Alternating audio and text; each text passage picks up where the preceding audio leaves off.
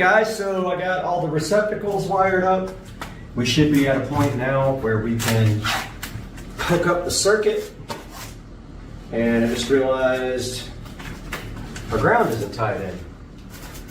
So yeah, okay, so this is hot, by the way. This is hot, so we don't want to be touching anything to anything else. But we do need a wiring nut for that guy, and I don't have one. Or we can use our quick connect, so I'll be right back. I'll give you the quick connect. All right, I got our quick connect. It's just for the ground. And then we'll see if it pops when we put in the rest, because it's gonna be a hot circuit.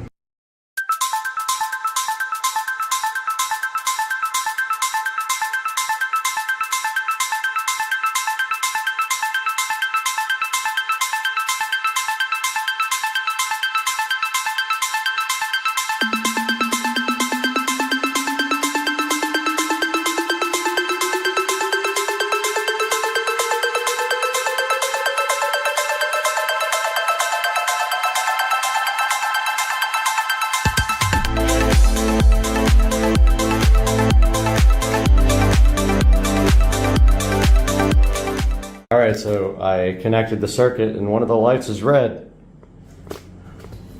Check it. I just grabbed a light bulb. I didn't know what it was, but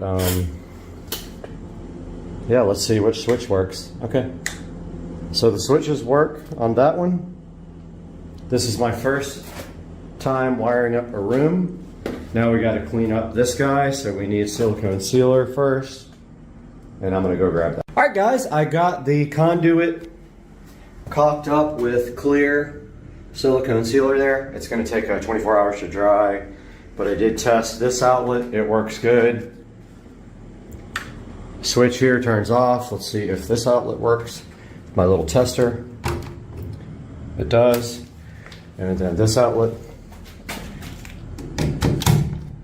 It does. So this is my first ever entire room wiring, and I replaced the red bulb with a LED bulb. So we got double LED bulbs now in the shed.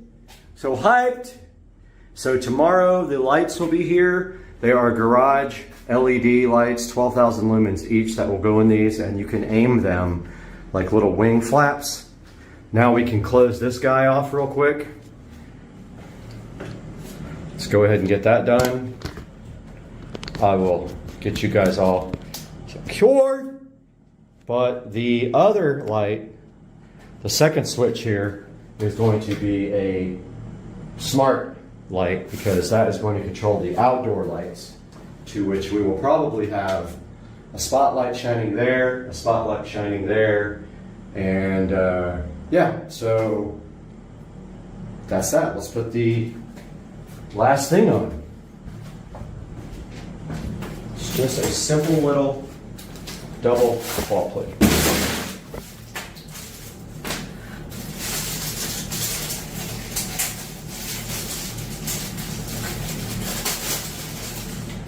Just like that.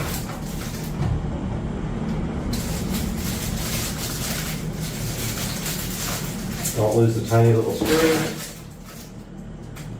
Just like that, they just did. And here's what's funny, they give you one extra. Because if you drop one like I did, and you can't find it, they give you one. So I don't even have to look for that one.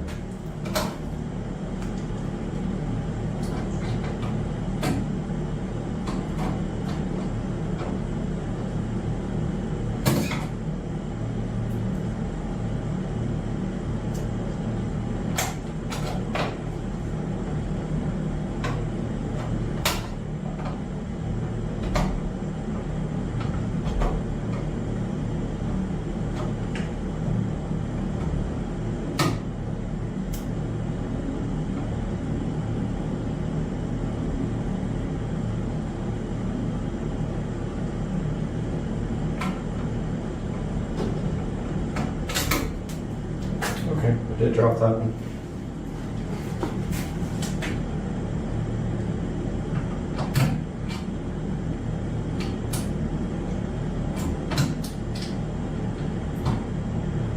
I'm so hyped for my first electrical job where I did everything. It's the first time I've ever built a new room from scratch.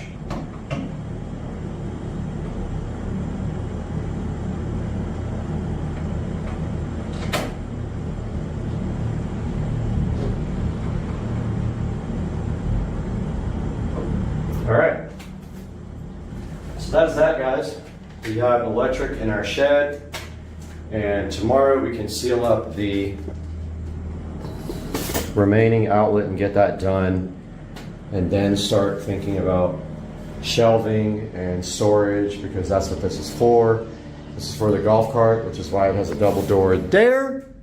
And then over here, maybe a workbench or something, I'm not sure. Maybe an air conditioner in here if we can get it, but that's the only thing left, and that will have to sit for a while till that silicone can dry. Hope you guys enjoyed it. Next video will be the outdoor lighting situation, so you will see me at that point, and we will talk again. Supercar Street Racing, peace out. Guys, we are back with another batch of on goodness here on Supercar Street Racing, and today we're going to be taking a look at the Cloud Stratus.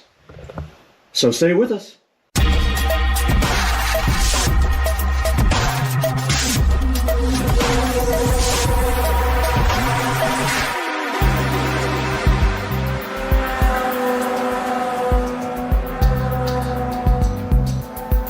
Right here in front of me, and right now in front of me also, is the On Cloud Stratus in the color Fossil, which is this color here, and Midnight, which is actually black.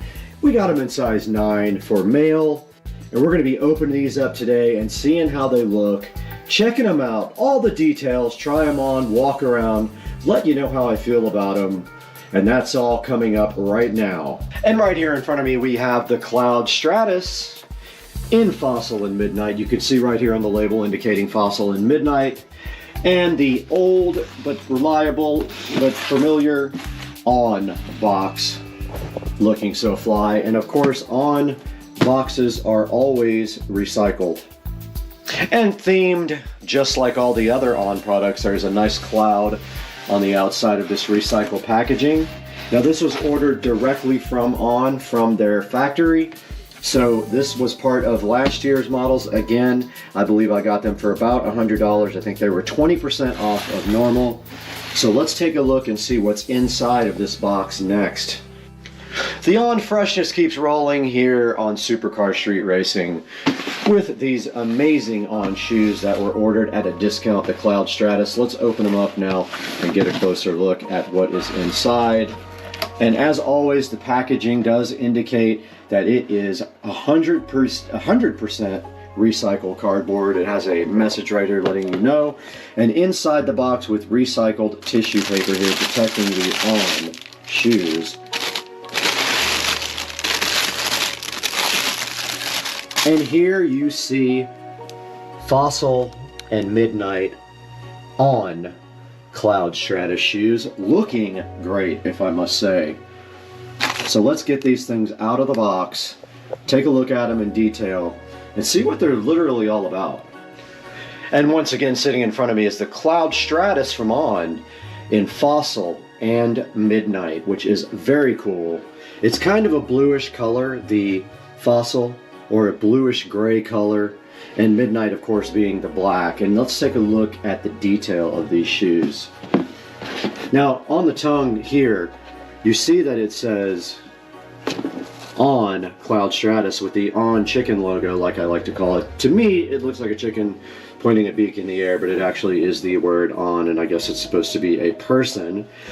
But yes, right here on the tongue, they've got the On Cloud Stratus logo, which looks pretty cool. It is in blue and kind of a reflective silverish white right there, as you can see. We do have some darker gray laces, which kind of accent very nicely and contrast the white here on the side. And then up front, where the laces hit the front, you've got this blue lace material right here that the laces actually go through. And then here you've got the softer gray material up front. And all On shoes are shipped stock with these inner condoms to protect the shoe shape in shipping, I have removed that so I can feel the softness of the material. And yes, it's pretty soft right here on this grayer part. And I guess that's what you would call the fossil color there. Even though there's some other tones on here, like looking at the side, we have the On Chicken logo again in a reflective pattern here, reflective material. So I guess when you're walking, you'd be able to see these at night. And then right above here where the laces go through, there is a light blue patch of material and then a white patch of material here where the laces go through, with some nice contrast to the gray here. And on the side, we see the Cloud Tech logo down here, which is this, I guess, this mesh thing here that the shoe is on the bottom of the sole. And they do have these kind of springy looking holes on the side. And the midnight material flows around from the back to the side there, if you can see that.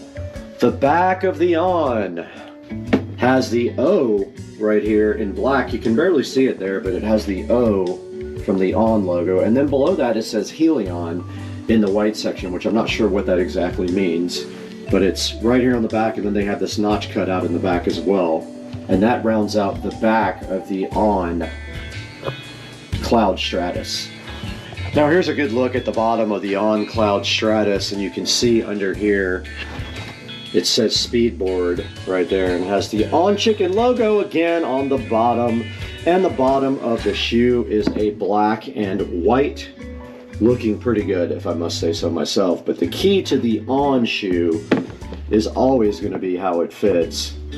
And so far, On is one of my favorite shoes I have ever purchased, and I haven't really had one that wasn't a great fit and great comfort level. So in order to test out these shoes and see what the comfort level is, what I usually do is go take them for a little walk, try them on, let you know how I feel about them, and then we go online. We'll take a look at the On website and show you how to order the Cloud Stratus if they have your size left, because these are last year's model, so they are at a deep discount. All right, let's get these things tried on and get a walk around going in them. We are out here in the Supercar Street Racing living room with the On Cloud Stratus in Fossil and Midnight. And they are down here right now, and you can see I already have my PFG boat shoes on.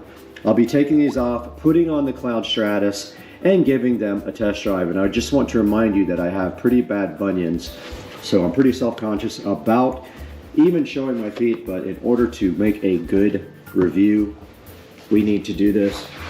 So first things first, inside of the shoe, there is also this nice cardboard dime for free, no charge. Let's get these Cloud Stratuses on my feet. I wear them unlaced, actually leave them just like they come from the factory, and I wear them unlaced. And already they are pretty comfortable. They're not as comfortable as the last ones that I reviewed, but they are comfortable. And I definitely do feel, I usually buy extra wide shoes because of the bunion problem, but I don't feel any problems here because this cloth feels pretty flexible, so it allows this part where I have issues to kind of just flex out.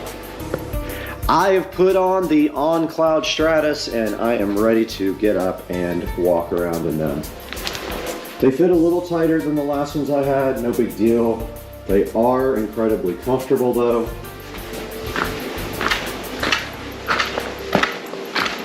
Let's go out here and take them for a walk down the block.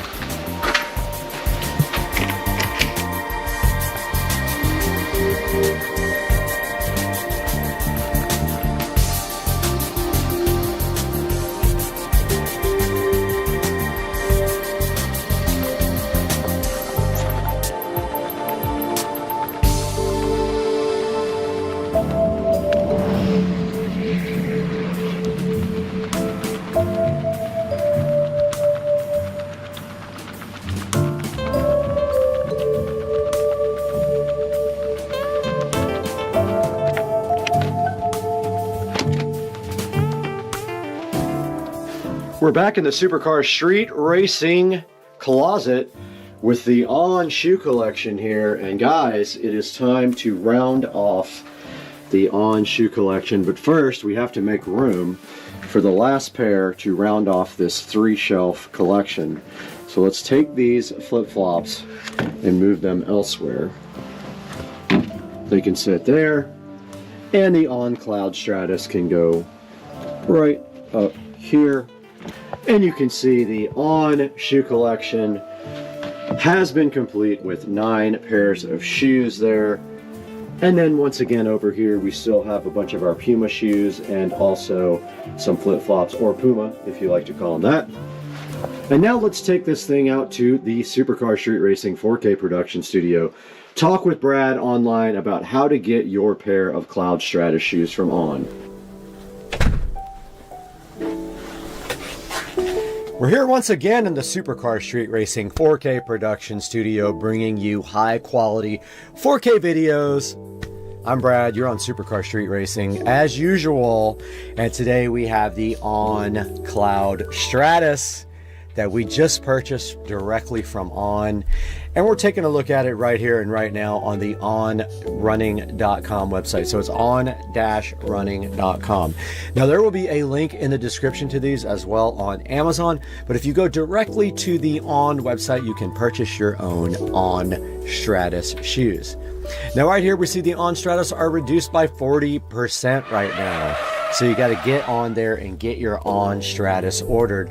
And they're actually Cloud Stratus. I call them Stratus. They are Cloud Stratus shoes. And if you look right here, they have quite a few left.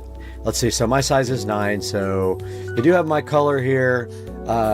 They're calling this white and black, but it looks like a little bit of an off-white.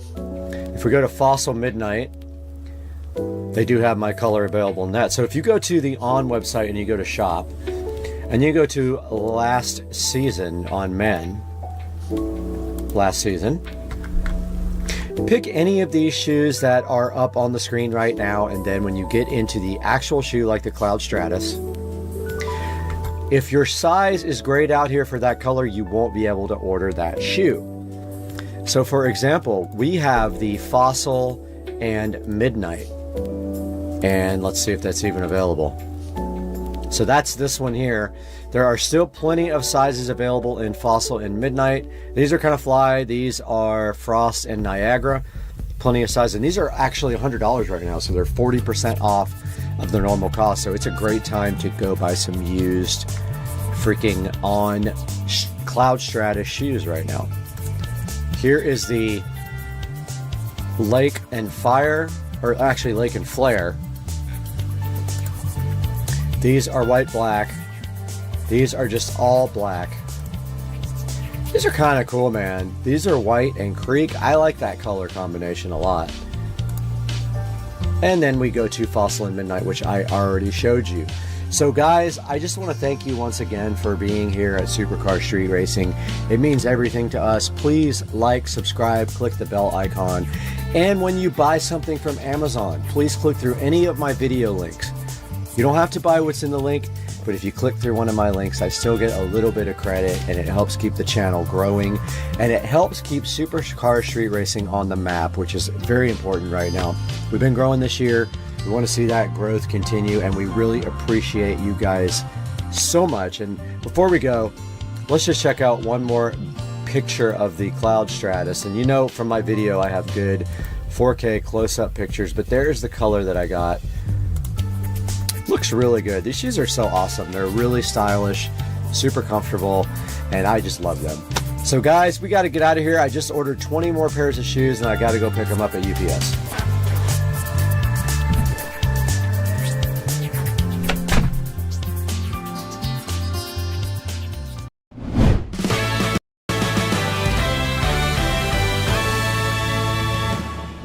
Ladies and gentlemen, today on Supercar Street Racing, we have this Marantz Cinema 50.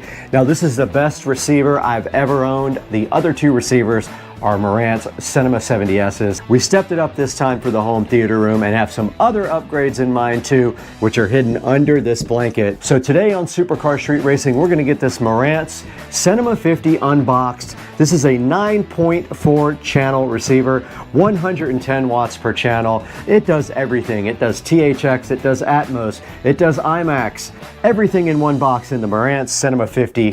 And that's all coming up today when we unbox this high-end Marantz receiver on Supercar Street Racing.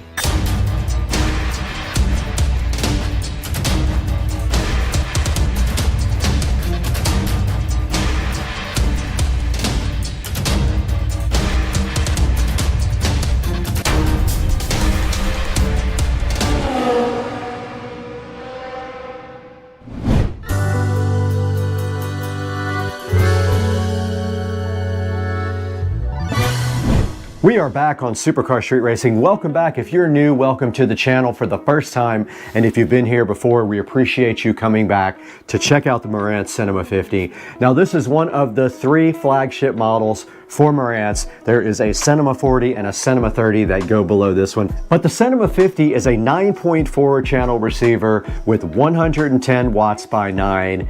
Plenty of power for what most everyone needs for a home theater. And then of course it also has 4 discrete subwoofer outputs. And from what I understand, you can control those separately in the software. Now this Cinema 50 I picked up on Black Friday for $500 off. It was a total of $2,000. It is not sponsored by Marantz. I was gonna try to get them to sponsor it, but they never answered my emails. This was paid for in full by Supercar Street Racing to bring directly to you guys so we can show you what this thing is all about. Now in the bedroom over there, we do have the Cinema 70S. The S is a slimline version of the Cinema receiver, and also in the living room we have a Cinema 70S, and I am super hyped to have this in my home theater. And you can see right behind me here we have a 4K projector from Anker. This is a Cosmos Max, and we have been using this projector for a couple of years and have had no issues whatsoever with it.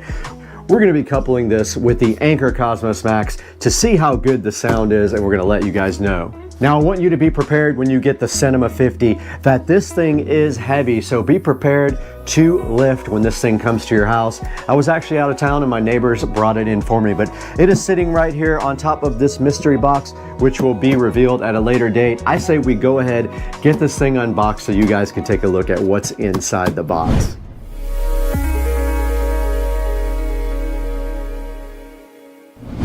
All right, we are down here by my old setup. Now what we have right here is a Pioneer VSX 933. I have had this receiver for a few years now, but I am upgrading. I am going to get rid of this and go ahead and put this Cinema 50 right here in its place. And what we're going to be doing with this Pioneer is we're going to be moving that to the audio closet. We have a whole other project going for that where we are going to take the back of the audio closet off and have a nice access for all of our audio gear. So that is going to be removed. The Advent center channel speaker is staying in its place where it always has been. And so is the EX1200 Ultra Bass from Behringer. That is my low frequency enhancer for bass. Okay, we are also replacing the JBL studio monitors, and I can't tell you right now exactly what that is going to be because we're going to do that later on another video. Those will be going also. The subwoofer is staying in place though, and the center channel for now is staying directly in place. Now we might change the center channel. We just need to figure out how much height we have. We are moving everything down lower with a shelf, so everything will be closer to the ground. I'm hoping that we can put a nice center channel in right above this.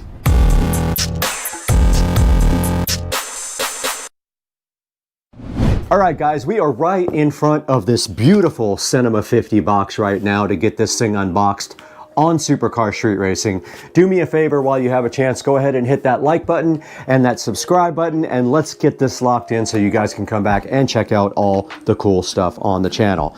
Now, what we have in front of me here is the box, and you can see some of the features right here on top of the box: Atmos, IMAX, DTS:X, Aura 3D, IMAX Enhanced, Odyssey, Dirac, HDMI. This thing is just loaded with so many features that we cannot even say them all right now. It does do Ultra HD with HDCP 2.3, Dolby Vision, HDR10 Plus, and the list just goes on and on for the Cinema 50. Now our goal today is to go ahead and get this unboxed and see what is inside of it. So what do you say we do that? There's not much more on the outside of the box. Let's take the patented SCSR knife and go ahead and slice open this $2,000 receiver that is one of the 3 or 4 high-end models for Marantz. There are 2 more models underneath this, and when I said that the Cinema 70S was a flagship model, it is not. It is the lowest end of it, but it also is slim, so if you need a slimline receiver, it is perfect for that. Looking inside the box, this thing also is compatible with your smart home. But if I say the name, it'll wake up. It is compatible with the Amazon ecosystem. You can use it with that. I don't know how that goes yet, so we will have to check that out later on. But right inside the box, as with all the other Marantz receivers, we have this beautiful box that has all the accessories inside. And opening this up, we have a nice quick start guide here. We've got our remote control here, which looks just like the other remotes that I have. I have 2 more of these. We have our Wi-Fi antennas. They do give you batteries. These are the Wi-Fi and Bluetooth antennas. Let's put them back so they don't get lost. And then here is a little pamphlet about HEOS right here. Inside further, we have our antennas. We have 1 AM and 1 FM antenna. Below that, they do give you some awesome labels to go ahead and label your speakers. Also in the box here from the Cinema 50, we do have the Odyssey mic to go ahead and set up the room. And we have our standard power cable right here for you. And what a nice presentation by Marantz. They always bring it when it comes to giving a good look when you open up the packaging. Now let's take the included foam out. We're not going to need this where we're going.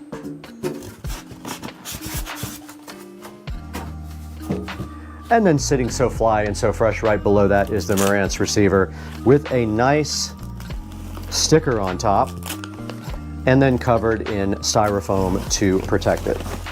Now let's get this out of the box and onto the table.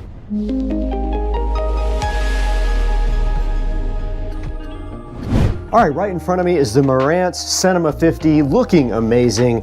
I ordered the silver and gold. I thought it was so cool. Kind of a retro look on the outside, but also super modern. And looking at the front right here, we do have a couple of pieces of tape to protect the door.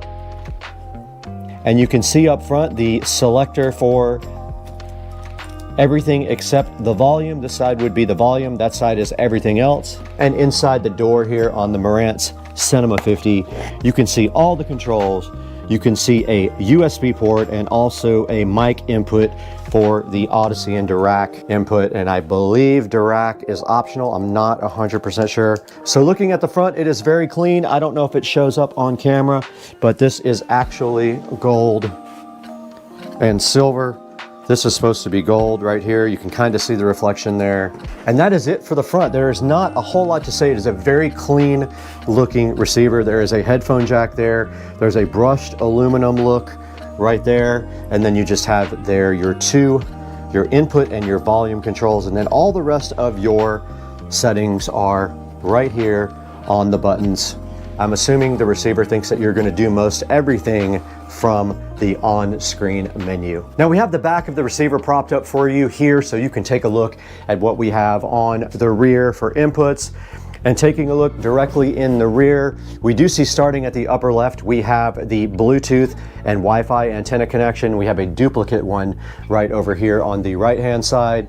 Right below that, we have the FM and AM connectors there. Next to that, we have the audio inputs. So these are all analog audio inputs. You have 1 cable sat, 1 media player, an aux, and a CD, and a phono for analog inputs. Right above that, we have a remote control RCA jack, RS-232 jack, a DC 12 volt DC out jack. Right up above that, we have the coaxial digital audio inputs, 2 optical inputs, and next to that we have a jack for Ethernet. Now a very important part of the back of this, if you're going to expand your home theater with outboard amplification, is this preamp output section here. You have preamp outputs here for zone 2, and then you have separate preamp outputs for every single thing you could possibly want. It is very rare to get preamp outputs nowadays. They are cheapening out and not including them on most receivers. So you have everything back here, and you have your 4 subwoofer jacks right here. Now it looks to me, I'm not sure without looking at the manual and the software, but I think these are all discrete and available in the menu to fine tune. Now above that, we have our inputs and outputs as far as HDMI. We have a cable sat, we have media player, Blu-ray, we have game, we have aux 1, aux 2, and then moving to the right is our monitor outputs. We have a Zone 2 4K output. We have a Zone 1 ARC output. And then below that, you see the speaker outputs. Now, these are configurable depending on your configuration of speakers from the software. So depending on if you're doing Dolby Atmos speakers or you're just doing in-ceiling speakers or what have you, you can go in and specify which ones of these jacks are going to be powering which speakers in your system. This is a 9.4 surround sound system, and it does have 110 watts per channel. Now at the very bottom on the speaker output, you see we have front, left, front, right, center, surround right, surround left, surround back, left, right, height right, and height left, and then height to right and height to left.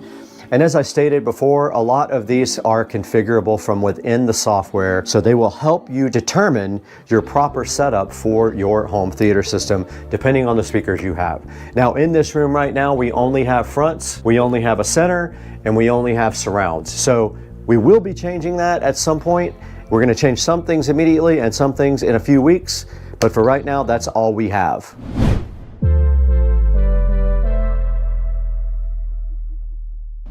Okay, connecting this receiver to my system will be easy because all we have to do is basically plug in the power. We have banana plugs for our speakers. We have a network cable for network. And so it'll be as easy as pie to just go ahead and swap this receiver over. So what do you say we get this old thing out of here and bring in the SODIMM 50 to do its job, what it was designed for? Let's get going.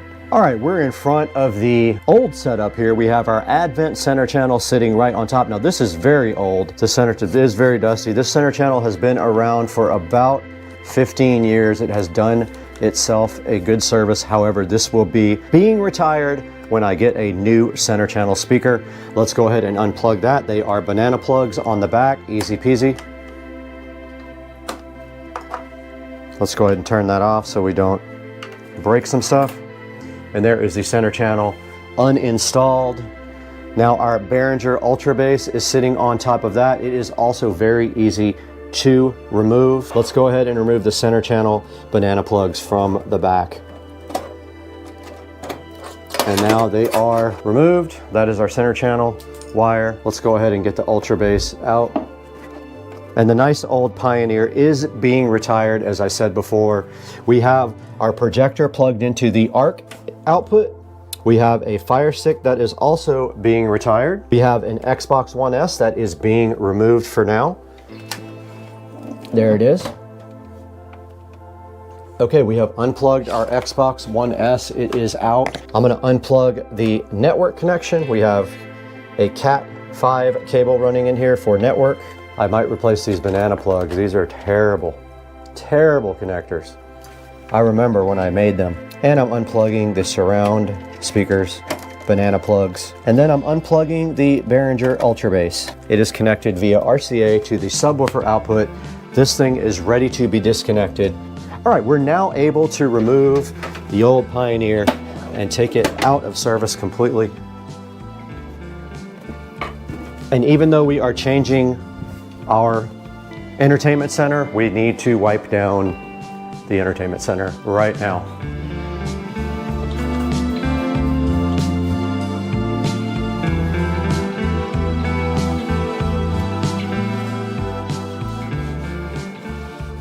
This is going away. I ordered a audio rack that sits directly on the floor. It'll drop everything down about 6 inches. Okay, I'm gonna go ahead and clean behind here as well. Dirty.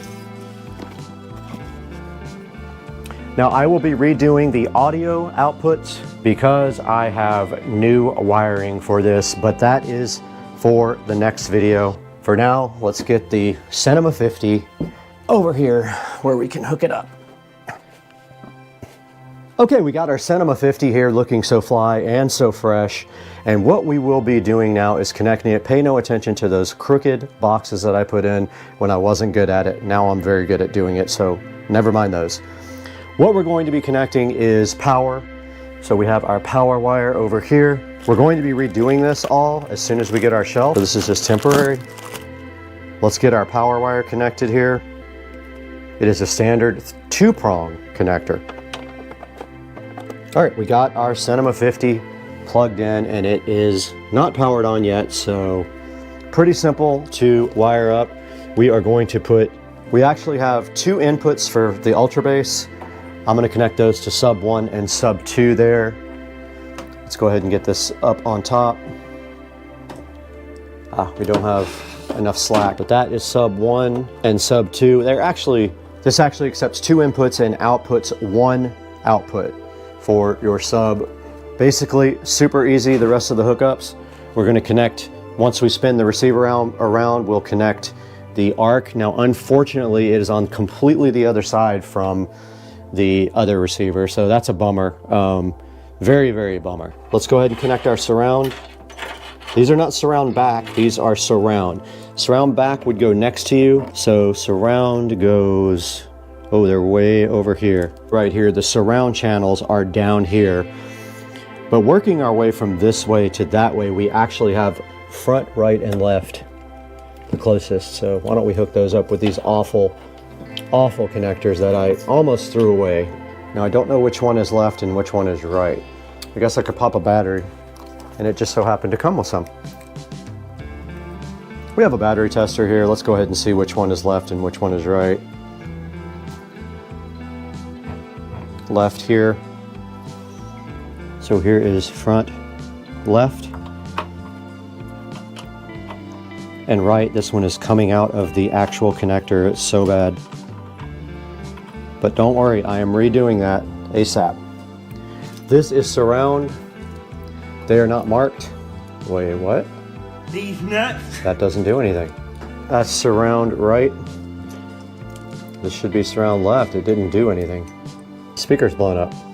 The speaker does not work. Surround left does not work. So I have some troubleshooting to do. Maybe the speaker died. I've had it happen before. And now let's plug network in. And our Wi-Fi and Bluetooth antennas. And the last thing will be our HDMI, but it's way on the other side and that means it has to bend. Okay, it is plugged in to the ARC output. I am bummed about that speaker not working though. Okay, we did discover that our surround speaker is not working for whatever reason. I don't think it is the wiring from the receiver to the wall. I think it must be the actual speaker that is blown. Sometimes these old speakers do that and you have to like tap them and they will come back. But for now, we do have the Cinema 50 hooked up. We have not powered it on yet. I want to go ahead and get it powered up and get all the firmware updates done if there are any. So it is connected to ARC. So we need to move our projector input over to ARC. So we go to input. Let's power it up. And it did power on. We see the Marantz logo up front. Aha, we have 1920 by 1080. All right, we are in the setup assistant. Let's lower the lighting in this area. All right, it says 8 next. I don't have more than 9. Now it's asking me for all of my speaker setup. This is the wizard. I do have surround speakers. They are already connected. One of them is broken. That was the subwoofer setup. It will allow you to do directional if you have double subwoofers or more than one. Your sound from the left front. There we do. Ah, the right's not working. It's that awful connector. No sound from the back speaker. Something is up with that speaker. Yep, I'm gonna have to get that speaker taken out. I need to see what's wrong with it.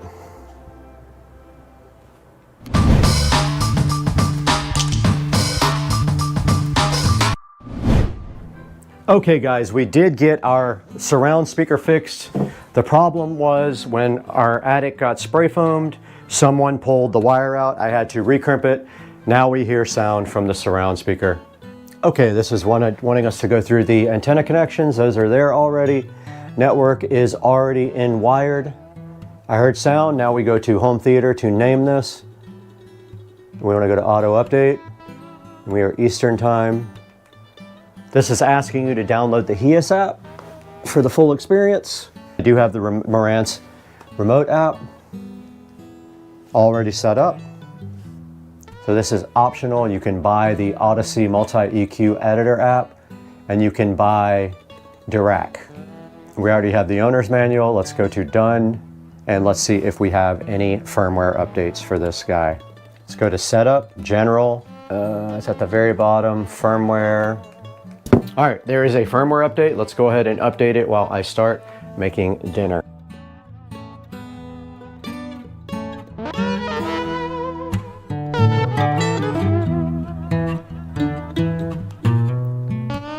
All right, the receiver has updated and is starting up after the update. We'll go ahead and see if there is another firmware update available for this thing at that point, but I doubt it will update again. Let's see. It almost boots up like a computer. There is another update. We'll go ahead and let that update while we eat.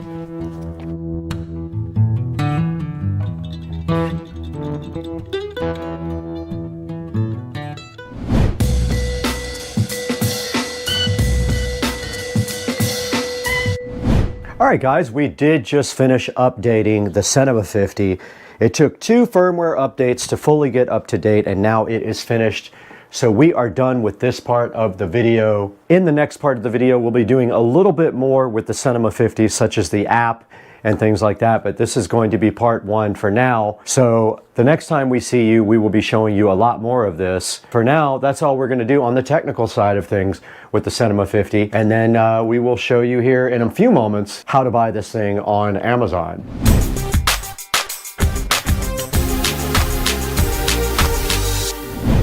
Hey guys, and welcome back to Supercar Street Racing once again. We're out here in the 4K production studio. I'm Brad, and I'm happy to have you here on the channel. If this is your first time, please like and subscribe. Or if you're a repeating watcher, thank you for being here once again, and I think you'll like what we have for you today. We have the Marantz Cinema 50 9.4 channel amplifier sitting in front of you right now. It's 100 watts by 9, as you can see right here on the Amazon listing. It has 4.6 stars, and I did buy silver and gold for the home theater room. It does 8K UHD, it does 3D audio, it does Dolby Atmos, pretty much anything you could want. Has a bunch of preamp outputs, and it supposedly has excellent sound quality, so we're going to test that in the next video. But yeah, go ahead and pick yourself up one. This is a good look at the Cinema 50 here. It's very stylish, and take a look at the back there at all the inputs. You can see all the preamp outputs and stuff.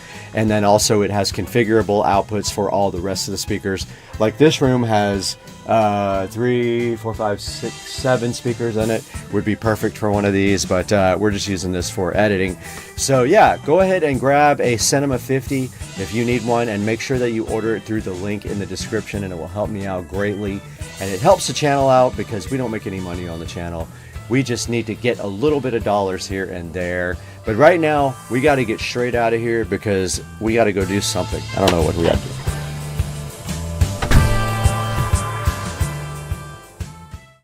Hey guys, welcome back to the channel. Supercar Street Racing here, and I have a studio update for you. It is insane. I want you guys to see this, the way the studio is looking. Check out the studio, guys. I am super hyped, and I want to give you guys a huge update. I have not been live streaming or updating lately because I've been super busy and I had the network down in here, but today we made some huge strides in the Supercar Street Racing studio. And let me get started and tell you what we have done. First things first, but not the biggest, the Harbinger's powered studio monitors are mounted, and they are flying from chains right there. Got that done today all by myself. I don't know how, but there is the other one. Alexa, set the office lamps to 100%. There is the other Harbinger flying from the chain and angled down at you for goodness. On top of the Harbinger.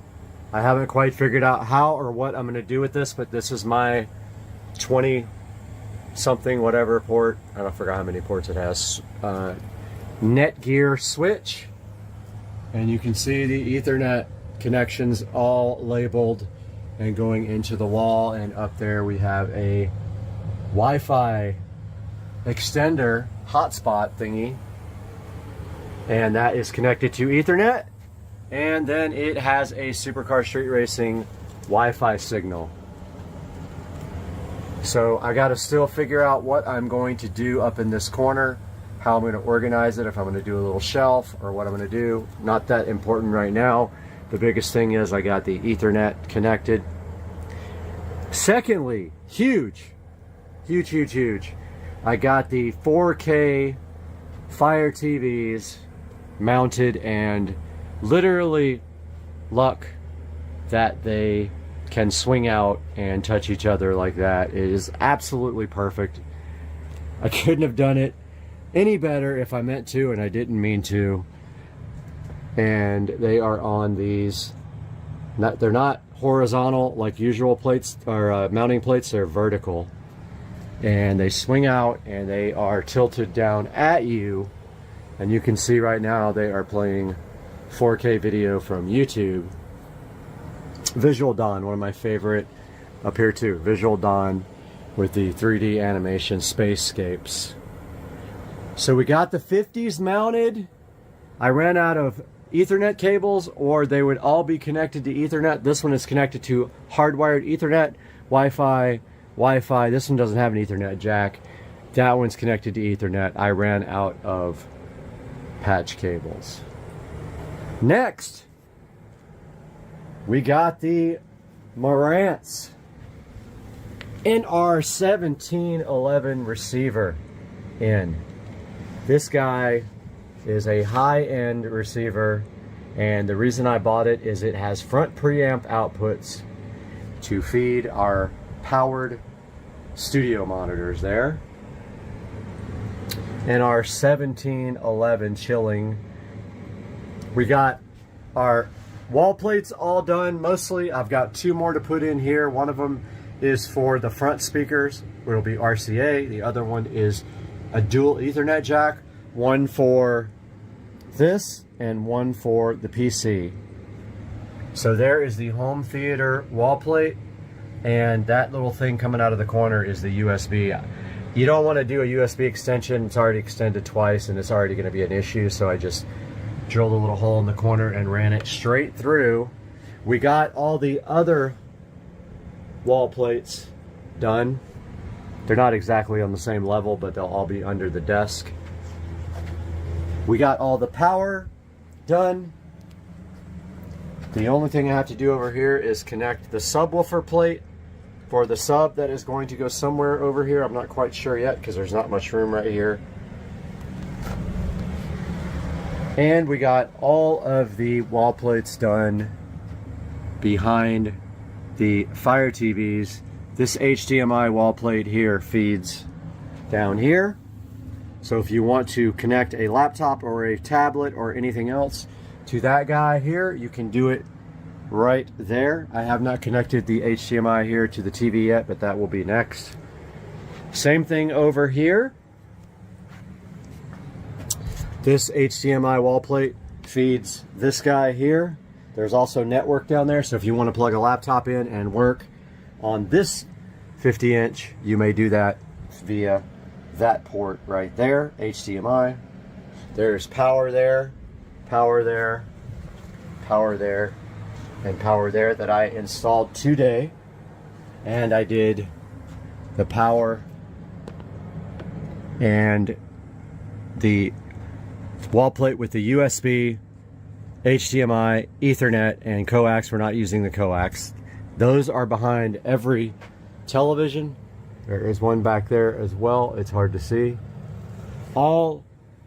Every place that you can possibly sit.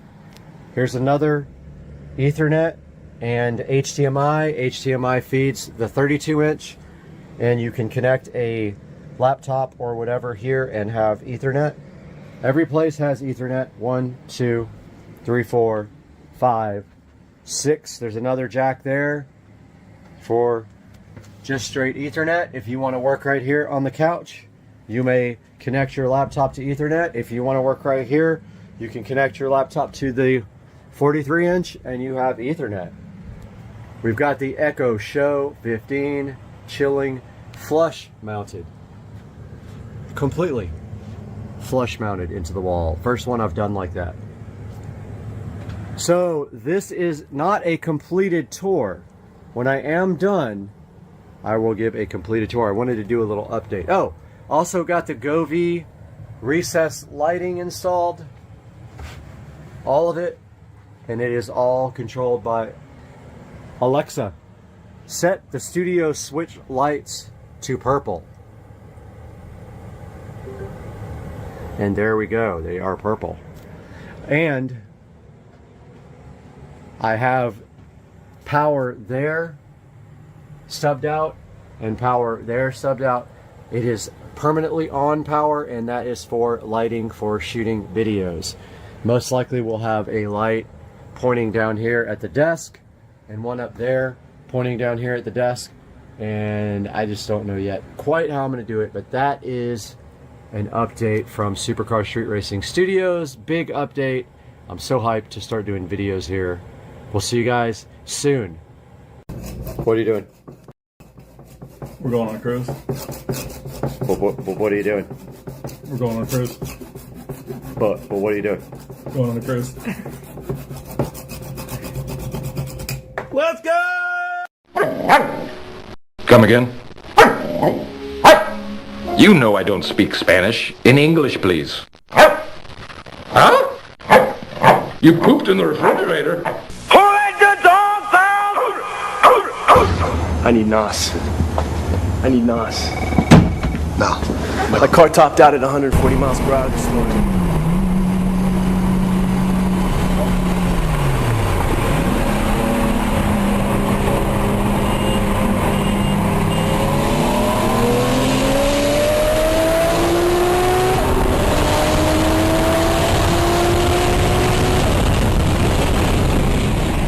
You got knocked the fuck out!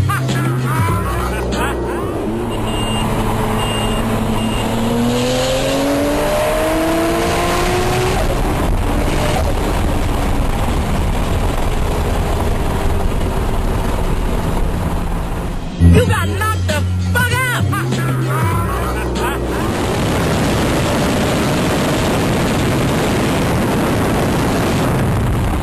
You got knocked the fuck out!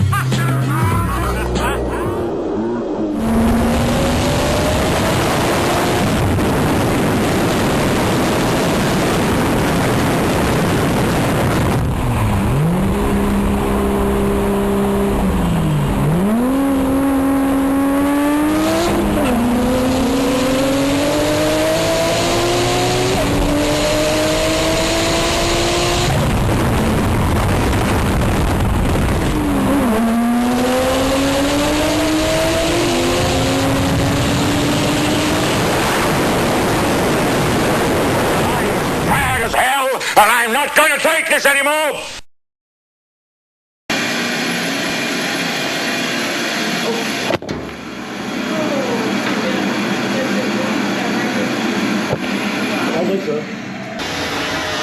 Oh!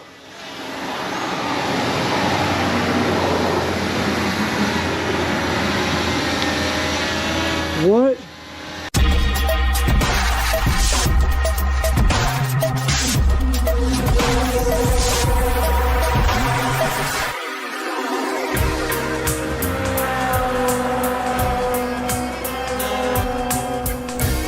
Guys, we have the last part of the garage lighting equation here. The Chang M recessed ceiling lighting is sitting right here in front of me, and that's going to get installed today on Supercar Street Racing. Let's do this. Guys, this is the Chang M smart lighting that is going into the garage to replace the existing lighting. Now what we have in there right now is some old school cans with some of those, I forgot the type of bulb, but it's the one with the two prongs in it, and I got the bulbs from IKEA long time ago. If these are cool, I'm gonna put them out in the sunroom as well, and maybe my bedroom. So let's go ahead and get these outside, but first, let's unbox them and see what's in them.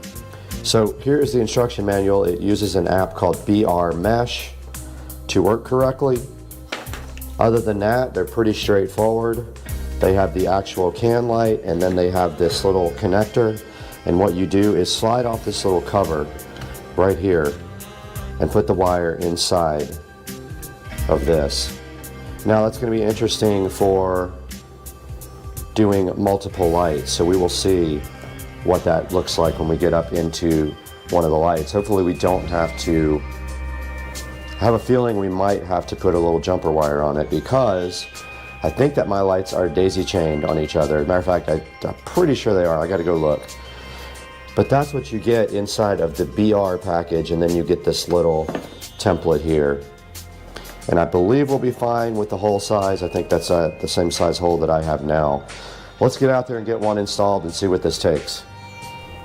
Right here we have one of the existing can lightings. It literally just is a metal housing with an IKEA bulb in it, and it's a GU10 bulb. What we have to do right here and right now is disconnect that GU10 bulb and put in the smart light and see what happens. Let's do it.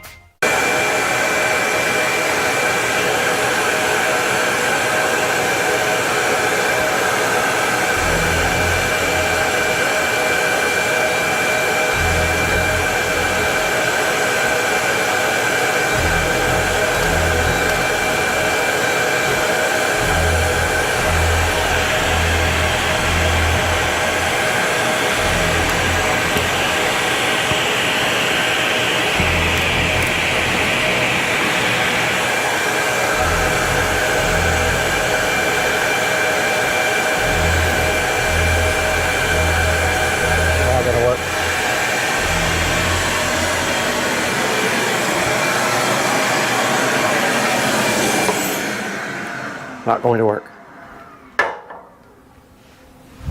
I don't know what I'm going to do. Can't keep it.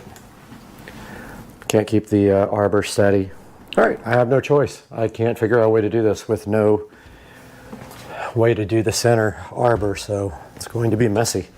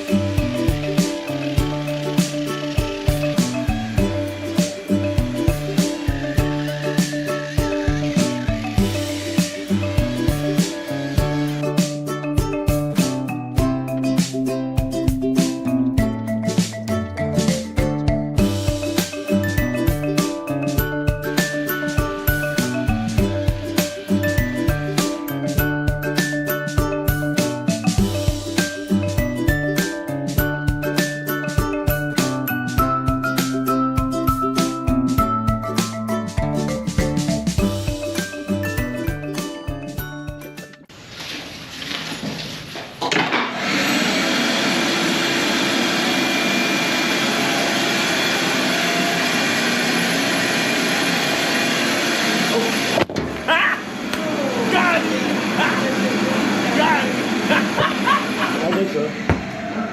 Uh-oh. Oh! No. What? Camera's still going.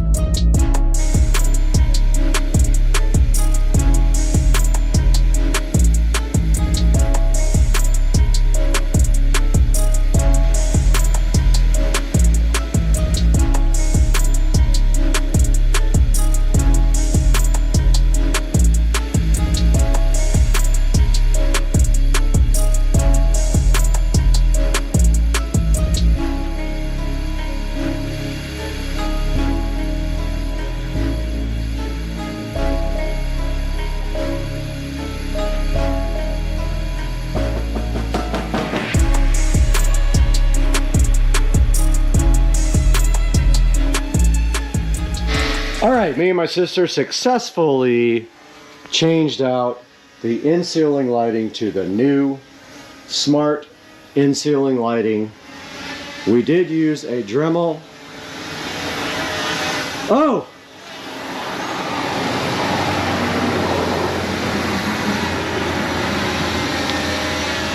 What?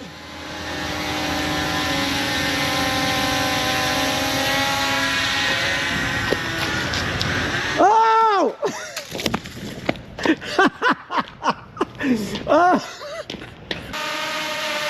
Oh, it's trying to get me.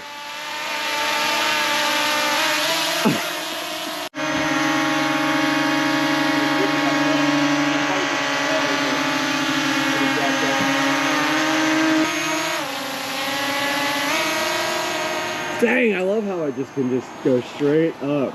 So sick. Oh no! I didn't ask you to do that.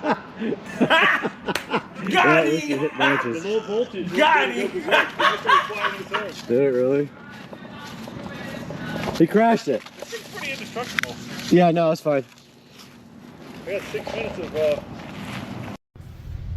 Alright guys, as I was saying before I was so rudely interrupted by a rogue drone, I have finished the lighting in the garage. I have had an issue with now too much power on one circuit because of the hex light. So what I have done is I have removed, because we don't need it, I've removed that set of lights, which was drawing at least 5 sets of bulbs power. I removed that light there as well, which was one of those big garage multi-lights. This can also be trashed. And I think that I have the power draw down enough now where it won't be a problem. What was happening is when all the lights were on, including the kitchen, they were on the same circuit as the hex light. And the hex light was pulling too much power and causing a circuit to blow. So I have removed that center light and that light. I also forgot about the 2 recessed lights up here. I have 1 light left out of all of the recessed LED lighting that I can put up here, but I'm gonna have to order at least another 1 more of these so I can finish off underneath the whatever that's called, the overhang under there that I lit up so nicely at one point. So that project is finished. I'm going to show you guys now at the conclusion of this video how to program these things, and they actually connect via Bluetooth for control. They don't use a skill like all of the other lights that I have. So I'm going to get on the phone right now and record that while I do that. Okay, so I haven't added them yet. So I have to add first. So we click I have understood, we click enter to add. Power the devices off and back on to discover. Okay, off. Okay.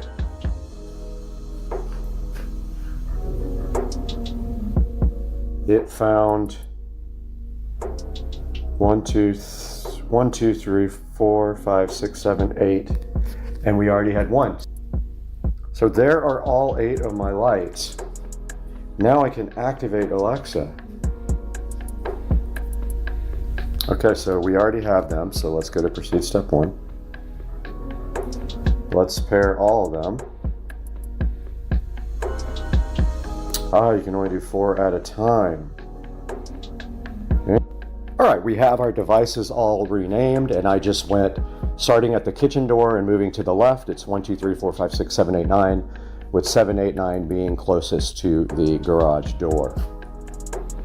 Okay, I just added all the lights into the garage RGB group for group control. Okay, we had 1 light that did not make it to Alexa, so I have activated it into pairing mode, and it looks like it just got found because it stopped flashing. I think that means it was found. Okay, we have successfully added the existing 9 in-ceiling lights to Alexa, have them all named correctly. They're named Garage 1 through 9, and they start there with 1 and go all the way over to the back there in the corner at 9. We also removed 2 of the lights from the circuit because they're unnecessary and they were pulling a lot of power. I still don't know if we're going to have an issue when the garage door opens. I haven't tested that because it pulls some amperage.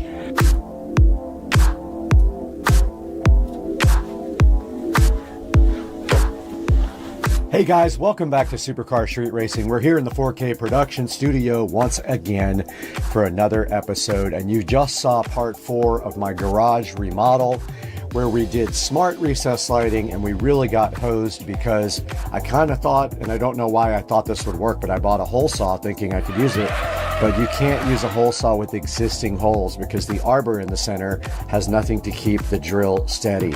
I ended up using a Dremel, which worked out great. A Dremel with a drill bit and a vacuum cleaner, as you saw there in the video. My sister was helping me out, which was a great help.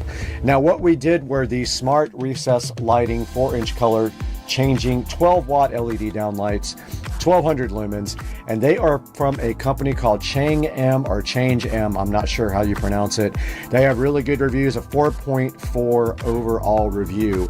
And taking a look at some of the pictures here, as you can see right here, the way these work basically is that you have this LED controller where you actually do the wiring. So you take your hot, your neutral, and your ground, and you go into that box. The little cover slides off. You go in the box and you just loosen some screws and screw down the new wires. Now, I don't know if it will accept 2 wires. I haven't tried that. So if you have a daisy chain situation there, I have not tried that yet, so we need to test that to make sure. I have a couple more coming.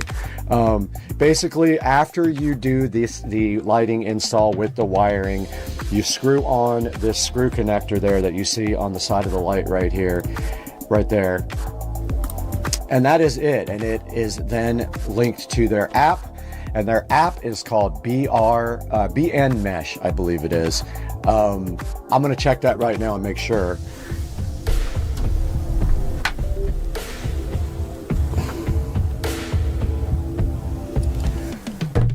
So their app is called BR Mesh, and what that app does is it uses your Alexa devices, and it's going to wake up this one, to link up to the lights using Bluetooth. So it's not like a traditional smart light that uses a skill and Wi-Fi. These guys use a Bluetooth connection to one of your devices. So not hard at all to hook up and configure. The only thing I figured out though was that when I named the lights in the BR Mesh app, when it discovered them in the Alexa app, they were not the same name. So that was the only real issue that I had with the actual lights. They're actually pretty cool. You can program them in groups, so you can control them all at the same time. I am considering putting these in my bedroom and in my office now that I have tested some. They work awesome. I have no complaints at all. And you can see right here, it shows you that you have app control there. And then right here, you can kind of do like a, Christmas theme if you feel like it. And then you can control groups with one command, like different groups at the same time. And it looks like you can do a music sync thing too. I did not do that, so no comment on that. I have not got that tested yet. You can do a timer, of course. You can do that with Alexa as well. And it has a regular, you can get these also with daylight white or soft white or just RGB. I got them with daylight for the garage because the hex lights are also daylight as well. And so taking a look at the reviews here, does have a 4.4. It has a couple of 1 stars. I disagree that it doesn't have a ground. It does have a ground on the junction box. So what he's saying basically is that there's no ground heading into the light itself. There is one on the junction box. This says color flickers. I haven't had any issues with that whatsoever. Poorly made. Don't know why that says that. I don't feel like they are. Oh, it says they're not reliable and you have to reinstall them through the app for no reason frequently. Barely installed and already burning out. Okay, we'll have to see how these perform over the long haul, but they do have some 1-star reviews, but they also have some 5-star reviews. Fantastic in nearly every way. Works for me. Easy to use. Excellent color and brightness control. I bought 12 sets so far. Just buy them. And nice lights. There's some good reviews here, as you can see. And if we go here, they do offer them also. Make sure you check on all of their, in their store, they do offer them in different pack configurations. They have 4, 6, and 8 packs available, so that's convenient. And you really, like, you don't pay much if you just get more, just more of them. Like if you get like a 4 versus a 6, you only pay a few dollars more, so it's worth it to go ahead and get the bigger pack. So you can see, like here, if I click this, there's the 8 pack and it's only $65, and you can get a 10% off coupon. From the 4 to the 6 pack is only like an $8 difference. So go ahead and get the extra lights in case you ever need these guys. There are some other choices for you if you really want to shop around. There are some other types of these lights I have not looked at or reviewed. You're welcome to go ahead and comment if you find something that you want us to talk about or review. Go down in the comment section. And now I just want to talk to you about Supercar Street Racing. So I want to thank you all for constantly helping Supercar Street Racing grow. We're doing great right now. We're getting a lot more subscribers and a lot more views on every video, and I think the key is consistency.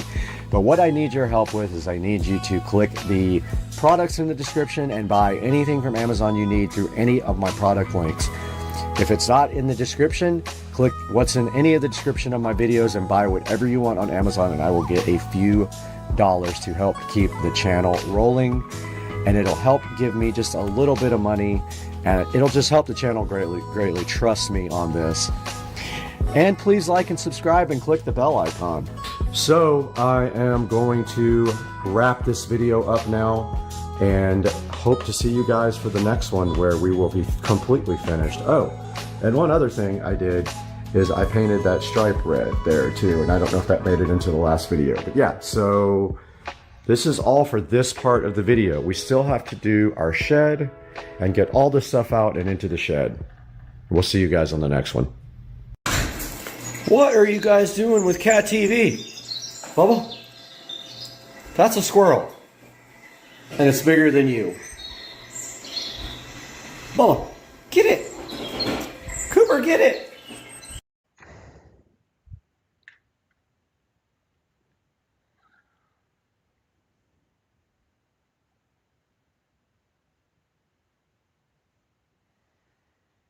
All right, looks like we are live now. We're just waiting to see if anybody is going to join, but we are here to address some of the issues with Amazon possibly removing the download folder. So to put a little history into this, it's been going on for a little while now.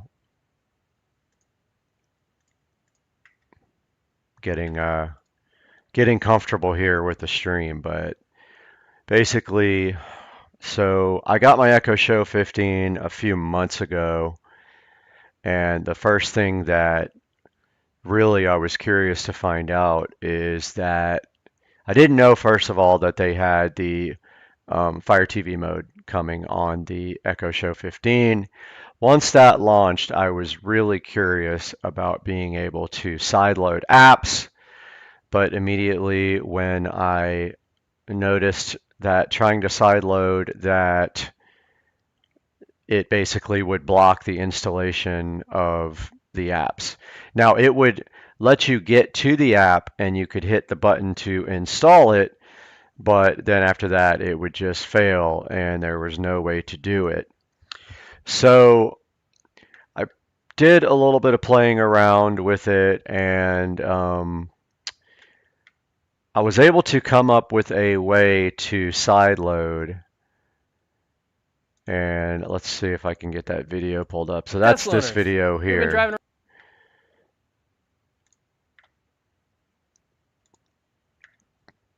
Video did very well. It has about 80,000 views. And so basically this was the first, I believe, that I might have been the first person to actually sideload successfully on the device, although there may have been other people that did it, and AFTV probably tried it and did it, but I think I might have been the first one to publish a video on how to do this. So yeah, this video has about 79,000 views, and it has 146 comments. It no longer works because Amazon has decided to block the downloader app from the Fire TV. So you have to have a different way to get the software from the internet or from your house onto that Echo Show 15. So then I published this workaround video. So this is called Workaround for Installing and Sideloading Kodi or any other app on the Echo Show 15. Now what this does is this works around it by getting the files on there a different way. So you can get them there a number of ways, and actually I pinned a comment here just now. You can do wireless file manager to transfer the files from the phone. You can use Explorer File Manager and File Manager for Fire TV, actually Wi-Fi FTP server and simple HTTP server plus can also do it. However, now people are actually saying that the downloads folder is no longer there, which that is a problem, because when I was trying to install software, the only folder that I could get it to install from was downloads. So I haven't really looked at this wholly yet. I've got a bunch of comments here already. First comment here says no longer works, Amazon removed from the built-in file manager. However, I still have the downloads folder on my Echo Show 15, so I don't know what that is about. Now, the key is, of course, can we figure out a way to get a folder with permissions that is allowed to install on the Echo Show, because I don't believe we can use ADB to install remotely like you can on the Fire TV. So I'm going to be looking into this. I don't actually have a way to show you here while we're on the live stream here, but here's the two videos. So this is the first video right here, how to install Kodi plus sideload add-ons on the all-new Echo Show. And this is the workaround video I published, and then let's take a look at the article here on AFTV that was published. So this is after I emailed the guys over at AFTV News and let them know that I had discovered a way to install using their downloader app. And then right after I did that, about 3 days later, I had a message that they had blocked the downloader app, and it's sure enough, it says not available. So, you know, Like, Amazon is doing everything in their power to prevent you from sideloading on the Echo Show 15, which is absolutely ridiculous. It makes absolutely no sense at all. I don't know what they feel like they are accomplishing by doing this. All it is doing is making people mad, making people resent Amazon, and now we have to figure out a new way to get apps sideloaded on the Echo Show 15. Like I said, I'm on the latest software here. I still have the download folder available. I haven't checked to see if I can still install from the download folder. I can definitely do that. As soon as I get a workaround or I figure out what's going on with this, I will be back online with a fix. I did email AFTV News here about 10 minutes ago and let them know that this download folder was missing and if they knew of any other possible way to get this done. So I will keep you guys updated. I wanted to get online real quick and talk about it because we have a lot of people messaging me about this now. So yes, it is possible. I don't, and here's actually a look at the downloader app unavailable when they blocked it from the Echo Show, and they had forgot until my video came out. That's the only problem with doing these, is that when I do these videos, if we figure out a way to do this, they're going to immediately block it. They're going to figure out a way to prevent this from happening unless we can lock it down and not get updates. That would be the only way that we can prevent Amazon's future blocking. I'm going to go check right now on my Echo Show, but I had the download folder as of yesterday when I checked. Keep an eye on the channel, and we will go as soon as we have a fix. I'm waiting for an email back from AFTV News, but let's see if I got anything.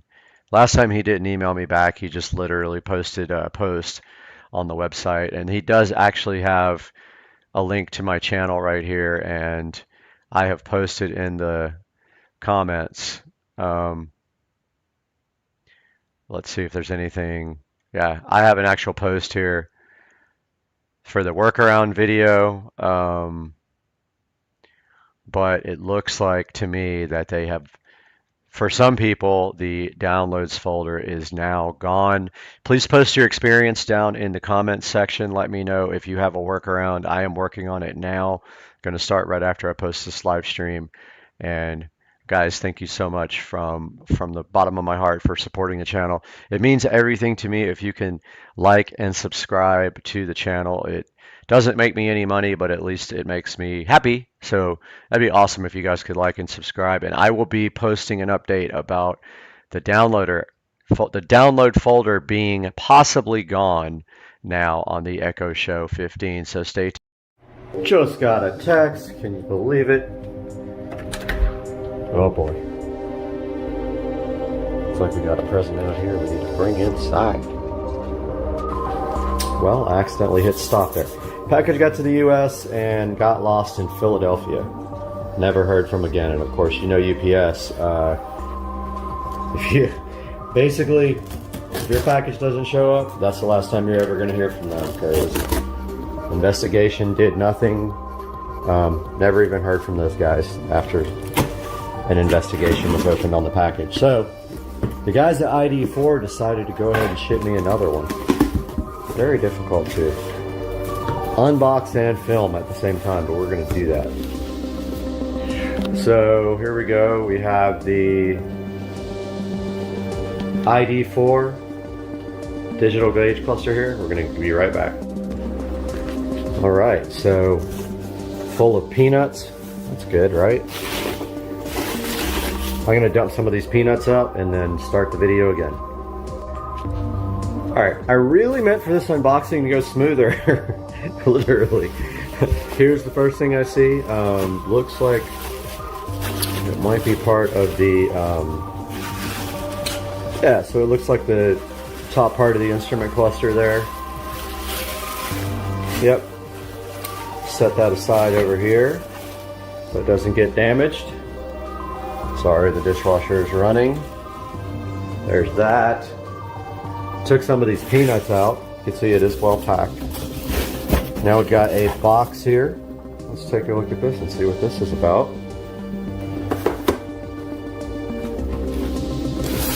Alright, there's my receipt too. Paid well over $1,000 for this setup. And I got a bunch of options. I really wanted some of the options that allow you to plug in the USB without getting to the back of the instrument cluster, and also I wanted the keypad option. Looks like we got some of that stuff here. We got the USB cables. We have the keypad, which goes onto your dash there. Yep, there's the. Really want to get that into the actual dash underneath where your leg goes. I want to up underneath there Dremel that out. Looks like here we have, I'm not sure what that is. We have a template to cut the vent, I believe, right there. I think that's what that is. We have the backup camera. The RCA adapter for the backup camera, which I already have that. We have the right angle adapter for the USB here. And not sure what that is, but I'm gonna figure it out. Oh, that's for the keypad. And then I think this goes to over your vent. Once you Dremel out the vent plate, I believe that goes on top of that. All right, let's see what's next in here. All kinds of goodies on it. Underneath a bunch of green peanuts here. All right, so this seems to be the main unit. Let's get this box out of the way. And the peanuts.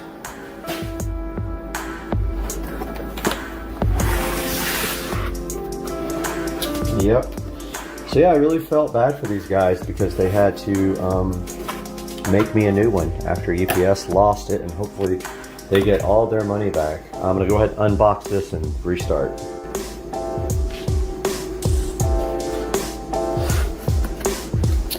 Trying to get this open without stopping the video. I had to stop it once, but all right, I'm trying this one more time. All right, got this beautiful packaging undone.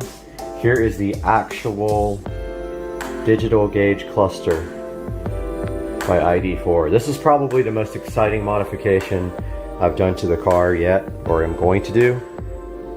Take a look at the back of it. So there it is. There's all the connectors, the USB, the little fan. Yeah, so this thing does not fit without trimming the plate from the back. I'm assuming there's instructions somewhere or a video for me to watch, but here is the plate. I believe that the plate template that you put doesn't even say which way is the top, but I think you tape this onto the vent behind your stock gauge cluster, and then you use your Dremel and you trim out the back so it kind of fits in there. Now I do also have, that's interesting. Yeah, I also have the Android head unit, which uses a backup camera. I have not installed the camera, so my plan is when I go in here, I am going to Y-adapt here and finally connect my Android navigation to the backup camera, which I've been wanting to do, I'd say probably for over a year now. So I'm going to look into the paperwork right now, see if there's instructions for this guy, and go ahead and update you guys after that. Alright, so I'm watching the video now on ID4 site. Don't know how old it is, if it's updated or not. The first thing it says is I need a Torx tool set. Now I have this Torx, and I think this is the right one, so I'm going to go in here now. It's super helpful to have a convertible, obviously, because, you know, so much more room to do things. But apparently you go up under here to remove these screws. Wouldn't you know it, that's the right one. So, you know why? Because I used it to do the Android radio there. So, going to grab a light also so you guys can see better, and I'm going to do the first step in the video. Alright, first things first, I went ahead and hooked up my battery charger because I have a feeling I'm going to have the doors open for a while and it's going to cause some current draw. I do have it on the lowest possible setting here. It's not a bad idea to use a thing like a battery tender here that I have to top off your battery every once in a while if you know, keep your battery in tip-top shape. But if you guys don't know it, you can hook your any jumper cables or anything up to the front posts here. That's what those are designed for. Now, I have a feeling this is going to take me a while. Also got a light set up in here for a little bit extra lighting. So I'm going to get my next step ready. I'm going to go ahead and try to take out these screws up here by hand. Let's see what happens. Oh wow, yeah. Apparently you don't need a lot of torque here because these are hand tight. And I thought about getting my small screwdriver out, my electric screwdriver out for this, but they're just, it's in an awkward place. I don't think you'll be able to get that in here. So here's the second one here. Let's see if I can get underneath this. Nope, there's not a good place to go. Alright, this is kind of hard to get out by, oh, there we go, came right out. Not a bad idea to have a place to put your screws, but BMW gives you one right there. Alright, second screw coming out. And out. I'm gonna go ahead and check the instructions and check back with you guys. Alright guys, so the next step is you just should be able to just pull the cluster. Everything's difficult with one hand, but yeah, look at that, it just comes right out. Pretty easy. Also, make sure that your steering wheel, I drive with the steering wheel all the way down, but make sure that it's all the way in the down position, otherwise it might be difficult to get this out. And there should be a connector on the back here. Now here's the next part that's going to be hard, is getting this out, because there's like literally no room. It's very hard, and you know what? I'm going to go ahead and grab a towel and cover the steering wheel so I don't damage it. Okay guys, as you can see here, I covered up the steering wheel. And I think if you lift up, it will pop right out and be difficult with one hand. I'm really trying to do this while I film. Okay, there we go. So that is it. And now there is a connector on the back with a little clamp that you disconnect. Apparently, it is right there. I'm gonna do that now because it takes two hands. But you just pull the little protective lever over and then you disconnect it. Okay, so there is a little notch here on this connector that you have to push in to move the connector, to rotate the connector down. So just get a little screwdriver or something and push that notch in. This thing should come right out. And then we'll update you on the next steps. But this is our query now. We've got this vent that is right in the frickin' way. Ideally, they would have made a vent that was pre-done, but they didn't do that. So we are going to be cutting this now. It's going to be scary and fun. Can't wait. Alright guys, so the next step here is we need to take out this air vent and the light switch. Looked like he just popped this off, but I advise you to get, whoops, lost the tool right there. I advise you to get this. This is a trim kit. This has all the tools you need to deal with trim stuff in any vehicle. So there is a little, I'm sure this literally pops right off. In the video, let's see what he does here. They make it look so easy. He's like, yeah. When the cluster is removed, take out the air vent and the light switch.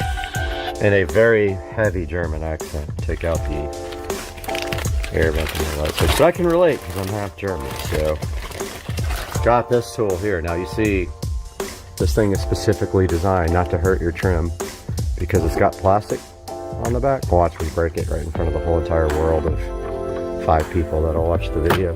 Okay, so that popped right out. I just don't, you don't want to break the tabs, so just be careful or you'll be on one of those videos where it's like dying inside. So I'm going to be doing this again because I'm going to be painting this trim in the coming week, but I wanted to go ahead and do this first. But yeah, so wow, check that out. Now we also got to take out the headlight switch, but now that you're in it, I'm assuming it pops right out. I am assuming. Okay. Boy, I love how much focus. I love how much space there is. Look at this. Amazing. All right, let's see what we do next here on the video.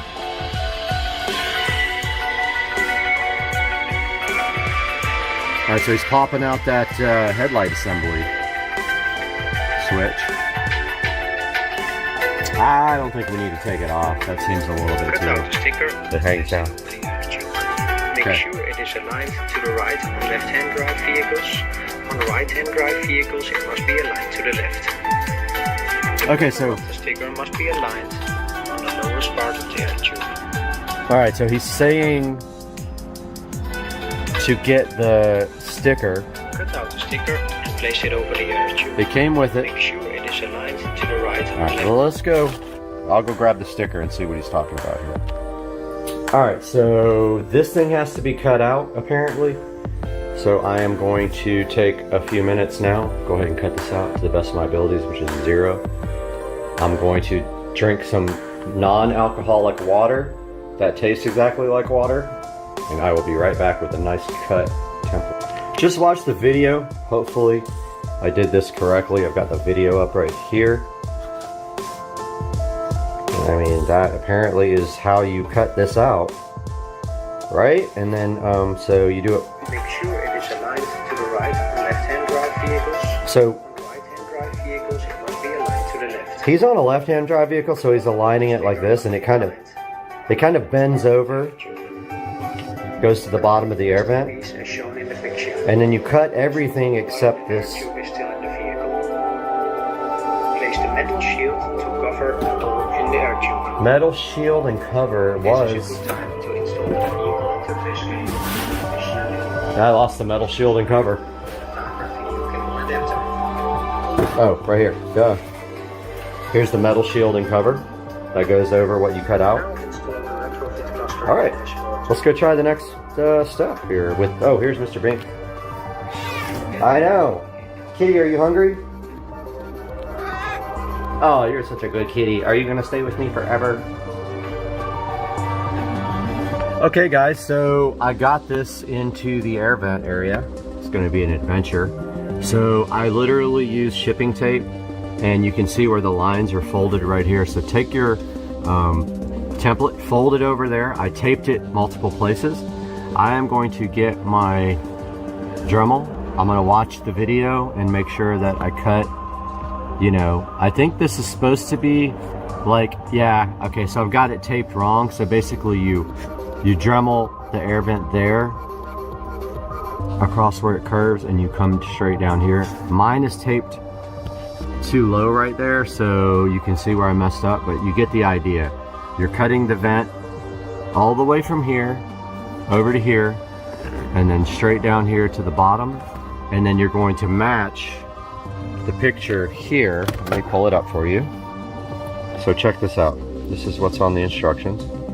Place the metal shield to cover. So there's the instructions. Piece as shown in the picture. All right, see how they cut. While the air tube is Sorry, I still in dropped the it. vehicle. So that's all you're doing right now is you're dremeling, or whatever your favorite dash destruction method is. I know. Mr. Banks. He's still chilled. Mr. Banks. Such a good cat. Alright, I'm gonna load up the Dremel gun now. I have to turn the light off for that, unfortunately, but I am going to work on that right now. This is scary. Kitty! Alright, so I got the Dremel. This is what I'm going to use for it. So I've got this Dremel.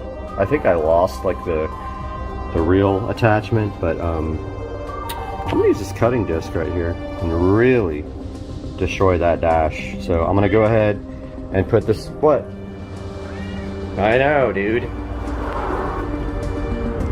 So I'm gonna go ahead and put this disc on the Dremel. Get back with you guys. Got my Dremel tool all set up here, even though it refuses to focus. Good grief. Come on, man. So yeah, gonna go ahead and mount this to the Dremel. And I'm gonna Dremel out that air vent and destroy my car. Got my Dremel tool on here. So this is just a regular cutting bit. Variable speed Dremel here.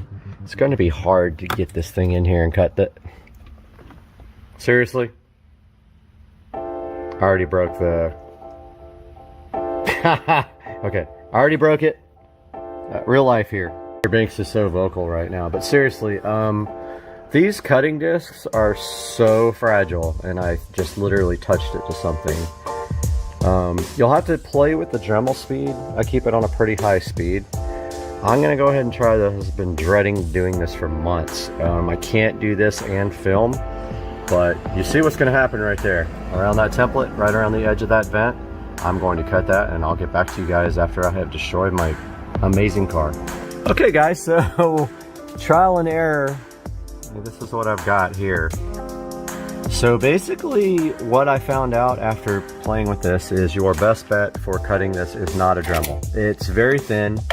They don't explain this to you, but this knife here is all I needed. I cut this original slice with the Dremel. The problem is the Dremel can't get into the space, so I cut the rest with this.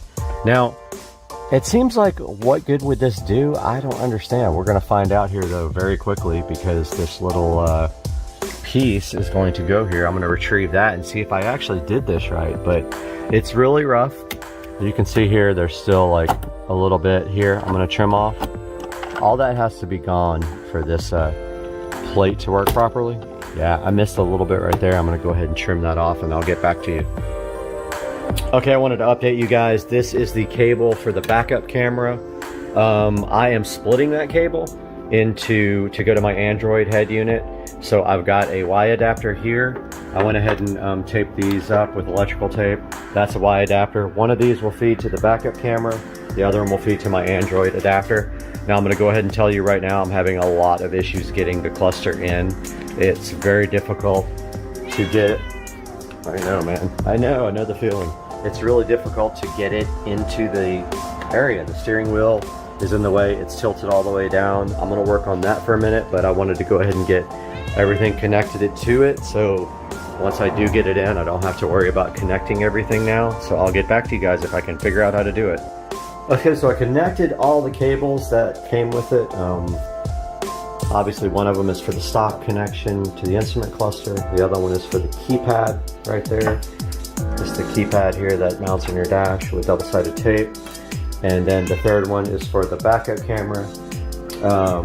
So there's also this USB. I did get the right angle USB, so this will only go, the cat's so vocal. So only go in one way because, you know, lovely USB. So this makes it so it sits more flush, like that. Then you take this additional adapter and you mount this into your dash. So this is an extension for that.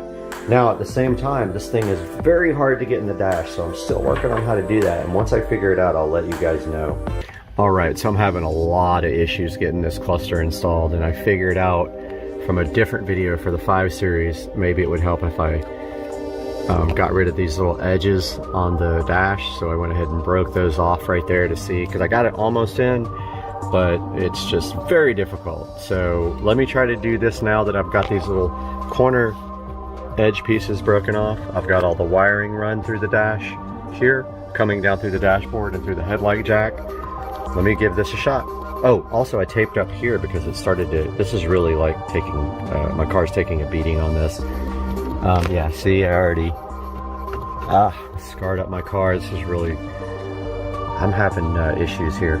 Be back. Okay, I'm ready to punch myself in the face. I think I've messed my car up so many different ways and scratched every single thing up, including my steering wheel, which was perfect. My dash was perfect. It's all messed up. This is a very hard install. I come to the conclusion that it has to fit behind the little tabs in the corner. I tried to Dremel them out so it could lay back a little bit more. It's not going to. I don't know if the cover's going to go on or not, but we're going to do a power on right now and see if it was worth it. Okay, well that's pretty freaking awesome. And if we go over here, we can get the Android. All right, so now the challenge is getting this thing mounted and getting this trim ring on. And oh, also, by the way, during this whole process, I lost this little clip. Yep. So now I don't know what I'm going to do about that. I don't have it. It fell into the dash. It's freaking gone. I'm going to work on this. Goodbye. All right, so it is the next day. Wow. What a night. What can I say? I spent 5 hours trying to get this thing installed yesterday. All I can say is this about this, because I don't want to give the company a bad rap at all. So the first package I got from them got lost. Not their fault. Second package came. I followed the instructions. I cut the air vent. Still, I could not get this thing installed. Now, I made the biggest mistake in the world. I didn't protect my steering wheel and my cover here for the steering wheel that great. And yeah, I scratched up my interior, which was perfect before. My steering wheel has marks on it now, which it did not before. So that was my impatience after being frustrated with this thing. Also, it is not lined up correctly. It needs to go down about 1/4 of an inch, so I'm going to be removing it again and cutting away some more of the vent. And I want to go get some of that flexible aluminum tape instead of the little cover that they supply to fill the vent. So for now, I stuffed a towel in the vent to keep the air going, but I want to show you guys what this thing looks like. And again, I actually scratched up the screen right here just a tiny bit, which I think might come out with plastic polish. I scratched up my steering wheel. I scratched up my top of the steering wheel cover. I scratched up my dash out of frustration, and then in the last just ditch effort to ruin my entire car, I scratched my tint right here. So wonderful, now I have scratched up front tint. So overall experience with this has been a nightmare. This is all I'll say. It is still so hard to get in that I had to force it into the position where it is now, and I didn't use the stock factory screw holes. I put self-tapping screws in wherever this thing would go, but it is in. But you can see at the bottom, the lip is showing there. That needs to be fixed. So let's start it up and show you what it's like. So I don't know why the, okay, so high battery drain is on, which I don't understand why. The car's been off. That's something I need to look at. And actually the car's on a charger right now, so that's interesting. High battery drain, okay. Increased battery. Okay, so that's new since I put the screen in. But as you can see here, I got the screen installed and I did configure it. There's the RPMs, and this is how it looks. And you can either use your stock here to go into the menu. So you push in the menu button there, and that's where you have the configuration items. I do have it on, I'm not sure which one I have it on right now. I think this is one of the sport ones. I think it's Fierce is what it's called. But inside that menu, that's where you set up all the options for the screen. You can set up a display for when you're normally driving, and then when you go into sport. So you notice how when I go into sport, I have it changed to a different theme, which is called orange. I don't know, sport orange or something like that. I can't remember what it's called. But notice, like, I've configured it the way I wanted it. I set up horsepower and torque right here as the extra gauge that I wanted. I got the M Sport logo. Pretty cool. Now it doesn't show boost. I heard they're working on that, but I don't know if that's ever going to be available. But I wanted to just show you guys because I had such an experience with this thing that was a nightmare, and still not right. I did not install my camera yet. I've got the cables all back here. The keypad for it, I did not install either because I was so frustrated at the end of my night. I literally just wanted to throw it out the window, and that's why I threw something at my front windshield, but honestly, my front windshield needs to be replaced anyway, so that's probably gonna happen soon. But wanted to show you guys this, and if you go in here and you go into appearance and you go into themes,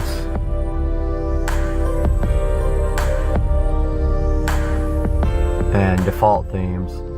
So default means when you're not in sport mode. There's that classic analog, modern analog,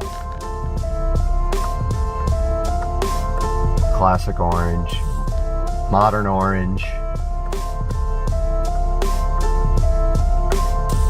bright blaze. Okay, that's what I have set for when I go into sport mode. And fierce blaze is what I have set up all the time.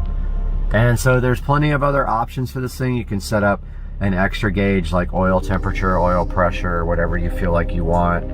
But it's cool so far. It's definitely an expensive purchase, and this is all I can suggest to you. I would personally probably get a professional installer to do this. And honestly, I would ditch the plate that comes with it to cover the air vent, and I would just use the aluminum tape. Like it's, you know, it's like flexible metal tape, because you can also push on that a little bit if you have to get this thing in. And I'm not kidding you, I had to force this thing in where it is right now, and still this bottom lip is showing, which is bothering me. So I'm gonna take it all out. I'm gonna Dremel out the vent pretty much completely out of where it shows up behind the cluster, and then I'm going to put the cluster back in, hopefully. So I'll update you guys when I do that, but I wanted you guys to see how the display looks, and I want to get this video edited and up. If you have any questions, post them in my comment section. Have a good day, Supercar Street Racing!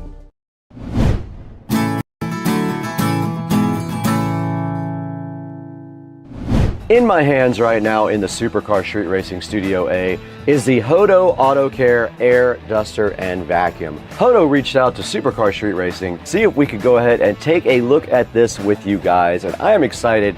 You know how I feel about car products. I love them. So we have this sitting in my hand right now, right from Hodo. We're gonna be opening that up today and trying it out on Rich's truck. Let's do that today. Let's get busy.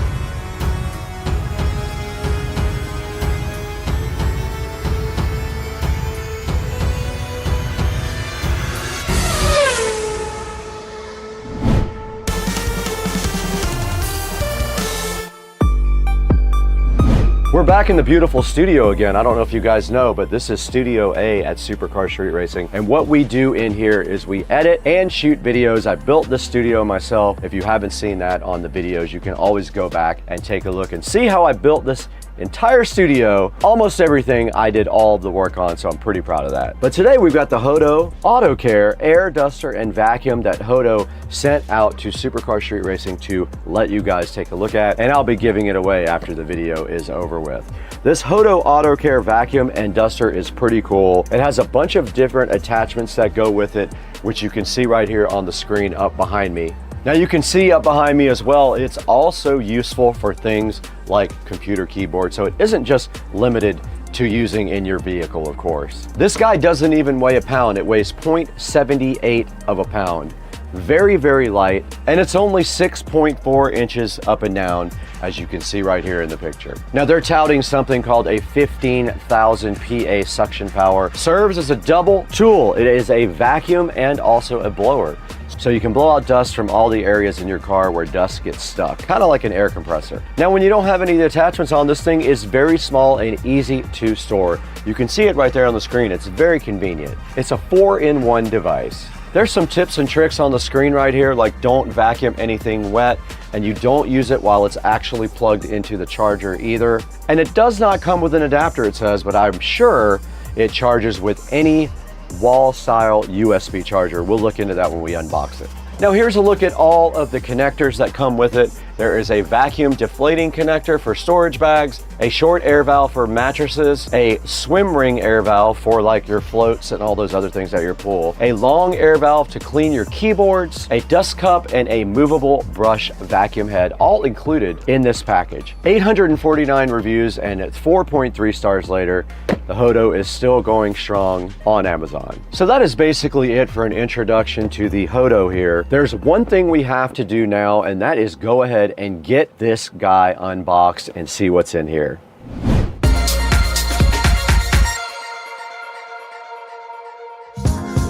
All right, guys, right in front of me, we got the Hodo Auto Care Duster and Vacuum. This thing looks pretty cool. I'm pretty excited about trying this over on Rich's truck. Basically, on the front of the box here, it says the Smart Driver's Cleaning Companion. It does vacuuming, blowing, inflating, and deflating. So like if you have rafts and stuff like that, you can do it with this. And it does have vacuum sealing as well, so you can vacuum seal things with this guy. On the side of the box, it does show you a bunch of different ways you can use this. You can clean your house, you can do some technical maintenance on it, so you can vacuum out your keyboard, outdoor equipment inflation, and also of course interior detailing. And then on the back, it does show you everything that the vacuum does come with. It comes with a dust cup nozzle, a pointed crevice nozzle, a 2-in-1 grooming brush. They call it a subtle air nozzle, a swim ring nozzle, and a Type-C cable, and a fiber cleaning brush. So they do give you a lot of accessories with the Hodo multi-purpose cleaner here. It's an air duster and a vacuum in one. It says 20,000 PA of suction, pop to open the dust cap, and then you can wash out the filter. So that's also cool. It's got a washable filter, as it shows you right there on the side of the box. Now let's not mess around anymore. Let's go ahead and unbox this guy. We'll just put that right in for now and get this guy out of the box and see what it's all about. And it does just slide directly out of the package like that. I like the presentation already. We don't need the box where we're going anymore.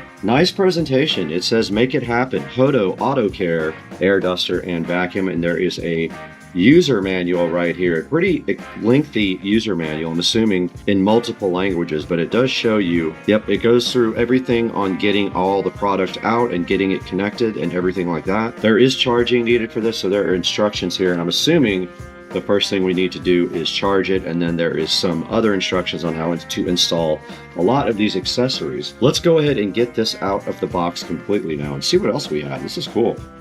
So the top does open up like this to get to everything else. Let's start on this side. This looks like the swim ring nozzle here.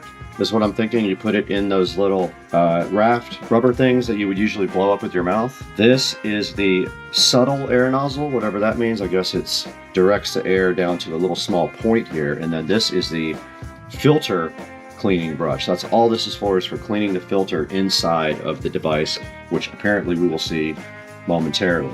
This is the pointed crevice nozzle.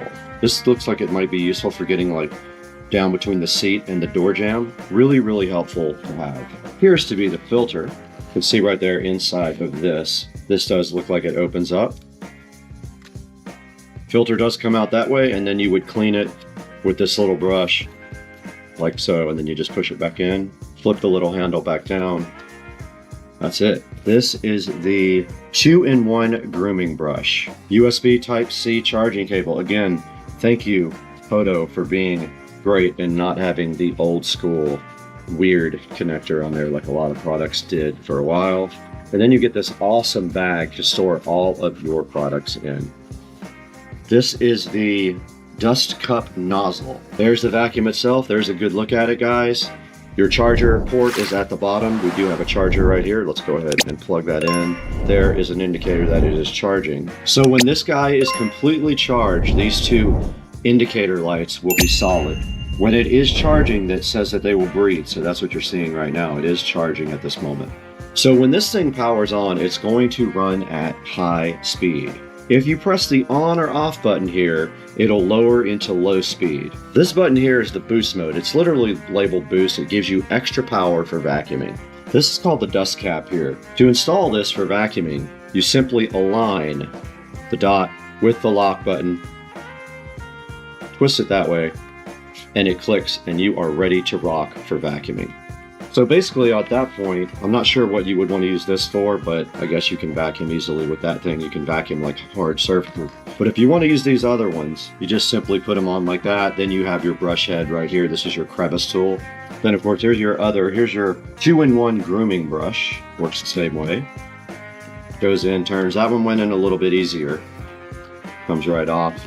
Nozzle, this is mostly probably for blowing because it says for using the blower, you put everything on the bottom. It's pretty ingenious. So you would put it there and the air would reverse out of the back, and you just put it in there and you turn it and it locks in place. That is awesome.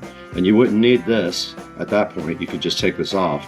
This is such a neat product. I'm hyped to let this guy get charged up now that we know how to use it, and then go test it out over at Rich's house. Now, all of your collection stuff will go in this one little thing right here. This is not designed for a large amount. This is not to vacuum a very dirty car because it'll fill up very fast. This is for dusting and things like that, light vacuuming only inside the car. And that is all for taking a look at the inside of the box here and all of the cool accessories for the Hodo Auto Care Air Duster and Vacuum. So why don't we go ahead and take a look at how this works after this thing gets charged up.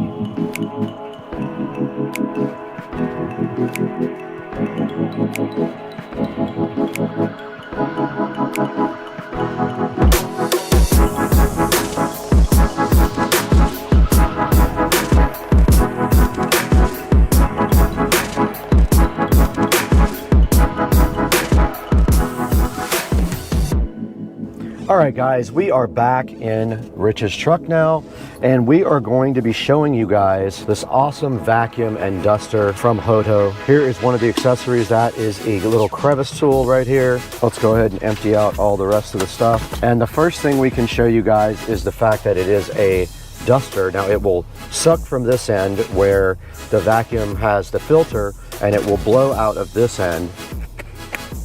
That just goes on like that and locks in place, and then we should just be able to turn it on. And it is blowing. You can see it can dust. It is dusting everywhere. And you can dust out all your crevices and everything. And that's from this side. And then there's a boost so you can actually make it go way faster. But that's that simple for the blower part. It just is really that easy. You can also add different nozzles on the top like that for your dusting. And then you just hold this down to start the power. Pretty cool. It does great, and there's a lot of power when you do use the boost. Now the vacuum feature is exactly the opposite. In order to use the vacuum, you flip it over to this side. Like I showed you guys earlier, this has the filter inside of it, but you do have to put something on the top to go ahead and vacuum, like this cool thing right here. And then you simply just turn on the power, and it is sucking there. And you do just get in there and vac it out, and it has a small nozzle to get into tight crevices, and it does have good power. I just sucked up a lot of dirt around this center console thing right here. And then the last thing that we have right here to show you guys, so you simply put that on there, and then you turn on the power. After you stick it in the side of the raft, and it does blow up the raft. We'll show you guys that on a little life preserver that I had. So yeah, this thing is pretty cool. We'll look at it again some more in the house, but it does great. It does a great job on both the vacuuming and on the dusting part of it. I love this thing. I can't wait to keep this in the Tesla.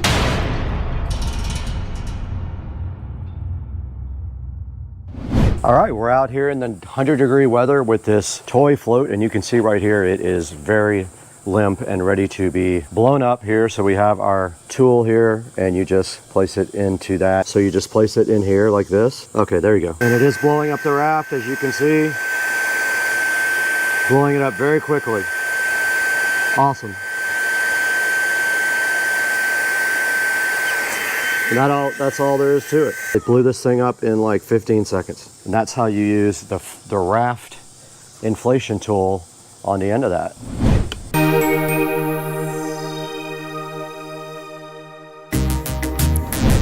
All right, we are out here with the Tesla Model S Plaid, and I want to show you guys how this thing vacuums out here. So I'm gonna go ahead, I've got the vacuum, one of the vacuum tips on. I'm gonna go ahead and hold the button down. And it is vacuuming. No problem, I haven't used turbo yet. Don't have to.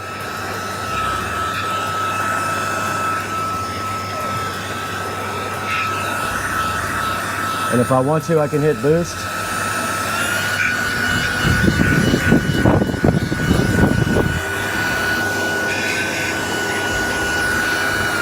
And I can turn boost back off. And you can hear the car getting loud. It's hot in here.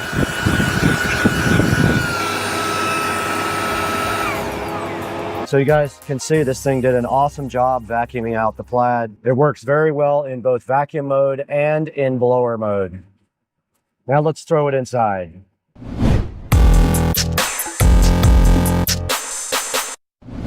We just did try out this Hdmi vacuum and duster across the street right on Rich's truck, and it was pretty cool. I like all the features and the way this thing works, and I like the way it both vacuums and dusts and does so many other things, as you can see by all of the attachments here. I love the way you can inflate things like mattresses and rafts. That is very convenient. I love the rechargeability of this guy right here, and I did enjoy working on this in Rich's truck, and I'm keeping this actually. I was going to give it away, but I actually need it to do rafts and things like that for the pool. And now that you've seen everything this guy can do, there's only one thing left to do, and you guys know what that is. We got to throw it to me to look at this on Amazon. Please buy it from the official link in the description, and thank you for 200,000 subscribers.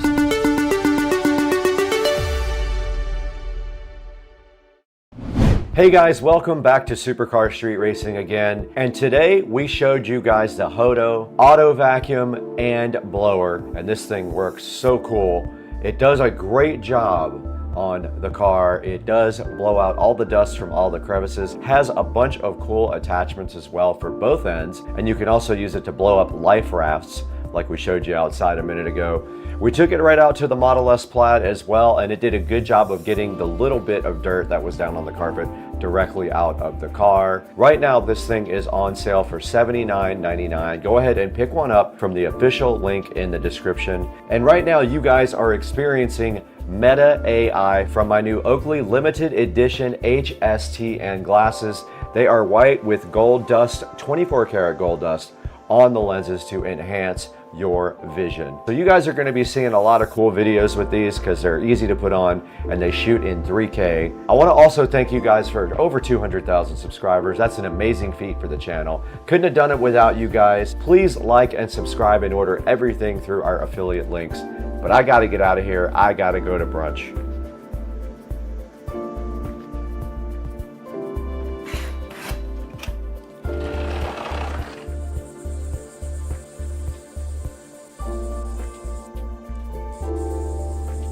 What a day.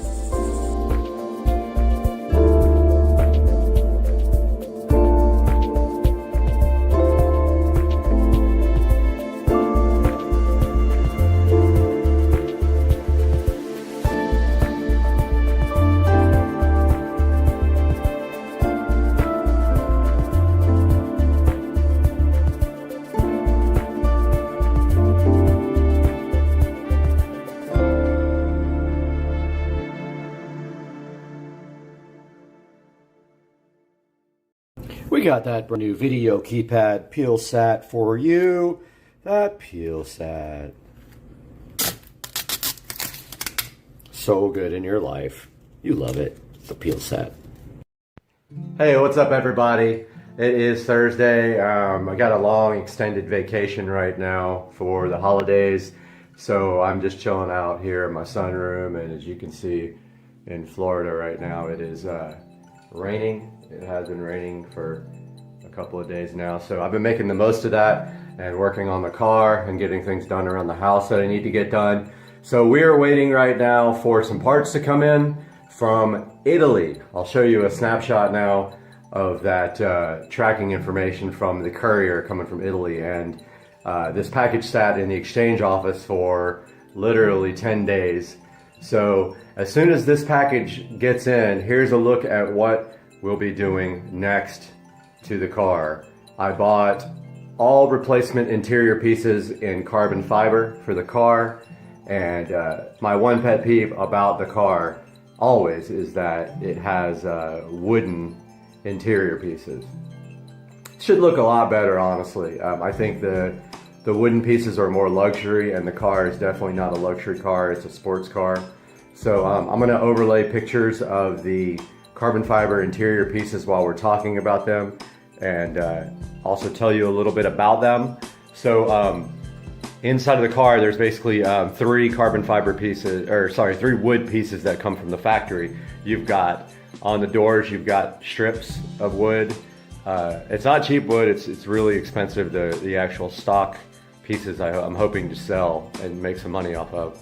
But you've got the door pieces, you've got the center console piece. Total of 3 pieces. As you can imagine, making these out of real carbon fiber, not some cheap stuff, but actual laying carbon fiber for these pieces is expensive. So you can expect to spend on the pieces, depending on where you get them. There's a good shot of outside there, the rain. Depending on where you get them from, brand new, they run about $1,700 US for just the 3 pieces. So they're not cheap. That was one thing that I was not too sure about if I was willing to spend $1,700. And also, coming across the pieces used is not very common. So I did get lucky. I found a guy who had actually 4. He has the shift knob too.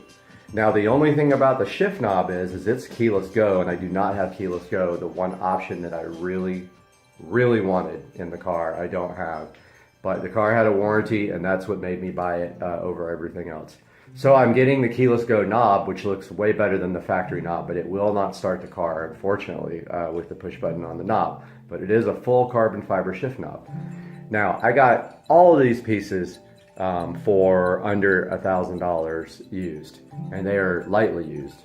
The guy who has them actually got brand new pieces fit in a red carbon fiber. He has red interior and it looks ridiculous, but now he's selling these to me for under $1,000. Of course, the only drawback being that they are coming from Italy, and it is taking forever. And I'm hoping that they get here before the Cars and Coffee event in 3 weeks. Second Saturday of January, there's a big Cars and Coffee, which I will be documenting. So that's what's going on with the car now. As you can see from the pictures I overlaid, it's going to look pretty sweet. I'll also show you, actually I'm going to hold off on showing you how it looks completed. You can easily find that online, but I want you to see how it actually looks when it's done. So as soon as I have an update on the carbon fiber interior pieces, you'll see me again. Have a good one, guys. Make sure you thumbs up and subscribe. Thank you. Welcome back to the channel. We're here in front of the thrift store rebuilt Mac today to explore the XTU Wi-Fi trail camera supplied to us so graciously by the manufacturer to give to you guys to test. And today we're also experimenting with shooting with the phone instead of the GoPro. And you can see the XTU trail camera sitting right here so fresh in front of you and ready to be reviewed. And the thrift store Mac doing its work behind it. Let's start looking at this right now.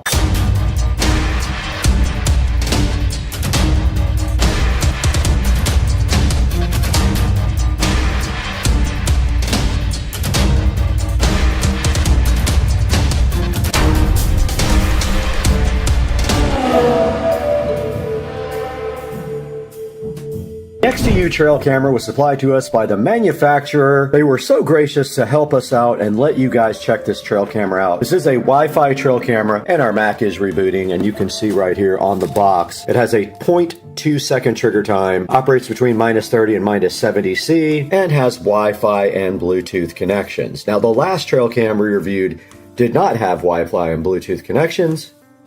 And so this is definitely an upgrade from that. Now you can see here the model number is the SV-32YW. It has a 5 megapixel lens. Again, the trigger speed, the sensor angle is 120 degrees. And it does 2.7K 1080p or 720p. Photos it does, you know, up to 48 megapixels. Bluetooth wireless up to 66 feet, and it is IP66 waterproof. And on the front here, it's showing you Bambi ready to get hunted down. And it's showing you some other details down here about the HD video quality and the night vision. And there's a picture of it on the box, looking so fresh. Included with the XTU Wi-Fi trail camera, you see they give you a strap to strap it to a tree or other device. Keep in mind, this is not USB Type-C. They have not moved to that connector yet on this device, so it is the old school where the top is wider than the bottom. They give you an Allen wrench right here, assuming that is for this mount, because it looks like there's an Allen mount right there. And then you have the trail cam sitting in its glory, and it does run on AA batteries. Or underneath it, it does have a power mount right there. It can run on power full time, but you'll need a battery bank or a power adapter for it. And it does use SD cards, as you can see right here in this card slot. They gave us a 64 gigabyte SD card. How nice of them. Okay, we got the old reliable Google Pixel out right now. We're going to start recording while we download the app. And the lovely instruction manual did come with a barcode. Let's go ahead and do that. And it is going to the Trailcam app. And that is installing right now on the Google Pixel 3. And it's good to go. Let's open it up. And we have to hit agree. And at this point, we have not powered up the device. And it wants to add a device. So let's get this thing connected to power. And go ahead and power it up. I went ahead and put batteries in it. And it said it is PR is preparing. Let's try to add it with the device. Camera found. Okay, it says camera waking up. It did wake up. Searching for device here on the other screen. APP connecting, app connecting. That's what it was talking about. Connect to device, connect. It wants to connect to a temporary Wi-Fi network here. It says Wi-Fi connection successful. Let's call it test cam. Save that. And it does show on the app the camera, and I guess we can actually get a picture off of that as well. All right, let's go to the next steps. This next step, we're going to mount the trail cam to the actual tripod. Heel sat there. All right, we're back in front of the trail cam now, and you can see the menu up. You put it in test down here to access the menu, and then you can go to menu, and then that's where you can set up the work time, photo or video, the resolution of the photo and the video, the photo burst mode, the video length mode, audio recording. Let's see if audio recording is on. It is. Okay, perfect. And then there's a delay in the detection setting, a sensitivity setting, a motion filter. If we go to that, it just says on or off. And then there is a test for the motion, a fill light distance, a camera name, a Wi-Fi, date and time, date format, time format, loop recording, and formatting your memory card. You can protect it with a password, etc. But yeah, so that is a look at the menu settings there. It's all explained in the manual when you get it. I did record some audio and video for you guys. Okay, I did figure out what the deal is with the external power supply. There is a connector right there on the bottom to plug into the external power supply. They do not give you the cable though, so you do not have the capability to charge this unless you get yourself a round pinned cable to go ahead and connect to the bottom of this. The app now on the settings, and you can see that it's on the motion detection mode right now, and its detect interval is set to 30 seconds. I'm going to set it to 5. I want to record a bunch of video. And it is on photo. I'm going to change that to video and change the resolution. Actually, it's already fine. I'm going to change the length to 10 minutes here. It's on 2.7K resolution, and it should be ready to deploy. So let's get this thing on the tripod and get out there. Oh, of note, when we close this thing, we can go ahead and check the camera by clicking camera at the bottom, home, camera.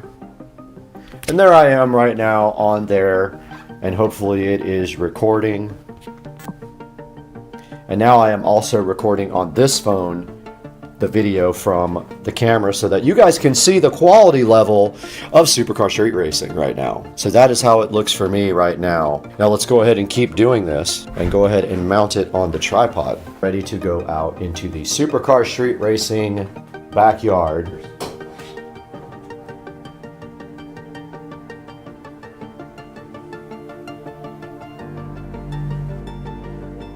If we can get the alligators to come over.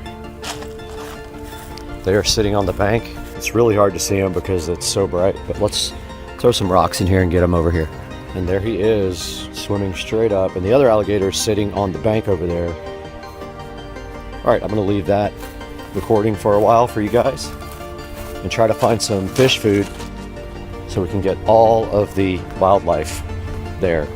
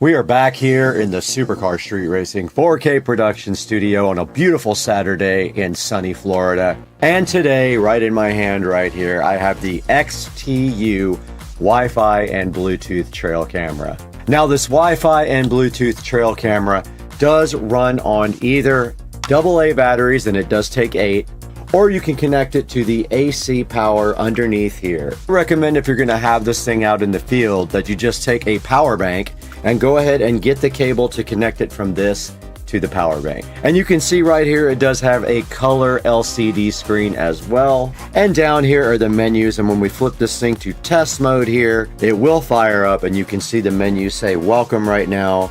And then you can go into the menu settings and change all the settings for the video, the audio, the sensitivity, and things like that. Now, we did test this trail cam for a good 24 hours straight. We did not get a lot of clips. We did get a bunch of fish, you could see, and we got the alligators out there as well.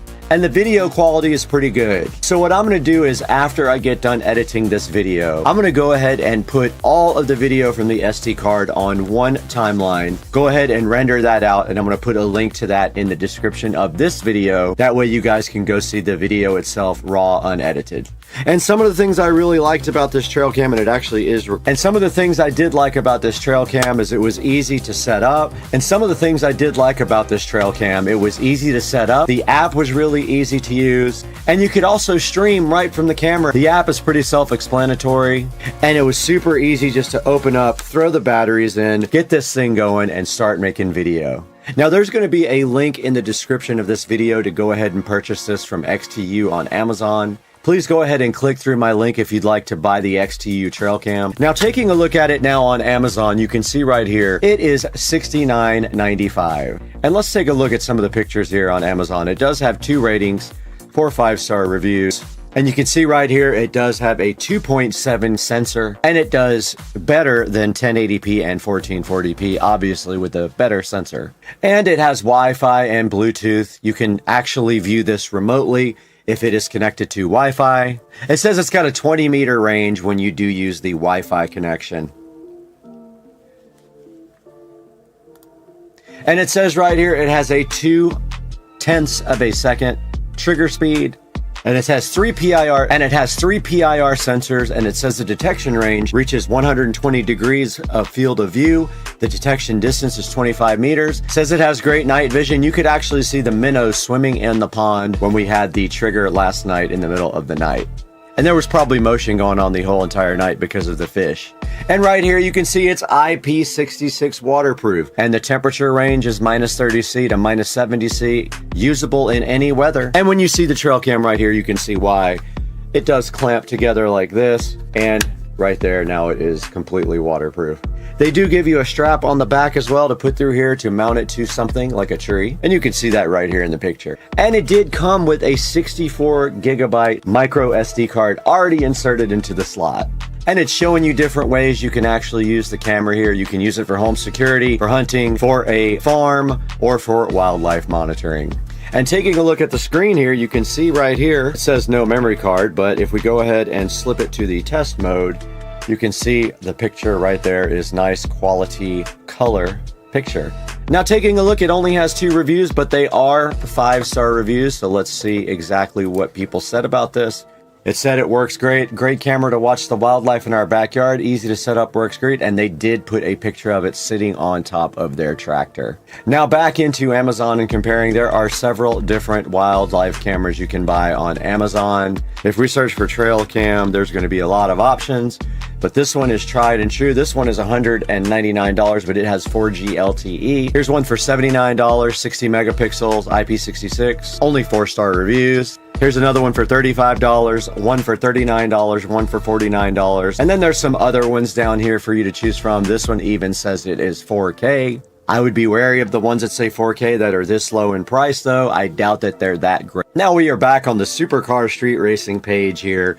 And this is where we take the opportunity to ask you guys to please support the channel. Please buy all your Amazon products through any of my product links. You don't have to buy the actual product in the video description. You can buy anything you want by clicking on any of my links. And it does help the channel out greatly. It gives us a few dollars to keep going and purchasing products like this, although this was provided by the manufacturer for us to show to you. Please like and subscribe to all our videos. The videos are starting to take off and it's great for the channel. I put in a lot of work on this stuff every day. And make sure you have the bell icon clicked so that when we do publish a video, you'll see it right away. And we usually do a video per day. Guys, we gotta go. We gotta go buy a bow and arrow and go hunting. So we'll see you guys later. Peace out.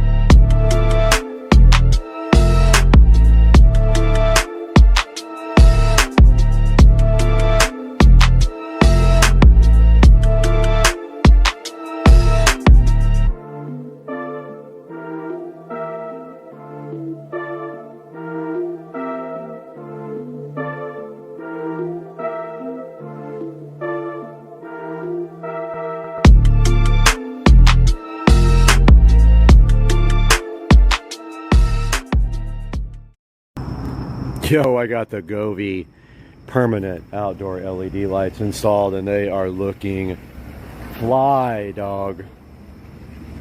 These things are awesome. I love them. Guys, check out the awesome Hodo vacuum cleaner. You just put this on the top. It's also a blower too, a duster. But you just stick that on the top right there and then you just power it on like so. And then you can vacuum your car out like this. Thing is awesome. It has a boost function as well, a boost function that makes it faster and more powerful. But you can see right here, this thing does a great job. And out of the other end, you do have a blower and you put a different attachment on and it becomes a blower. Look how good it vacuums up this floor and how small and lightweight it is. This thing is cool. There'll be a link down in the description for this. Go ahead and pick one up. You put the blower attachments on the other side when you do that, and it just does dust. You can dust all your vents and everything like that in your car. And then if you hold it down like this again, here's the boost function.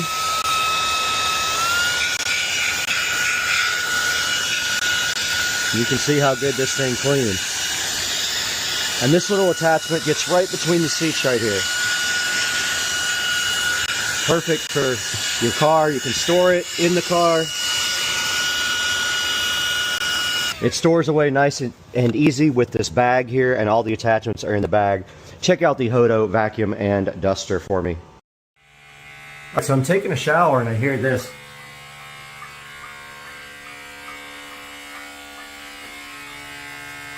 I swear that's coming from my light, not this speaker, but what the heck is happening in here? The weirdest sound. Are you kidding me? Let's see if this does it. Alright, so I turned off the amplifier. Did that speaker explode?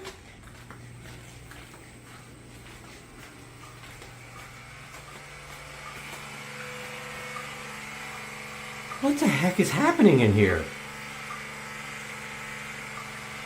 I don't know what that is. Alright, so I have like gone outside. I turned off the home audio. It sounds like there's a nest of hornets in my attic. I wonder if this light isn't freaking out. I have no idea. This is so weird. Alright, so the sound is coming from out here in the wall.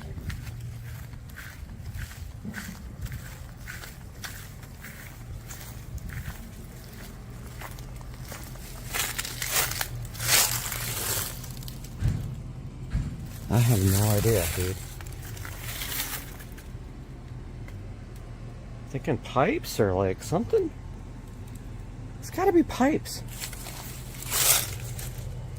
Okay, I'm gonna get some water through that pipe and see what happens. Oh, what? What's happening? This thing came on. Okay, well that wasn't on before.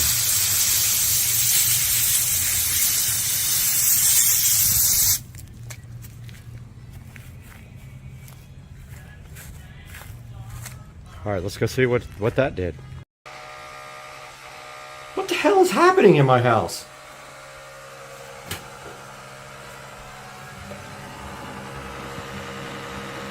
Dude, it's literally on this wall, which is my garage wall. What is happening? Alexa, stop the station on audio echo dot. What in the hell is that? Okay, this is the wall right here.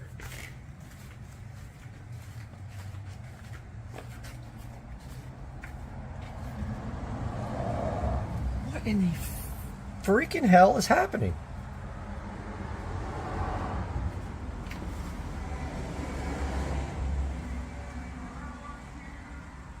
I don't hear it.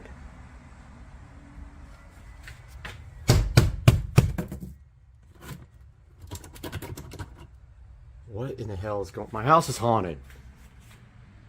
No, seriously, I'm taking a shower and this buzzing starts.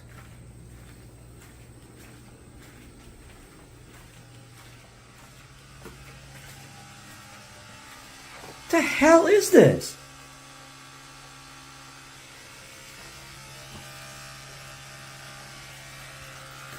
Dude.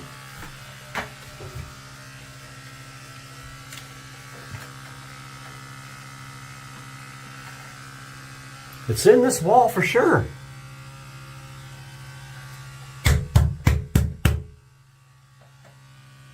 What the hell is happening? It's like a million pissed off bees in my house.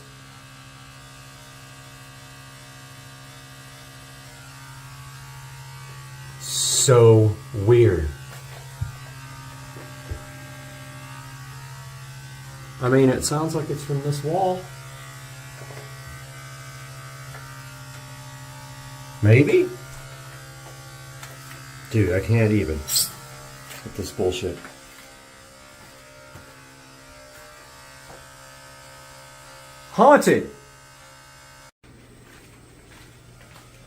I've got this entrance here. I guess I can go up and see what's going on. I can go through the garage. Oh, I don't want to get up there. It's hot. It's 85 today. I thought for sure it was this light, but it's not coming from the light. Maybe it is. No. Nope.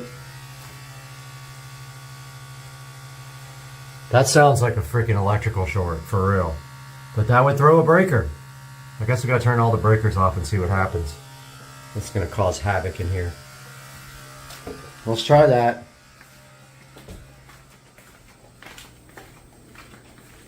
Oh, I can't deal with this. What the hell's happening? Alright, I guess I hate doing this. Everything's gonna reset. All my clocks.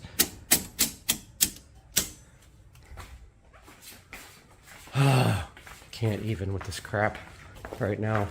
It's the weekend. Nope, it's still going. It's not those. I think there's a bunch of pissed off bees in my thingy. Oh, here comes Mr. Binks to the rescue. Are you going to help, Mr. Binks? Hi, Mr. Binks. Dude, what the hell is happening in my house?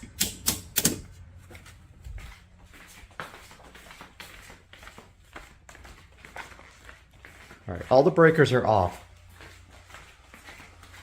Okay, it's not electric. Well, maybe. Maybe it's the main line, right, Mr. Binks? What do you think? Okay, well, I literally turned everything off and it's still doing it. Thought for sure it was an electrical short. Oh wait, I just turned a couple more things off that I forgot.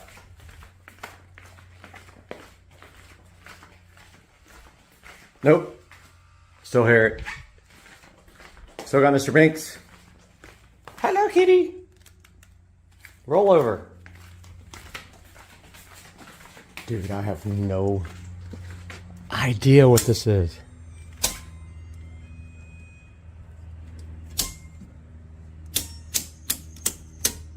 Now I get to reset all my clocks, all my computers. Everything's gonna come back. Dude, I have no idea what's happening right now.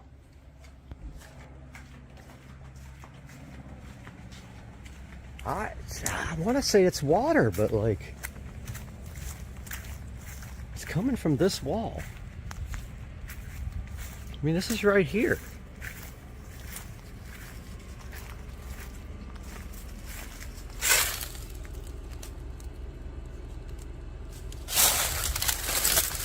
I really don't know.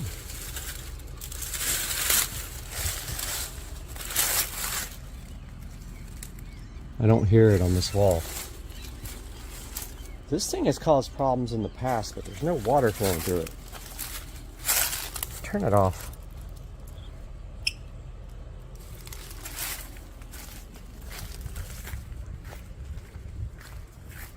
Oh, here comes the savior. Here comes Rich to help.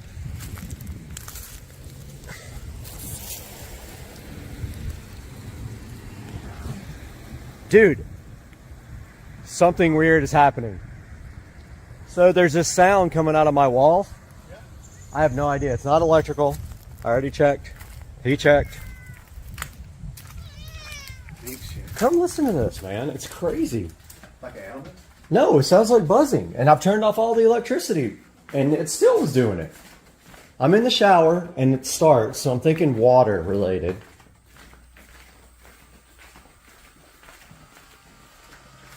All right, you tell me what that is. Okay, there's no water on right now. It sounds like it's coming from that wall, which is the outside wall. And turning the lights off and on doesn't do anything. The breakers off and on does nothing. Like turning the shower on does nothing. Like, I mean, we'll get everything wet, but Damn, I don't know. and I went to the garage because that's the garage wall and I don't hear it in there. Okay, my neighbor humiliated me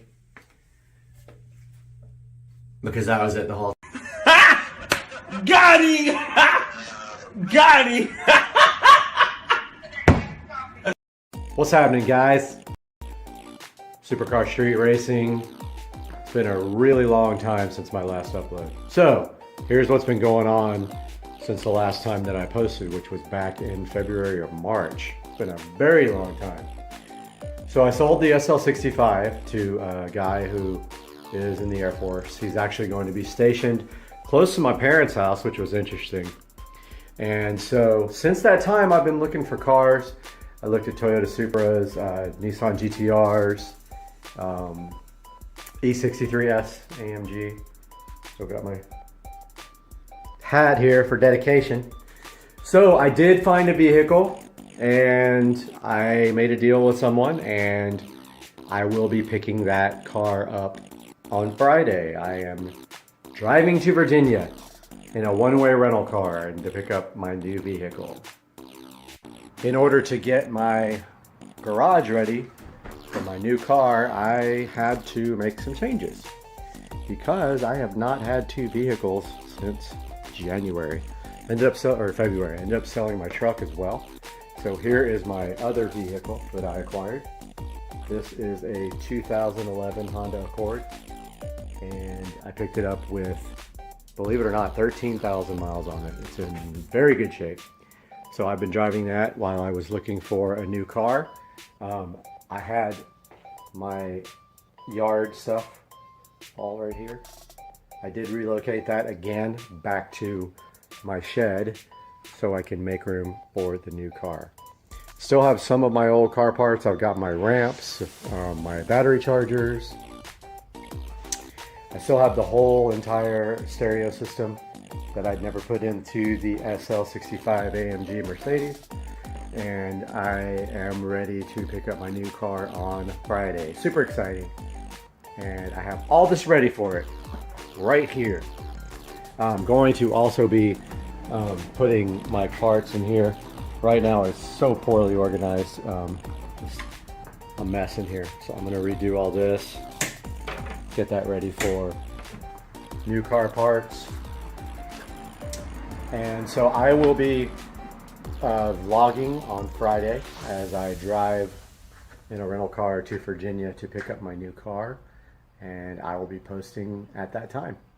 See you guys. Have a good one. Yo, I'm holes for my speakers. My freaking air purifier goes insane. It's in turbo mode, dog. What is it doing? It doesn't like. It don't like this. It doesn't like.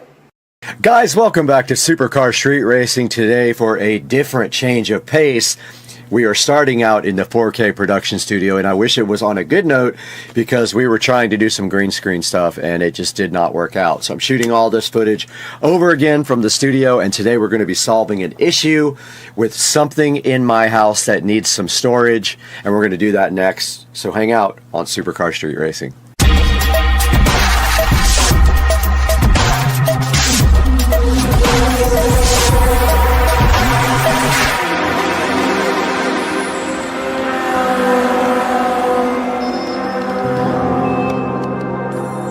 Guys, thank you for joining us again today on Supercar Street Racing. We are so glad to have you, and please take a moment to like and subscribe while you have time. Go ahead and click the bell icon, and always buy through our affiliate links that are going to be in the description because it helps us out so much. And today, we're going to be taking a look at a good way to get some extra storage for your wristwatches and your rings and jewelry. We have 4 or 5 watches that we need to go ahead and get stored today. So we're going to be taking a look at the Song Mike's watch organizer that you see here on your screen. And right here up next, we're going to take it back inside the Supercar Street Racing compound where Brad's going to go ahead and unbox this thing for you right now. All right, guys, we are right in front of this Song Mike's watch organizer, JWB 012G01V1, and we're going to be opening this right now and see what is inside of the box. And of course, on the very top there is a styrofoam protection device, which will make a mess if it gets everywhere in the house, so do not get that everywhere. And then inside of the box it looks like we have the actual watch organizer right here. Let's go ahead and move this to the side. Get this guy right out of the box if I can. And of course it is making an absolute mess, but here is the SODIMM watch organizer, looking so cool. And I'm pretty hyped about this, guys, because I really do need a place to store my watches. And I want to buy more watches, but I don't have any place to put them. And I'm worried about them all getting mixed up and messed up. So we have this nice, looking like leather. I know it's not real leather, but it is kind of nice looking black. And you can see right here, it does have stitching all the way around it like this. It has a nice latch right here that opens up, and then inside it looks like there are some keys for it right here. You can eat this later when you're hungry or feed it to your mom, either way. And then inside the box right here, guys, we do have another piece of protective styrofoam that we can go ahead and pull out. And then checking out the inside of the box, it looks like they have individual places for you to put each little watch. All right, taking a look at the SODIMM watch organizer now, guys, and in front of me, I do have the provided keys for this.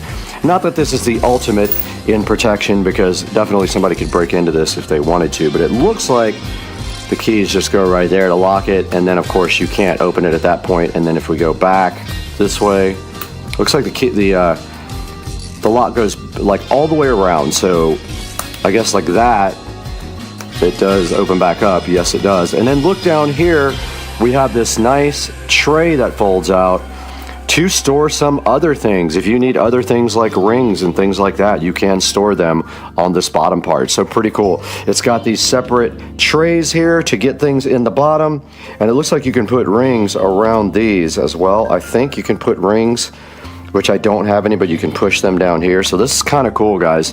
Very cool little organizer. All right, taking a look at the exterior of the SODIMM watch organizer, and basically it is just finished in a black, kind of matte black, probably a substitute leather or something like that. Very just generic and black on the outside with a couple of little rivet holes right there, or screws or whatever.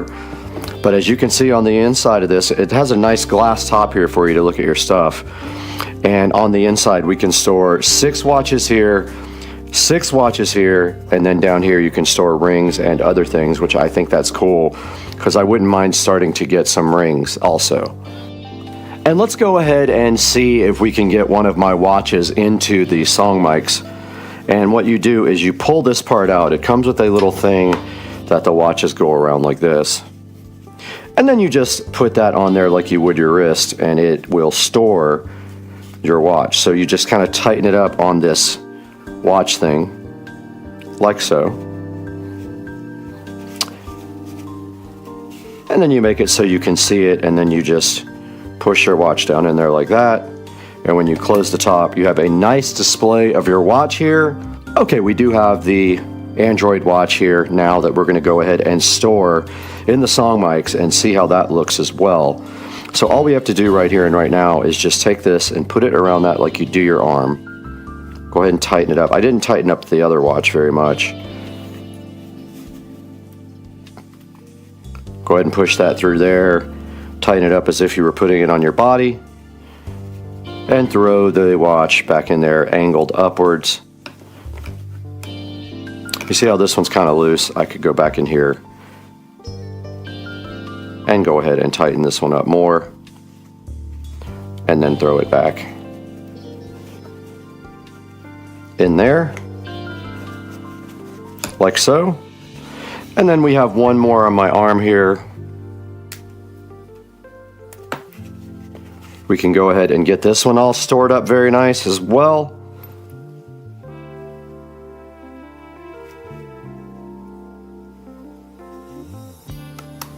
And so just putting it on there like that. And there is the Android. And then there is one other watch here we can go ahead and put on, and that is my rose gold. And I have just ordered another one for another review, so we will have one coming, another pink / rose gold coming. And if you're scared to wear pink, I'm sorry for you, but I will wear it all day. There is the other Android watch looking so fire and going right into the watch organizer. And you can see if we light these all up, it kind of looks pretty dang cool. At least I think so.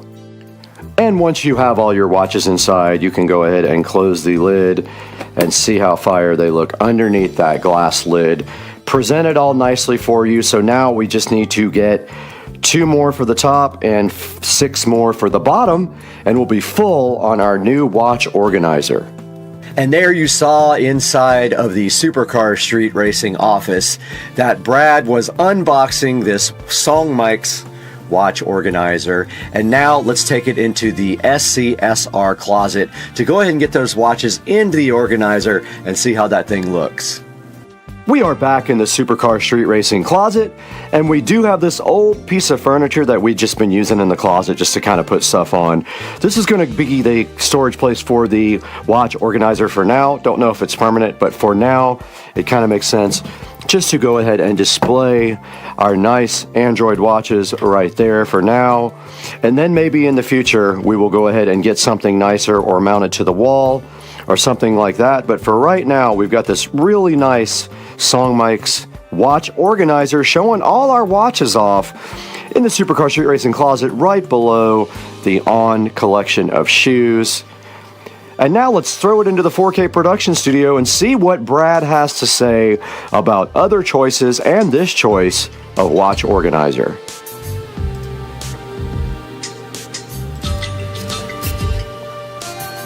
Guys, welcome back to the Supercar Street Racing 4K production studio, and we are out here today showing you guys this SODIMM 12-slot watch box organizer. Now this thing is a lockable watch case. It can organize your watches, all your rings, and all your jewelry, and it is going for $34, and there is a 10% coupon on it. And you can also save 5% on 2 other items with the promo code that's sitting right here on the screen, as you can see. And here is a good look at the watch organizer, completely full of 6 and 6, so 6 on top, 6 on the bottom. And also someone put their bow tie on here and their rings, and they have their bracelets and everything else in here. Now the reason that we got this is because I have started a small watch collection, and of course the watches are getting kind of scratched up in the drawer, so I have no real good place to store them or any rings or anything like that. So taking a look at the SODIMM or SODIMM, however you want to pronounce it, organizer right here online. There's a good picture of it there. And as you can see right here, there's another picture of it sitting in the closet and with a bunch of really nice watches installed into it. And then here it shows you that it has 2 tiers. So basically on the top it stores all your watches, and then on the bottom it has a drawer to store other things like rings, and you can see someone stored their bow tie here. It will store cufflinks, brooches, earrings, anything you need, tie clips, all that stuff on the bottom drawer. The top drawer is lockable, and it does come with 2 keys for that. Let's take a look at the next picture here. So there's a good look at it sitting on the table. It is kind of a good looking device. Actually, it looks pretty good, and it looks a lot more expensive than it actually was. It was around $35. Moving on here, you can see it has a large glass lid to show off all your devices. And here's a good look at the dimensions here. It is 12.8 inches wide, 7.3 deep, and 5.3 inches tall. So it is a decent size. And then it also shows you the things that you put your watches on here are 2.8 inches wide, or long actually, either way, 1.8 inches wide. And then right here and right now, you can see that they're telling you that this probably would make a good gift, and I do kind of agree. It is kind of cool for a significant other if you're looking for something to give someone. And then right here is a look at it all opened up out on the table. And let's go over here and look at the reviews. And this thing has actually really good reviews, and I get it because it is kind of nice. It's got some 4.8 star reviews, and there is a video here. Let's see what this is. A review of the SODIMM blackened leather watch box for. All right, so that's just a review, so you guys can get online and take a look at that review after you look at mine. And then if we go down here, we can see that the top layer has 12 slots. Up to 48 millimeter watches is what it's saying, and the bottom drawer has various places to put things. It does have a lock on it, like I said. And the 4.8 star reviews. Oh, it comes in also gray, black, and a brownish color, so I did buy the black. Now let's take a look at some of the better reviews here on this SONGMIX watch organizer or box. Very nice for what it was costing. Great quality box for watches. Overall great product and great price. An excellent gift. Exactly what I needed. And then let's see if it has any. Doesn't have any. Has a couple of 1 stars, but it has so many sales. It says poor craftsmanship. I don't see that at all on it when I am looking at it. Nothing more than a fancy coated cardboard box. I thought it was a little bit better than that. Not happy. I got a used one. Well, obviously, if you get a used something, you are going to be unhappy with that. Good drawer for storage, not for rings. It does have a place for rings. That is not true. The bottom drawer has a place to push your rings in, so that is absolutely not true. Now, if we look back here, let's see if there's some other options here for you guys to check out. And there is a bunch of people make these type of organizers. They also have a different type here from the same company. It has like a side drawer on it instead. Here's another one from another company called King Sapphire, which is actually cheaper. This one is going for $22, and it might just be the almost exact thing, but does it lock? It does lock. This looks like it could be almost the exact same product for $22. It has 3 5-star ratings. So make sure you check that out too if you're interested. There's several other ones over here for anywhere in the $25 to $29 range. So make sure you check out all the interesting options. And I do kind of dig this red one. But this is $129, so it's quite a bit more than the one that we purchased. They are all in the $129 range. So if you want to spend a little bit more money and go for a little bit better quality, go ahead and get one that's a little bit more expensive and see if you like that better. You can always return it, so always keep that in mind when you spend money on Amazon. Guys, I'm going to go ahead and put the link in the description. I'm going to go back to the SONGMIX here. I'm going to put the link in the description for this, and please order through our affiliate links. Go ahead and click subscribe and click the little bell so you get notified every time we drop a video. And just FYI, if you click through an affiliate link in any of our videos, not the one for this, if you want to order anything from Amazon, click any of my links, and then it will actually help me out because I will get a slight commission on what you purchase. So go ahead and order everything through the affiliate links. We love you guys so much. Thank you for supporting the channel, and we'll see you next time on Supercar Street Racing. We're out of here. Let's go.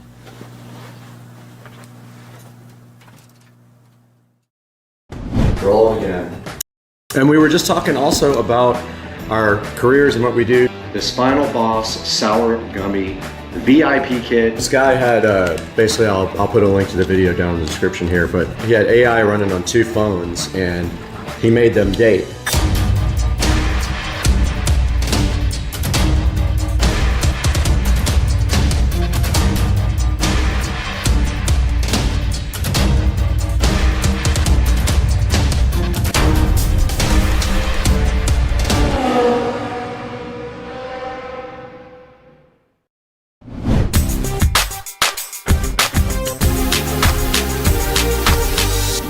Hey guys, welcome to the podcast. I never thought that we would finally get together and do a podcast, but we have the crew here today in Supercar Street Racing living room. On my left here, we got Jared. You guys all know Jared from the videos on the channel where he built that Lego play button that's sitting right behind. And actually, that probably should have been in the shot somewhere. And then we got Todd. This is my neighbor, Todd. We met the other day. He is a supporter of the channel and noticed that we live in the same neighborhood, which is crazy. So Todd's over here. You guys all know Joe. He's on the channel all the time. So we're doing this podcast. We want to come to you guys and show you this Final Boss Sour Gummy VIP kit that is sponsored. So Final Boss sent us this VIP sponsored sour candy kit to check out. And I just thought it would be cool. We could get together and kind of talk about things and then try each one. What do you guys think? Yeah, I like it. A little sampling. So the first thing that we kind of wanted to just touch on was like one of the commonalities that we have. We don't have this with Jared, but we have all golf cart stuff going on. So You want to talk a little bit about how you got into golf carts, maybe, and what makes you stay into that area? Yeah, you know, it's an interesting story. So, funny enough, I used to be Brad's next door neighbor. I live right next door. And at the time, my ex-wife and I were just together. We were engaged. And I had a friend of mine that had a golf cart, a little gas golf cart that he wanted to sell. And it was a really good deal. And I remember coming home and telling her about wanting this golf cart. And the answer was very quickly like, we don't need a golf cart. Well, me being, you know, who I am, I just went ahead and bought it and brought it home. And that did not sit very well with her at all. But what was funny about that is when I got the golf cart, it didn't take long for her to warm up to the idea of having a golf cart. So I found her all the time riding around the golf cart, you know. So that was how I got into golf carts. A lot has happened since then. That was probably 15 years ago, I think, when I got my first golf cart. And I've just been a fan of it. When I first got that golf cart, being in this neighborhood, there was only a very small handful of people that had a golf cart. And then it just took off. And then all of a sudden, everyone. And I think that was just a combination of a couple of people in the neighborhood, you know, recognizing other people having them. Yeah. And then Florida just blowing up with golf carts. So it all happened at once. And man, it's really interesting because I was just at the trick-or-treating with the kids the other day. And there was a little carnival around the corner that all the kids like to go to. And there must have been 40-plus golf carts just parked out there, hanging out, having a good time. Big golf cart. It's a mainstream thing in this neighborhood. And it's a lot of fun. So it's fun to see all the golf carts and all the stuff that people have hooked up to their golf carts, and of course talking to people about it, and you know, telling them my story and the golf cart that I have. So that's kind of how I got into it. Well, before we go ahead and talk to Todd and Jared about their favorite hobbies, because you know I'm the same way. I like golf carts, cars, all that stuff, and I know a couple of people over here like cars too. So why don't we dig into the first gummy and tell us exactly what it is? There's a little. And we'll put a picture up on the screen right now of what the diagram is right here. But I guess the premise here is that all of the gummies are bosses in video games. Yeah. They'd be the final boss at the end of a video game. So what's the first one you want to try here? Well, what yes. What are you interested in? I looked over this real quick, and it's definitely geared towards children and like gaming. What they have here is 3 different flavors. So they have strawberry, blueberry, and cranberry. Okay. And then they have levels of sourness that go up as you go along. So what I figure is we could start on any particular flavor on level 1 and just work our way over. So in here, they give you 2 packs for each particular flavor. Okay. So we can start with the first one that just happens to be Final Boss, and this one is sour cranberry. And that is the, I got to read this from the front, Arachnothorn, I think is what it's called. So, yeah, that'll be the first one. What do you say? Want to give it a try? Yeah, let's break it open and see what these guys think about it. All right. I'm curious. I've never had sour, like super sour candy at all. No, I don't know about y'all, but I love sour candy. Do you like it? I'm a big fan of sour candy. Is there multiple in each? Yeah, there is. I haven't checked it, but I felt, and I think there's probably like 8 or so in each packet. So after we get done make sure with you this, touch all of them. We're going to go ahead and give these to the kids. Well, this is interesting. It looks like a cranberry, like a little cranberry too. Okay. So that's interesting. Well, just emphasizing these are not 420 set. Exactly. Well, you have a cranberry running around here somewhere that I dropped. You'll find it later. They look like real cranberries. And they taste like real. And it tastes like a real cranberry. It's made out of real fruit, is what it says. Well, yeah, we forgot to mention that. So let me turn this around real fast and I'll put it back. High in antioxidants. That's good. Epic sour, it says. No artificial ingredients and uses real fruit. So that's good. I actually like that. Really good. Yeah. Jared, what did you think? I ate like 3. You already ate You struggled? They're great sour. You think so? I keep leaking. That's level 1. That's That's interesting. only level 1, yeah. You're in trouble. It's got some sourness to it, but I guess everybody's taste buds are a little bit different. It's sour, but not that sour to me. But for him, like, it's interesting that he finds it to be very sour. Yeah. The flavor, though, It's really good, though. is super good. Yeah. I'm a fan of that What a great source of fiber. So between each one, we're going to wash it down with a little bit. Yeah, we taste forgot of to talk bourbon. about that. What are we sipping right here, Joe? Yeah, I think you poured us a little Angel's Envy, right? We got some Angel's Envy here. Very good. And we have a bottle of Buffalo Trace, and we have some Eagle Rare. We have a little bit of Eagle Rare left in the bottle, which we'll probably save for the last when we destroy ourselves with the most sour candy inside the box. Yeah. Yep. Now, also, there's 2 other ones that aren't even released yet that are going to be the highest level of sour, and they have not been released, and they're on the box right there as mystery items. Yep, they got a level 4 coming, and then the final boss. So it'd be interesting to see if we get an updated package with different flavors. So That would be interesting. Hey, first one, I thought it was delicious. I did too. Fan of it. It's really good, yeah. Todd, tell us about your favorite hobby. Is it golf carts or cars or something else? Probably golf carts at the time, cigars as well. Oh, okay. He would get along with Rich across the street. Absolutely. He loves cigars. Yeah. To kind of follow along with what Joe said, got into golf carts probably because of FOMO. The neighborhood blew up, people all over the place with golf carts, and I got my own. Kept it for a while, did a lot of modifications to it, and then ended up getting rid of it and kind of missed it. So then I went back and bought another. So it's start the process over again, do some modifications to the new one. But it's a lot of fun, man. Yeah, And it's how I met you, you both now too, because that's how I found your channel, Brad, that looked for a specific modification that you had done to your cart. Had not found any other videos on it anywhere else. And when I found you, saw you riding through the neighborhood and realized, wow, that's my neighborhood. So, you know, what's interesting about that, Todd, is that I looked for a video and I came across this guy, and you might have seen him before. He was actually on a farm. okay. And I think he got the Mosasor battery free as well. Okay. But it was such a bad video. There was nothing about installing it. He literally just threw it in the cart and said, okay, that's the video. So Right. I thought it would be, better if we did something.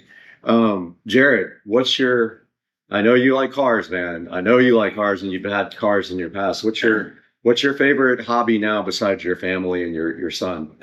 Besides them, building Legos is my go-to. So that's true. That's your big thing. Yeah, big Star Wars fan, and then that brought me into Lego, and then throughout that I developed cities, and now I have my own city. He has a closet in his house with the entire countryside. Yeah, my wife was nice enough to donate the closet. Yeah. Thanks, honey. I've always known he's been into Legos, and it was really cool to see the video where he helped put the button together. Yeah, he put the play and just button. to watch you completely start to take the bag, separate, you could tell this guy knows what he's doing. He's got the He had experience. everything all parted out. He knew what to do, and then immediately just started. Did you do that by eye, or did you look at the? I'm trying to remember. You looked at the I read directions, the instructions on but it. you read it quickly and knew where everything was. I thought it was pretty cool. It was pretty easy build. But Yeah, it was enjoyable. It was a good way to spend a work day. Right, exactly. What happens is I get emails from YouTube saying that after I achieve a certain amount, they offer me a gift. Okay. So the bummer is, by the time I get to the email, even though it's 2 minutes after getting sent, most of the stuff's gone. Okay. Yeah. There was a neon light that I really wanted, a neon play button, but I ended up getting the Lego, which I loved it, and then I bought that little pedestal to spin it around with. That's the story of that. So, Definitely put that on the camera. yeah, absolutely. I don't know why I didn't put it up here before. Yeah, it should be spinning right here. So, That's Jared, aside from the Legos, that's it. That's kind of your fascination. Yeah, right? being a dad Being a dad, that's a tough thing. takes up most of the time. Oh yeah. And we've been stepdads to your son. Yes, Both yeah, of us. yeah. Uncle Brad. All right, so let's try another one Let's of go. these gummies. So what's next on the list? All right, so same level, and we're going to try the blueberry one. Oh, I'm excited about this. And it doesn't have the name on the front, so I got to look on here. But it looks like I'm going to turn this a little bit so I can see this a little bit better.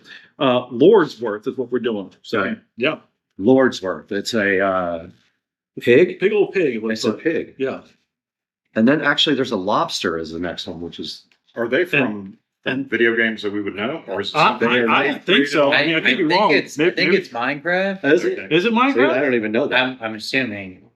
We're It gonna looks like Minecraft. We're gonna have to Google it. pixelated. All right, so these are Whoa. blueberries. man.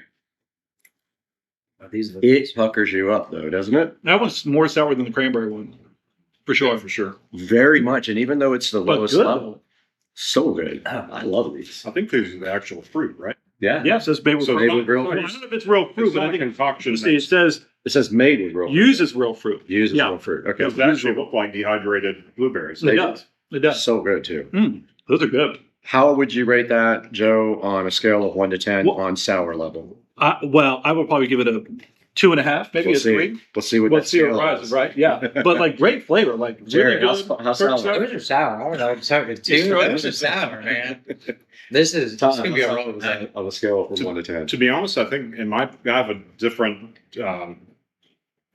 set of taste buds maybe, but it's probably about as sour as the first set. So it's It interesting. really didn't go up in scale for me. I wonder if Well, it's the same if scale. having that pandemic thing that we're not going to say the name of Yeah, right. is affecting anyone's taste that had it. Because I wonder if it was different before that. No, I don't No? think so. I don't have any side effects. Like talking about I- hot food, I eat tons of extraordinarily hot food before. Do it today, and nothing's changed. Okay. Well, that was actually pretty good. Yeah, I like that one. So I kind of just want to introduce everybody and what they do in their regular life. We won't get too specific and give out job locations or anything, but Jared, what do you do every day? I bartend for a living. You bartend? Yeah. I guess we are your biggest customers. Yeah. We're there. That's a great question. Favorite. Maybe not the best. There's a group. There's a good group. Yeah. We go probably, we'll bring you next time we go. We probably go if we can, we go every Saturday and Sunday and sit with him and have breakfast at Broken Egg, have a lot of drinks and the drinks keep flowing, and then we don't drink and drive home, we Uber. Yeah, so we met Jared. How long ago now has it been? A little over a year. A little over a year. Yeah. I've been at my same spot for going on 4 years now, and I've been in the industry for 15. Mm-hmm. Wow. Yeah. So all the fun stuff from food running to where I am now. I got tricked into managing. Mm-hmm. So don't do that. Over that. But it's a great gig for you, right? It's done very well for you financially. It's from what I understand, right? Yeah. And just like anything, it takes time. Yeah. Developing relationships is number one, and Mhm. then also like just being consistent. Yeah. So you got a pretty good regular base of people that come. Yeah. It's A lot of regulars. and you'll find them everywhere, which is great. And there's always good people that help pass the time. Yeah. So you mentioned a little while ago that you, I know from talking to you that you're into vehicles. You like cars, right? And you're used to I've crashed be more. You crash a lot of crashed cars. You're into crashing them. Yeah. Okay, all right, that's fair. Yeah. But would you say that that's a passion of yours, to own a fast car or drive fast or anything like that? No, I wouldn't call it a passion. Okay. It's who doesn't want to go fast? Mhm. Right? You know? Yeah. I think it's a True. man thing. We did that- it last night. Yeah. In the Tesla. Yeah. Or the other night, whatever night it was. All right, so I'm going to go ahead now and move on to this next liquid, and it is Buffalo Trace. I'm going to go ahead and pour myself a little Buffalo I'll take a little Trace. bit. I just finished this one off, which by the way was really good. But Yeah. I'm going to kick it up a notch. And put it don't in do it. that. I'm going to put it in it. Oh, So I want to see what this tastes like with a little bit of the blueberry. It's actually spider. I will just do a regular pour here. It's a cranberry. You sure would That's you the wouldn't like cranberry, a the first one. Is that the first one? sour? Yeah. right. Okay, so that's the pig. That's the blueberry. What's this next one we got? Yeah, so we already did this one. So, all right, on to the next one, because I know we're going to be put for time here, so we don't try to keep on track here. This is the strawberry, and this one is Beaster. Okay, let's see what the strawberry. I love strawberry stuff, so this is going to be my favorite one, I think. Maybe not as we go up the scale to the death scale, but I think that I'm going to like this flavor. Let's start with strawberry next. So, what's the name of this one? Beaster. Oh, Beaster. As soon as it hits your tongue, sour. Oh, these are huge, too. It's the coating. Oh, they're sticky. Yeah. Oh yeah, wow. Flavor's good. Really good. I do have a napkin here. They are sticky. So, guys, I just wanted to touch briefly. We talked about what Jared does. Todd, we have something interesting in common.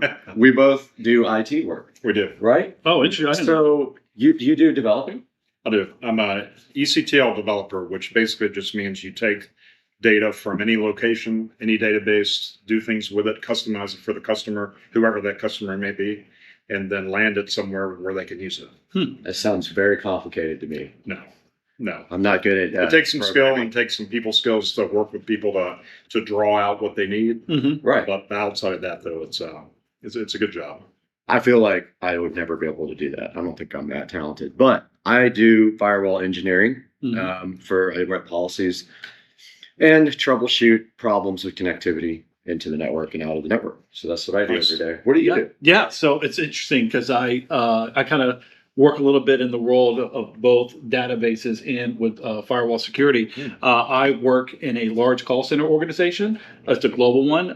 My specifics is third-party collections, first-party work as well. Okay, yeah. So we call, on behalf of very large, what we call original creditors, which could be your large phone carrier services, automobile manufacturers, things of that nature.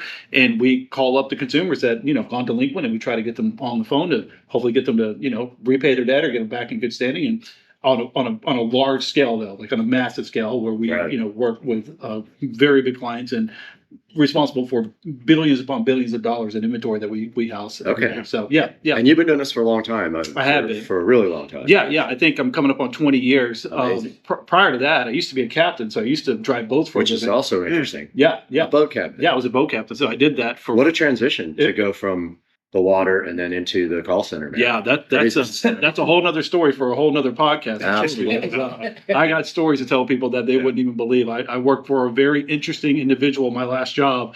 I don't think we can even talk about what happened. Probably not. No. Wolf of Wall Street would blush at the stories that I would probably tell people about. I heard about that.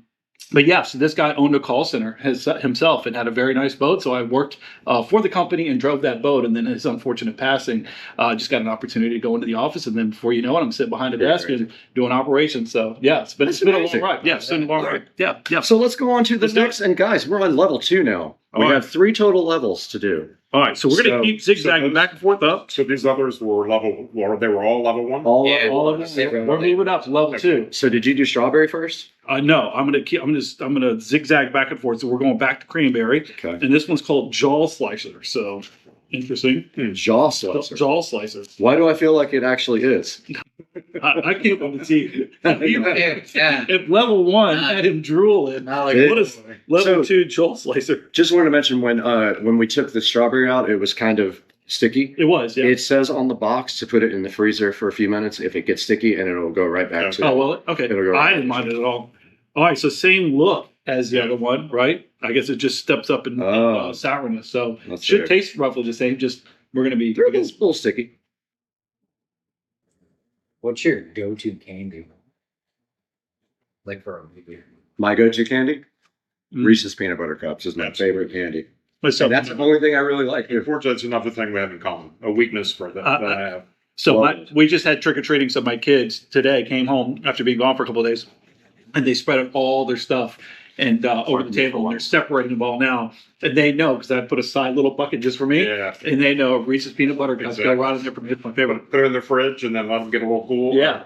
Love that. Awesome. All right, so that one was a little more sour, but I'd say it stepped up for sure. But I want more sour. I like sour. Yeah, so I can't wait for level 3, but that's good. It's still good. Yeah, it was good. It lingered longer than the one. Same sourness, but for a longer amount of time. Yeah, definitely. All right, guys, we're back with an unfortunate mishap, but we are going to recap what we've already done here. So we already tried all the level 1s. So we tried the strawberry, the blueberry, and the cranberry, all in level 1. And then we just did the first level 2. Yep. And what was that called? Jaw slicer. We did jaw slicer. What did you think about jaw slicer? It was sour. It was I thought it was the same level of sour, but the sour lingered for much longer. It did. So maybe that's the level. Level 1.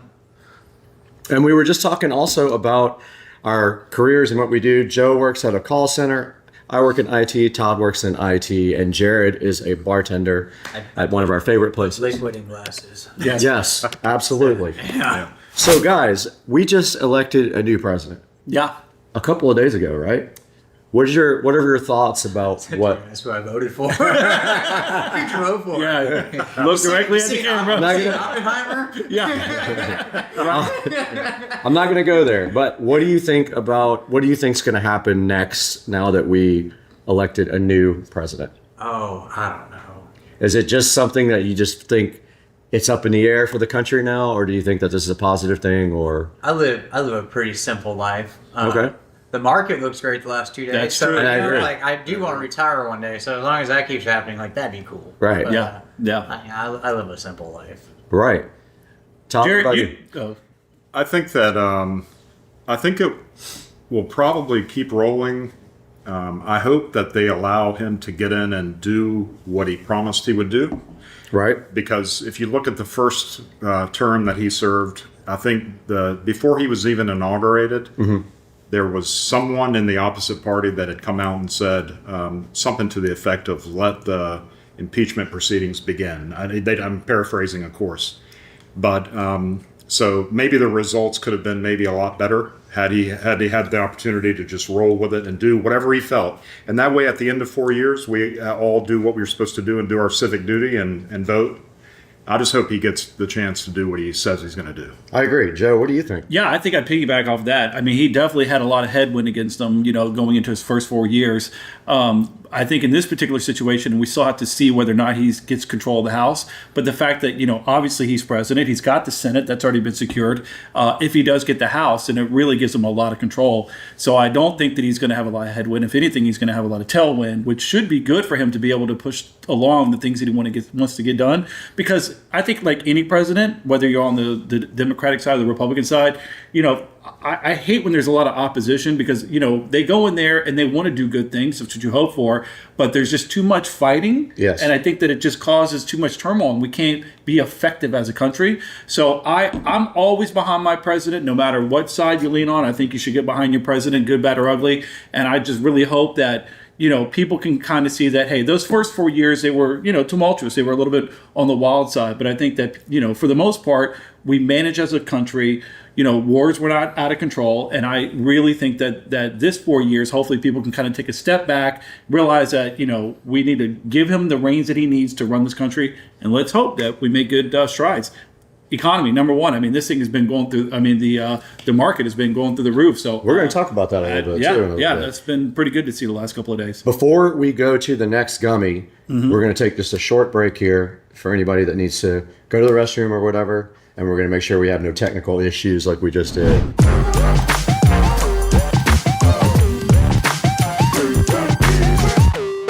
All right, so we're back. We just took a short break, and we are back with Jared, Todd, Brad, and Joe podcast, which had a little technical problem, but hopefully we're on the right track now. And we are on level 2, and we are at what gummy? We are going to try the blueberry level 2 Chelsea. And Chelsea looks like a shellfish. It does. It a lobster. Lobster or maybe a crawfish. Crayfish, depending on. Crawfish. Mudbug. Yeah. All right. Let's see. Blueberry. I did feel like the blueberry one was the most sour the first Same time. look. Okay.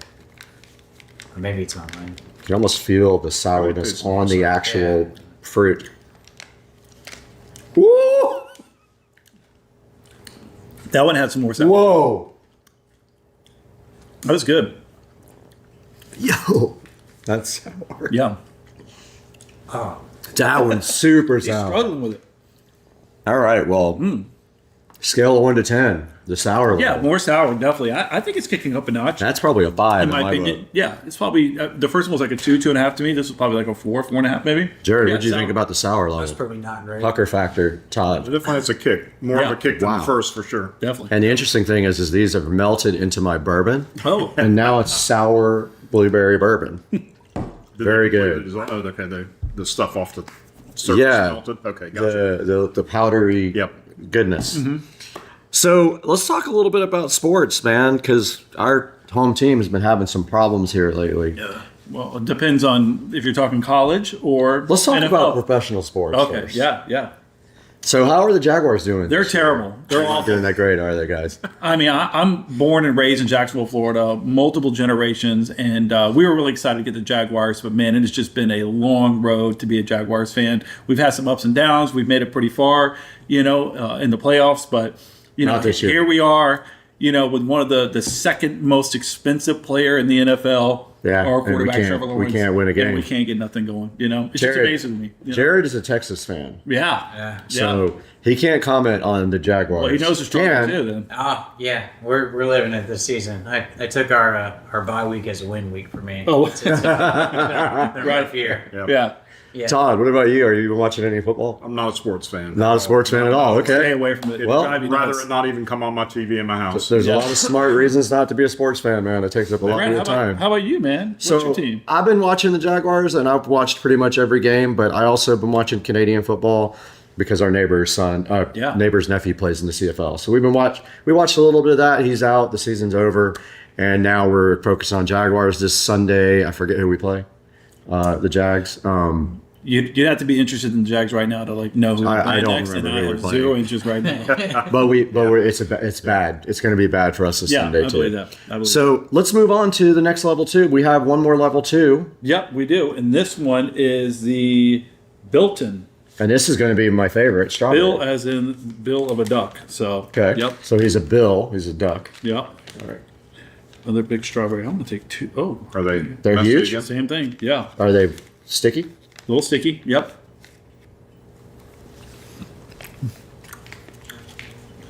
Yo, These look not great. so sour. Definitely more sour. Those are the best ones, man. Those are good. Those are the best so far. That's my favorite. I like that better than the strawberry from the other level. Jared, what do you got going on over here? He's got a whole pie over here. Is that for He's later? eating them the whole time. He's taking 4 out at a time. Yeah. He eats one and they put the rest in the mouth. Yeah, that was sticky. That definitely has a little more kick. That's good. Dude, that's But again, probably 7 on Probably the the best scale. flavor though. I think So they got the good. best flavor of strawberry. It's really, Okay, really good. Jared, what do you think? You like it? Trying to chew. it's, feel it right here. That's it. Yeah. Oh yeah, Yeah. for sure. That's intense. Mm-hmm. That's a That's a good lot. stuff. Yeah. That's about a 7 on my I'll bunker. say the one thing that I like is like the flavors are really good. Flavors are They awesome. taste exactly like the real fruit. Like, Kids are it's gonna good. love these. Yeah, I agree They're gonna completely. love it big time for sure. Guys, did you know that we caught a rocket out of midair a couple of weeks ago? Yeah. They did that. Pretty So, impressive. did you get to see this rocket catch? SpaceX, yeah. And the replay. Yeah. I wasn't there. Yeah. I was watching it live. It was kind of the craziest thing I've ever seen. Todd, did you see this? No, I normally stay on top of that stuff, but no, I didn't. So basically, I don't know how much you know about Starship, but it's the next generation fully reusable rocket. They're going to reuse the upper stage and the lower stage. And part of that reusability was originally going to be landing both stages. And they decided that why would they land it when they can catch it with the tower that they launched it with? So they have these 2 things called chopsticks. They look like arms. Oh, wow. That's what they use to stack the rocket when they take the upper stage and stick it on the bottom stage. They caught the ship with the chopsticks out of midair. awesome. So they didn't expect to do it, and they had a plan. If they didn't, they were going to crash it right next to the tower, and everything was going to be fine. But they caught this rocket out of midair. It's taller than a 26-story building. So I'll have to go. Yeah, I was going to say that find was the video. That's the most impressive thing is how tall it was, right? So the second stage wasn't the whole rocket was 26 stories, but I think that was like 18. the booster's stories. pretty tall, Well, it's 300 meters. It's huge, and it's just amazing to watch that thing just come floating back in, and then the technology to get that thing to square up with that. Oh man, it was so impressive. Absolutely I can crazy. imagine being there, hearing that thing. First of all, re-entering, and then the rockets kick off to like, get it to like square. Impressive. So one of the problems with the space industry right now is the regulation. That's why they're talking about making Elon Musk the efficiency control person in the government and appointing him to handle government spending. The point being that if you're spending people's money, you should be fired if you're not doing it the right way. So Elon wants to change that, and if people are spending our money crazy with buying $10,000 parts that are $5 parts, they're going to be fired. But that's something that we have to look forward to. But also the government, the regulations and the process of getting a launch license is so insane that it's slowing down our ability to do these launches. Yeah, and not to get political, but that's one of the reasons, amongst other things, that Elon Musk was very Big supporter, volatile. yeah. I mean, vocal, I should say, with Donald Trump in the election because of the whole issues that he had, and I forget the name of the department that oversees the licensing for them to be able to FAA, right? And I know that they were giving him a pretty hard time. So there was a lot of things that he was upset about, but it'll be interesting to see. I mean, this cabinet that Donald Trump potentially is going to build out is got some really interesting characters in it, from JFK Jr. to Robert Kennedy, I should say, I think, Elon Musk, and a few other people. So it's a diverse crowd. I mean, of all different parties, all different backgrounds. So pretty interesting to see what'll happen. And Elon has proven he can drive costs down on everything. And one of the things about the Starship that the government doesn't understand and know how to do is they reiterate and then they fly again, and then they reiterate and they fly again. They don't have to wait for approval from anybody to make changes to the rocket and fly again and test. And if they fail, they make changes and they fly as fast as they can again. And that's kind of what is driving the success of SpaceX. Well, it's private, right? It's not NASA. It's private. That's the biggest thing. Exactly. Yeah. And the biggest NASA contract. And not surprising that they've had some major steps in this process, because nobody's there to tell them what they can and can't do. Yeah. All right, let's move on. We got to go to level 3. Yeah, exactly. All right, we're on the highest level. All right, so this one is Clarissa. Clarissa. And we're going back to the cranberry again. It's a cat. The bags look scary. Yeah. This is They a get green darker, one. more scarier, right? Yeah. All right, here we go. Hopefully the Yep. camera's still working. Okay, it's a cat. No, it's a fox, I think. Yeah, it looks like a fox. Fox?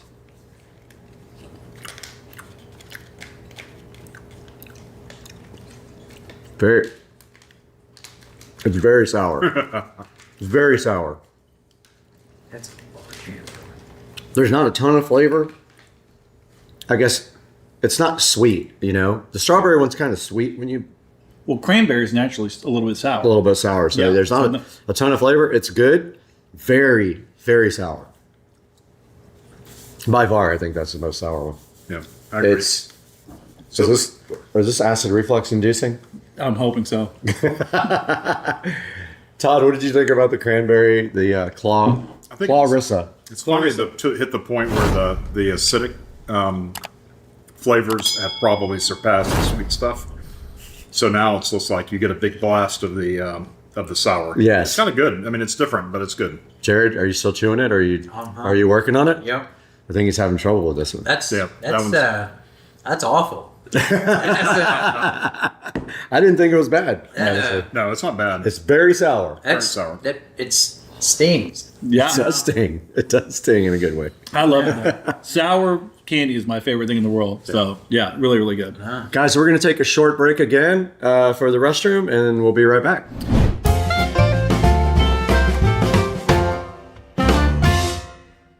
All right, we're back on the podcast. We got Joe, Brad, Todd, and Jared.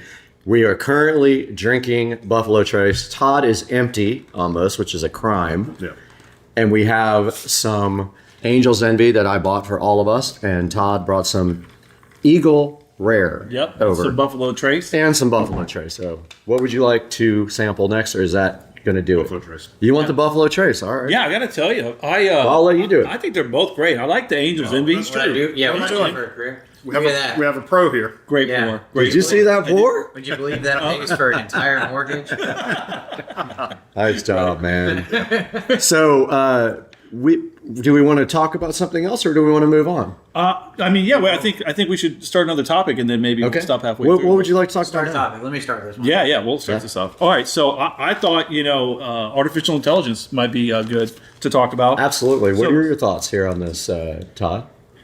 I watched all the Terminator movies. Okay. Yeah. So you feel like that's... I'm not saying I'm against it because I've found some things that I've used some of the artificial intelligence stuff for that Okay. that are kind of interesting. Okay. But I also think move forward with caution probably is a good thing. I think that's a good idea. Joe, what do you think? You use it every day. Yeah, in a couple of different ways. But, it's really interesting. I wrote something for our company a couple of years ago about artificial intelligence and my thoughts on it. And I'm really apprehensive, right? I think it could be the best thing that ever happened. It could be utopia, or it could be the demise of us as, a human race. Very scary to think. And you're already seeing things. Brad and I, we had chuckled the other day at a video that you sent me. Maybe you talk a little bit about it, about the two artificial, I don't know what you would call them, right? They were Not just humans. They were just This guy had basically. I'll put a link to the video down in the description here. But he had AI running on two phones, and he made them date. Really? So they go on a date and they have sex and all that stuff. Oh wow! Just like they talk to each other the whole time, and they like build a garden together. And then The Sims. yeah, and then in the next video, he told them that he wanted them to invent a new language that they could communicate more efficiently in, and they started making sounds instead of talking, and they were making clicks and pops and stuff to talk to each other. It's insane. I'm gonna have to watch the video then. Yeah. That sounds. Where's the right here. the sticky thing? Was it this one? Yeah, that's yours. All right, so we got to talk about this one, right? Yeah, it looks. Yeah, which one is this? Yeah, that was that was Connie. Okay. Looks like a rat or something. I'm not sure what it is. Looks like Splinter almost. Oh, it is a rat. I think it's a rat. Yeah, but good, sour though. So good. Yeah. I think the blueberry still has a good flavor. It's not the acidicness isn't overpowering yet on that. So you guys, I know you do a lot of day trading, right? So tell us a little bit about your current theories about doing day trading in this market when we just had two of the biggest days in the stock market. Yeah, all been time. 2 great days. Sadly, I've been so busy with work that it's hard to find time to dabble in it. And I'm always a little bit nervous, especially right around the time that, the election's happening. So I kind of pull back a little bit because everything's a little volatile. But one of the things that's really interesting now is that all these videos that I watch, there's no doubt in my mind that we are not competing against one another for day trades. Against people that are just like-minded or, establishments that might do this on a grander scale. We're competing against AI, which is really funny because I think that when you look at this AI is taking things into consideration that we would never, right? Emotional parts of it that we don't really deal with. And I have to be very careful because I truly think that they probably can do things or understand things that can drive you to make decisions about your stock that isn't beneficial for you. And I fear that the days of being able to go in as an individual and just have fun in doing it might be over. I don't know. I get more nervous by the day that I have no control over it and that I can try to have control, but there's just things that if you're day trading, it's a little dangerous. It's one thing to hold on to it. You got a good company, makes money, it grows, long-term conservative. But like if you're trying to do stuff like, Jared and I do, and you're getting in and out and having fun with it, it's a little scary, Yeah. Do you do any stock trading at all? I do a lot of trading, not day trading. Yeah. Okay. I do a Right. lot. I'm in my investment app probably an hour to 2 hours a day. Oh, nice. Watch it very Okay. closely. Have some companies that I read everything I can read about, but Nice. Okay. haven't got into the single day buy it and sell it yet. Well, these guys have a constant day trading Dialogue. text stream going, so I know that they're already doing it. But Jared, tell us a little bit about your thoughts about day trading now compared to 2 days ago I like for the election. I like working really hard to break even. Yeah, right. There it is. Sometimes that's the way it is. Yeah, that's pretty much where I'm at. It's definitely a hobby. I'm in it for the long haul too, but I don't know. I catch myself trading on emotion Right now. and I don't Can be mean to, dangerous. but it just happens. But I'm a big option guy, and I take really, really short term options. Like I said, I work really hard to break even. Yeah. So, I find him and mine, our conversations a lot like gambling. Like I'm always 100%. I'm always quick to tell him about all the stuff that I won, but I'm pretty quiet about the times that I get burned. All right. Guys, we have one more left. One more. This is the last one in the pack, although the first 2 or 3 maybe didn't get on video. We hope we got a good backup copy over here, though. Okay. It may be pronounced Mo or Moo. I'm not really sure, but it's MOO. So I think it's what is it? It's a gorilla. it's a gorilla. Huh. Yeah. Okay, and this is a strawberry. You guys go first. I've been Todd, you go This first. is the messy one. Yep, this is strawberry, and this is probably going to be amazing. is anybody else to the point where their mouth is salivating before they even get to it? and excitement to eat it. Yeah, I me. don't know if that's the term. There's an emotion, but I don't think that's it. I think they're amazing.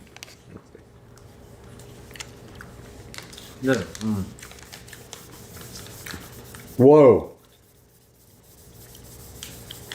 It's got a little kick to it. Okay. Let's get a little bit of a kick. Okay, was that the most sour one out of the bunch? I don't know. I You feel like love the it? strawberries were the best from the standpoint you can get a good taste of strawberry, and I feel like the most sour, in my opinion. I think they're great. I love the Do strawberry. you like that one? I like it a lot. Yeah. I did too. I liked it. I know Jared hated it already by the look on his face. Yeah. Right. At a certain point, this is actually starts burning your mouth at some point, like causing acid, whatever. Yeah. So, let's just talk about a little bit since we're done with the Final Boss VIP kit and we went through all the flavors, most of them on camera. We missed a couple maybe. What are your future plans looking like now for your own self? What are you going to be doing here in the next couple months? Yeah, it's interesting. So one of the things that I deal with a lot is that I've got 2 kids that obviously are very active. One's in cheerleading, the other one's in baseball. Yeah. Carter's baseball keeps me very busy, so we're kind of in prime time for our fall season. So a lot of what I do is just running around and doing travel with them. Sometimes we go out of state, sometimes we stay close by. But it's a lot of baseball is what I deal with right now. And I love it. I was very athletic when I was a kid. I wasn't in a position financially, my parents allowed me to play a lot of sports. So I live vicariously through my son, and it's a lot of fun to watch him grow up, you know. But now it's costing me all the money because I have to pay for everything, right? Yeah, it's expensive. So, yeah. Mm-hmm. Jared, what are you going to be doing here for the next couple of months? Just the same thing you're doing now, or you have any plans?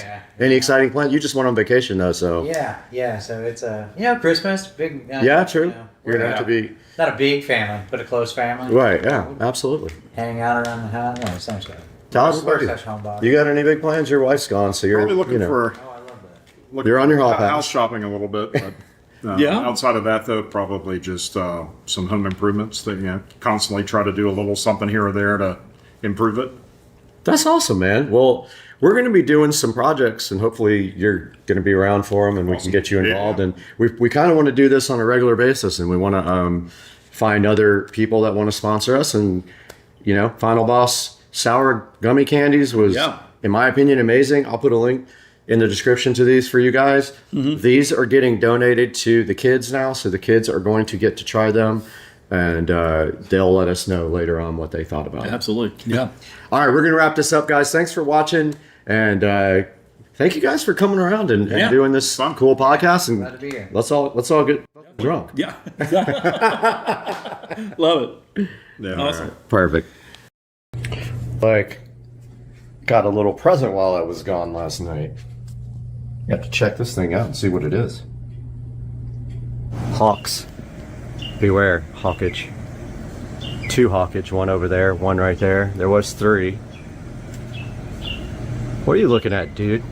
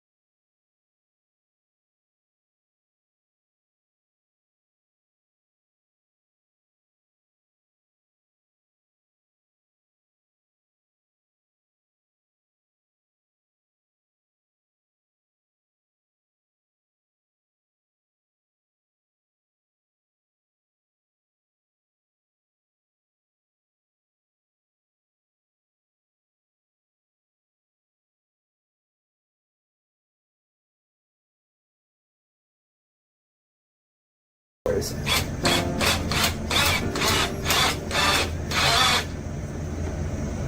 Okay. Got one of those in.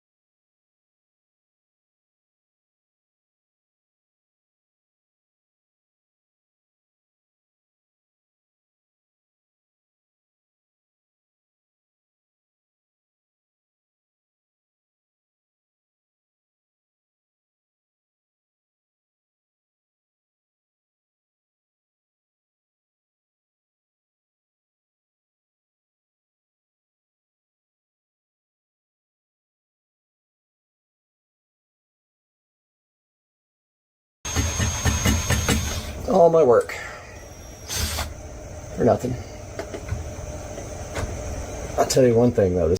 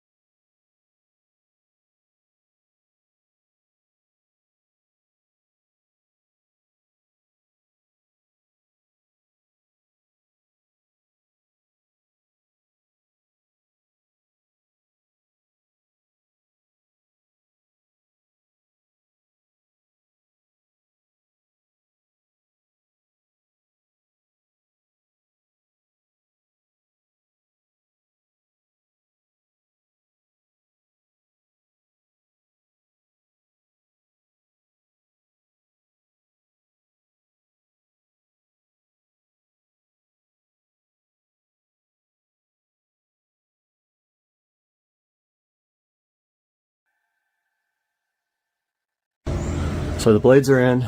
It's pretty low. I could touch it if I reach up, so that's probably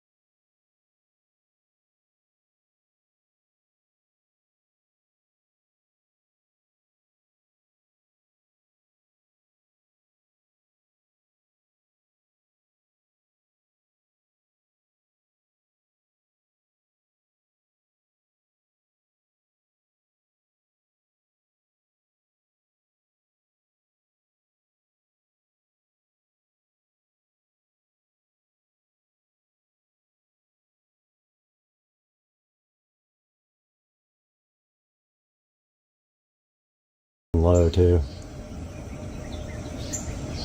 It's actually not that low. Just warn people that come over.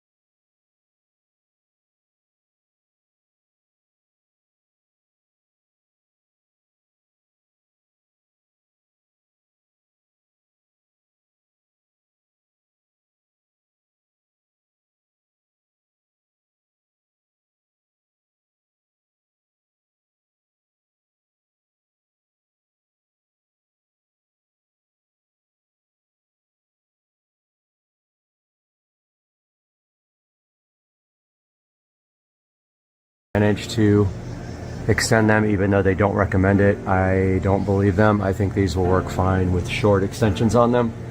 I don't know what kind of wires those are. Honestly, I don't know if I'll be able to buy some or make some. For now, this is gonna have to do. I kind of wanted one on each side in the beginning, but I wanted them facing down, but I don't want flicker, and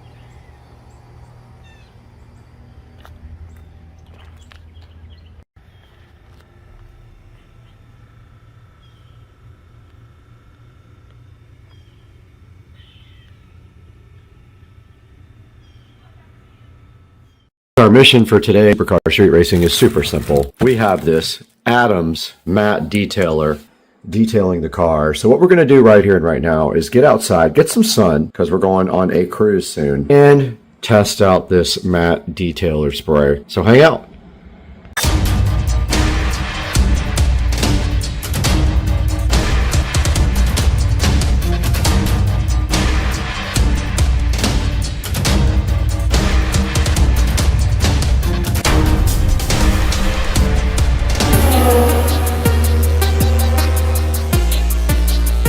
Today on Supercar Street Racing, we are testing out the Adams Matte Detailer Spray. We already had the All Set Auto Interior Protectant, so we need all this stuff, and we do need a bunch of rags. We'll set you guys up here, and you can watch me do the full detail on the outside of the Tesla Model S Plaid. Let's do this.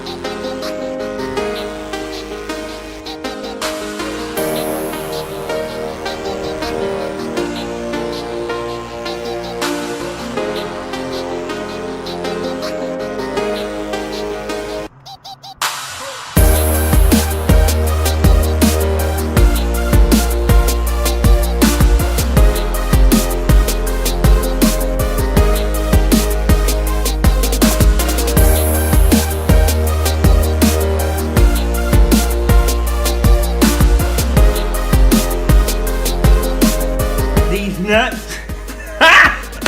Got him. Got him. Oh. Whoa. Whoa.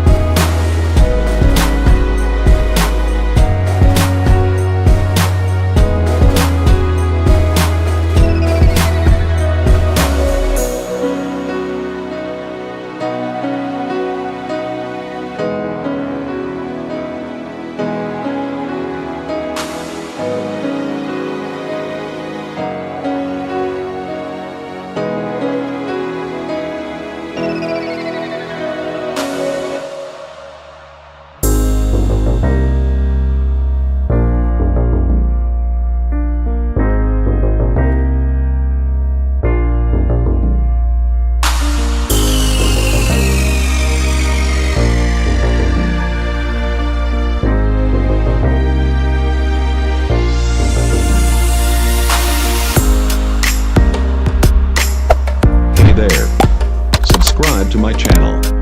And also press this bell icon.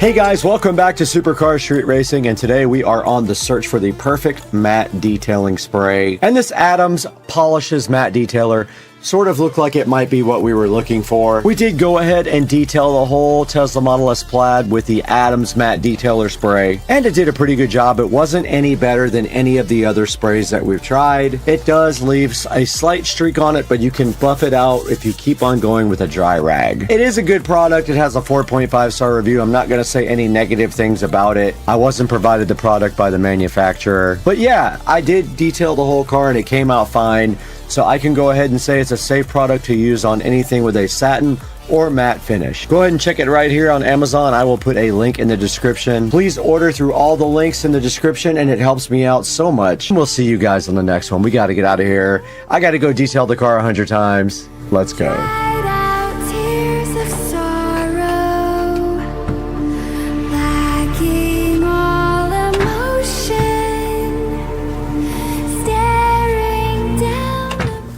Hey guys, Supercar Street Racing, early in the morning. It's cold, freezing, and here is the club car precedent. Can't talk this morning, still half asleep. But we are actually going to be plastic dipping this guy today, and that's going to take some prep first. And I haven't decided whether I'm going to spray the trim while it's on the cart. That means if the cart was ever taken apart, the trim would peel off the dip, which may not be great for a lot of things, but if I do the trim separately, I have a ton more taping and all that, so I'm thinking of just spraying the whole thing and just not worrying about it. I'm not going to take the back off either, just try to spray underneath there as best I can. But I do have some taping off to do on the taillights, or either remove them, one or the other. So probably removing them is the best bet. It only looks like there's a couple of screws there. Looks like they're actually held in with like wood screws, but yeah, I'm gonna get busy on that and prepping right now, and that's what's happening on the channel today.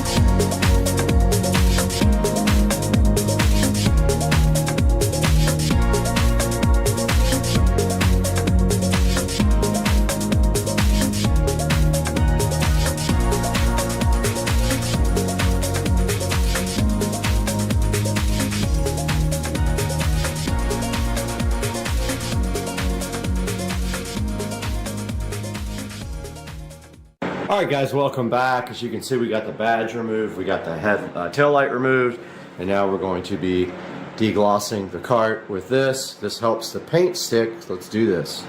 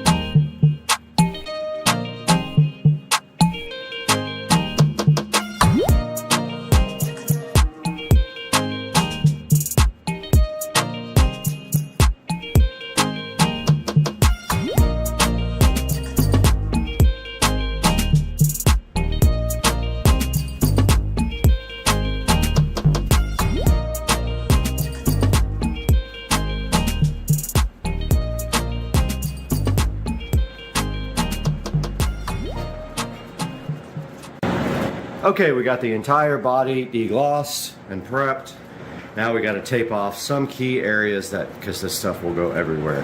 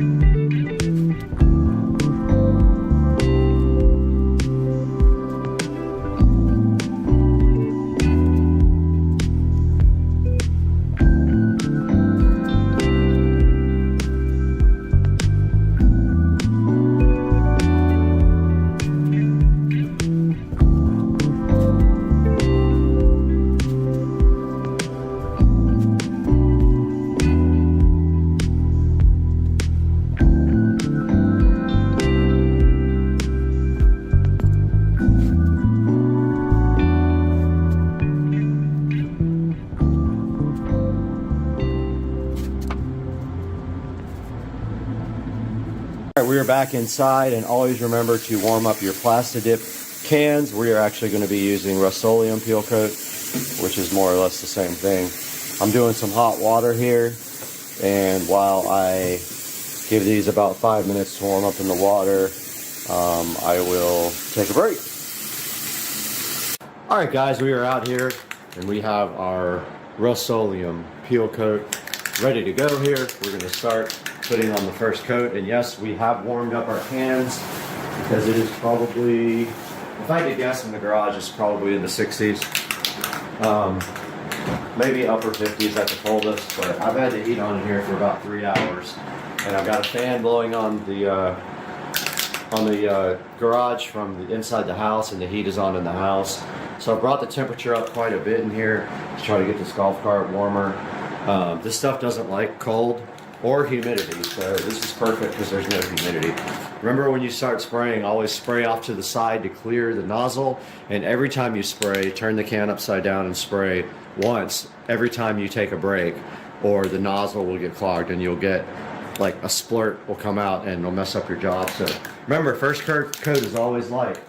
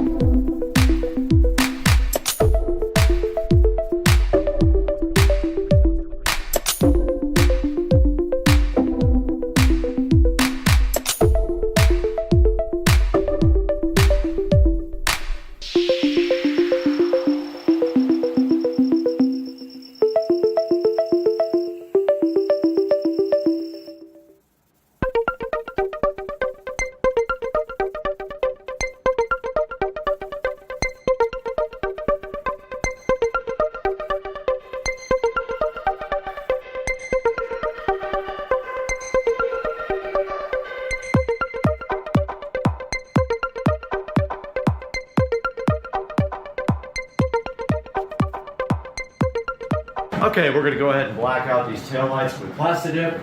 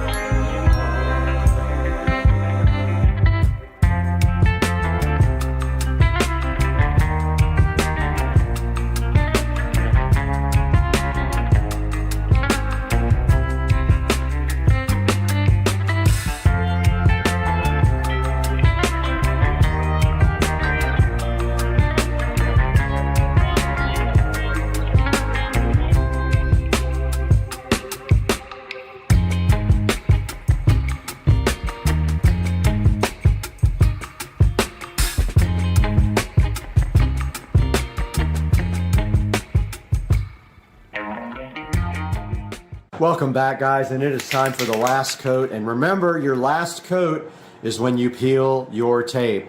The Plastidip has to be wet when you peel your tape, or it will peel up your actual dip. So you peel immediately after you put your last coat. We do have a few issues here where the Plastidip didn't stick, and I see a hair in it, which is driving me crazy, but I can't get it out of there now without peeling up the dip. So here I go. I'm going to put the last coat on and peel the tape at the same time.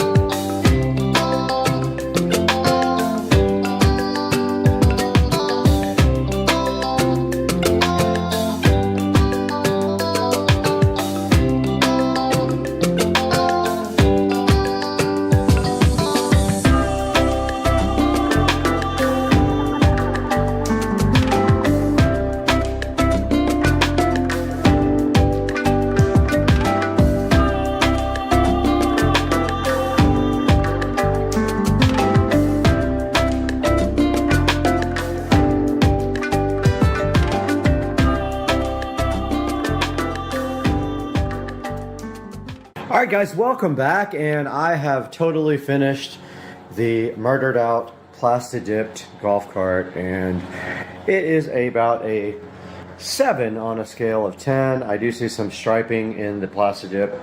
You can see there, not sure why that happened. Didn't have great results with the Duplicolor plastic dip. I have better results with the original plastic dip stuff, but for now it's good. If I ever want to take the real plastic dip and do another coat here, I could try that. And I got the taillights all murdered out as well, and it looks awesome. And I did get the windshield back installed, so here is a look. I went ahead and dressed the seats, and I dressed the tires. The dash is not fully in yet. The mat is on order, so that'll be here within 2 or 3 days. And this is the murdered out Batmobile cart.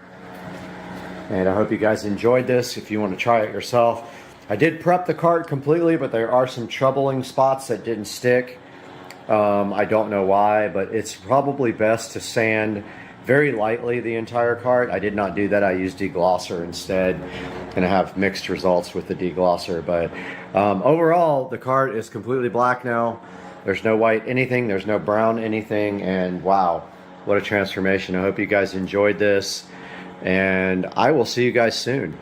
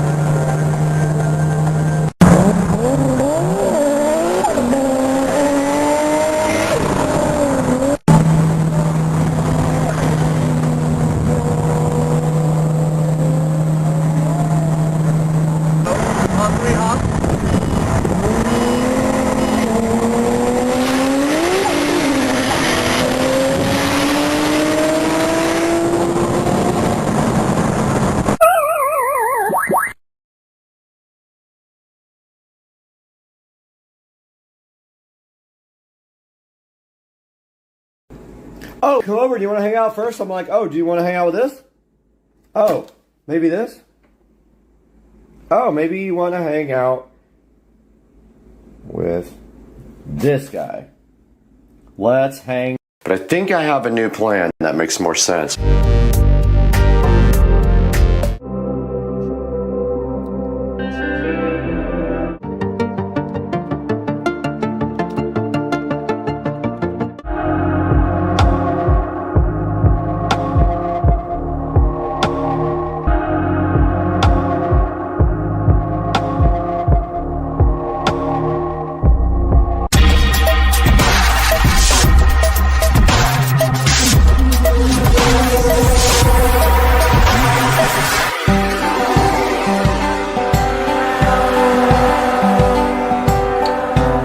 Alright guys, we are here in the bedroom with the brand new Bi-Cold smart mirror that we are about to unbox. And I'm looking for my scissors or the SCSR knife, but I can't find them. So let's use this drywall saw. So what we're doing today is we're going to unbox this guy. We're going to take a look at the back and the mounting because I've already done 2 of these, so I kind of understand, but I've never done a wide one. And so we're going to look and see what the mounting mechanism is, but it's usually like a metal bar, and then you put that on the wall, and then this just hangs from the metal bar, but we also have to do electric behind it. So let's see what's in this box now as it dirties up my nice white comforter. All right, first of all, it is boxed nice and secure. I almost have no energy left, man. Been a crazy couple of weeks. It's like people running over my stuff and stealing my stuff. So you guys don't know this, but my pavers all got stolen last night by some guy who thought he could just pull up and get my stuff. So all the pavers for the new mailbox are gone because somebody just thought it was cool to go ahead and steal something without pulling up and asking if it's actually junk or not. And they're brand new pavers sitting on the driveway and they are gone. Gone. All right, here's the mailbox. Ha! Edit.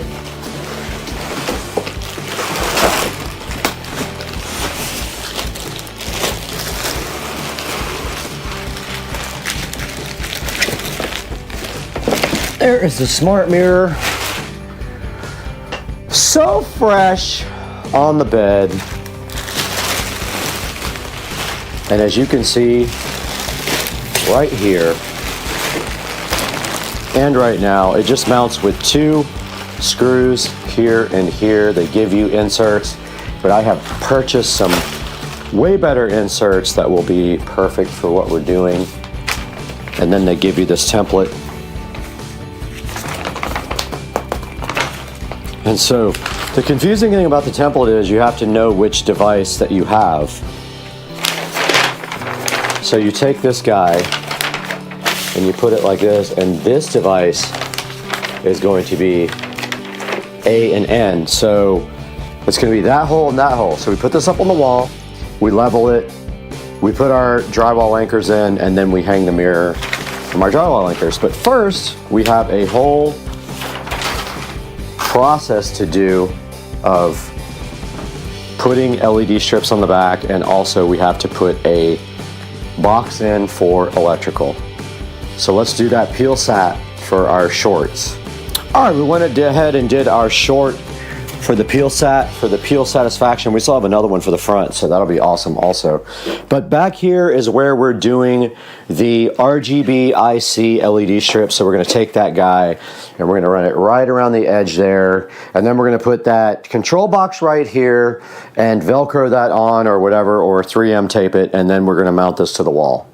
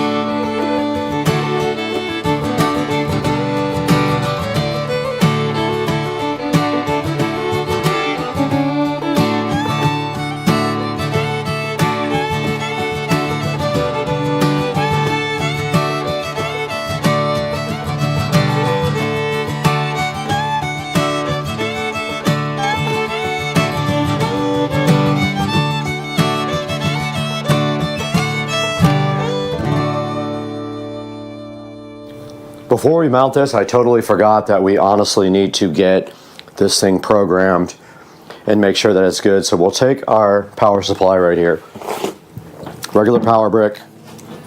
We're going to go ahead and plug that into the wall, open up the Govee app, and get this guy all set and tested before we actually mount this. The last thing we want to do is take the mirror down if we have problems. So let's get this thing powered up, powered on, discovered in the Govee app, named, hooked to Wi-Fi, and see what we have available. So let's do that now. We got the power cord here. It should come on when we do this. It did, so it does actually work. And it looks like it's set to audio, which they all kind of default to, but let's open up the Govee app. We got the Govee app open here, so we just have to discover new devices. So you hit the plus. It already knows it, so we add. It's probably going to want to update the firmware. Let's see.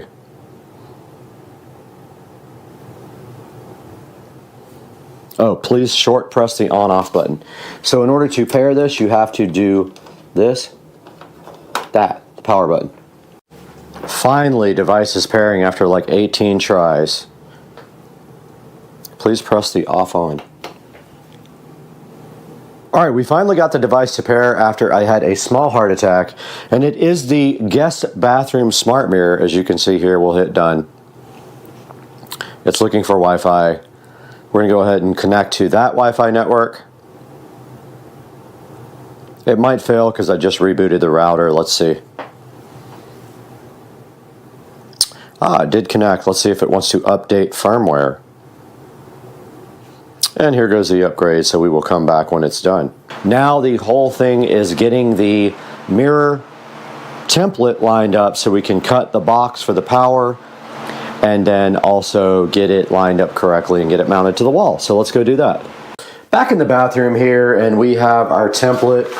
Sorry if it's echoey, but basically I have also reskimmed this and just sanded that, so they need paint before we do anything. But I guess that's kind of the next step. We wait for this to dry, wait for that to dry, paint both. And then this needs to go centered. I think C is the center. And we know the light's gonna be like right over the stud, so we're gonna do that right like that, and level this template out, put it up on the wall, and then put our marks for our drywall inserts there. That's the next step.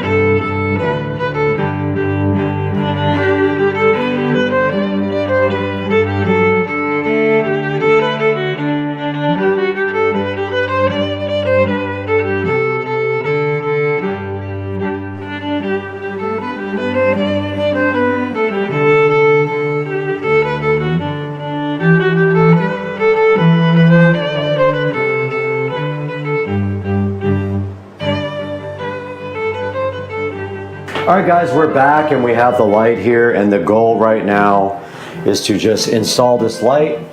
So keep in mind there's a lot of weight on this light, and they give you like pigtails here and wiring nuts.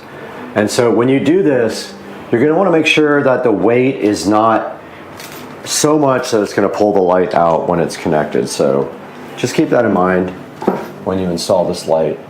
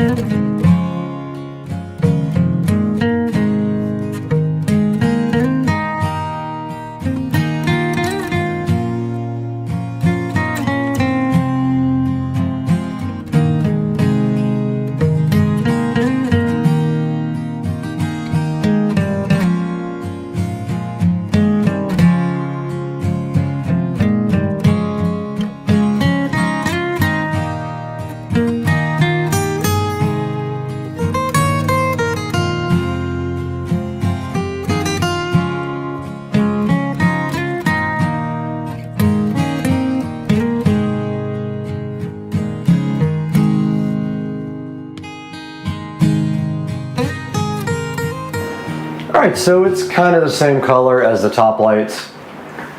No, it's perfect. No issues at all. I just got to fix that little screw hole. This other one's completely covered, but yet looks crappy because I can't ever do good patch. So we have our template up here, and what we did was center up the template with the sconce, or whatever it's called, the lighting. We leveled this guy right here very carefully.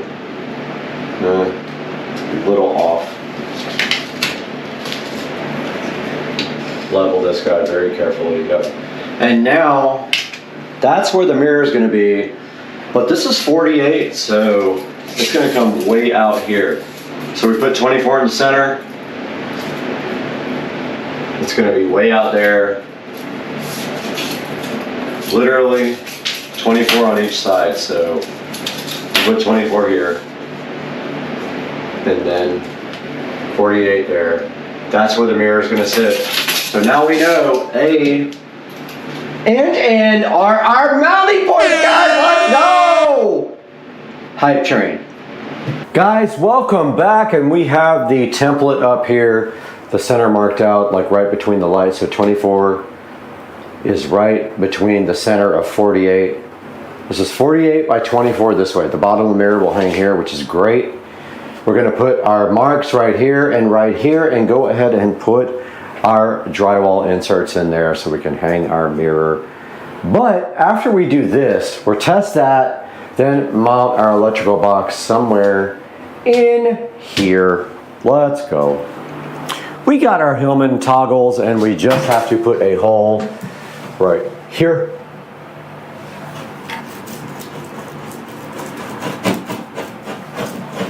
Large enough for this to go through, but not too large for this thing.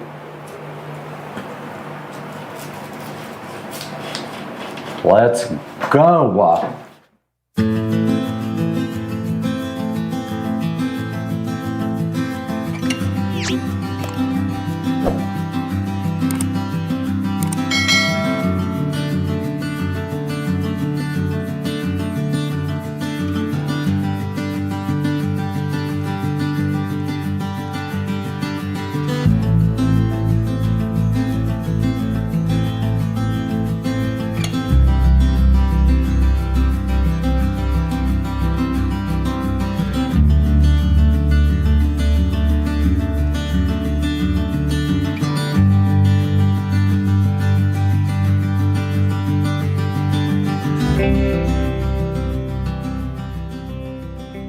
Guys, we're all prepped for our mirror. We have our hangers here, our electrical hole here, our false positive here, and what we're going to do right here and right now is figure out electrical through this hole, and we'll tie it into the back side of the wall. But I need to figure that out now, so I got to make a little extension cord to go through to the wall and make a electrical box, guys. Let's go. All right, so I had a meltdown yesterday and through the mirror after it was broken. And I kind of scratched up my floor, so I ordered a kit to kind of touch that up. But given a little update in here, my receiver microphone is dead, so I can't use the wireless mic. But I got everything painted in here. I got the new light put up yesterday, and I just repatched a couple of holes that were there because it looked terrible. So I'm going to try to do that better. That was my worst thing ever. I got the show mounted in the wall. And now I'm going to put these plates back on and work on this light here. All right, this is the new puck light to replace the one that is there. This one just literally will come right out probably. Yeah, I don't even remember how I got that thing in there, but this is the new one. It runs on 110 volts and it's LED, and this old one is incandescent. So this will be a upgrade for it, and here is the actual new puck light that is going right in its place, and it has a little, oh, that's interesting, it has an in and an out, I guess. I don't really know, I guess so you can chain them. And then it's got on the bottom it has a adjustable color temperature. Very cool.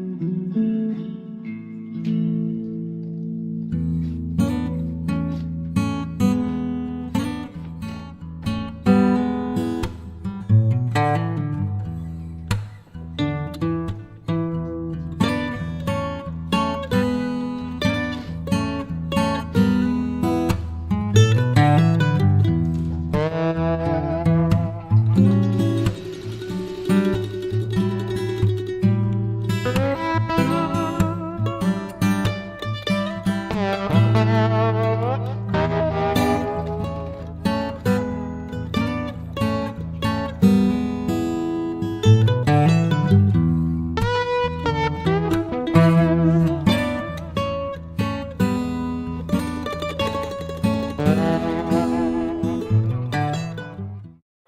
a little T-Mobile update because we wanted to get back to you. A couple of people, 3, 4, have commented on the video, and we wanted to just get back to you guys and let you know that we are going to be moving away from the T-Mobile 5G internet. It just isn't working out for this particular situation just due to the layout of the house, and some other factors were involved. But we are going to be moving this place to Comcast on the 1 gig connection. And there's some factors involved there that we need to talk about at another time, but just wanted to get something out there for you guys to let you know that we're going to be moving this house back to Comcast away from T-Mobile 5G. It's better for business reasons and also the amount of load that will be on the internet. So we'll update you guys when we get the Comcast stuff. But for now, we are going to be moving away from the T-Mobile. And just for reasons of just connectivity and Wi-Fi in a few places in the house, that's the only reason, but no other reason than that. And yeah, we'll update you guys as soon as we know something more. Later, Gators. Hey guys, welcome back to the channel. Supercar Street Racing here. And this morning, monetization has disappeared from YouTube completely. It's not available on the actual page. As you can see right here, it would show my revenue, which is abysmal, but there is some revenue coming in from my channel. I do put a lot of work into it. However, it is gone. As you can see right here, it would usually show your money there, and it has nothing there. If you check on YouTube Studio, it's also gone, which leads me to my next thing here. So YouTube does everything possible to make sure that you don't earn revenue on videos. I'll give you some examples. First of all, monetization is turned off by default on all videos, including shorts. Now, you usually take the shorts with your phone, right? So you would think that you could turn that on with YouTube Studio. It's not available anywhere in YouTube Studio. You have to either trick this app, and well, actually YouTube app, by logging onto a web browser, and it has to be in desktop mode in order to get to the studio part of YouTube, which is where I am right now on this page.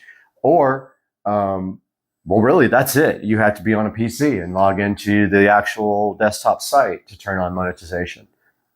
So let's say that you're on a trip and you're gone for 6 months and you don't have access to a PC. Well, you either have to delete YouTube Studio completely, because when you install YouTube Studio, it associates the studio link in the web browser with YouTube Studio app.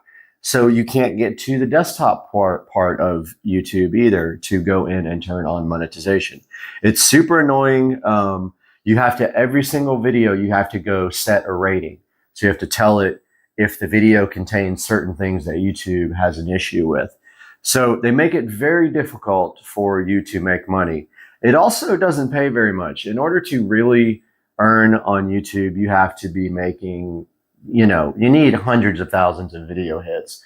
1,000 here and there will not get you any money. You might get $1 or $2 a month. Now you can also earn money on AdSense and things like that. And also Amazon, I earn money from people clicking through my links. So yeah, so I will show you here that monetization is gone. You don't see any money here. If you go to my content, there's no monetization tab available there. If you go into the monetization link, it just says the actual whole setting that says set up in progress. So something is broken today on YouTube. Not surprised, but as of now, we can't do any monetization on our YouTube videos. Guys, all you can do, also, if you go in to try to chat with a rep, it always says, all specialists are busy. Please try again later. So I will put some screenshots up during this video of the monetization stuff missing, and then hopefully they get this fixed soon. I know a lot of people are probably emailing and calling them. It's probably a bug in their code. It's not your channel, most likely. If you don't have monetization options, hopefully it'll be back soon. Guys, thanks so much for watching, and I wish it wasn't so difficult to try and just pay for basic things with YouTube. I wish I could just make enough money to pay for a new camera or things like that, but unfortunately, does not generate that much revenue. Guys, have a great day. As always, thank you for your support, and I look forward to the next video soon.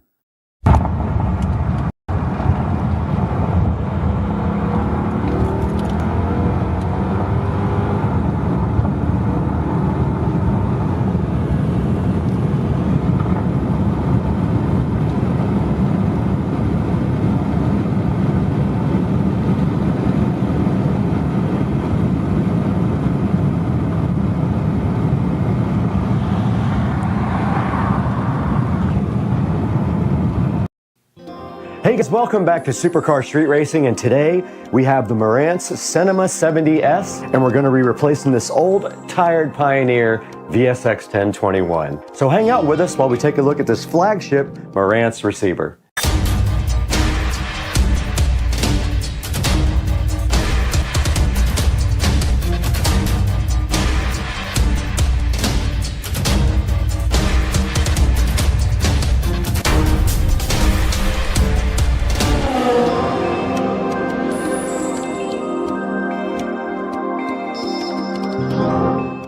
Now, about 1 year ago, we did create this nice 5.1 surround sound system in the Supercar Street Racing bedroom, and we also added this nice big Fire TV from Amazon. It has a UE error 22 showing on the screen, and for some reason the sound cuts out all the time or just gets really loud and blows you out of the bed. So we're gonna have to disconnect this and get this brand new Cinema 70S connected. So let's get this thing unboxed and see what's inside. Okay guys, we got the brand new Marantz Cinema 70S in front of us. Let's go ahead and get this thing unboxed. Now this is the flagship, one of the flagships of the new Marantz lineup. And this is replacing the NR1711 that we have in the Supercar Street Racing Studios as the new updated model. I was a little bit too early to get this model when we built the studio. Let's get it turned around. And inside the nice packaging, very, very nice presentation. You can see already, there's a nice Marantz box on top here. There is an Odyssey mic for calibrating your sound. And then there is your power cord. And inside the box here, check out the presentation. We have the remote, the Bluetooth Wi-Fi antenna, some batteries, and a nice quick start guide. And then under that, it tells you how to use the HEOS app to listen to high resolution audio. And then there's an antenna right underneath that for FM and AM radio. Very, very nice. Once inside the box, we see this nice presentation here of the Marantz Cinema 70S. Let's go ahead and get the mic out. This is unlike any receiver I've ever unboxed before.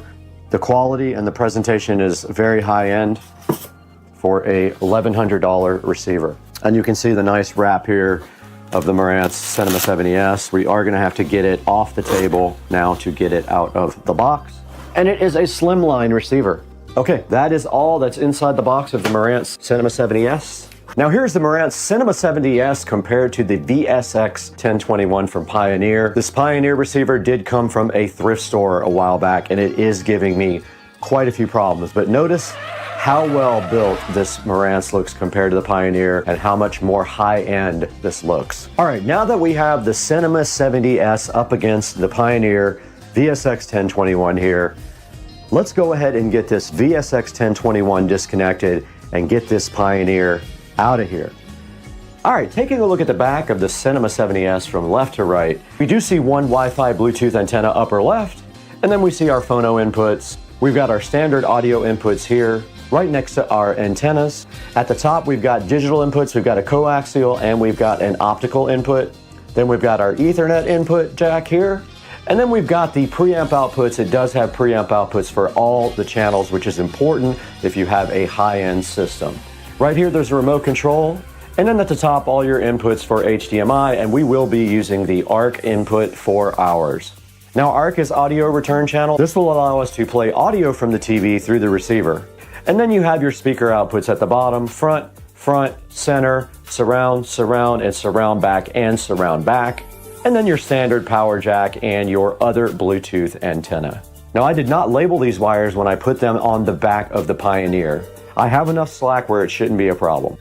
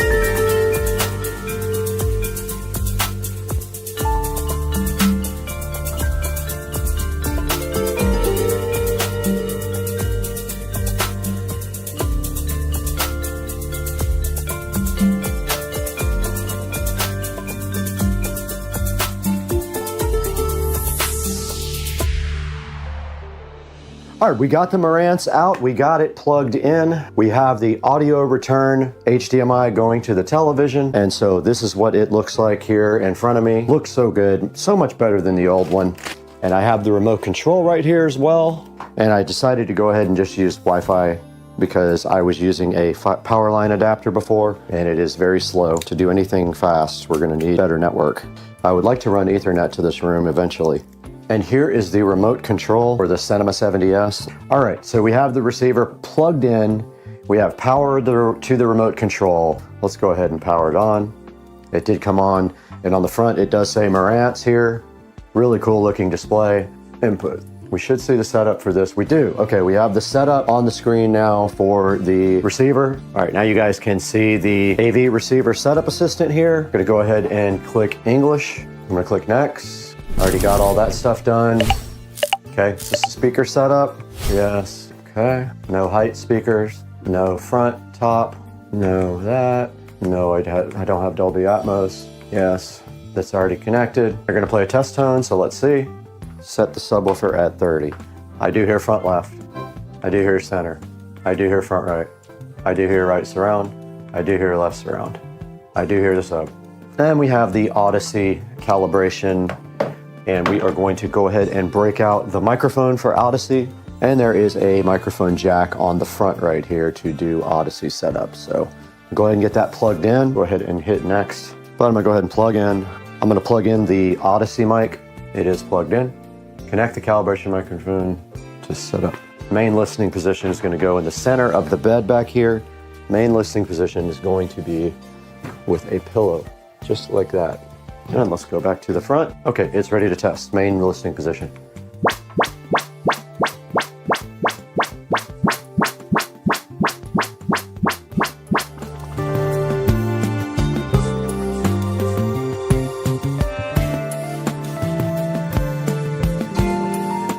Okay, I'm moving the mic.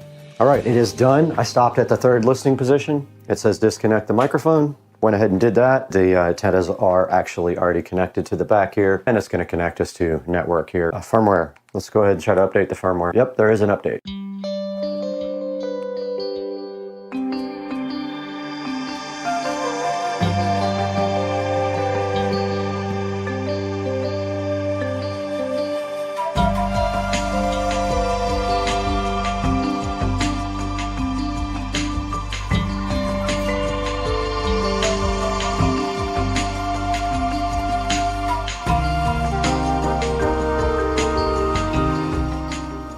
Okay, it does say 1 minute left on the update signal.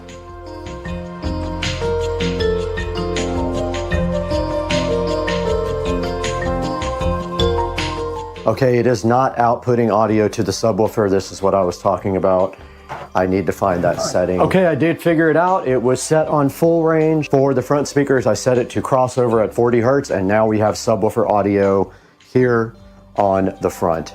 And I don't know what surround sound mode we are in right now. I'm gonna go ahead and get the app opened up, and I'm going to record it when I do that. And let's find the app now. Marantz.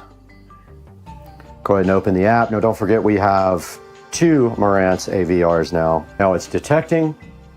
It found master bedroom and it found studio. I'm gonna select master bedroom and it is loading. Now it is on Dolby Audio, Dolby Digital plus Dolby Surround, so it's on auto.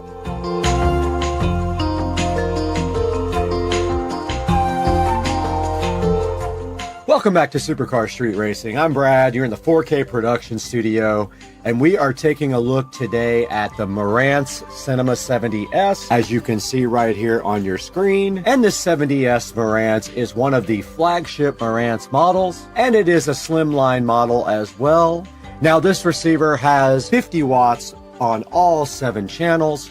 It does 4K 120 and also 8K. Now, right here in the Supercar Street Racing studio, we have the old NR1711 from Marantz, which is also their slimline model. And unfortunately, I got it right before the 70S came out, so I wasn't able to pick up the new 70S. I did pick up this 70S for my bedroom, and you guys remember we did a 5.1 audio project in the bedroom about a year and a half ago. And I did use a thrift store receiver at that time. It was a Pioneer, and I was trying to save money, so I just picked that up, and it got by for a little while.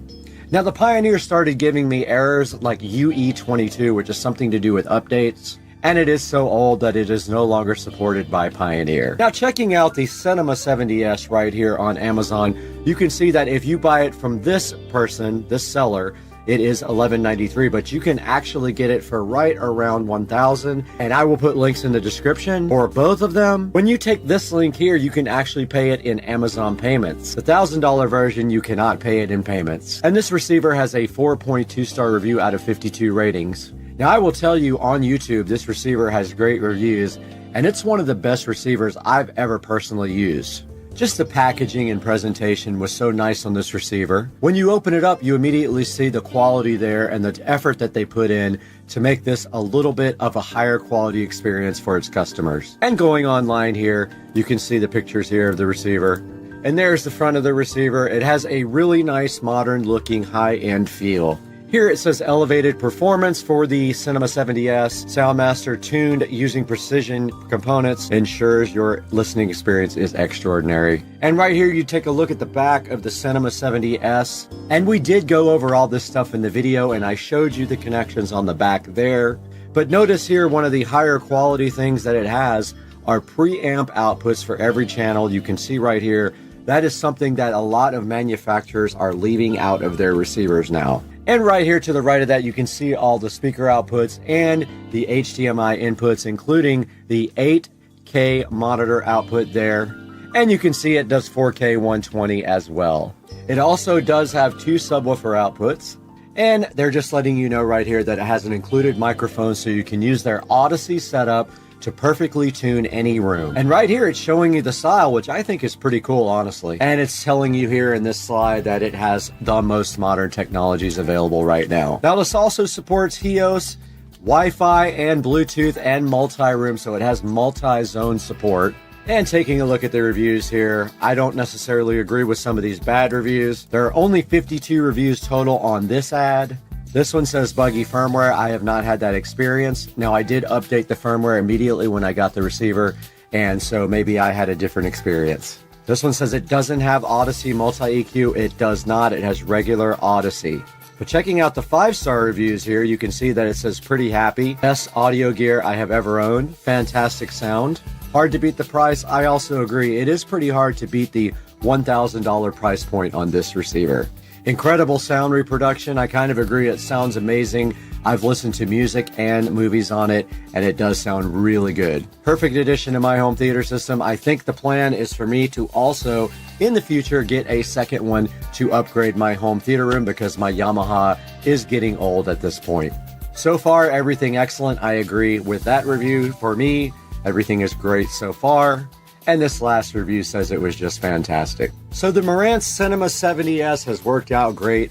for the Supercar Street Racing 5.1 surround sound in the bedroom. And like I said a few minutes ago, I do plan on buying another one for my home theater room to replace the aging Yamaha. Guys, I want to thank you for supporting Supercar Street Racing in every way possible. Please buy all your products through our Amazon links that'll be in the description, including this Marantz Cinema 70S. And you can buy anything through any of our links. It doesn't have to be the product that you're currently looking at.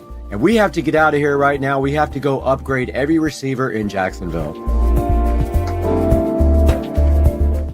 Guys, today on the channel, we have this generic wireless and Wi-Fi repeater. We're going to be taking a look at this, unboxing it, setting it up, all that on Supercar Street Racing today.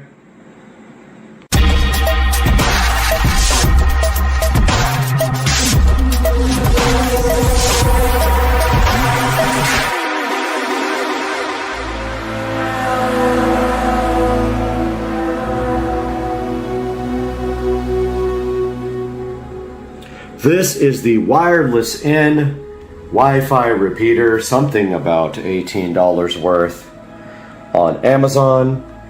This guy right here can take a Wi-Fi signal and repeat it from the wireless side or also from the wired side with that little port right there.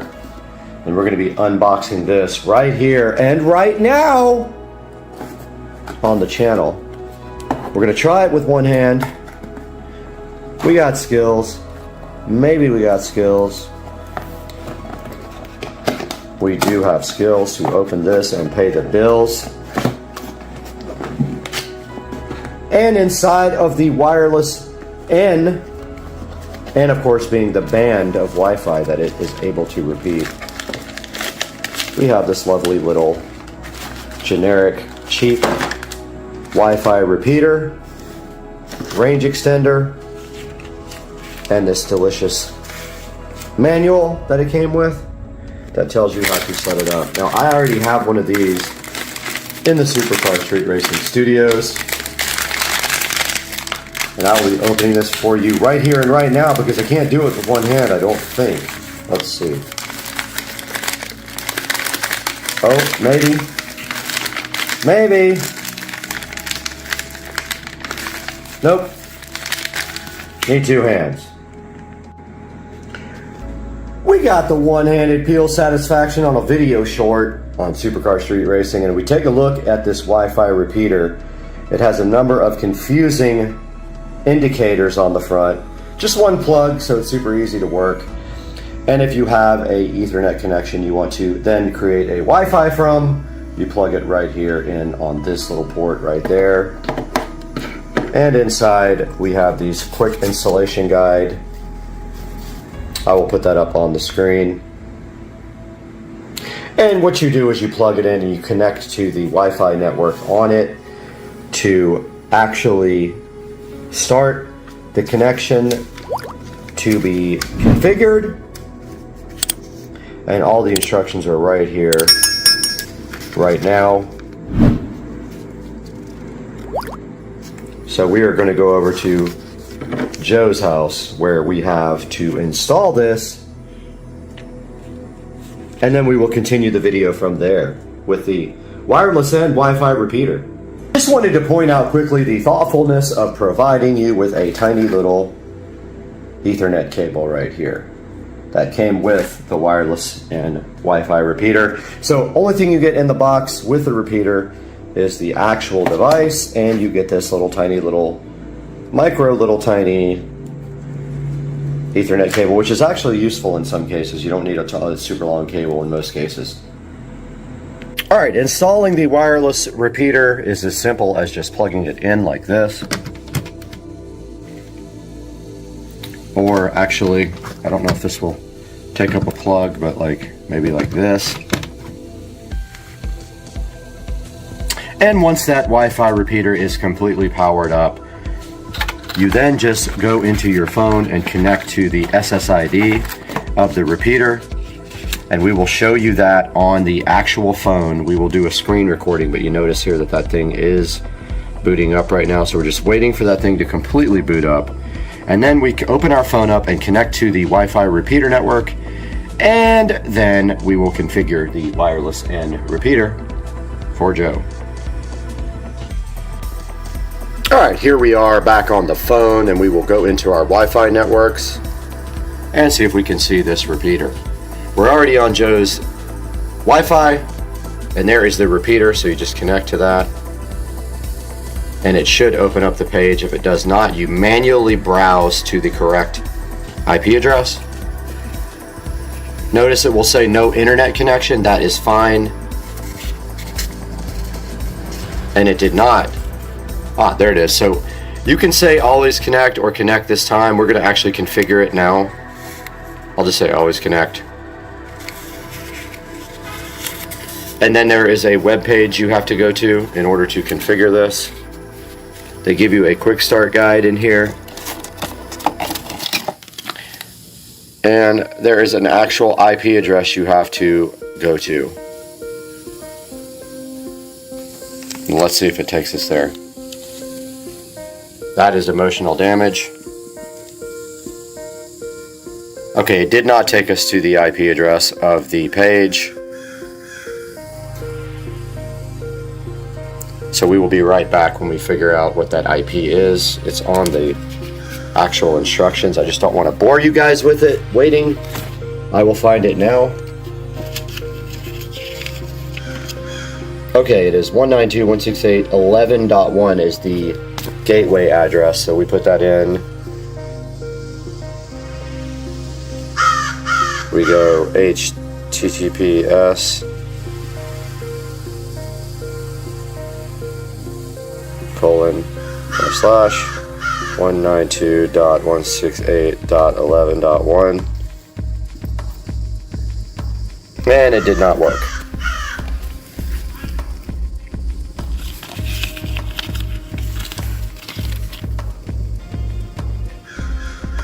Try that again. 192.168.11.1. 186. Okay, try that again. 68.11.1. Wi-Fi repeater. There we go. All right, so then you just click login. So you see on the picture, the top one is for Wi-Fi, the bottom one is for wired. We are doing Wi-Fi. It will scan for your available Wi-Fi. You will connect it, and at this point you guys cannot see this part, so we have to go away for the password. We'll be right back. Alright, so we are back, and I modified the name of the Wi-Fi extender to Trap2. Let's see if it will connect. I don't remember the router, and I might have it wrong. Let's see if it will connect here. We will check here momentarily and let you guys know. Okay, we have successfully connected to the Wi-Fi extender. You can see there, Joe's Crab Shack Trap 2. And if we go to our browser, we can go anywhere like this. We can go to nasa.com.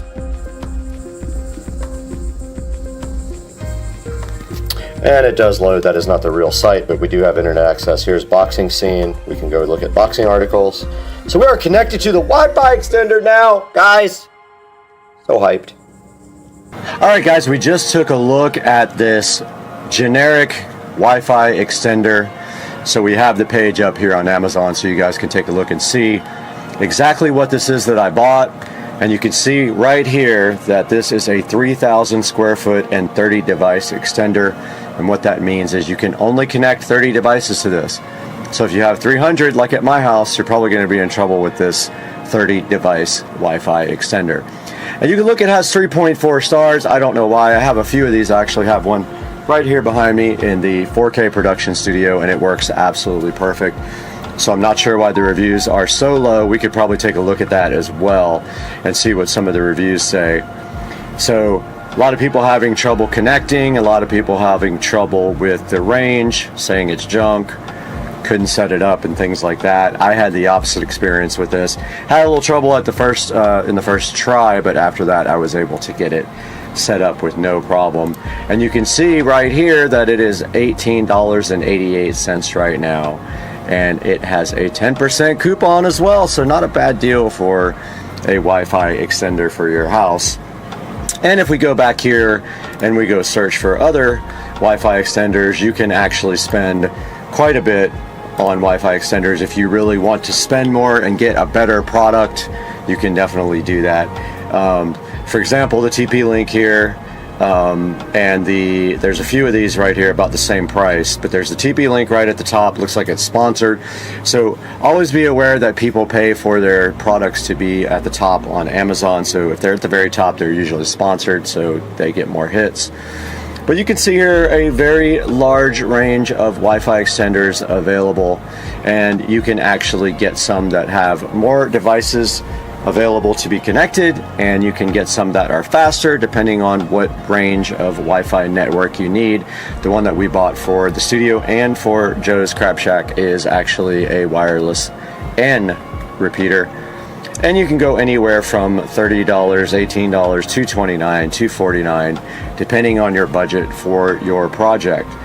So this basic Wi-Fi extender here, don't forget, also has the ability to connect to a wired Ethernet port. So what that means is, just like right here in the studio, if we look on the side of this Wi-Fi extender here, you can see that it has a Ethernet jack, and that means that you can connect it to a LAN port, and you can extend a wired connection also. So that's what we're doing here in the studio. We have a switch up in the corner, and we extend one of the switch ports into Wi-Fi for the Supercar Street Racing studios here. And taking a look at the front of the device here, we see that the power indicator is at the top.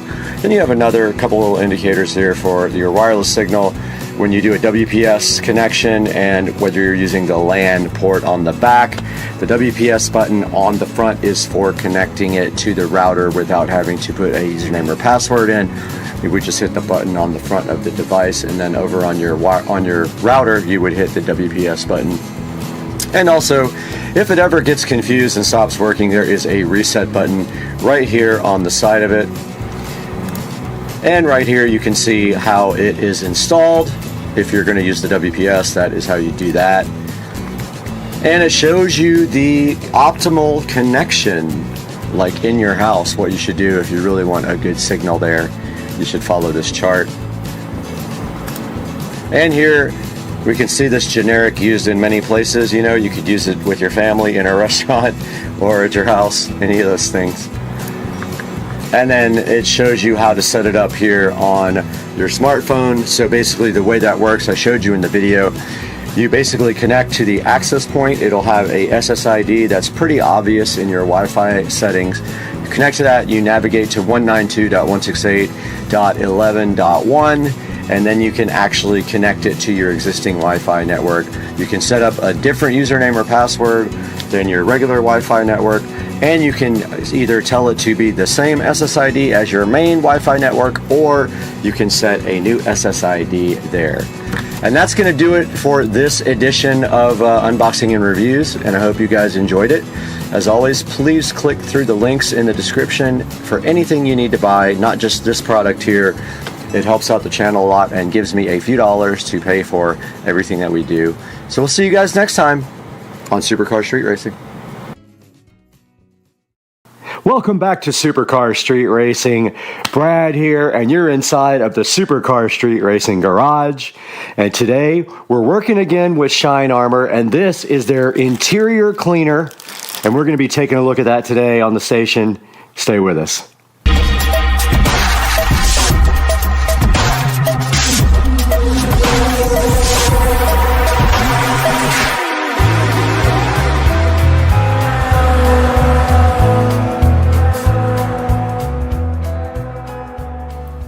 You're back on Supercar Street Racing, and we are so happy to be working again with the company Shine Armor.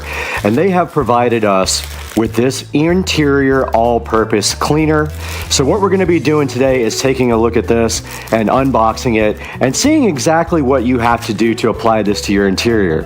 Now, we do have Dukes of Duval's seat right here off of his club car precedent, and we're going to be trying to clean that up a little bit for him, and then we'll take it back to his house and install it directly onto his golf cart. So stay with us, that's coming up next. Right here in front of the 2014 Club Car Precedent and the 2023 Tesla Model S Plaid, we're going to be working with Shine Armor again, and I'm super excited to work with them. They've been awesome, and they have sent me several products, and today we're going to be taking a look at this interior all-purpose cleaner, and we're going to be using it right here and right now on the Dukes of Duval Club Car Precedent seat. And you notice right off the bat that Shine Armor does enclose this in a plastic bag for shipping, because these kind of products have a tendency to leak. It's not just Shine Armor. Most places that do shipping of these kinds of liquids will go ahead and put it in a plastic bag. So let's go ahead and open that up now. We got our SCSR scissors, which are not working very well, but hey, they're doing the job though. So inside of that, you see Shine Armor does give you a pump spray to go on top of your bottle. And then you have this nice all-purpose interior cleaner, and right on the front it says that it's non-greasy, and it does have a matte finish, so it's not going to look shiny, and it's anti-static and sun-blocking, and it's safe to use on leather, vinyl, and plastics. And what we do have right here and right now is a vinyl seat. This is not leather, and so we're going to go ahead and check out the directions on this, and then go ahead and get this seat all cleaned up today. So right in front of us, you do see the directions here for the Shine Armor interior all-purpose cleaner, and that does indicate that you need to spray the interior cleaner directly onto a clean folded microfiber towel. And we do have these purple microfibers here that were provided so graciously to us from the company Shine Armor. So that's the first step. Then the second step is you gently wipe the surface with the first cloth. Quickly switch to the other cloth folded microfiber towel, and then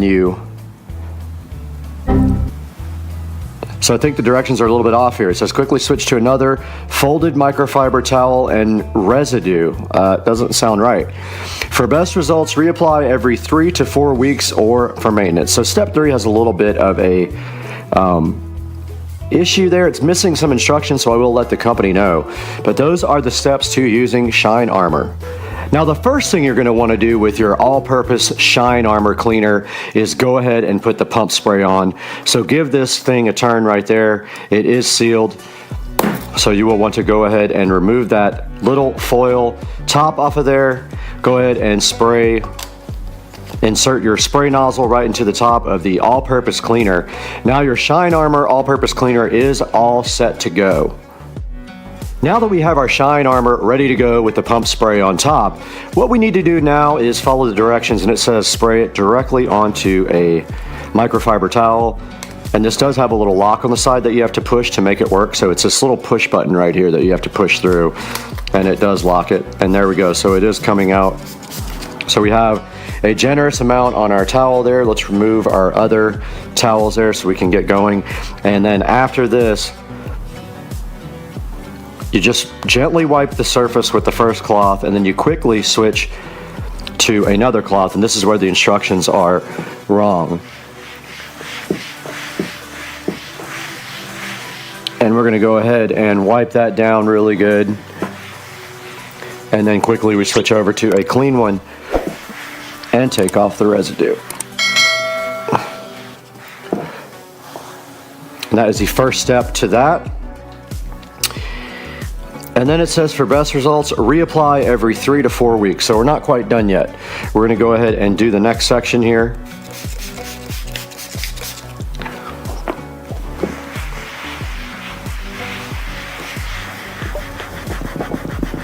It does have some pretty tough stains in there that may be part of the vinyl at this point and unable to be cleaned. So we're just doing our best with what we have to work with here. But we get our dry cloth and go ahead and buff that out. And once again, let's fold this towel over and go ahead and get this last section here.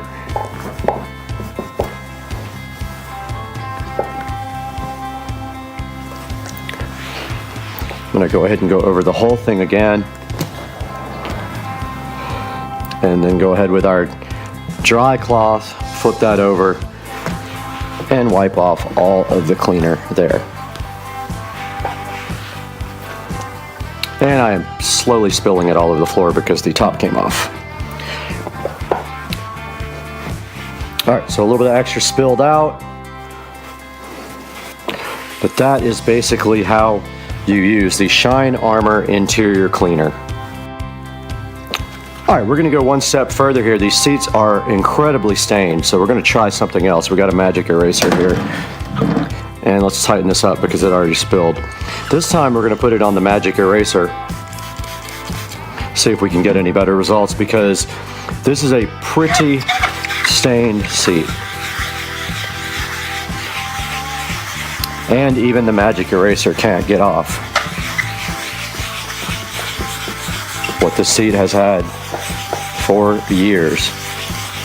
Actually, it is getting quite a bit of it off now that I see it. So this is going to take some work. You can see right here this stuff does work. The magic eraser helps with the cleaner as well. The stuff does work. The magic eraser is assisting it, and the dirt is coming out. The seat is in really poor condition anyway, so anything this stuff can do, it's doing. Yeah, you can see this stuff is getting off. It just really can't get everything because the vinyl is stained, like internally. So Dukes of Duval probably needs a new seat, but before that, he can use this one and it can be nice and clean for him thanks to the Shine Armor interior all-purpose cleaner.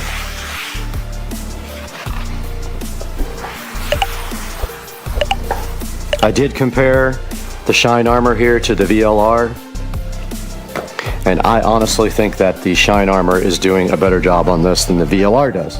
So that's why I got the VLR out side by side here with the Shine Armor. I gave that a shot and it did not do as well at getting the grime off with the magic eraser. So guys, that's the extent of what we can do here with this seat because it is in pretty poor shape.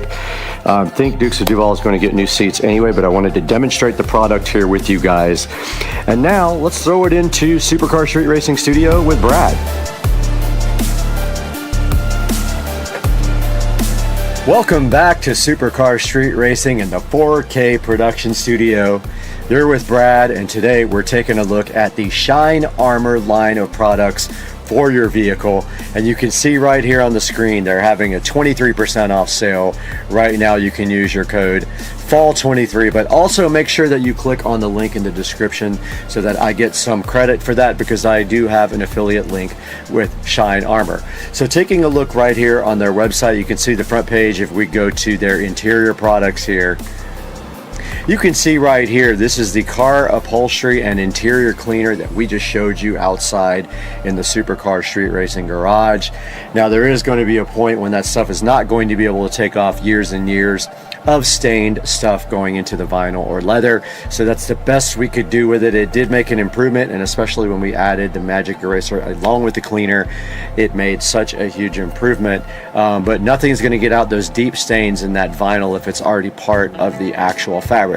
And you can see right here, if we click on this, does have all 5-star reviews on here. It is $15.95, but like it says on the front page, they are having a sale right now, so make sure that you grab that. And taking a look at some of the pictures here, you can see them putting it right there on the dash. It's all purpose. You can use it on pretty much everything inside of the car.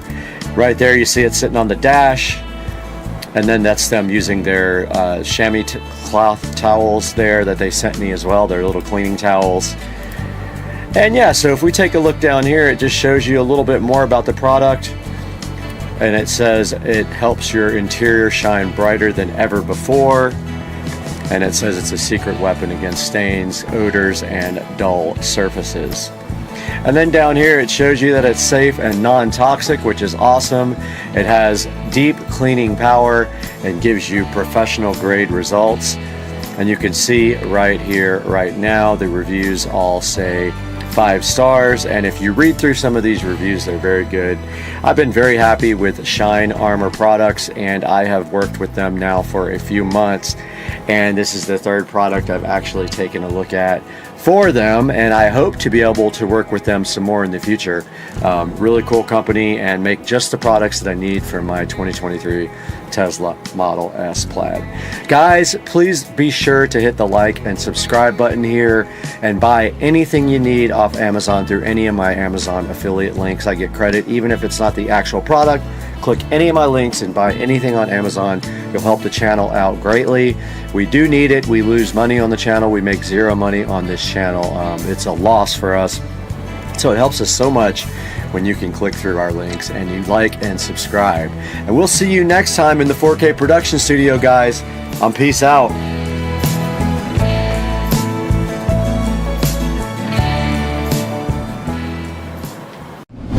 Right here in the Supercar Street Racing kitchen again with Brad. And while we are working on our project, sometimes we need something extra, and that extra is this plant. Just kidding, it's actually in this box right here. When I was cleaning the wheels last time, I noticed I did not have a proper set of brushes to get in all the cracks of the wheels. So we went ahead and picked up something today that's going to help us out with our cleaning of the wheels on the Model S Plaid. Plan today is to get this unboxed, go ahead and go out into the garage and see if we can actually do some wheel cleaning. So let's get going. Welcome to the channel. Let's get to work.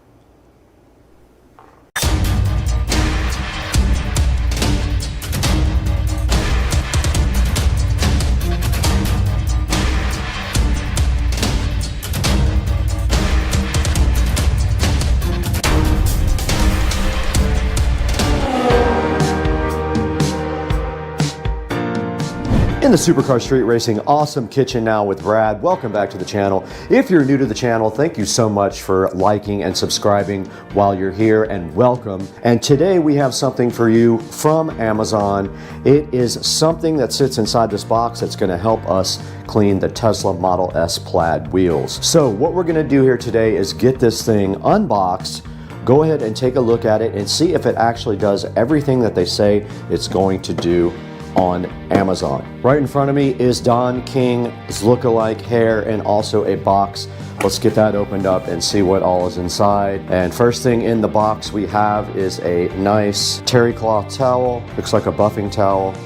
It's very soft. I could definitely see using this on the Model S Plaid paint without an issue. Let's get rid of that. We don't need that where we're going. Next thing in the box is a nice washing sponge, which I will not need because I don't wash the car. I don't have to. Don't take it out in the rain. Next thing is a nice, I guess this is a duster brush. Have to open it and find out. Then right in front of me inside of the box we have some little brushes which will be helpful in doing the wheels. Very nice. 1, 2, 3, 4, 5 sizes of detail brushes. Moving forward into the box, now we have I don't know exactly what that is, but it has some hooks that look like it will definitely do some damage to your paint job. Do not put those on your paint. Not sure what those are for yet. We also in the box have another smaller, I think this is a duster. I'm not 100% sure what that is. We'll have to look. And then we have a nice bag to carry all your stuff in, guys. The hype train is pulling into the station, guys, with a new car care kit that was supposed to have brushes that go on your drill. Let's see what else is in here. We have a nice brush, but I'll be honest with you, that feels kind of stiff there. That might be for wheels. That's not going to go on your paint, that's for sure. That would scratch your paint.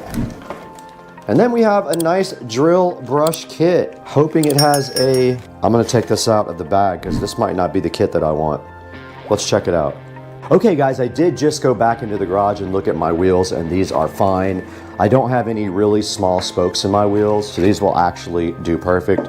And here is a good look at all the different size brushes that came with the car care kit. And you get the nice Wantolf Alwos bag with it as well. And that wraps up what is inside of the kit here. You can see it comes with all this stuff. Now let's get some of this other stuff that's packaged up, unpackaged, and see what it is. Looking so fly right in front of me is this nice car care kit, which I will leave a link to in the description down below. And right in front of me here, I don't know what this is, and I might have to go to the actual Amazon listing to see what this guy does, but let's go ahead and get it out of the bag. Has a nice silver bread tie on it, very silky smooth. Let's try this one too. And inside of this lovely bag, we have pretty soft. I'm gonna look that up on the Amazon link right now. And then inside here, we have a nice set of brushes right here. There are 5 different kinds of brushes, which are going to be great for both the interior and the exterior. We'll save some of them. We won't use them all on the wheels and tires because they'll get filthy dirty. We'll save some for cleaning the interior.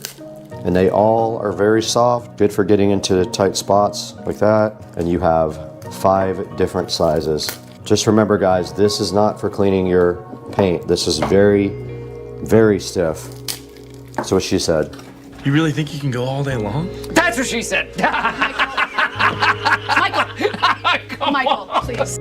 Okay, I was completely wrong about these two guys. These are made for like cleaning your wheels. If you look at the actual listing, which we will look at after this is for getting inside of the spokes of the wheels to get those nice and clean. And then I guess you could just wash this afterwards. I don't see why not. You could just put it in the washing machine, I guess. This guy right here is a car tire stone hook. This will get those little annoying pebbles out of your tires when you get them caught in your tires. That's what all these hooks are for on the end of this. Let's go ahead and unbox this guy as well.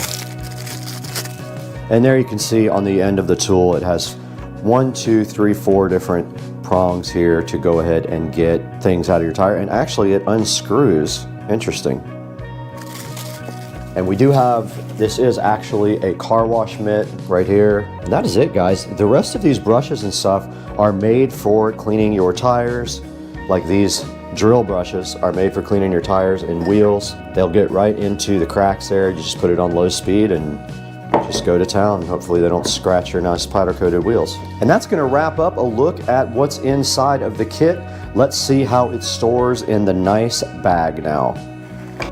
Honestly, I have no place to put this, but I don't know where I'm going to put it. But anyway, the bag is nice and roomy, and you just take all of your things and don't poke a hole through the side of the bag with these hooks. They're very sharp and they will go right through it, no problem. Probably never used the big one there or this big one. I honestly bought one that was way too big, but it was only a few dollars more. You'll see a link in the description for this guy. This can go with all my other car towels up here, and these are for cleaning the wheels and stuff. They're just cheap Walmart. And then these go on the inside of the wheel spokes to help you clean them. And then all your brushes for your interior or your exterior. I'll keep one of these for wheels so it will get dirty. The other ones I will keep for getting the dust out of the inside of the cracks of the car. Now let's take this out into the Supercar Street Racing garage and see if it actually works.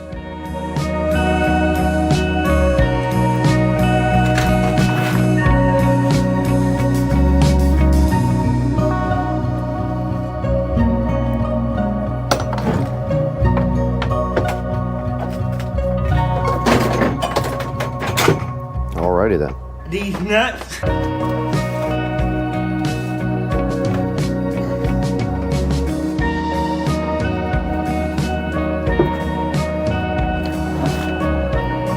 Alexa, turn on the garage lights.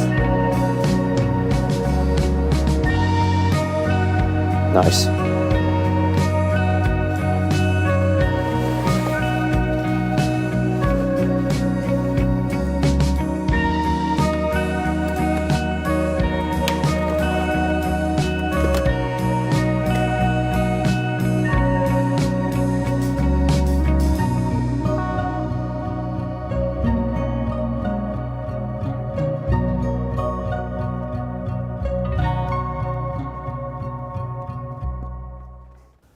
All right, guys, we're out here in front of the Tesla Model S Plaid now, and right in front of me you can see my BC forged wheels.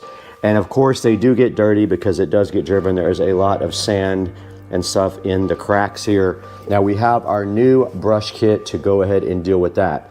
Now we can try one or two things. We can try the soft brushes first and see how those work, or we can get our drill brush on right here. But the first thing that I always do when I'm going to clean the car and do the wheels is put something down on the ground.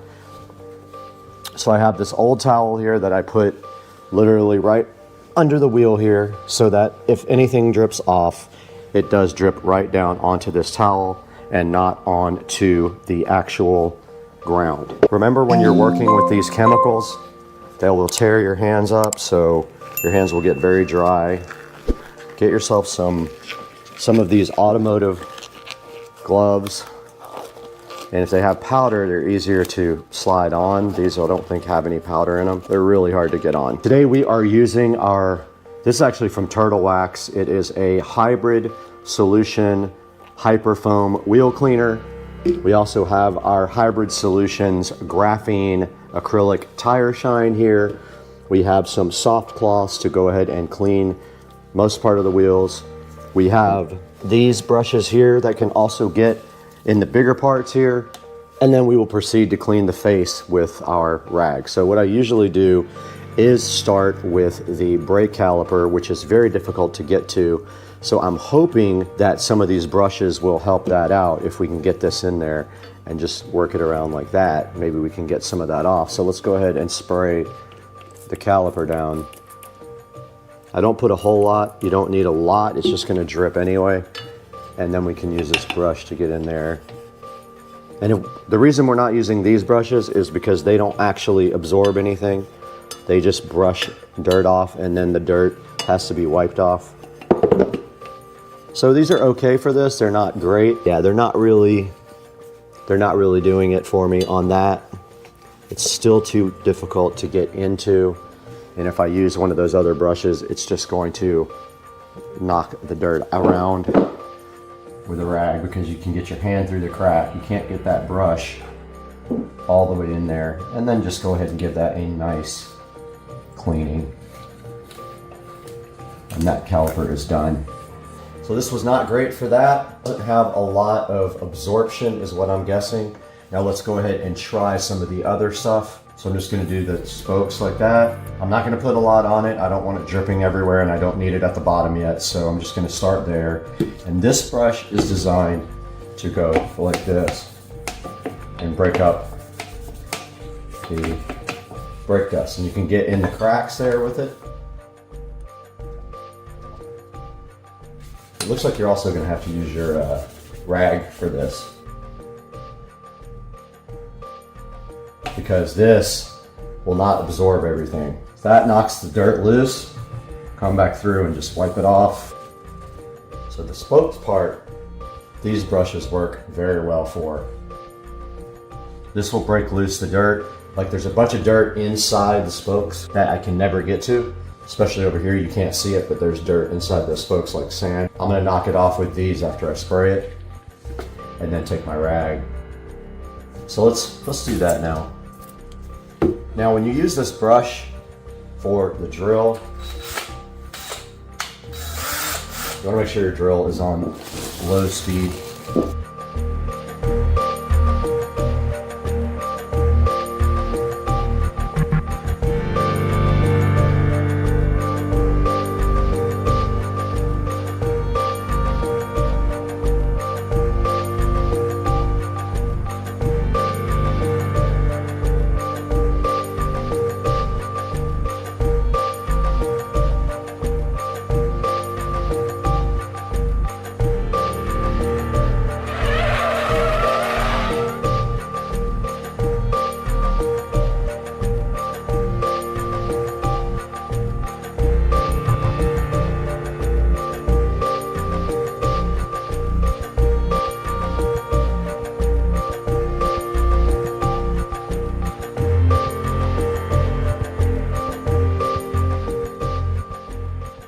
Now let's go ahead and dress up the tire. You have our tire dressing here, but it doesn't get inside of that crack really well. So I use a rag for that, and I use the dirty rag. And you use this to prep the tires for putting the shine on.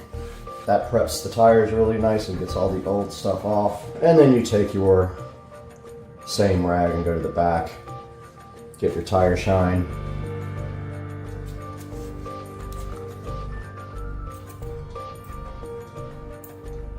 And I'm gonna get it in the crack right there.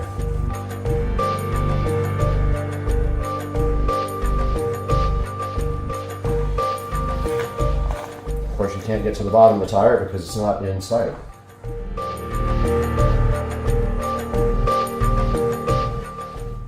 All right, guys, it's gonna wrap up part one. Let's go ahead and get to the other wheels and tires. Forgot to do the caliper first.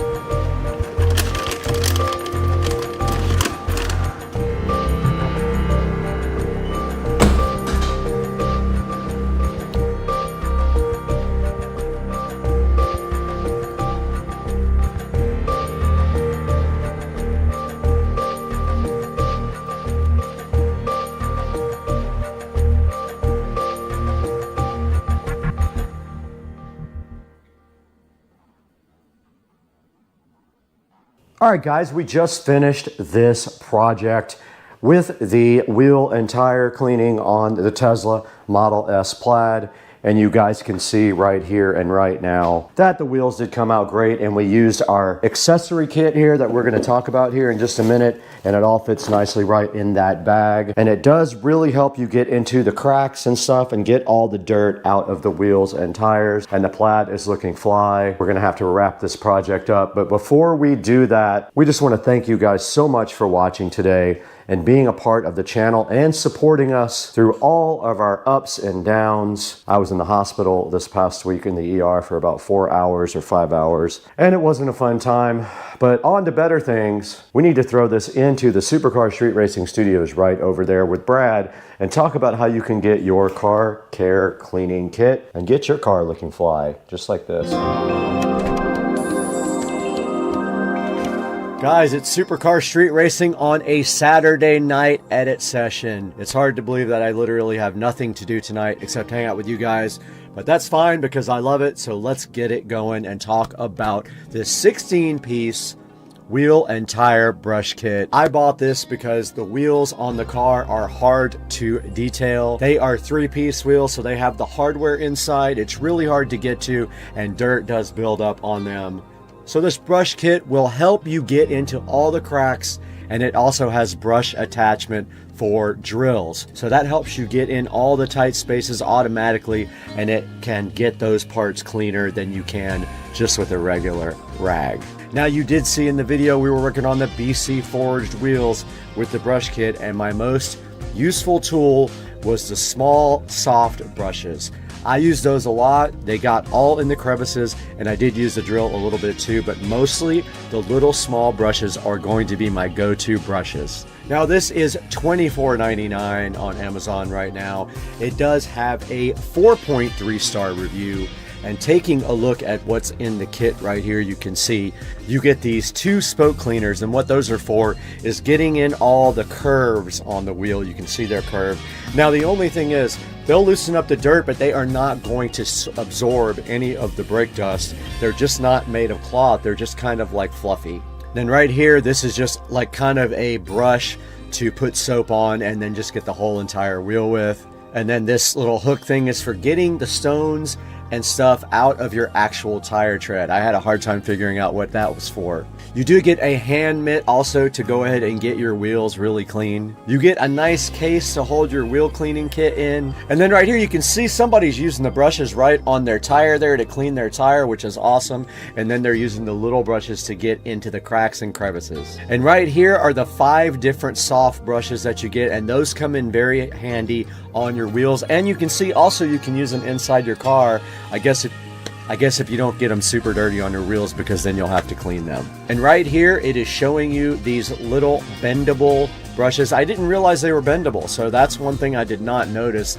The handle does bend on these to get in between like your spokes and stuff, and they are curved to do that. And then right here, it shows you the one piece of the microfiber, and it is supposed to be scratch free, and you can see them washing their car with it right there. And right below that, the car tire stone hook, and you use that to pull rocks and stuff out of the tread of your tires. And then in the lower left there's your car wash mitt again to go ahead and wash your car with, or your wheels if you'd like to. Now this guy does have a 4.3 star review. Pretty good. And I liked it myself. I'm going to end up not using a lot of it unless I actually one day wash the car. But I've never actually washed it. I've never even had it in the rain but one time in its entire life. So please go ahead and support us by buying all your Amazon products through any of our links in the description. It gives us a little bit of commission and keeps Supercar Street Racing going, so I can keep bringing you great videos. But it's Saturday night. We got to get out of here and we got to go have some fun. Not really. I'm just going to go inside and watch a movie.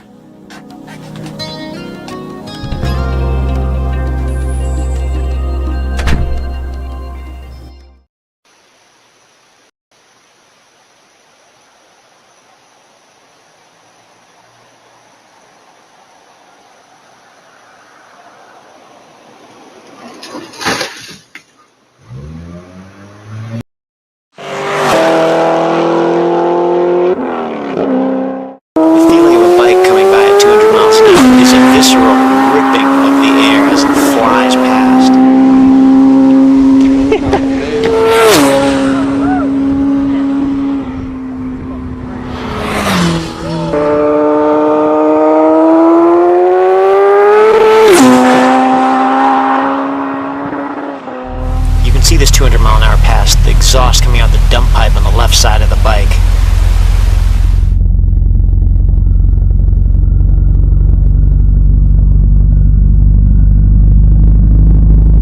Turned it, huh? He blows my camera sideways.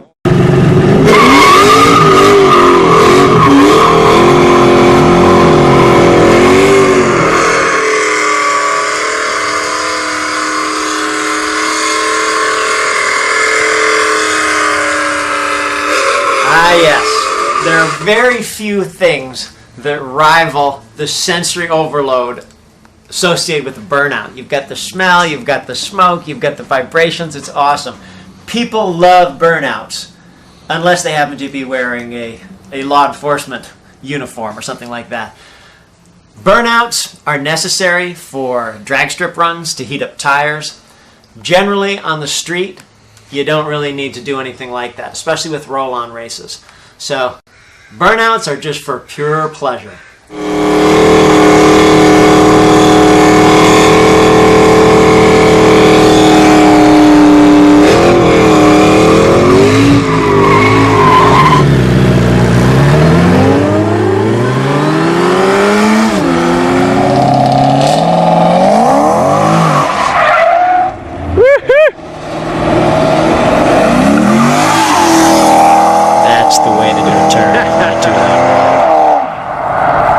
That's what we like to see.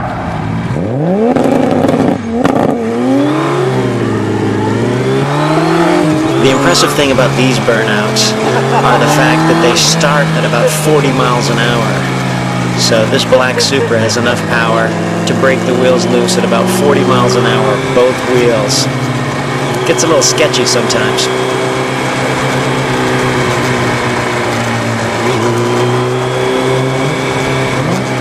Being careful about the rider in front.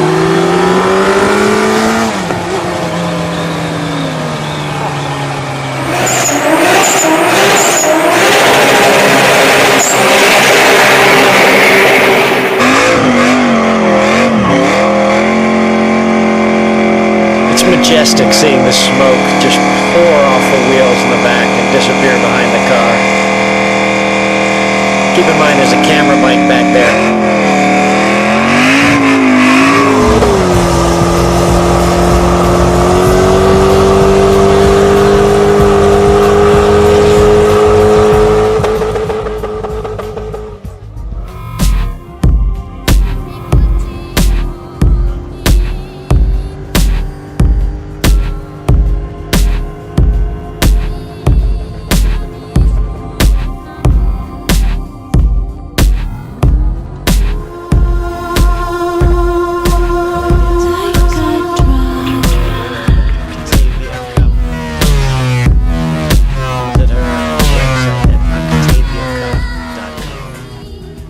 That burnout was seen by an officer perched at the side of the road about 5 miles away, so we had a little talk afterwards. Everybody drove away and lived happily ever after.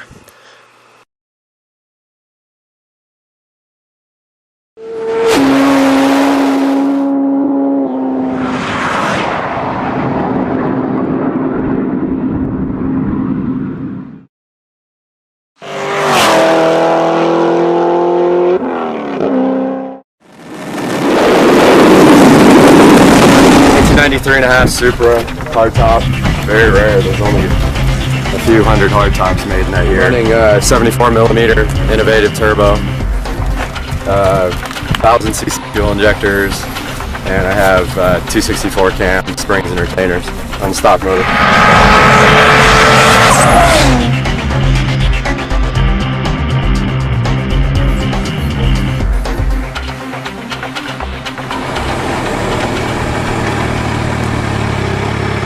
You guys might want to take another 100 yards just so that you're comfortable right where you want to be when you take off. It's nice to roll at your speed and just set your gear where you want to be. So about another 100 yards.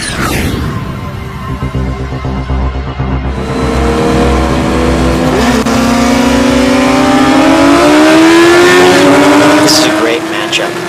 The rider on the ZX-10 is a fairly large guy, but still the ZX-10 managed to squirt away briefly before the 900 horsepower Supra takes it down well before the finish line, and then just adds to his lead as the speeds get up higher and higher, and the ZX-10 begins to lose steam aerodynamically.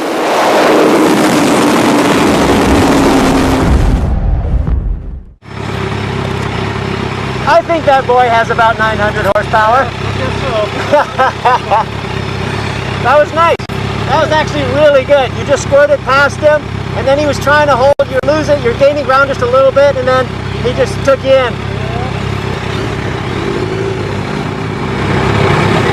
189 miles an hour, 28 pounds of boost, which is about 7 psi into my max. Very nice. It's probably got another 100 real horsepower. Oh, you'll need that for the ZX-14. Okay. That was really good. It was about what I expected, in that he took off just a little bit, you chased him down. Once the speed gets high, he's going to run out.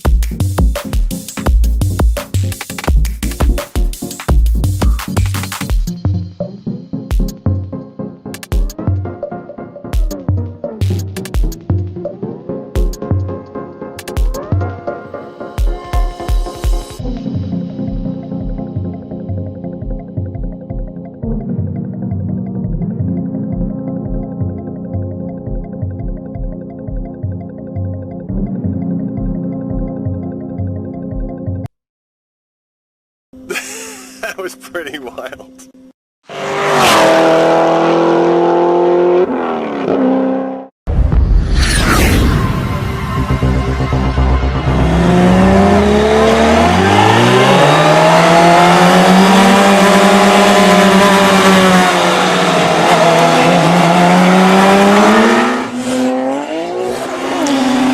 The Supra allows the Lamborghini a little bit of a jump, knowing that it's got enough horsepower to chase it down, which it does quite handily as soon as the boost comes on.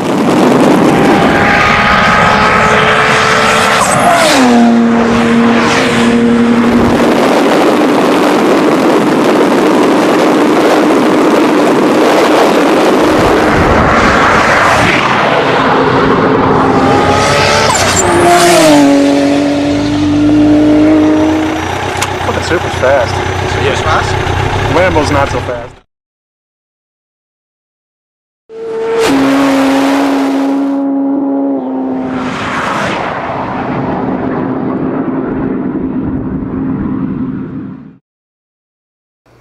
Are you guys ready to go beyond today? Because today we have the HP Envy, and it is from Best Buy. It has the Ryzen 7 processor and 16 gigs of RAM, 1 terabyte SSD. Let's get this thing opened up and see what's inside.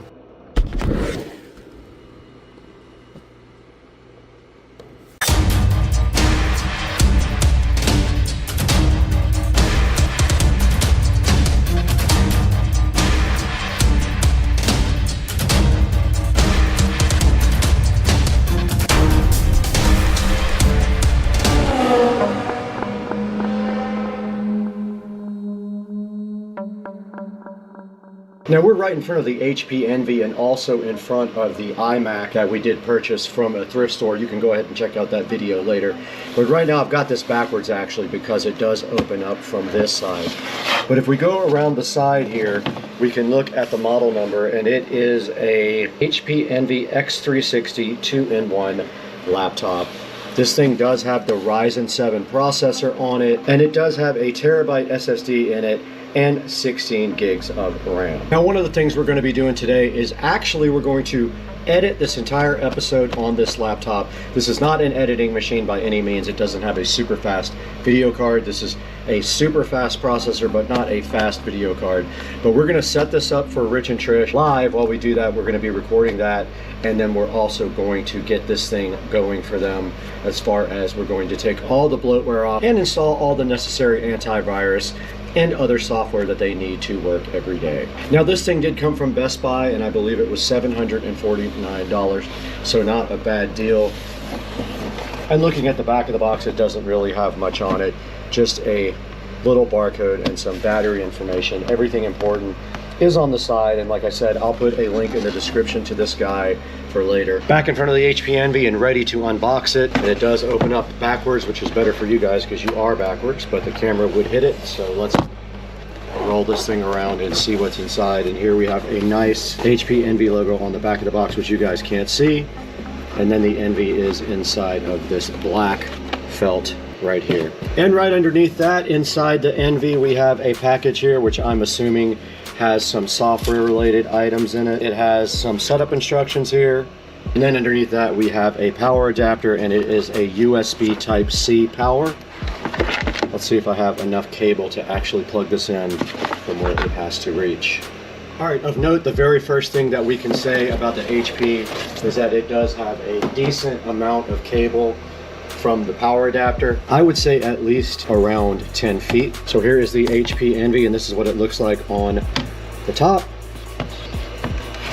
I'm flipping it over, not much to see. Apparently, if you want to get this thing opened up and do some RAM upgrades or something like that, it's going to be a little bit more difficult. They don't have an actual place to open it up, and I don't know if the battery is even replaceable. We would have to read our manual for that. But there is no battery place for you to actually just eject a battery on the back of this, as you can see. Now let's get this thing opened up and check out and now let's take a look at the ports on the HP. So on the side here, you can see it does have one USB Type A, it has an HDMI, and it has two USB Type Cs, and on this side another Type A USB port and a headphone jack.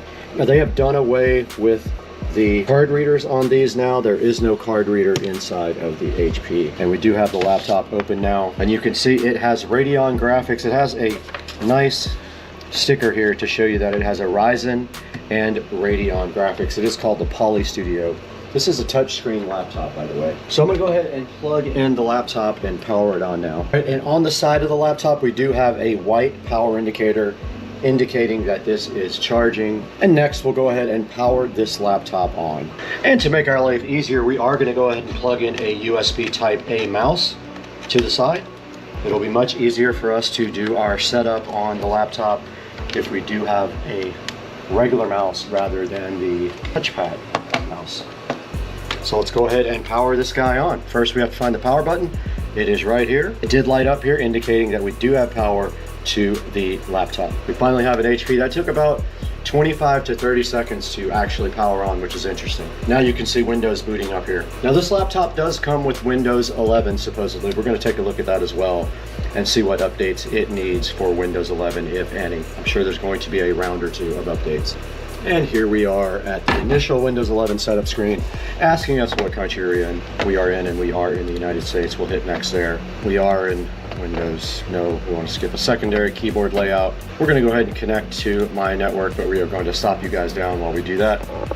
Here we are connected to my Wi-Fi now, the Starbase. It's looking for updates now. So they did find some updates. It is going to go ahead and install those. We won't bore you guys with that. We'll stop down while it does the initial update procedure. We're back and we have our EULA in front of us. We're just going to accept. And it just did rename the computer, and so now it is proceeding to restart. Okay, we can go ahead and do location-based services, find my device, and give advertising data and all that. We're going to turn off advertising data. And I did skip a couple of the things, but we don't want to do any of this stuff. Okay, so it is updating the software now. We'll get back to you guys when it is done.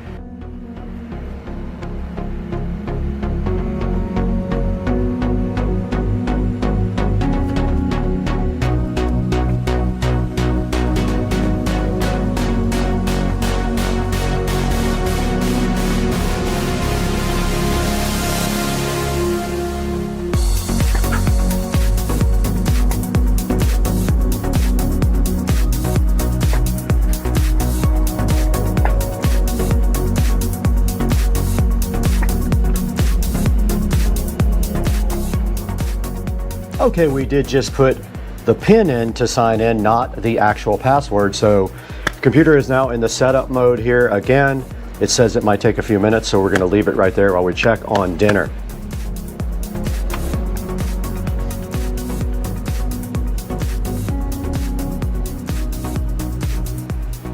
All right, we are all signed into the desktop of the machine now, and we are going to, first things first, remove a lot of the bloatware, including the dumb McAfee that comes with this, because it is worthless. We got dinner.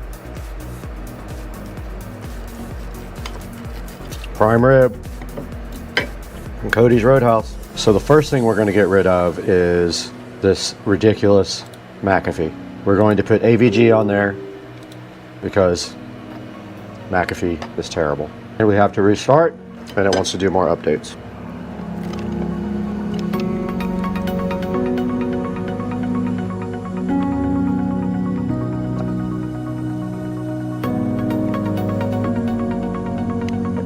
Let us get AVG now and Chrome.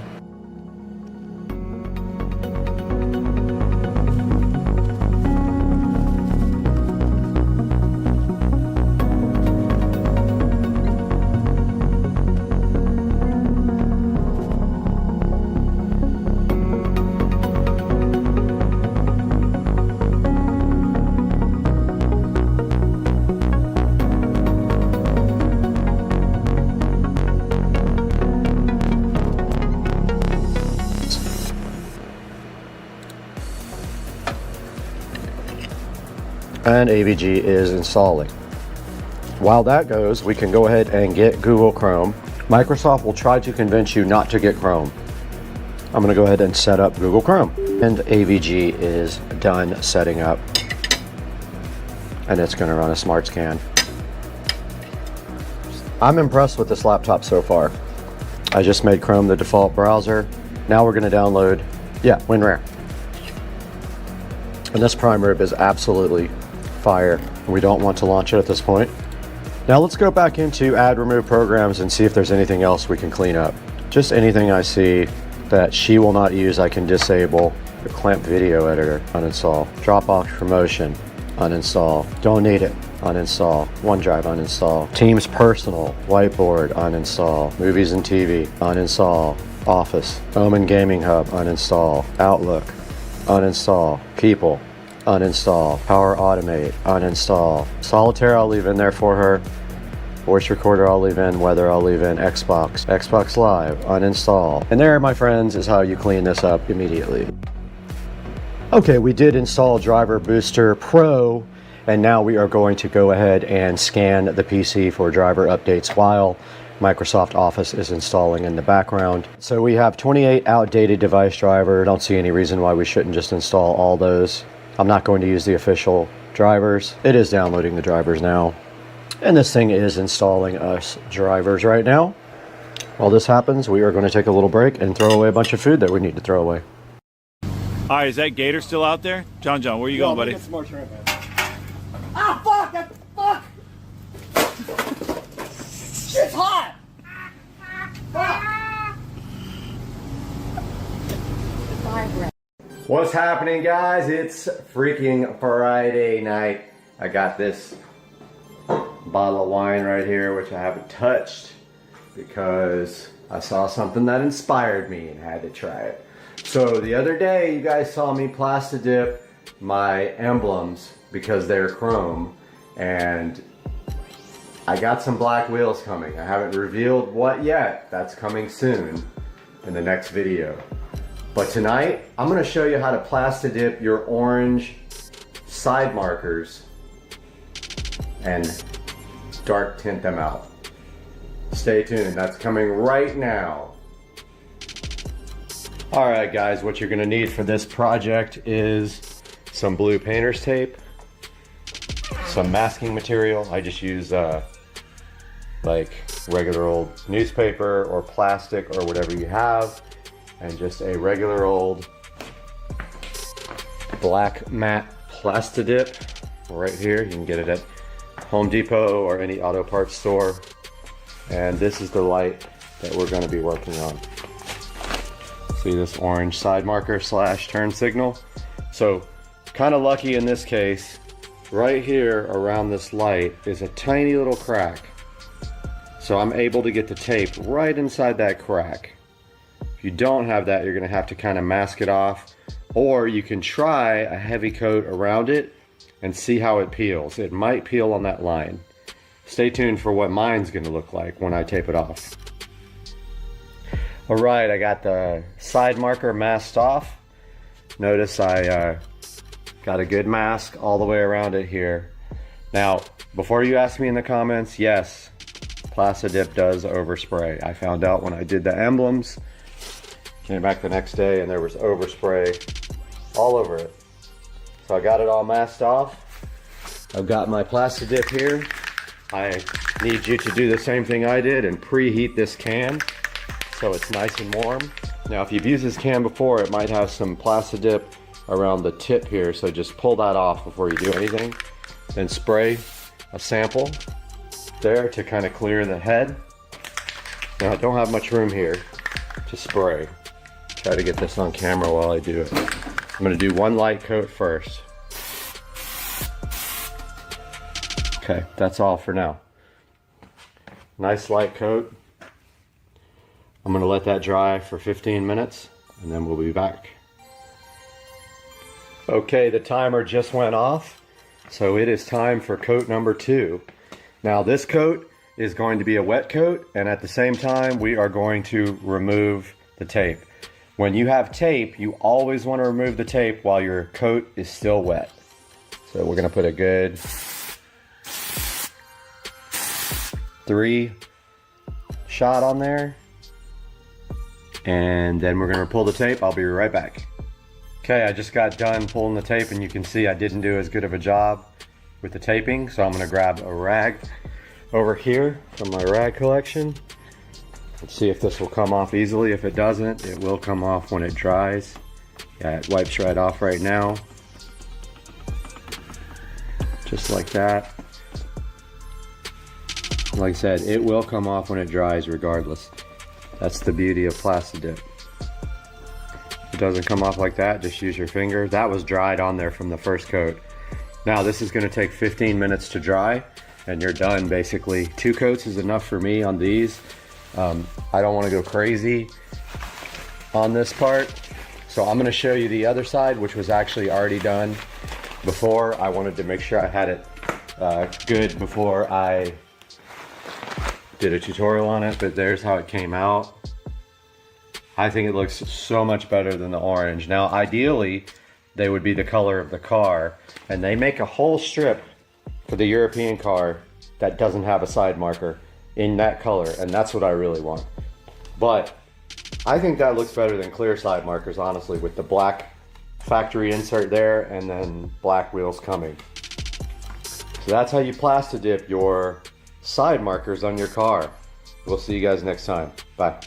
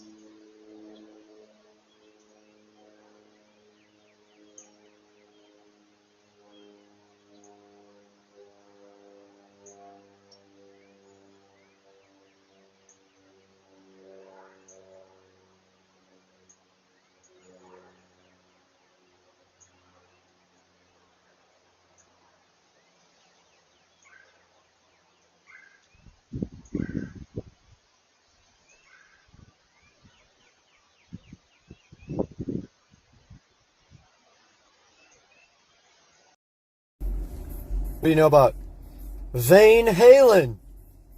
Do you see it? Van Halen! It's literally Van Halen.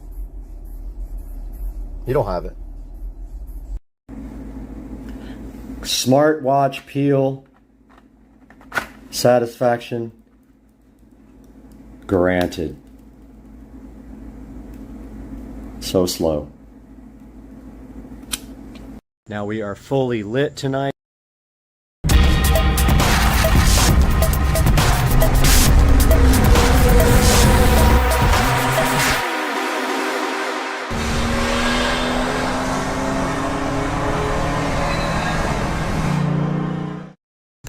Alright guys, Supercar Street Racing back for another update on the same video of the yard.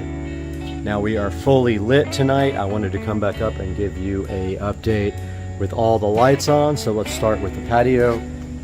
We have the Govee lights on. We've got Supercar Street Racing on TV here. We've got our little string lights, which some of them need to be replaced. That is on my list of to do. We've got our torches lit. I couldn't get that one lit, so I don't know what's going on. Maybe it's out of fuel, but we got our torches lit. We got our pool lights on, all of our yard lights, and this is what it looks like at night. So I'll walk you guys around for a tour. We can see we have the lighting up here inside the sunroom. We have some LED RGB lights. Our nice torches are lit here, and then over here on the side we have our little dining area and patio, which is also lit by the sunroom lights. And then on the side of the house we have the string lights doing their job over here and keeping this all nice and bright for the security cameras. Then making our way down here, this was just watered, but making our way down by the dock, we've got a nice lightning show going today too. Wow, that was cool. Let's see if we can get some more lightning. Nothing? As soon as I go down, it'll come back. Oh, there it was again. We got a nice lightning show going on tonight. Maybe it's on the time lapse, but you can see here we got our yard lights on, lighting up the palm trees. We got our dock lanterns on here. We got our LED rope lights around the dock, and we have an alligator right there, which you can clearly see lit up. His eyes turn red on the picture. We have a very nice lightning show going on today. And of course it's not going to show it, but anyway, back to the light show. More torches and more yard lights we have here, and here's what the patio looks like from back there, and the pool with the Poolexa LED pool light, and our nice torch. And I wish we could get a little lightning show. Come on, hit us. There we go. Over here we have more tree lighting. Both of these palm trees are lit up. And our fence lights continue around with one more torch. And let's roll on by the fence. I do see a string that's out. These things don't last forever. I give them a month at the most. But we got a landscape light in our fish pond right here. I bought a whole new batch of these in case I ever want to upgrade the ones in the yard. And I also swapped out the LED lights with much stronger ones. Looks like that string is out. And then I wanted to show you guys the shed lighting that I designed.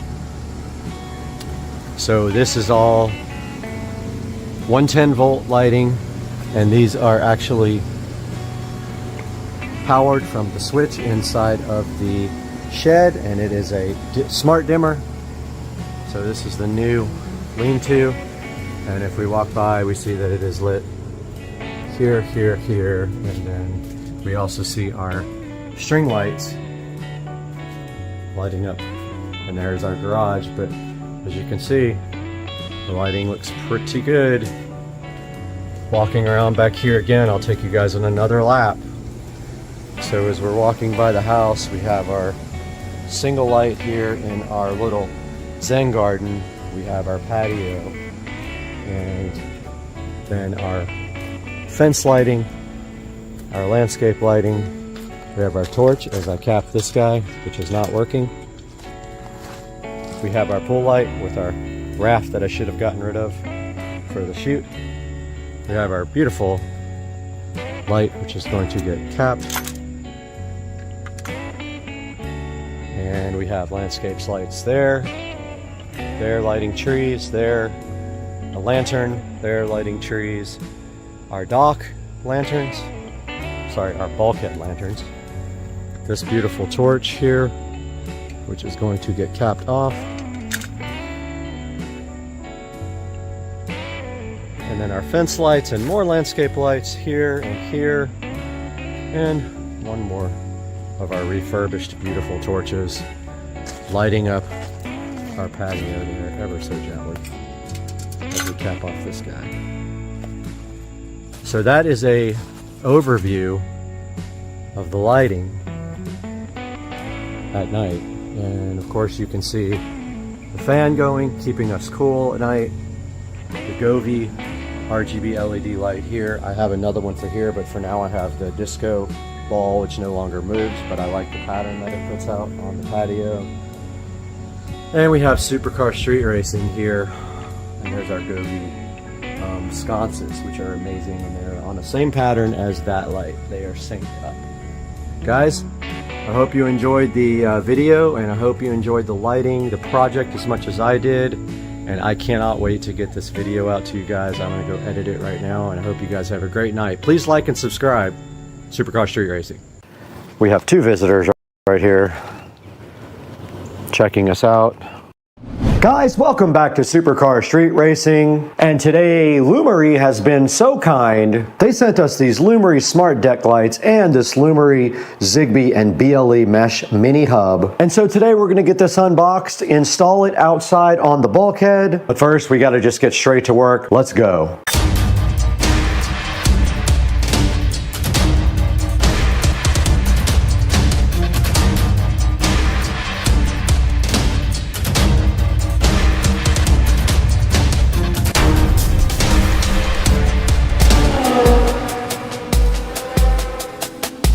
Right in front of me, we have the Lumery Smart Deck Light along with the Lumery Zigbee and BLE Mesh Hub. And we're gonna get this unboxed right now. And what I didn't know was that this guy does require a 12-volt landscape power supply. Now, it's not a big deal because we already have that sitting out on the dock with our other landscape lights. So what we're gonna do is just tie into those and connect these Lumery lights, and we should be fine. Now, taking a look inside the box, we do have one instruction manual here, and then we have the actual deck lights sitting so fresh inside of the box. And taking them out, they do look like that, so they just mount directly to like a fence, or in my case, they're going to be mounted to the bulkhead. And sitting so fresh in the box are a total of 6 lights. Let's get them unboxed. Lumery also gave us a remote control, and now let's take a look at how these things are actually wired up. Okay, I have gone through the instruction manual here, and it does not say anything about adding the gateway here, so I am not sure why they sent this, but I am going to go ahead and start the process of adding the gateway to the app. So let's grab the phone and get that done. Okay, we did power up the Lumery hub here, and we're going to try to add it to the app. So let's see if we hit plus, add device. Let's see if it finds it. Aha, it did find the little hub. Now it wants my Wi-Fi password, and it is currently adding my hub, which I do not know what it is for yet, but we will find out. Okay guys, we are out here at the dock, and I did turn on the dock lights here, and you can see that all we have to do is tie in to one of these that already exists. And the first one will be right here. Not too bad because I can tie into where the spotlight goes. They do give you enough, and I'm not sure if I'll point it that way or towards the dock. Probably, but they give you enough wiring here where you can just tie right in. So I'm gonna do, there's 6, I'm gonna do one between each one, evenly spaced out if we can get a long enough wire. And of course the alligators are watching. Some of these I might have to extend a little bit. This one will be close, depending on where the wire goes. And we have a visitor, but we do have a place to tie in. We have 2 visitors right here checking us out. We have 6 total here. The bulkhead is a little angled right here, but we can tie into this spotlight right there. So that is 3, and that was cool. They just fought. Pretty awesome. That makes 3. 1, 2, 3, 4. There's all convenient places to tie in, except for this one. Remember, we have to reach one of these wires each time. I'm just not sure which direction to face them. And of course, right here is very easy. Tie in, cut and splice right there. And that is going to be our layout. It's just a question of maybe extending 1 or 2.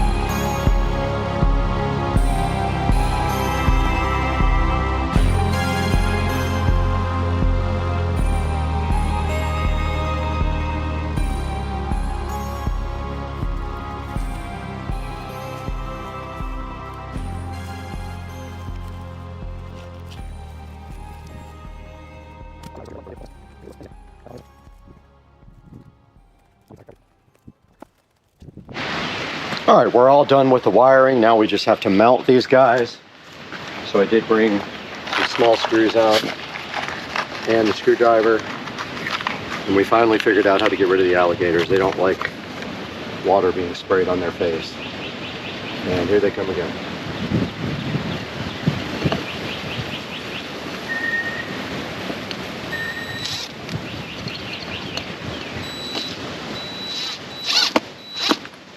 Don't go too tight on these, they will break.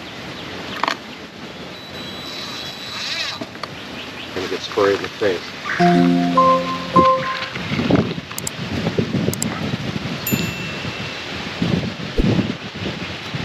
They're staying away from me right now.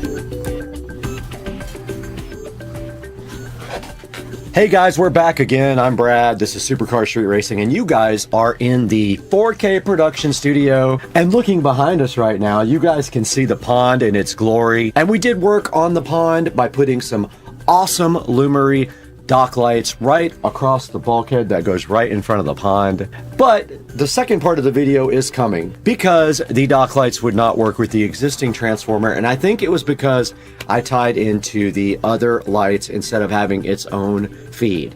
Now, I did order a new transformer. I ordered another Denwenwill's Smart Outdoor Wi-Fi transformer, and that will be here today along with a new roll of landscaping wire.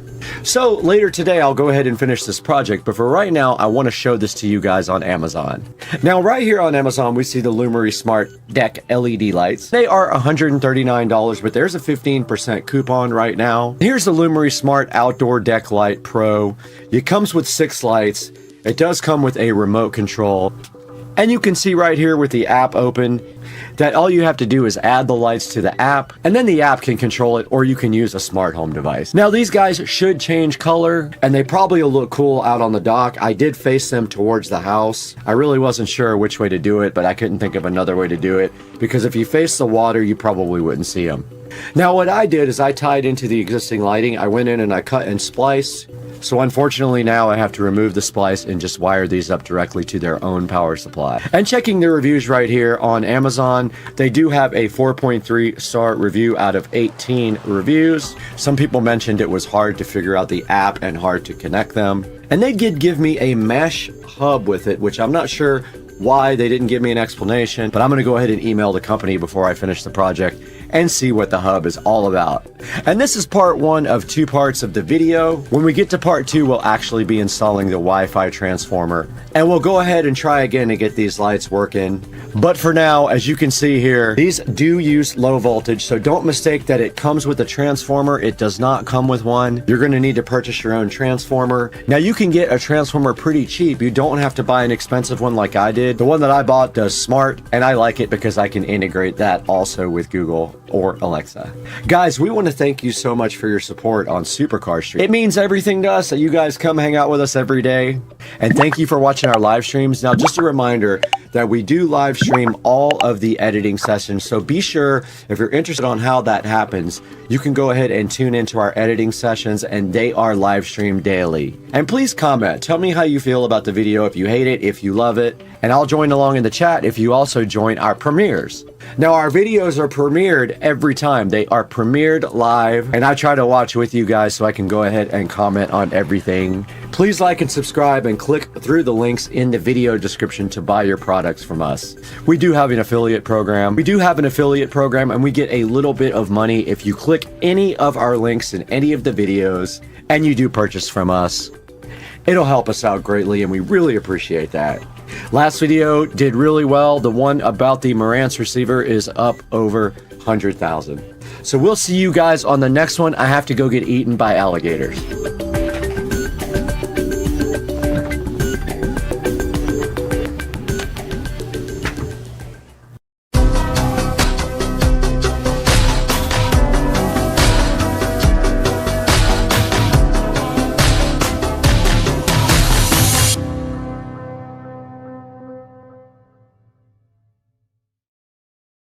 I want to redo this ground so that it runs up that way instead of somewhere down in here with some extra. So to kind of run through this real fast, obviously you got the main battery. You know, it's kind of a shame that we couldn't figure out some way to just connect.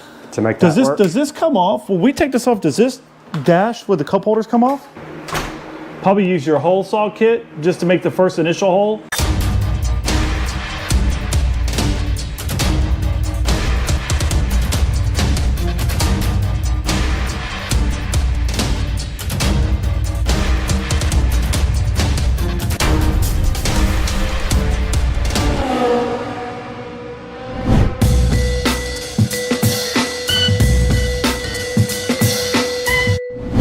But I want to redo this ground so that it runs up that way instead of underneath right there.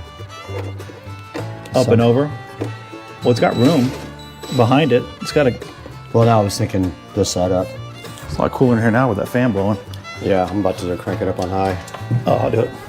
Can you make us a ground with two of the big yellow loops to go from the fuse box to the battery? Cut off just enough so that I can tie it up with a clamp so that I can come around. Okay, I just got done connecting the inverter. You can see right here, I ran it right up the side of the inverter.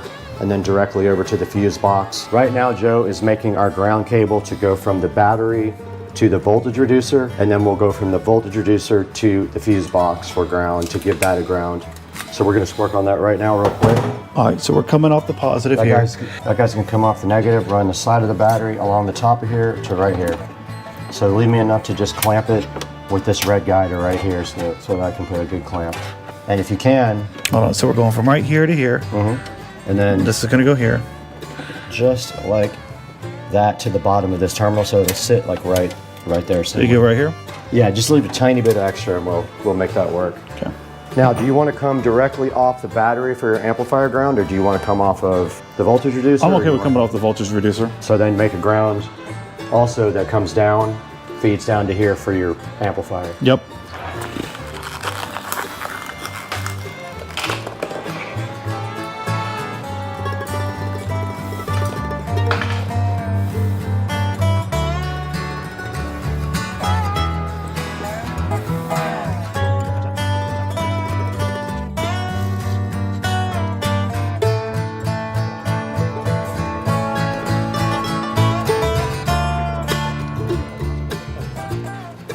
So give yourself enough, whatever way you think is the best. If you want to come around here, we clamp all three of them together and go down. Well, since we don't have the amp, I'm just going to do the one side for now. Yep, leave one side empty. Yep. Then we got to figure out pulling red wire all the way to the front. So we might have enough. And we got to clean all this up down at the bottom too. Yeah, our amp wire. Oh, we're on the wrong one, by the way. That's supposed to be ground. Oh, we're ready anyway, so.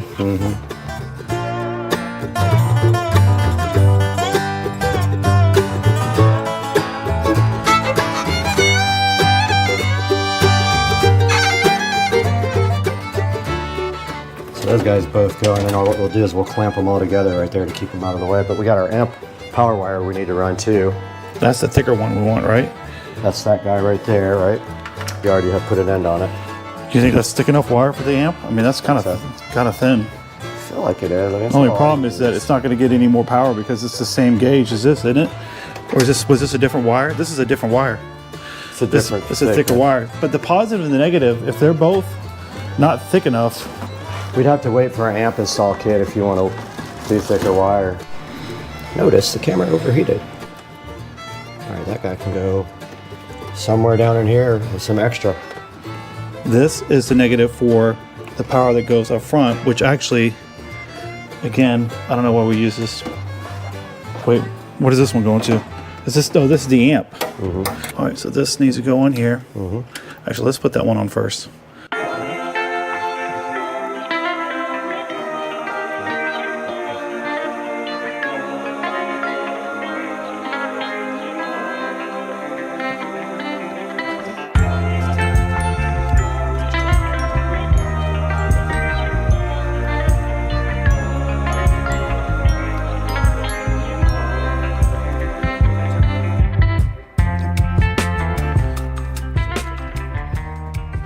All right, so this feeds your amp. That's got to go down. Do you want to go beside it that way? Yeah, we could do that too. I mean, I don't know that running it underneath the amp gives you more room for sure.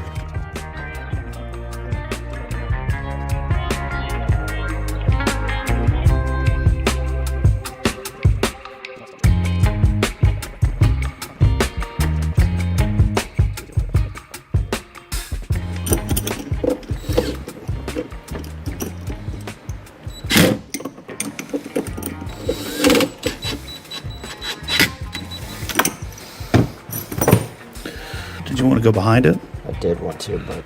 Yeah, I might as well cut off what you want now. Yep. And then I'm going to get a clamp. Tie this up nice right there. One big bunch. How much should I leave for the amp?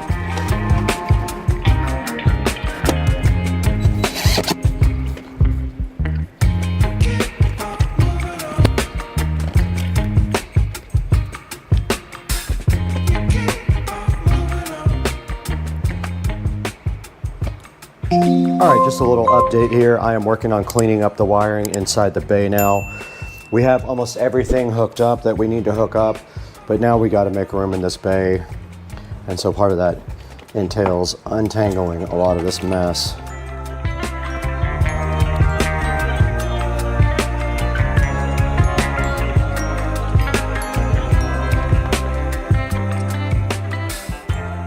in the middle of cleaning up the wiring, so we're basically running our COM cable and our actual power cable from it's a charging cable, from our charger to our battery. And so we're just taking clamps and going along the edge and kind of clamping down to clean up the bay real nice.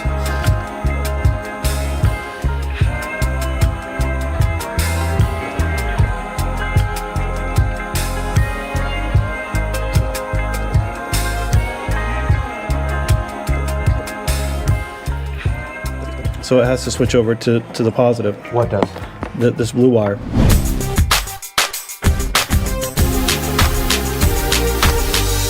So we're back. We spent about an hour, probably equivalent, working on this bay here, getting things tightened up with all the additional items that we included in here. So to kind of run through this real fast, obviously you got the main battery. From here, what we did was go to a reducer, which is a 48 to 12 volt reducer. From that point, we jumped it over to a fuse panel, just in case we wanted to run any 12 volt optional electronics, but we haven't decided about that yet. From here, we have a converter from DC to AC that gives us a 110 option. And then over here is the charger itself. So we spent time really kind of going through everything, making sure all the wires were tight. We've prepped ourselves already for an amplifier that we're going to work on next. But the biggest thing was making sure everything was tight, up and out of the way, to give ourselves a good idea of how much room we can have for an amplifier. So earlier in this video, what you'll see is that we had a Boss amp. After breaking it out, looking at the dimensions, we figured that it just wasn't going to work for us. So we're going to go back to the drawing board, find an amp that makes sense, that will fit inside this compartment here itself. And then our next steps are going to be installing the dash with the speakers and the rest of the equipment for the stereo. So it looks great, very clean in here. We're going to do some additional cleaning up around here, but we are pretty much set, ready to go.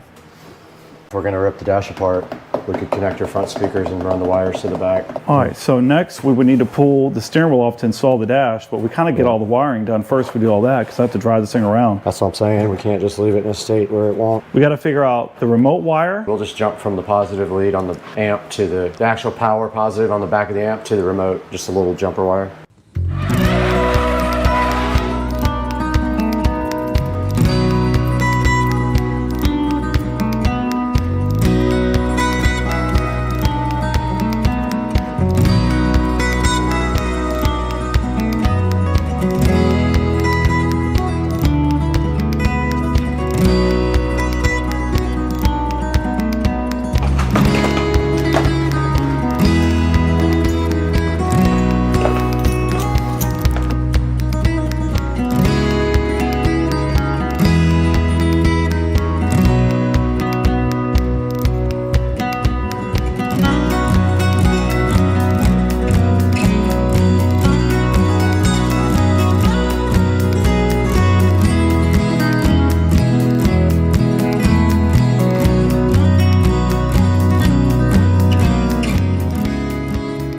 You know, it's kind of a shame that we couldn't figure out some way to just connect. To make that work? Does this come off? When we take this off, does this dash with the cup holders come off? Yes. It does, doesn't it? Mm-hmm. All that comes up. So it just, all the wiring just floats back there? It does, doesn't it? Yeah. Yep, it just sits back there. Everything that you don't reuse. You know, it's pretty clean install. Yeah, it looks good so far. I think we'll get it. It's going to look way better with an amp in there. Yeah. And all that stuff's covered.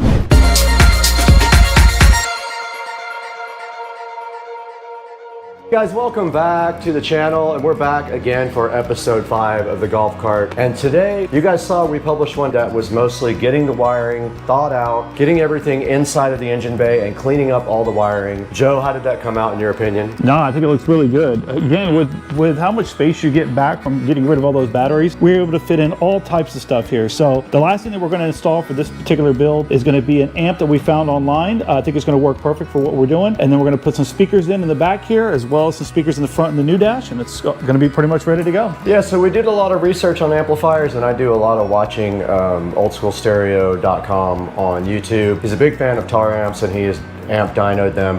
And from what he says, they're very underrated. This amp is extremely small, and it has absolutely cool reviews. We're hoping, even though it's small, it puts out a decent amount of power, and we decided if it doesn't, we'll probably go for one of their mono subwoofer amps and separate out the sub from the 4 other speakers. it'll be easy once we have our wiring already established right there. So what's our first step here? What are we gonna do right now? Yeah, so to start chipping away at this, the first thing we're gonna do is come back here. The plan is to put 5 total speakers in. So we're gonna have 4 6.5 speakers that are waterproof, marine grade. 2 are gonna go back here in this particular section, and then 2 will be in the dash with the subwoofer in the rear. So the first thing we're gonna do is knock out, get in the holes for these to be put in, get them wired up, and get those wires ran up here to the amp. Okay, do we have to take your back seat off to do that? Yeah, so it'll make life a lot easier. I think we're gonna have to get in there with a jigsaw to make the cut. So we're gonna take this back seat off just to make our life a little bit easier. 4 bolts, I think, total, so it won't take about a few minutes to get this off, and it'll make our lives a lot easier to put these speakers in. Gotcha, okay, cool. So we're gonna need our wrenches and also our jigsaw to go ahead and do that. So absolutely. Let's go ahead and get all that stuff gathered up because we don't have the tools we need right now. Yep, let's do it.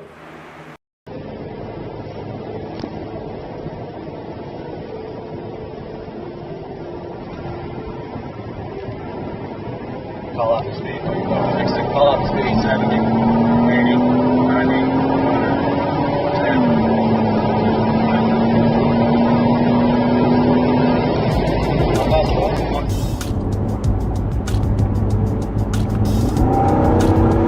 Oh yeah. Feels good, man.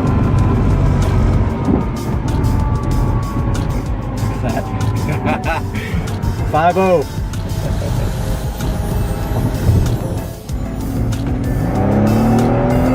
Damn, wheel spin. Call out the speed while you're going. Next thing, call out the speed. 70, 80, 90, 100, 10, 20. How fast, bro? 140. That's definitely the fastest we've got. 100.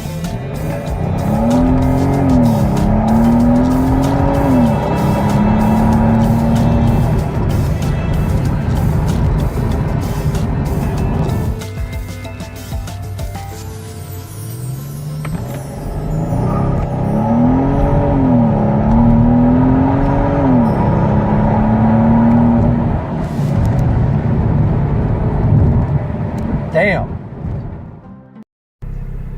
All right, 335i 0 to 60 and more with a tune.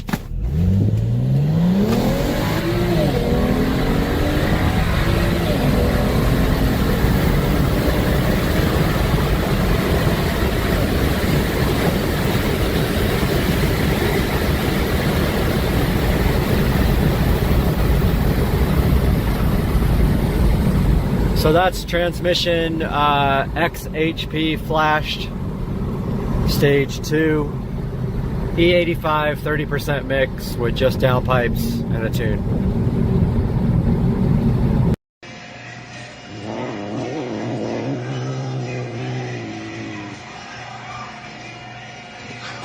Oh.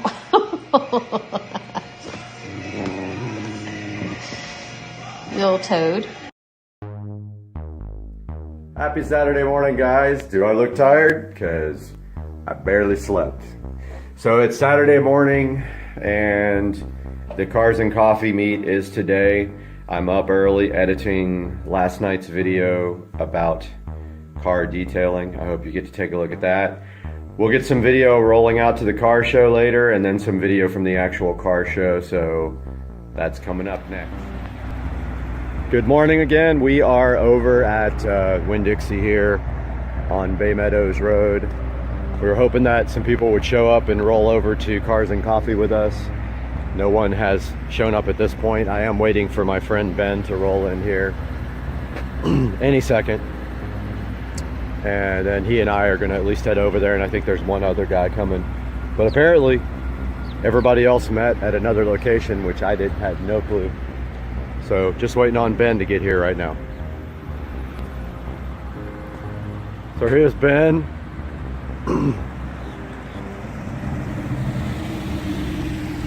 We're the only two idiots here. What's up, fool? Car looks good. Not bad. May have some streaks. I'm not sure.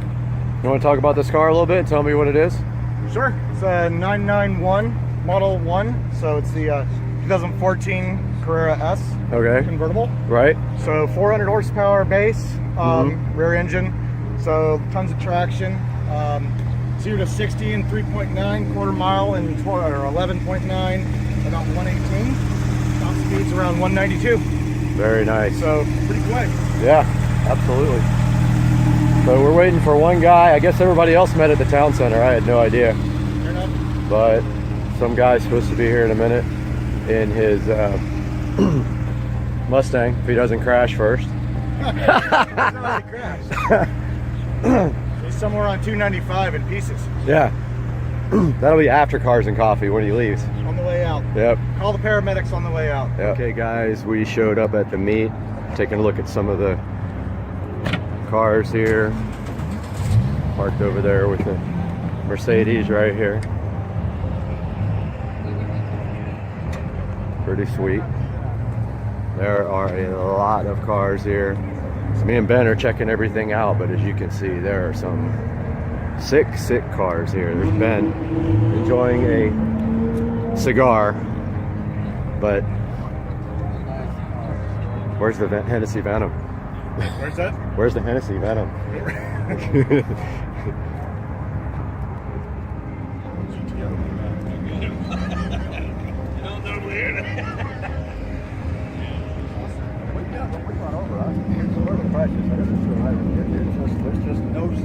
That's us later today, this red and white one. Oh yeah. That's what we're gonna get. Oh, look at that. Hell yeah. 50 something? Is it a 56, 57? Yeah, 60. Pretty sick. Let's go look at this one.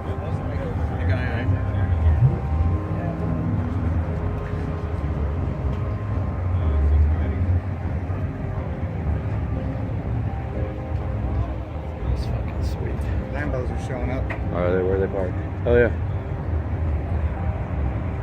Wanna go check it? Yeah. Okay. Think anybody's gonna have to door S?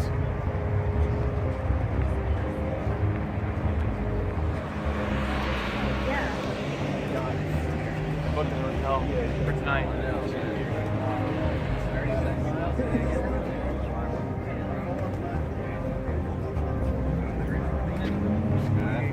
Sickest thing ever.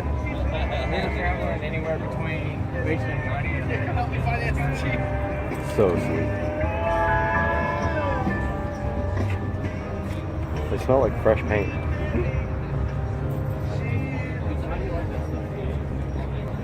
So we had a really good turnout today at Cars and Coffee. I would estimate probably around 500 or 600 cars showed up.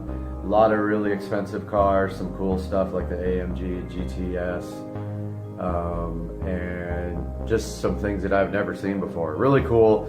A lot of BMWs, a lot of Porsches, some Supras, some Mercedes, and it was just a great time. Please subscribe to my videos and like this one, and I'll see you soon. Let's go! I had a mouthful of food. Let's go! She Karen, throwing. Oh yes! Talk to me about your Heck yes, you nailed it. That was That awesome. wasn't as good as I've been doing. All right, let's do It's it. still backwards though. So let's go back a little. Where's Coop? Coop nuggets coming right up. Coop. Damn. Dang! She's getting good. Yeah, but I'm nowhere. I did hit the center. Y'all were inside. Let's see. Ah! You're getting there though. You can definitely do way better than My me. ass picking that up. Cooper, get over here. Do not put that on. No, I'm not. All right, y'all I'll are leave right it. back to this. Too late, he already did. Whoa! All right. Hey, this girl's getting it. All right, y'all are up. Hey guys, Supercar Street Racing, welcome back to the channel. Got the itch to kind of record, and I got some requests for the wall mount for the Echo Show 5. Now this is from Mount Genie, the company that makes this amazing wall mount. They are very smart with what they've done here. So The Echo Show 5 is actually just a device that's designed to sit on top of a table. But you had to know that when somebody came out with the Echo Show 5 Amazon, then someone would find out a way to flush mount this in the wall.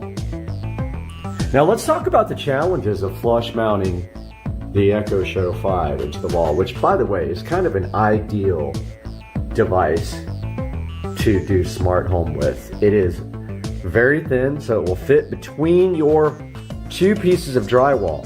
The 8 most likely would not, and the speaker on the 8 is in the back. So the good thing about the 5 is the speaker is right underneath there, right there.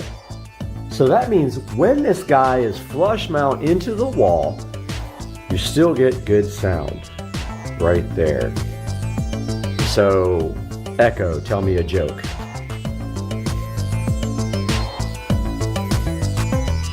I don't know if she's gonna do it. Of course, on video she's shy. Echo,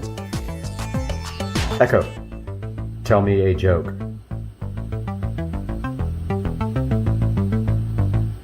Why are tennis pros always hugging each other? Because they start their matches at love all. Oh, wow. So the speaker controls and the camera control are still available with this mount. Now, this mount basically is cut into your drywall. So what are some of the other challenges of this guy? Well, okay. So you need some electrical skills at least. You need to be able to sacrifice your wall. So, I mean, it's a permanent hole cut in your wall.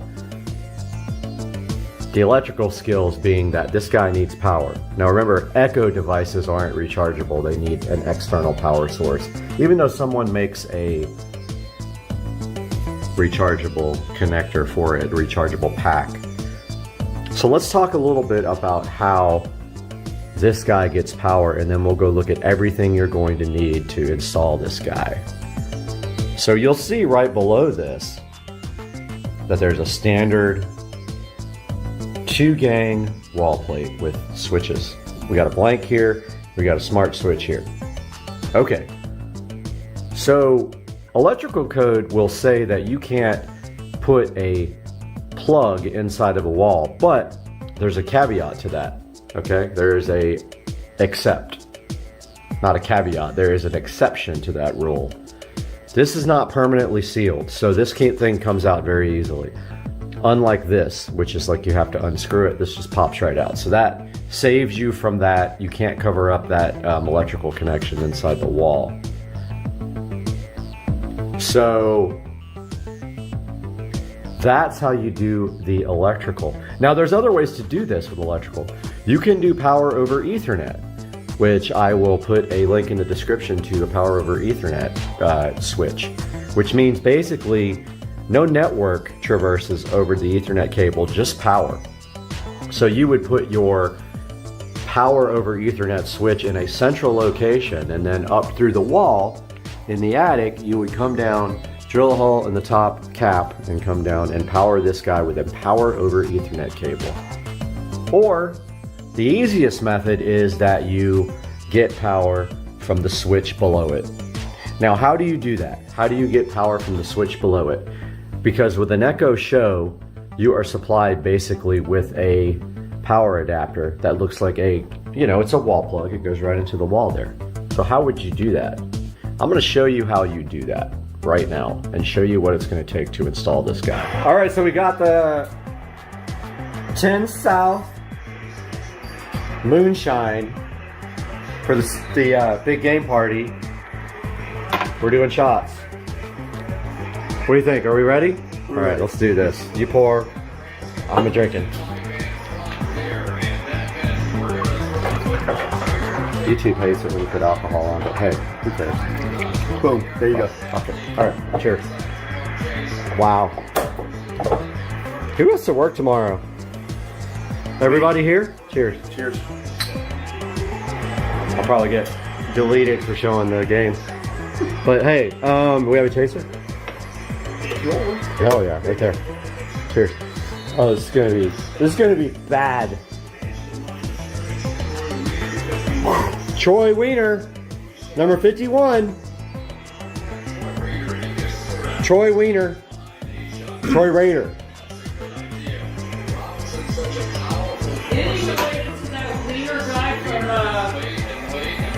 What was his name? Oscar Mayer Wiener. Who's related to? Uncle Wiener. Andrew Wiener? Who's the cousin of Jake and Lester McStrick. Yes! Oh my God. Yes! They score. Nice! Nice! You're killing yourself Oh. there. God. Where's the nearest trauma center? That shit will let you up. God. It says Almighty. Oh my God! It like it goes straight to your like gullet. It goes in your gut. All right, guys, we are out here in the garage. I'm going to show you guys some of what this is going to take to install. So the first and foremost you are going to need is either a standard level like this guy. I recommend a laser level. It makes your job so much easier. My laser level is actually at Susie's house right now, so I can't show you that, but I have a Black & Decker laser level. Links will be in the description. First thing is a level or a laser level. So your second thing you're going to need, now let me explain why you need this level here. So the first thing you need for your level is because you are going to template this guy, this Mount Genie, onto the wall. The Mount Genie is supplied with a template and you need to physically line that up on the wall. So you take it and you tape it up on one side, you get your level, and you find the top of the template, you level it off, or either your laser level, and then you tape off your template and you actually cut around that guy or cut into the hole of the template to make your hole in the wall. Now, to cut the wall, all you need is a drywall saw like this, assuming you have what is like this, which is just drywall. You only need this saw here. Now, if you have other stuff like wood, you can use a jigsaw to do that. An automatic saw. A jigsaw works perfect for tougher things like in my sunroom where I have wood. I will have to use a jigsaw if I'm going to cut that hole. Once you get that hole cut, you are going to need a female, not exactly like this, you can use that, but you're going to need a female pigtail from either a extension cord or you're going to have to build a female pigtail receptacle outlet from something. So with this guy, what I would do is take the factory plug for the Echo Show and I would plug it into this, and then inside the wall I would use this pigtail to power up. Now see, this one has male female. You only need the female part. You don't need one that has both male and female. So actually it's this one. I pulled out the wrong one. This guy right here gets hardwired into your switch box inside of your wall. And then you plug the Echo Show 5 into the end of this guy here. Now, when you go into your switch box, you're going to need both a white and a black wire. So you do have to have a neutral wire inside of your box in order to make this work. If you're not familiar with electrical, ask somebody or ask me, send pictures or whatever, I'll assist you. But that is available inside of most switch boxes, have a neutral wire. You need that to make this work, okay?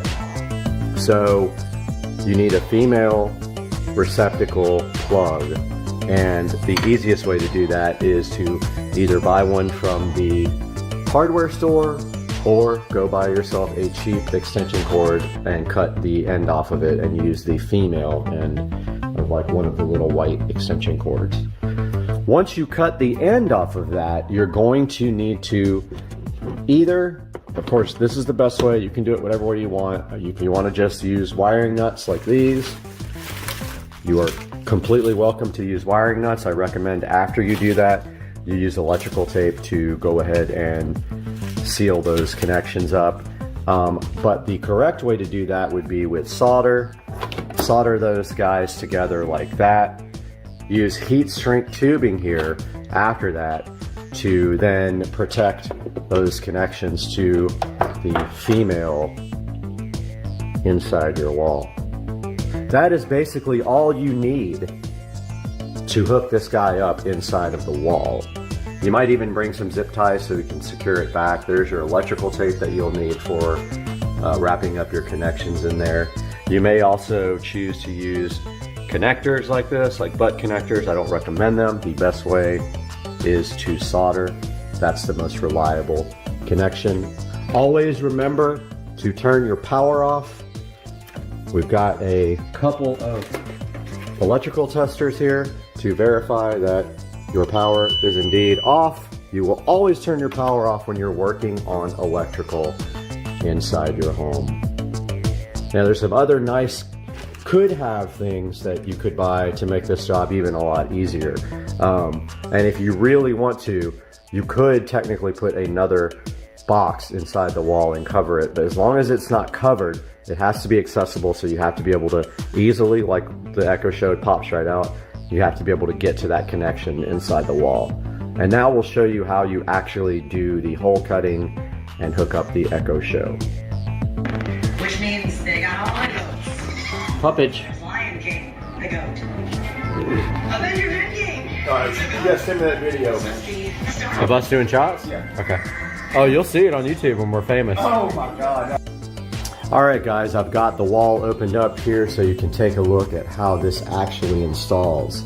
So when you get your Mount Genie, and I wish I had one that was still packaged up, you will get a template for it that will allow you to put the template on the wall. And then you take your level, now this one's a little bit big, but you take your level and you line up your template. You see how that's perfectly level? You line your template up on one side, so you get one side kind of where you need it. You tape up that one side of your template, okay? Then you use your level to make that template 100% level. You tape off your template till you have it right where you want it.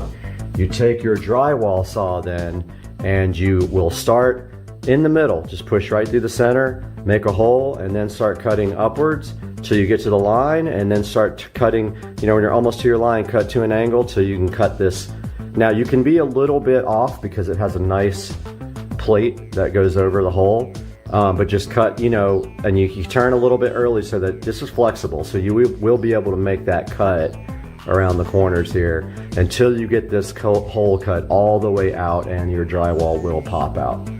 Now, if it's a little bit off, that's okay. You can trim it afterwards and make this plate fit. Now, the way this plate fits, it literally just pushes in through the hole. It's got a lip right here, as you can see. Now, these little metal clips come with the device. There's 4 of them. There's 2 on the bottom. There's 2 on the top. So make sure this part's on the bottom. It clearly says Mount Genie here, and it's, you know, you can tell it's the correct orientation.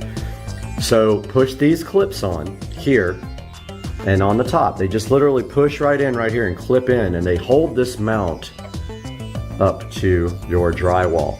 That's what keeps your mount inside the wall.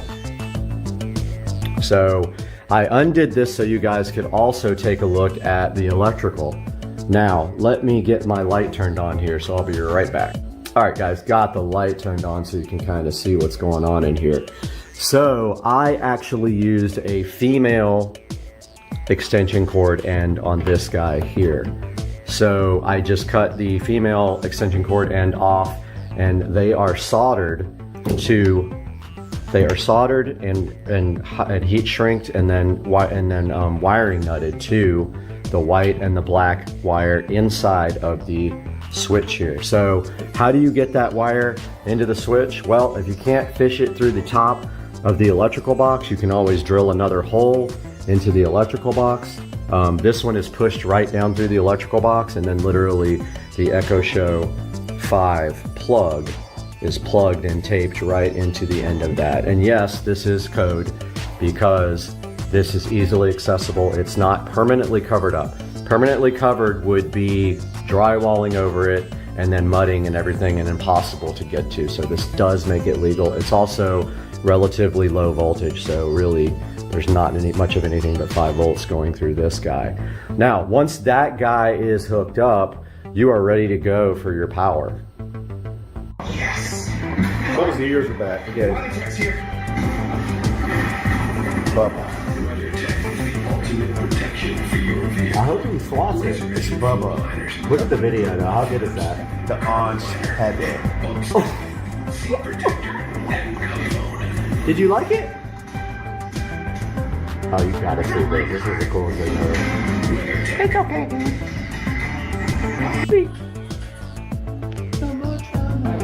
Kitty, kitty, kitty, kitty, kitty. Oh, bye-bye, kitty. Bye-bye, kitty. Came to visit momentarily. Alright guys, so now that you got your power all good for your Echo Show 5, you've ran your power to your outlet, you can go ahead and turn your power back on and plug in your Echo Show 5 with one hand like I am going to try to do now. So the Echo Show 5 is now plugged in. There we go, we got power. Now this thing goes in pretty easy. Make sure that there's no wires in the way in the back. If there's any electrical wires, move them out of the way. And this guy literally, watch, this guy just pops in. Now if it's hard to get in there, there may be a wire in the back that's holding it back. But that is it. That is how you wall mount your Echo Show 5 with the Mount Genie. Now, the reason that I did not do a electrical is because I am not a licensed electrician. I'm not going to be giving you electrical advice on YouTube, but you should get someone to help you that knows electrical to go ahead and make this connection, or you can use the power over Ethernet, which makes it easier, but also you have to fish wires like through your attic, and you have to purchase the power over Ethernet switch and adapter for the back of this guy. But you can see here, this guy is powering up right now from power off this switch. Now, if you guys have any questions about this, I'm going to do my best to put everything in the description of how this guy can be purchased and what you need to hook this up. And I hope that you guys enjoyed this and look forward to more videos like this. Hope you guys have a good day. See you later. Alright, this is the best steak. Kitty. Do you have a shoe fetish?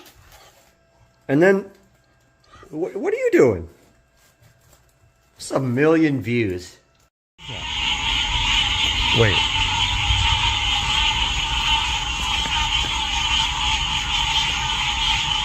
Hang on, I gotta zoom in. Where'd it go? Hey, what is that? I see that. What is that? Hold on. You see this? Why is it circling our house? I have no idea. What the Look. hell is that? Look at that. Oh my goodness. What is it?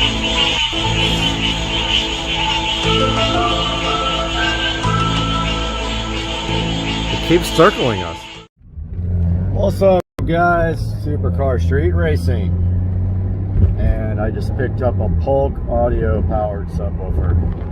Been looking for a powered sub to replace one in my living room that failed, but I eventually want to repair. I almost bought a brand new one on Amazon, but oh wow, this guy just pulled straight out in front of me. Speaking of Amazon, just pulled directly out in front of me and almost hit me, and now doing 2 miles per hour. Got this Polk, I think it's a PSW 10. Picked it up off of Facebook Marketplace for 30 bucks. They sell for 150. It needs to be cleaned up and refurbished. So I'm going to take you guys through that, but I don't know if you can see it there because it's the front camera. But I'm going to show you guys how I'm going to clean this up, get it ready to go, and then how I'm going to deploy it in my house.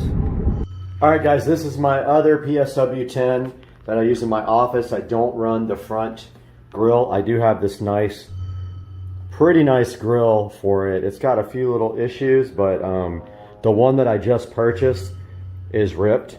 Now, you're going to figure out really quick if you get a PSW 10 that the front grills are noisy. And when I went to pick up this PSW10, it was already rattling, and when I took the grill off, I wanted to make sure that the driver was in good shape.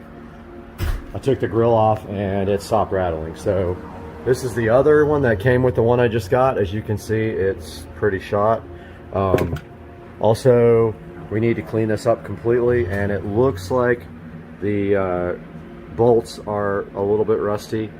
I'm gonna pull one out right now and see what they are, and maybe run to the hardware store and see if I can find something to replace them with.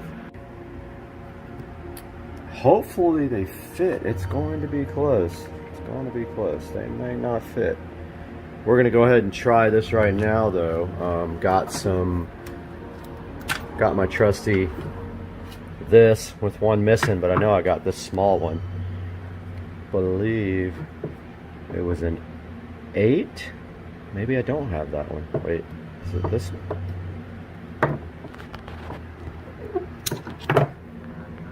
Oh, that's too big. Way too big. Might be this guy. Let's see.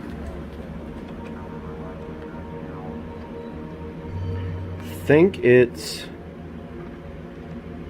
yeah. All right, guys, so back at the PSW10 right here, you can see the volume control here, pretty dirty. Everything's dirty on this thing.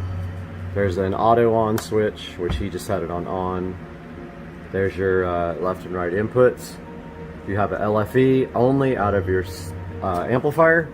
Receiver, you'll have to split it, because otherwise you'll only get half of the signal, because this doesn't have an LFE. We've got the speaker level outputs and speaker level inputs. If you want to feed this with your receiver speaker level outputs, totally fine. No issues with that. Some people like, I don't know if I agree with this, some people think that speaker level have a little bit more punch to them. I'm like, I don't know about that. So you can see there where it had the little issues up there that I can probably either just touch up with my Sharpie or my paint Sharpie pen. I'm gonna go ahead and clean all this really good. All this stuff is really dirty. Should have seen the place it came from. Pretty gross. Switches and the knobs are all like filthy.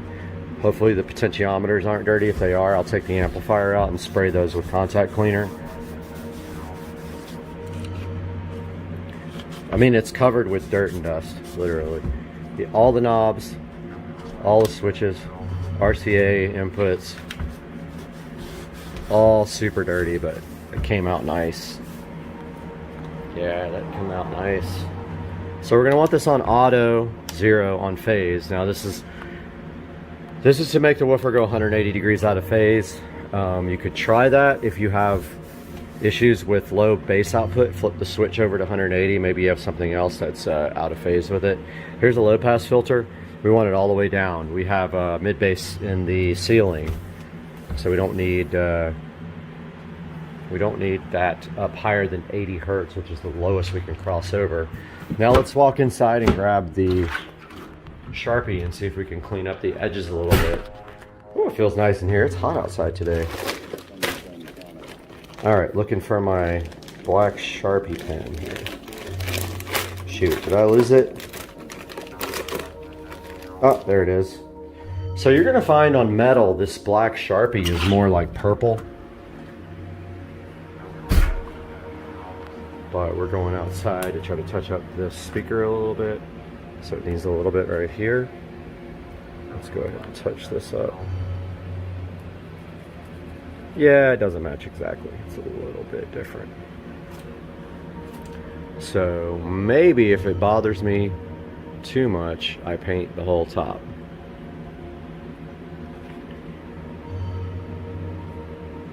Or cover it with something like a cloth. But yeah, I got that touched up. This one needs just a touch more. You won't be able to see that from a distance, like whatsoever. Now we got one big scratch on the side we need to touch up. Right here.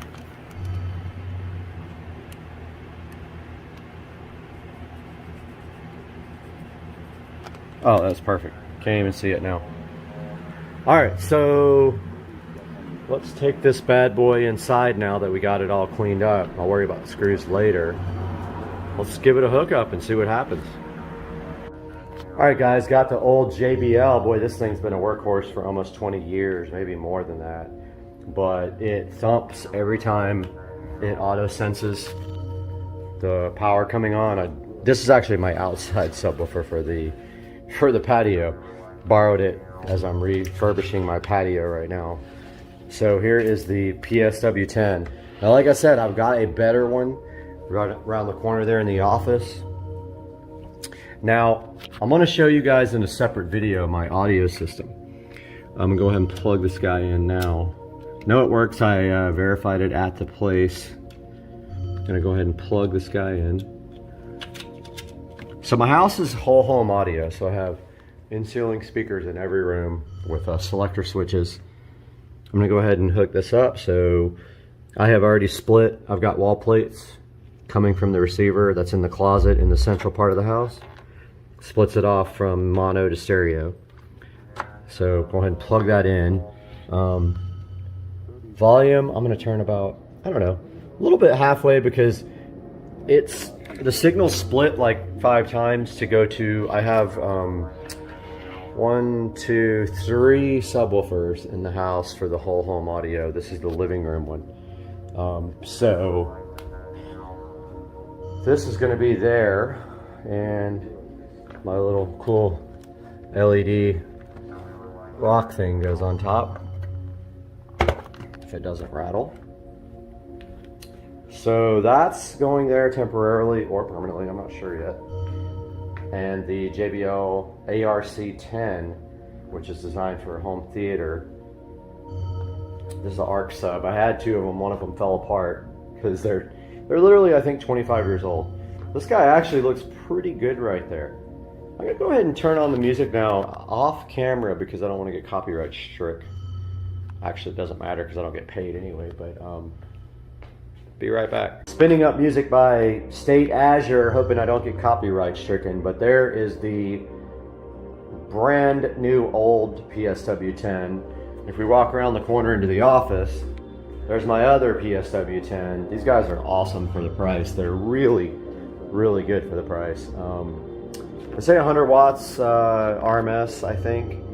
They handle low frequencies very well. Now, I do have a BIC F12 that's amazing in the home theater room. And then I have that one. And then I also have a JBL sub that's going into the bedroom once I get my bedroom 5.1 set up. This song has absolutely no bass. I'm going to find something that does. Alright, got the royalty-free music playing so I don't get copyright stricken because you know you can't do anything now because you're... Oh! Wow.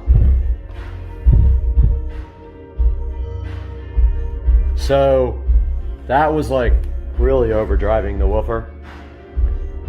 There is a reason behind that. I'm going to explain that in my next video. I'm going to go over my whole house audio system.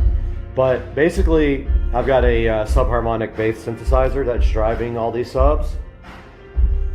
So obviously with a entry-level subwoofer, you're not going to be rocking out that hard with it. So that was distorting a little bit. I turned down the volume on the input and everything's good. So I think I probably will just leave this here. And look out for my next video. I've got a couple videos coming up that are outside of car stuff. One's going to be my whole house audio system, and the other one's going to be my smart home. So I have kind of a crazy smart home setup as well. So I'm going to call this a success for $30. I mean, that was going to cost $150. This thing looks great, sounds good. You can't see any of the scratches. It's not blown. And I mean, I wish you could hear how low this hits, but I've got 4 subwoofers in the house, and I'll show you all of those on the next video. Guys, Supercar Street Racing here. Thank you for watching. Please like and subscribe. Hey guys, how's it going? Good morning. Supercar Street Racing here again. Taking a look at 2 products here that we got for the Samsung S22 Ultra 5G. The first product here is the Taurus case. Going to grab my tablet here so we can do some close-ups of that guy while we're taking a look at it. But got the Taurus case and the Refund. Refund screen protector, which is a pretty funny name, Refund. Almost like refund because they're gonna have to refund your money, it's so bad. But yeah, so we got the tablet here to do some video of the Taurus here unboxing, and let's take a look at that. And let's see, let's go ahead and open this guy up. Hopefully my my settings in Zoom are good here, but here's the Taurus packaging. It's got a little lifetime warranty activation card here with it. Let's see if I can get some video here. Took a picture. Okay, so now we got this thing going. So Taurus here, and we're gonna look at the unboxing down here on the tablet. Here's a good look at the packaging that it comes in. Sorry about my thumb, guys. I got bit by a dog. No joke. There's the packaging. Here's a look at the box. And the back of the box here. And let's go ahead and undo this guy.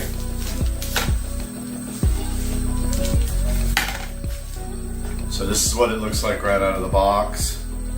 There's the front, there's the back. It's got a metal kickstand here. Get a little bit of this for you up close on the tablet. It's also matte translucent, so you should be able to see the phone through it.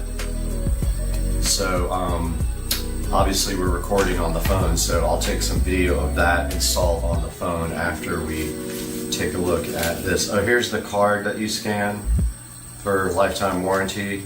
I actually don't want to scan it.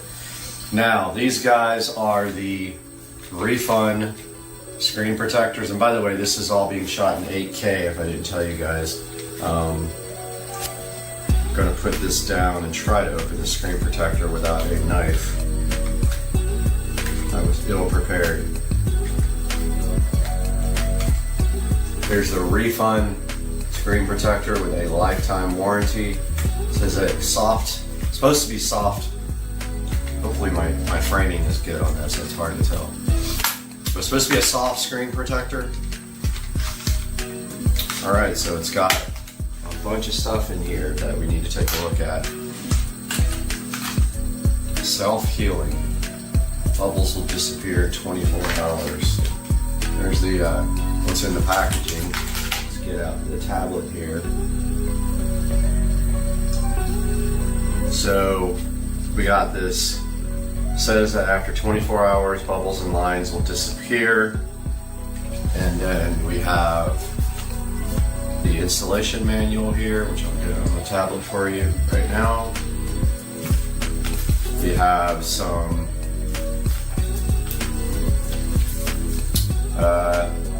cleaning kits here. And we have the actual screen protector. You get 3 of them.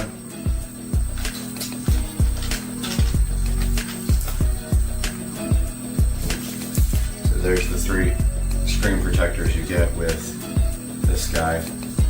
So now what we're going to do is we are going to take down the phone and we are going to start shooting on the tablet and show the case and the screen protector installed. Alright guys, so we are back on the tablet now, which shoots in 1080p, but I'll probably convert it to 8K since the other video's in 8K. Here's the case. Here's the S22 Ultra 5G. Notice it has the cutouts on the back there for this.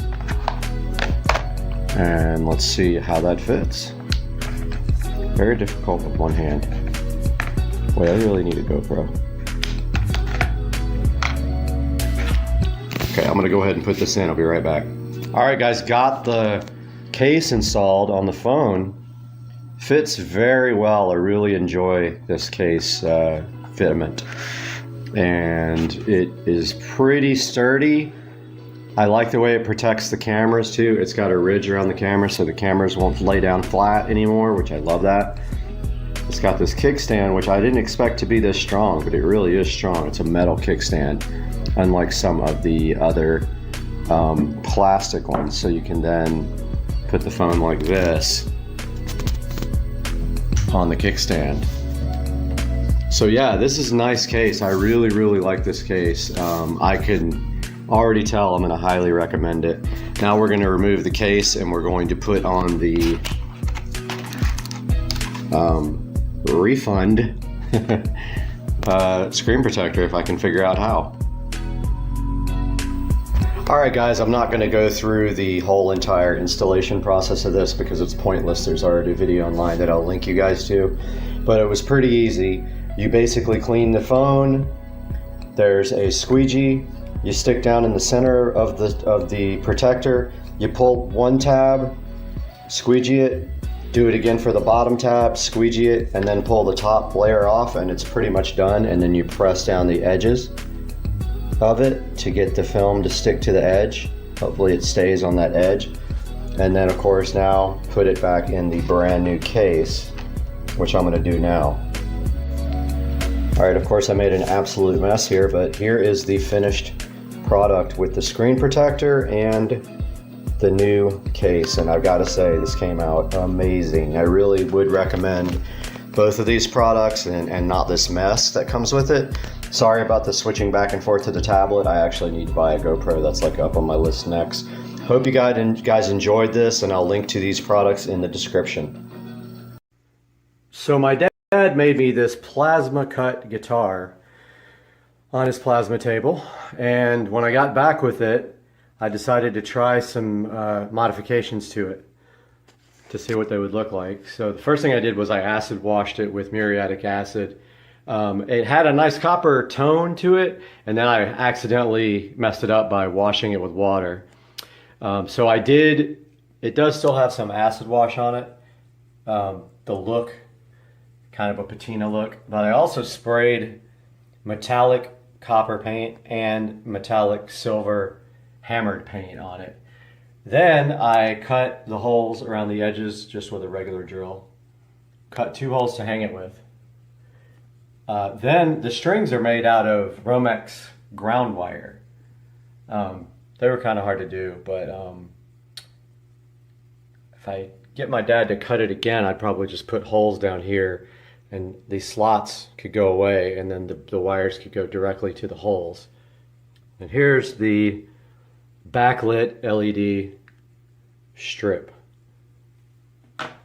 So this is a LED strip that I ordered on geek.com. This is the remote for it. It has a bunch of different patterns.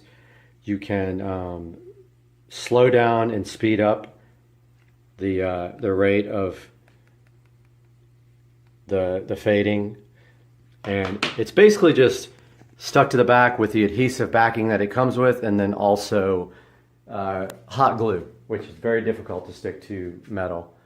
So here's what it looks like with I also have an LED strip down there, but that's what it looks like with no other lights on in the room. And here, I'm going to go ahead and see if I can slow that down.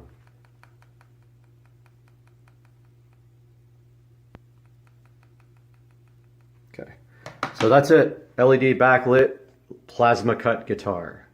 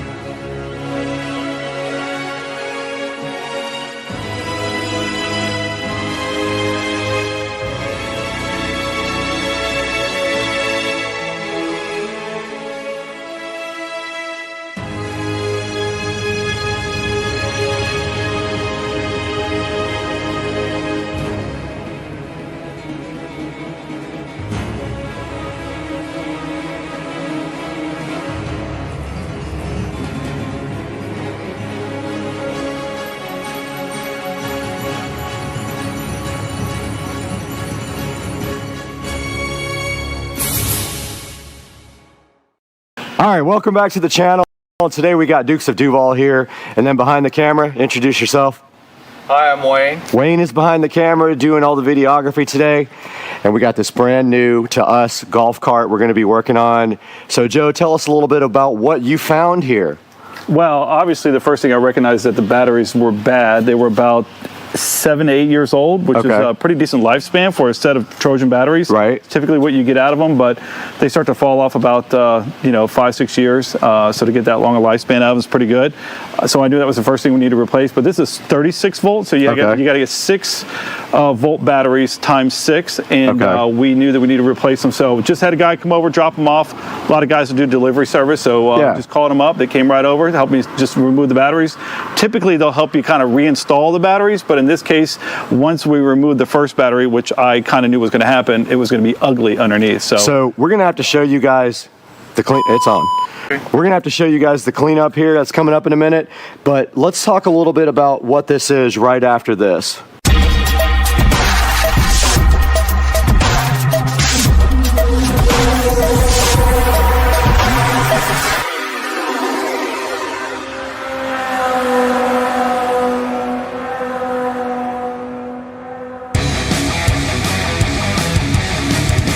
All right, we're back once again with this. Oh, it's a 2001, I believe, 36 volt Easy Go that I scored from a neighbor that just moved away. He unfortunately went to a community that doesn't allow golf carts. Okay. Which I almost told him that he needs to not move there, but he's dead set. He's going anyway, or his wife's going to go without him. And he made me a deal that I couldn't refuse, but I knew that there was going to be some problems with it, including the batteries, which was going to be the main thing. Okay. My hopes are it's just the batteries that are the issue. Some of the cables for the batteries are corroded and pretty bad, so I'm going to have to replace those. I have extras. Awesome. But for the most part, most of these golf carts, especially Club Car and Evo, they're pretty indestructible. Like, you can't kill them. Like, the only thing you're replacing on them most times are batteries, tires, and sometimes some of the brake parts, but we will see. What I really like about the golf carts is in general is that there's so much room to work on them usually. The problem is with the batteries, there's not a lot of room, and when you get down in the battery compartment, it's pretty cramped up.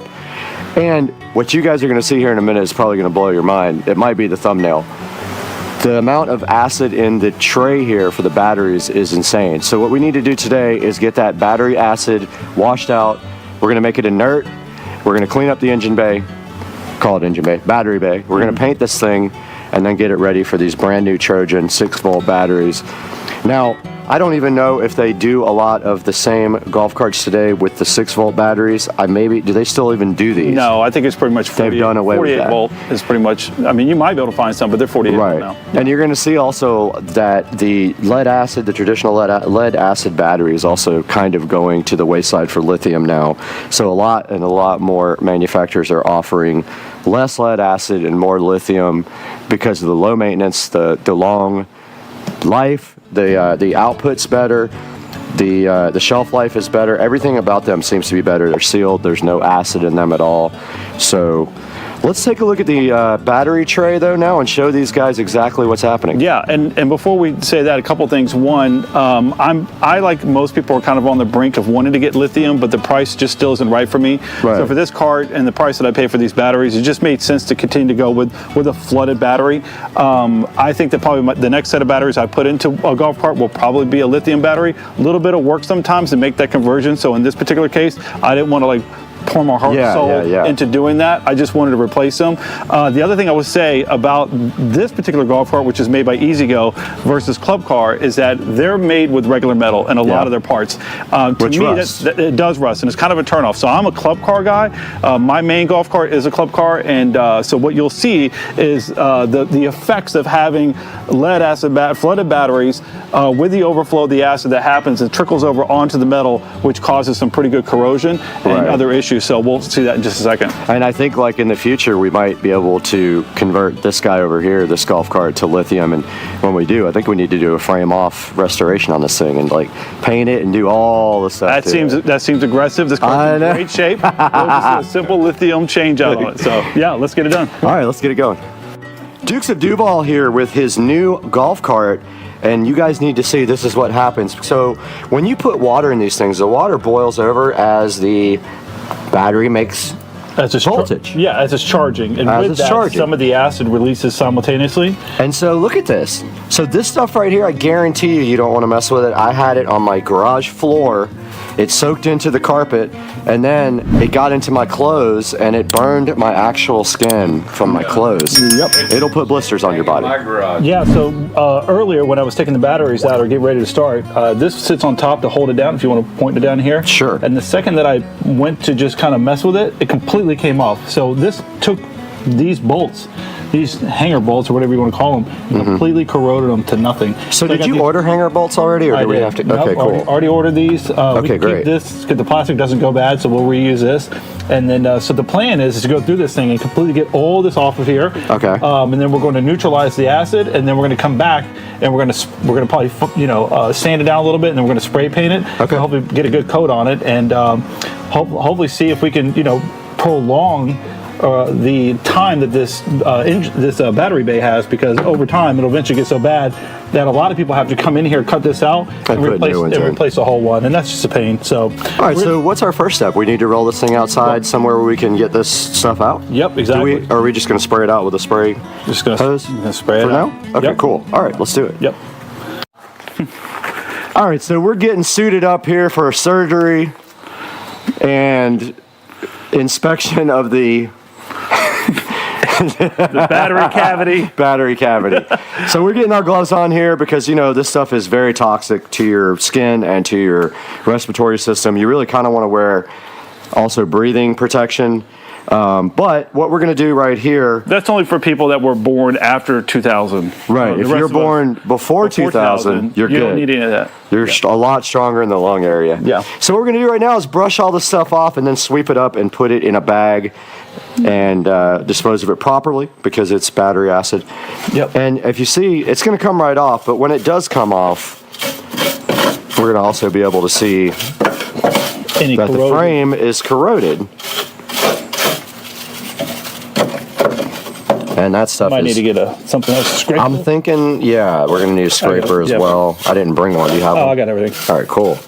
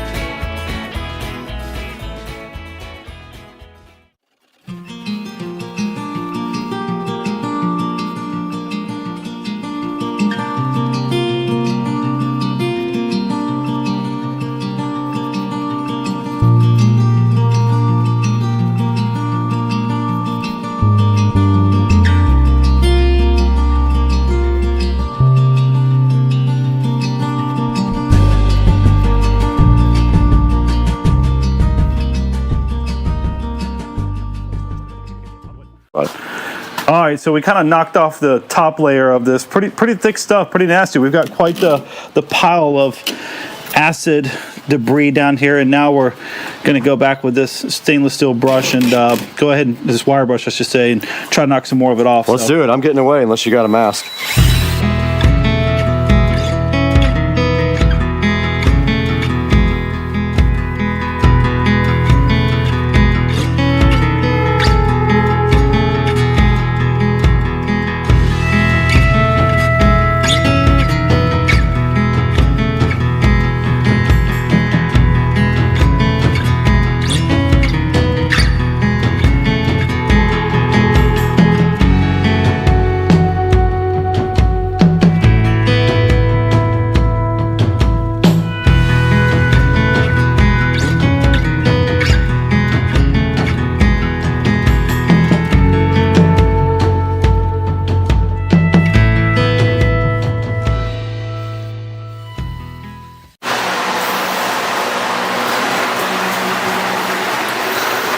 That's good enough. Okay.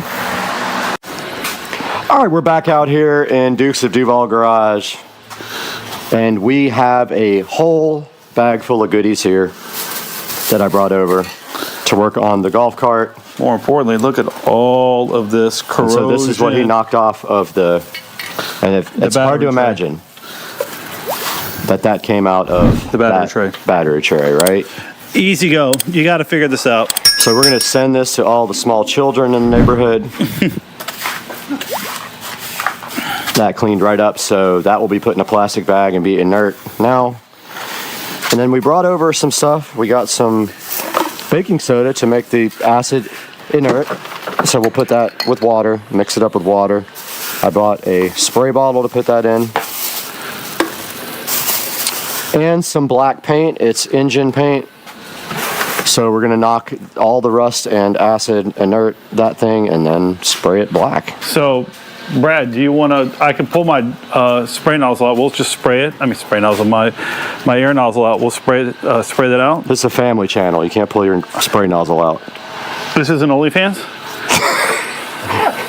All right, so now we kind of got it. The top layer, we grinded it down pretty good. I think from this point, we're just going to blow it out with the air chuck, and then from there, we'll see if there's any other bigger spots that need to be addressed. But after that, then we'll neutralize it, which hopefully will be pretty quick, and then let it dry, and then we'll paint it. Sounds good to me. Let's get to work.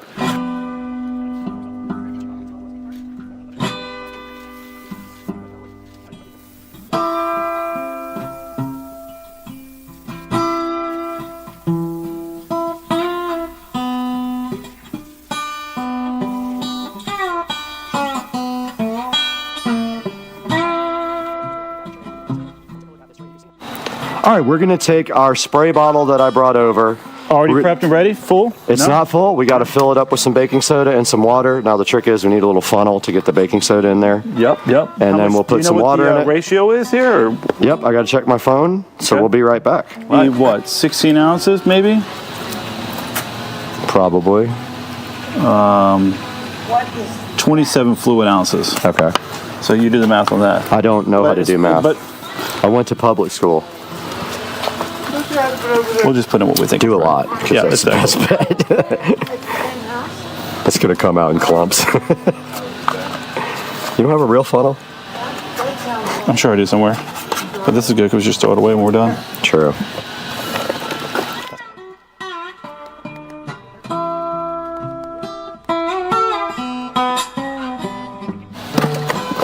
All right, so we're pouring the baking soda right now, and we're going to just pour a generous amount in there because, you know, it's so much per pound, and we have a small 27 ounce spray bottle. And we're going to make sure we got enough to, we might have filled up the hole. Yeah. And then we're just going to put some water in there, shake it up. Again? Something per pound, I don't remember. Oh, that's plenty. Okay, that's the whole box, so I guess we're good. No, it's not the whole box. All right. Yeah. And now we'll fill this up with water. I'll be back. All right, so Joe just filled this up with water. Yeah, look at this. And look at this. Watch this, because this is what baking soda does to battery acid. It instantly starts neutralizing the acid, and this is why you do this when you change your batteries. Wow. Check out, it's almost like peroxide going on your skin or whatever. Now, here's the thing. Look at that. Look at that go. I think my spray nozzle's clogging up here. Oh my goodness, your nozzle's clogged. Look at this. Yeah. Look. There it goes. Breaking. Whoa, that's working good, I almost said. This is killing it, dude.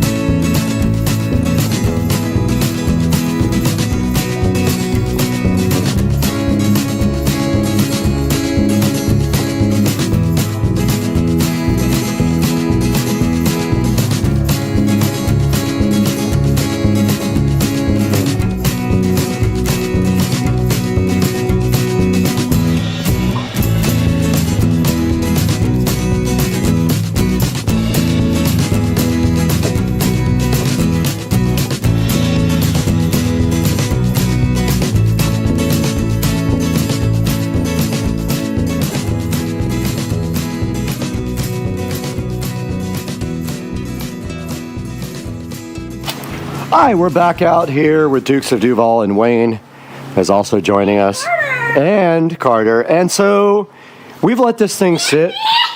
Yes, and you. And we've let this thing sit for a minute, and look at this. Where are the... Yeah, we need the lights. All right, Joe, look at this. Yeah, pretty impressive that it's eating up a lot of the rust. Carter, look at this. Look at That's this. so cool. That's nasty. Now watch, he's gonna just knock the...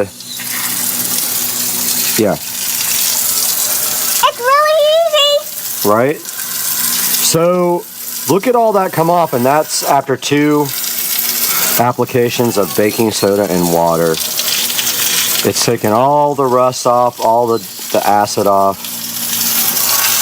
Back up. You guys already know it's going to be perfect when we get done. So the next step here is we're going to get the air compressor out again. And this isn't a regular air compressor. Look at this thing, man. I mean, it's not a beast. It does a trick. We're going to blow this off now. Try to get it dry enough to paint.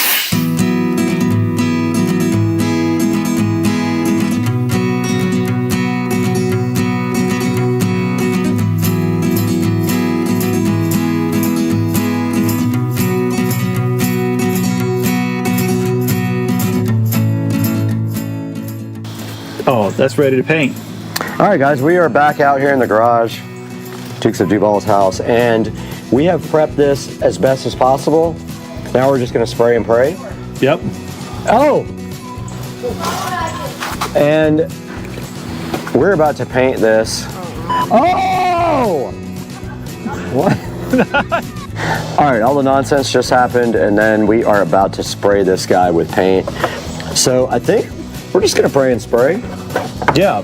You know, I was just going to say, they make a product, and we're not trying to do all this, called OSFO, and I believe that it will turn like, it's a product that will turn like rusty metal to galvanized by just like painting it on or spraying it on or whatever. Really? That's kind of sick. It actually is pretty sick, but we're not going to do all that. This is just, I would call this the aerosol overhaul. All right, so where are we going to paint this? We can't paint it on your driveway because we'll just paint your entire driveway black. We're not. I'm going to buy some cardboard or grass. Grass will just grow back, so should we just pull it right over there? Yep. All right, this is not a major cleanup.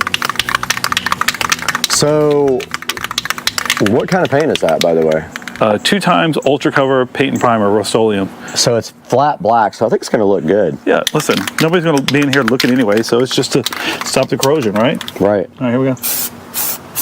Yo! That's going to actually turn out good.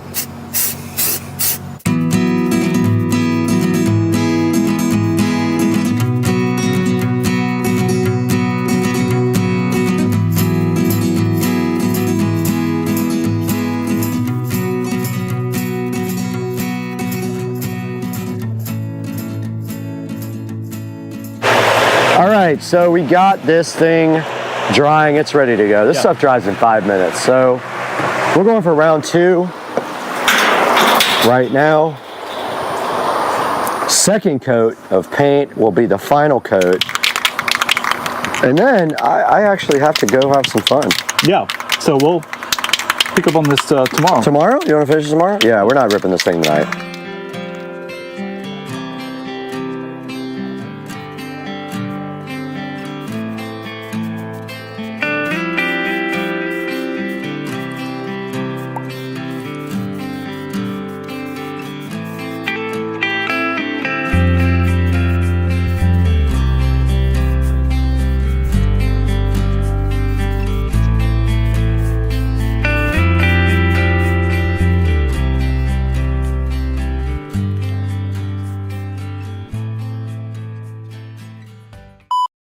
What do you think about this whole story? She's my CEO, and I believe everything she says.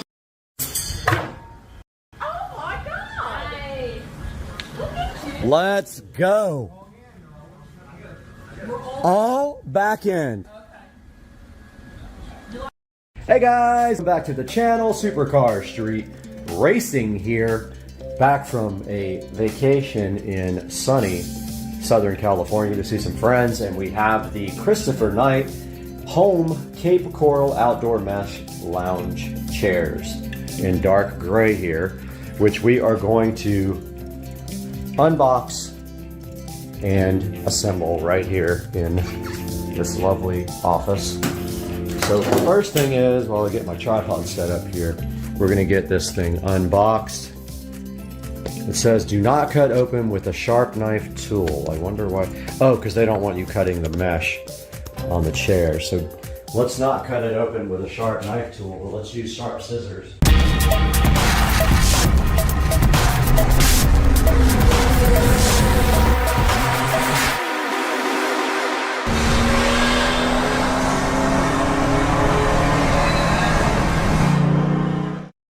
Hope you guys are having a great Monday. The lights in the office are not working. I must have messed them up when I went in the attic.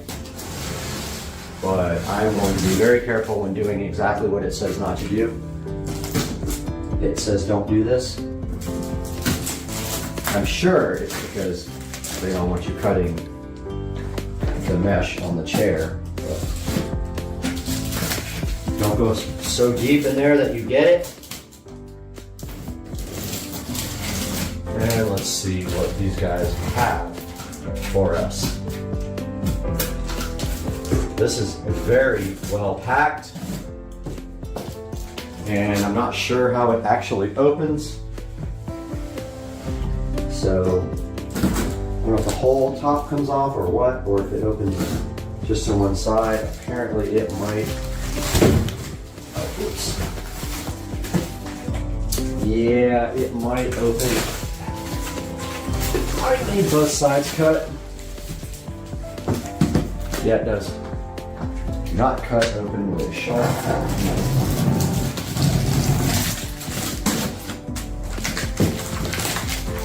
The this red string is attached to a hardware pouch containing all necessary hardware for assembly. What red string? There is no red string.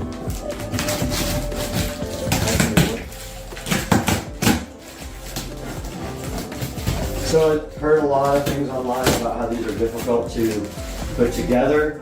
Your best bet for installing these types of things is to keep all the boot bolts really loose when you do it, because sometimes they will not line up if you don't do that. I've put together plenty of these things and it almost caused me and my ex-girlfriend to break up prematurely. Or we actually broke up. Okay, so there is a little string here on the side, and it goes inside the box, and supposedly it is connected to the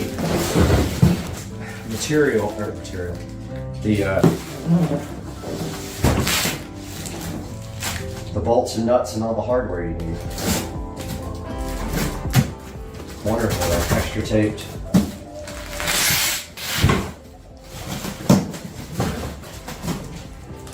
This thing is hard to open, dude.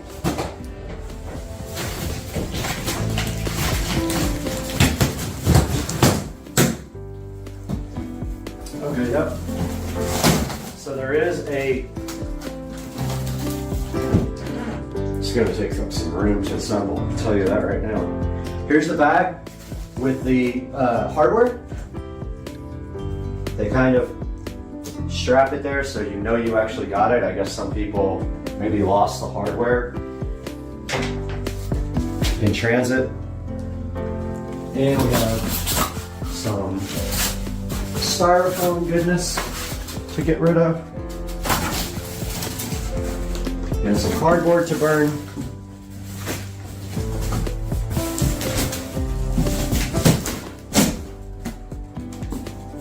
Dude, I would hate to have to return these. I would just drop it at the UPS store and be like, sorry.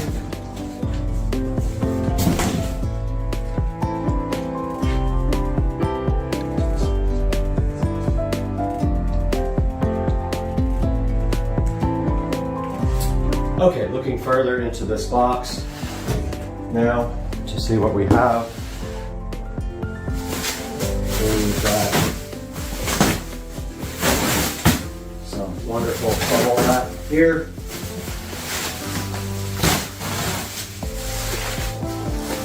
And it looks like they They're mostly assembled. Great. They're labeled with letters.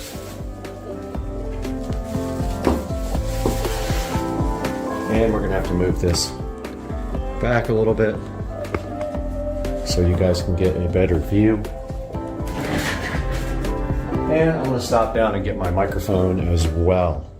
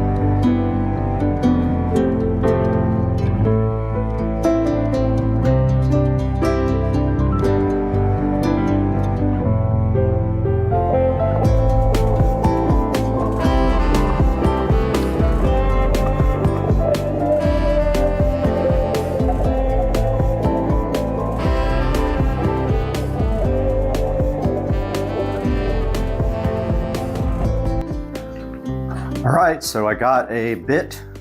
Not sure if I'm going to be able to use this or not because it may not afford the space for this. So a lot of people said they had to use a hammer, a mallet to get the legs to line up. We're going to find out.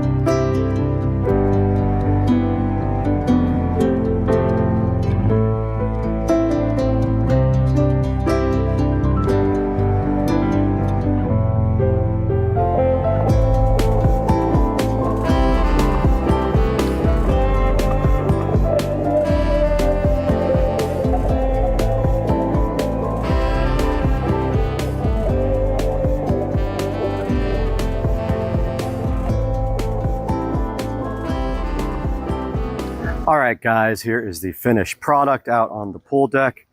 And as you can see, these things look freaking awesome. I love the modern look and feel to them. They were easy to put together, although I made a mistake on this one, and it was totally my fault. I stripped out one of the bolts, but I got a self-tapping screw and put it in there to fix that part.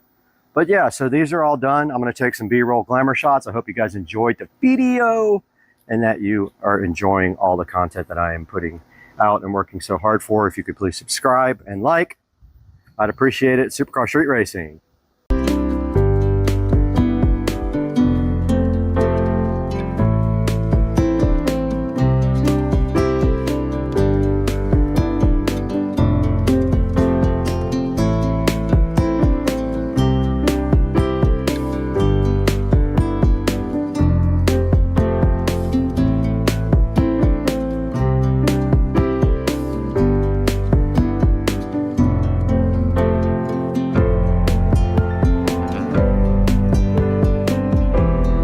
Hey guys, we just got the matching table put together. It took another week for that to get here, but as you can see, it does look like it matches the chairs pretty well. We'll go ahead and take that outside, put it with the chairs.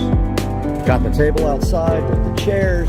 One thing I wanted to notice, with you guys, is that these chairs do hold water on the top. This fabric does not allow the water to seep through. We'll see how that's going to hold up in the future, but for now, it's not a problem. But I do see eventually that these things probably will end up rusting at some point. But yeah, so that's going to wrap this up. Hope you guys enjoyed it, and we'll see you on the next one. Yeah, so my Tesla's just driving me home. It's cool. It's whatever. Drive me home. Thank you. Love you. Now we are fully lit tonight.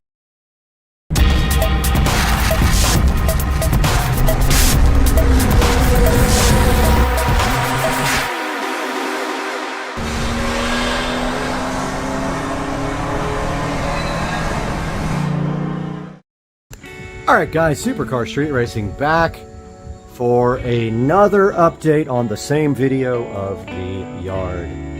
Now we are fully lit tonight. I wanted to come back up and give you a update with all the lights on. So let's start with the patio.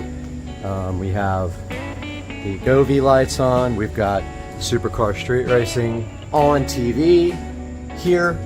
We've got our little string lights, which some of them need to be replaced. That is on my list of to do.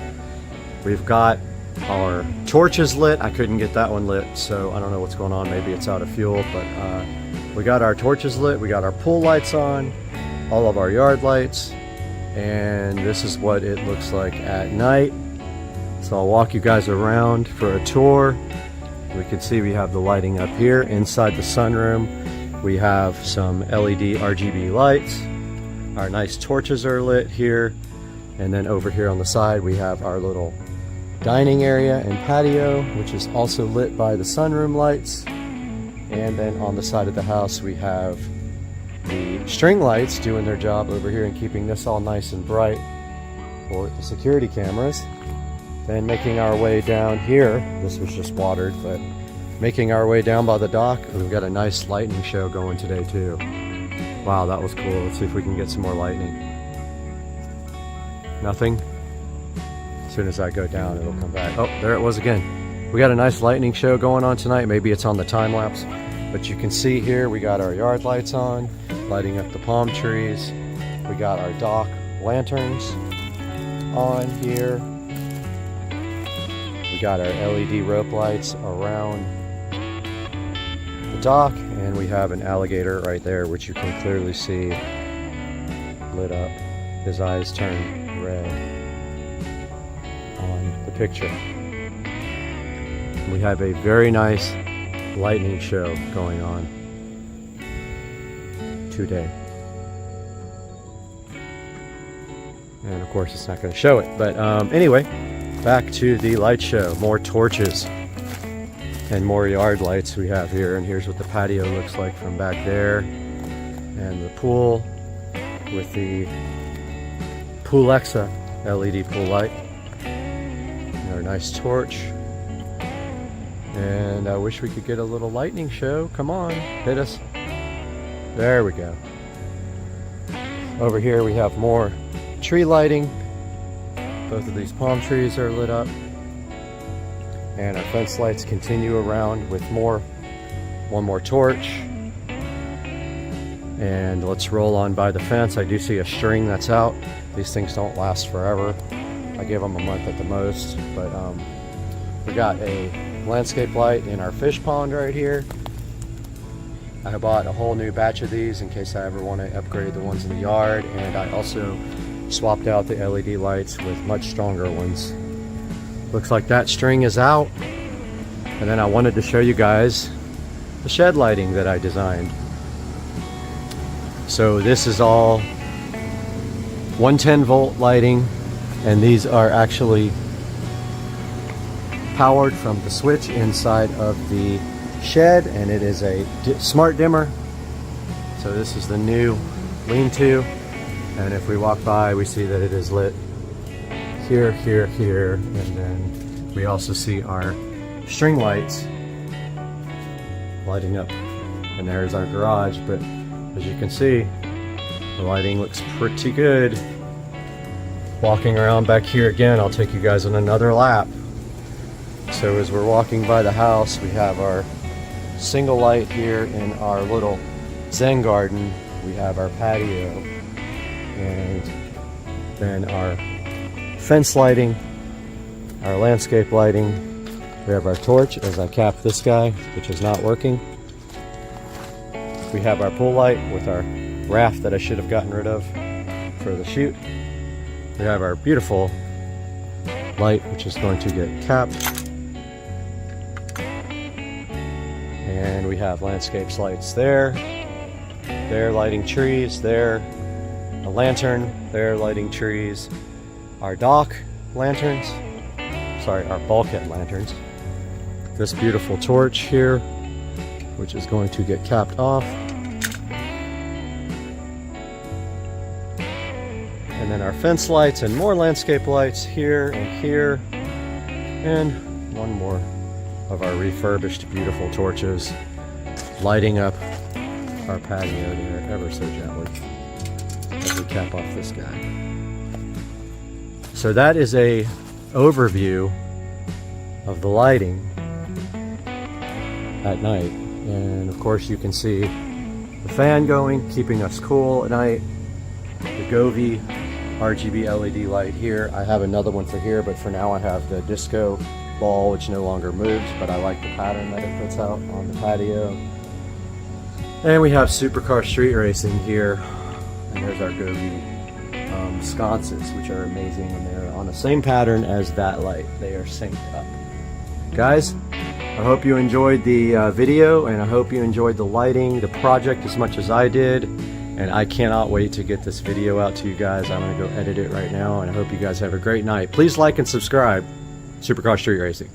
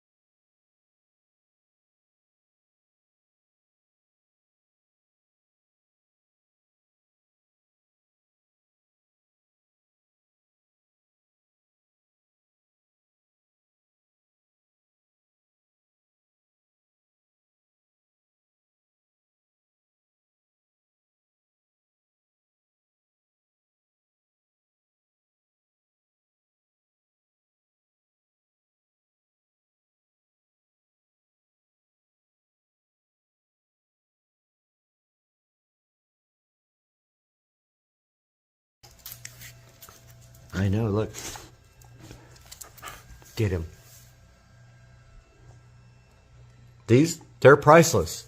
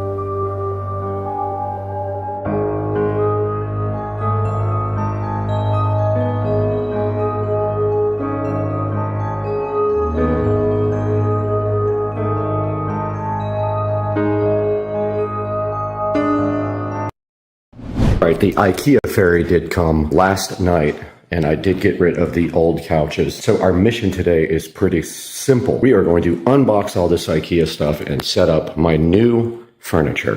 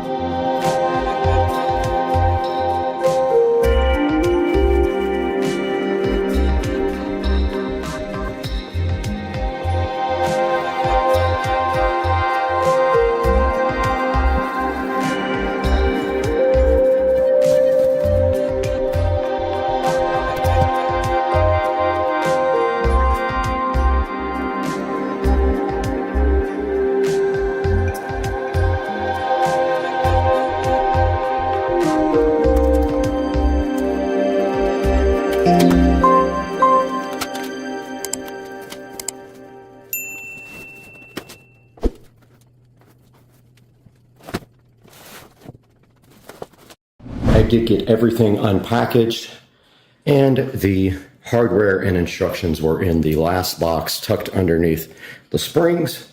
So I'm going to get the instructions out right now and figure out what is going on here. This is a modular set, so it has to be put together a certain way. Let's get to work.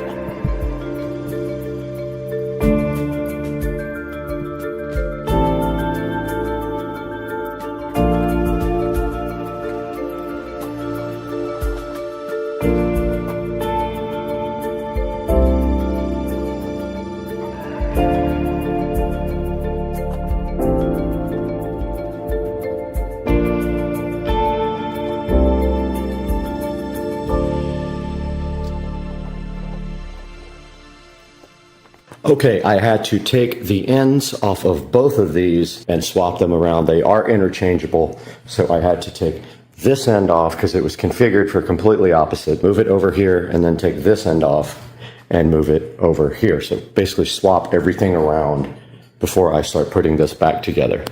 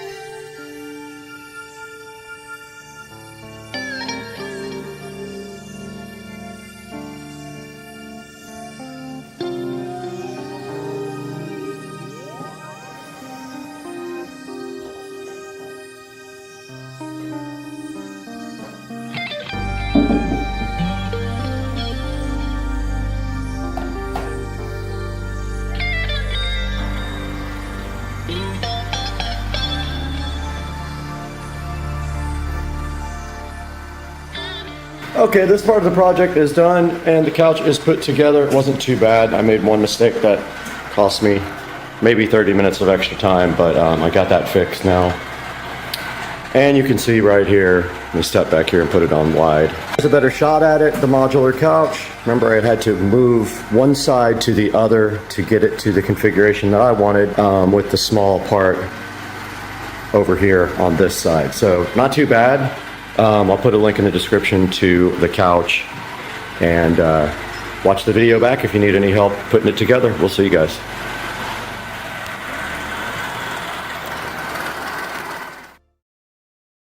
Guys, welcome back to the channel.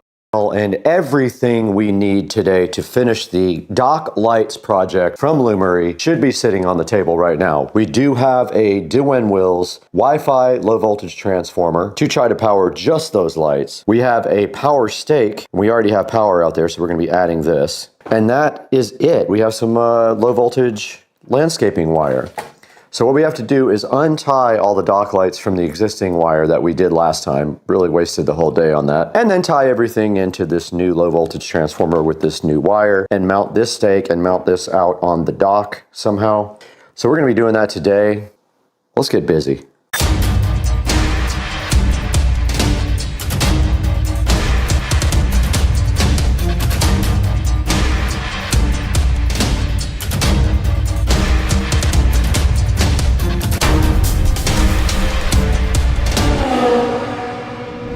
Guys, welcome back to part 2 of the Lumery dock lights video, where we're going to attempt to get these dock lights working now that we do have a independent transformer. They would not work last time when they were tied in with the other lights. So we have all the stuff right here. All we have to do is get everything out to the dock, get our water hose out so if the alligators start harassing us, we can spray them down, and get straight to work getting this stuff installed. So let's go do that now. All right, the first thing we need to do here is get this power stake mounted and this transformer, and we have power right here already. We're going to be mounting the spike right here. So let's go ahead and do that now. And we have the water if the nice alligators decide to come harass us. They're not coming near me. They're getting sprayed if they do. So we're just going to mount the stake right here next to the fence. And we already have power. I'll tape that up later. But you can see right here, we do have power on our meter already. And this is a timer, or it just is off or on. So we're just going to be leaving it on. There's concrete down here somewhere. So that's going to get powered. And then this guy is going to sit on the dock itself, but I'm just going to mount it. I'm not mounting it to the fence. I'll mount it right here and power it. I'm going to power this like that and then just screw it onto the dock like that. Now I might try to see if I just tie into the first light, if they all start working. They might, not sure. There's an alligator right there.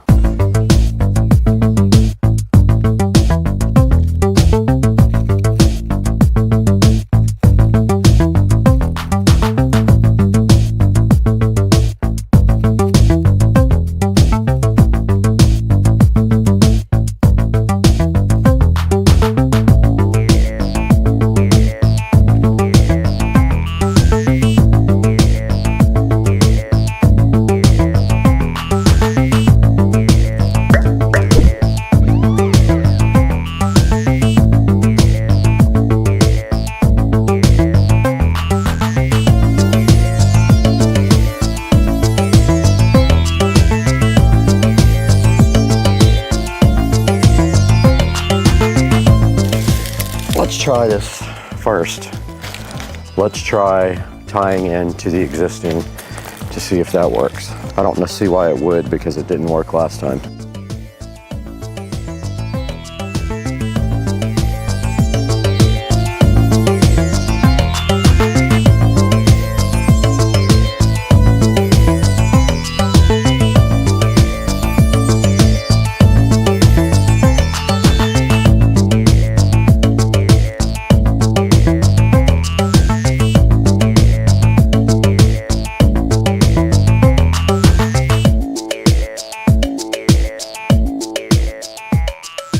Okay guys, I have completely given up on this. This is the most ridiculous thing ever. These older transformers use the EcoPlugs app and they're almost impossible to get linked. I'm returning this and I'm getting the one that I have on the other side that uses the Duwen Wills app, because this is terrible. I'm over it. Okay guys, while I am out here, I am going to go ahead and take advantage of having all the tools out. I only have a couple of these newer style lights available, but well, that's not good. Never good. I'm going to go ahead and replace these now while I have a chance and throw these old lights away. It's a very short wire. These just look better. I don't mind the old ones out in the yard. I just don't have enough of these. This is a very, very short wire, and it is very corroded. Let's see if I can get wire nuts on it. Should be able to. Okay, that should work. We can test it. Walk around here and fire that one up. It's on. Cool. That's going to be all of the ones I have. Maybe I can find another set of these online. Wire's so brittle. I know it's going to stop working after a few years. It's turning like oxidized. And we are ready to test this one. That is the last light that I have. It is on. Success. We did receive our brand new timer from DWinWheels. This is the upgraded version of it that I already have that works with the DWinWheels app. I will not buy another timer that uses eco plugs. It is just ridiculously convoluted and hard to manage and does not work well. So this one will work with the DWinWheels app, which we are installing right now on the Google Pixel. We're gonna go ahead and configure this inside the house though, and then take it outside. And let's do that now once this is installed on the phone. Okay, we do have the device sitting here and it is flashing in slow mode on the Wi-Fi, or at least it was on for half a second, so it does work. All right, so we have the app open here and all we have to do is hit plus, add device, and it is looking for the device. It did find the device here now, add, and we'll go ahead and put in the password for Wi-Fi. And it does say the device is being added now, and notice it comes up with a Japanese or Chinese character. RGB, let's call it dock RGB. And click done. And now this is a steady light on this device, meaning it is connected. So when we go down to the dock, hopefully we don't have any issues with it connecting to Wi-Fi.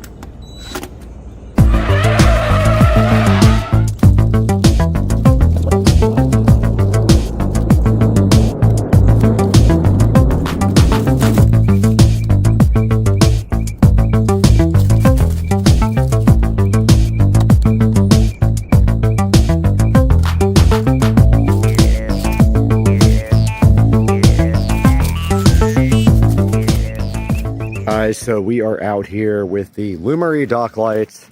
We're going to wrap this project up tonight because I was finally able to get them all added to a group.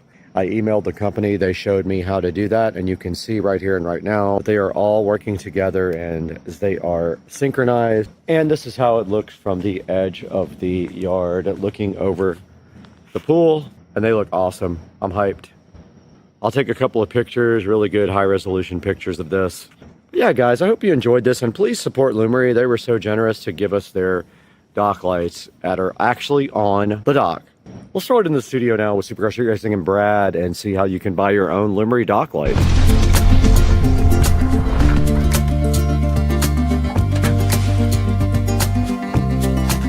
Welcome back to the channel, guys. I am Brad, if you don't know me already, and I'm so happy to have you at the Supercar Street Racing 4K production studio today. And today we're talking about the Lumery, and I know I made a mistake about 20 times and called them dock lights. I guess I'm just kind of fascinated with the fact that I actually do have a dock. But they're actually called the Lumery Smart Deck Lights. Now when we talk about these, I want you to understand one thing. These are not plug and play into a 110 volt outlet. These are actually low voltage. You will need a low voltage transformer, and everything you need to make this work will be in the description of the video. I also have the hub here to show you guys. Now this hub allows you to do smart Wi-Fi functionality with voice. So buy this hub as well, it will be in the description. And these things are pretty cool. You can mount them on a fence, or you can mount them really to anything. All you need is a low voltage transformer, some low voltage wire, the Lumery deck lights, and the Lumery hub. And I was able to get them all grouped together into the Lumery hub, and then I was able to control them with voice. Guys, check it out here. They have a total of 4.3 star reviews, and they are $139, but there is a 15% coupon. And there's 3 other promotions you can check out right here also. And make sure when you purchase anything from Amazon, doesn't matter what it is, you click through any of my product links. Even if you don't buy this particular item, you don't buy the hub or the dock lights, you still help me out greatly because I get just a little bit of money from the purchase. And that helps keep the channel going. So here's the deck lights right here. They're super easy to mount. They come with a short cable attached to each light. You just screw them on and that's it. And you're ready to go. Add it to the Lumery app or add the BR Mesh hub as well if you want to control all of them via voice, and you are good to go.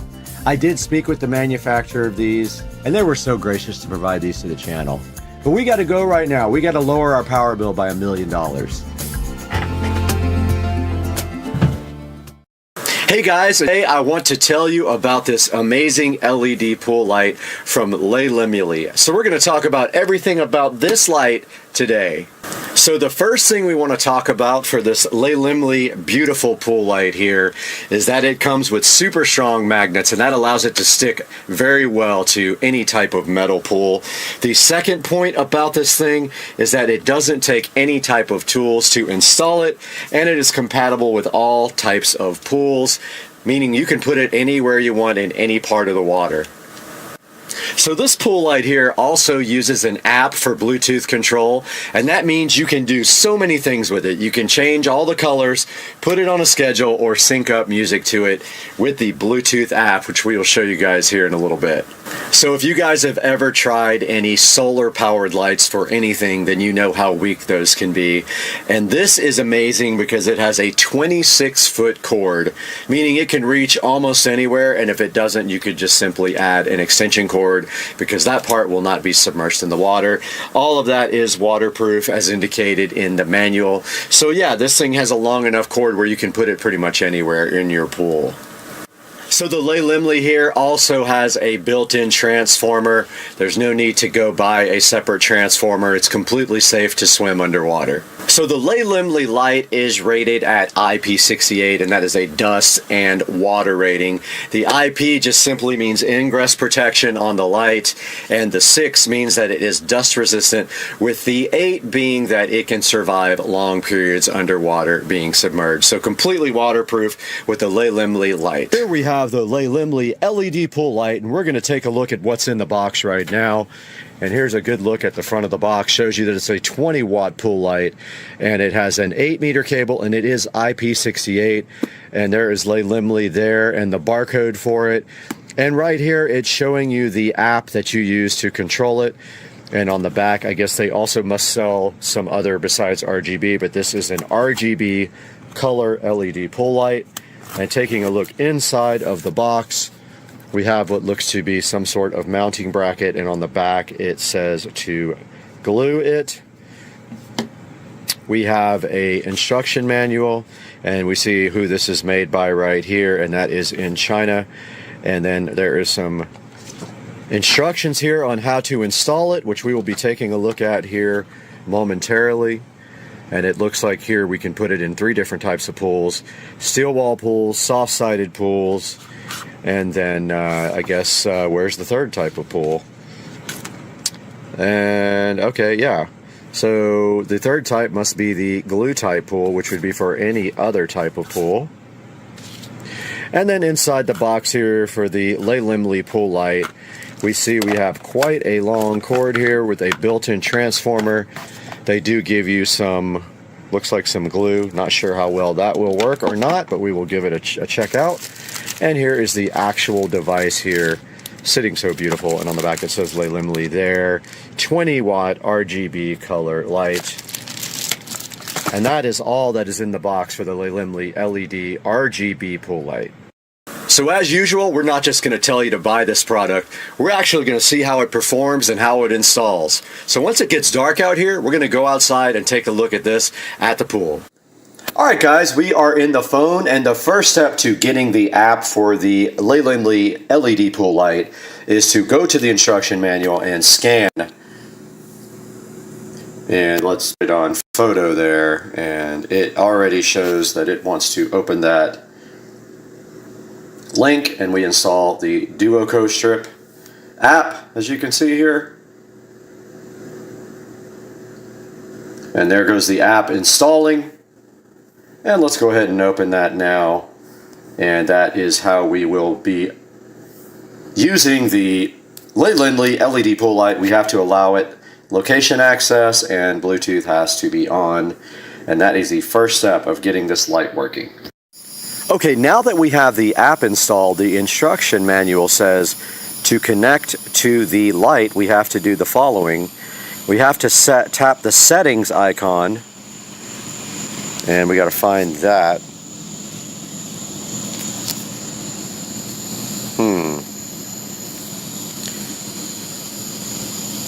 It's already on the screen. It says BLE DOM.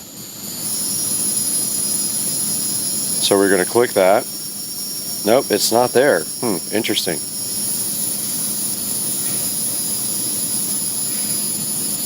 Tap setting icon and refresh icon. Okay, hit the refresh icon.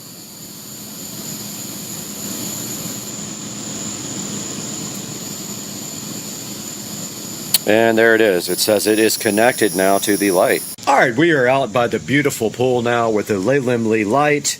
And what we're going to do right now is take it out of the packaging. And this is actually the mounting bracket. So what you do is you attach this to the side of the pool. And then the light actually is magnetically mounted to this guy right here. Here we see the Lindley LED pool light in the package. In this plastic packaging, we can remove that now. And then what we will do after that is go ahead and plug it in and get it submersed in the pool, where we can start taking a look at the app. All right, we have the Lindley LED pool light sitting here right now, and we will get to do this peel at some point. And I don't know how that actually peels. Let's see. Just like that. And now all we have to do is plug it in to supply power to it. And let's see how bright it is. And yes, it is very bright. And now we will proceed to put that over into the pool.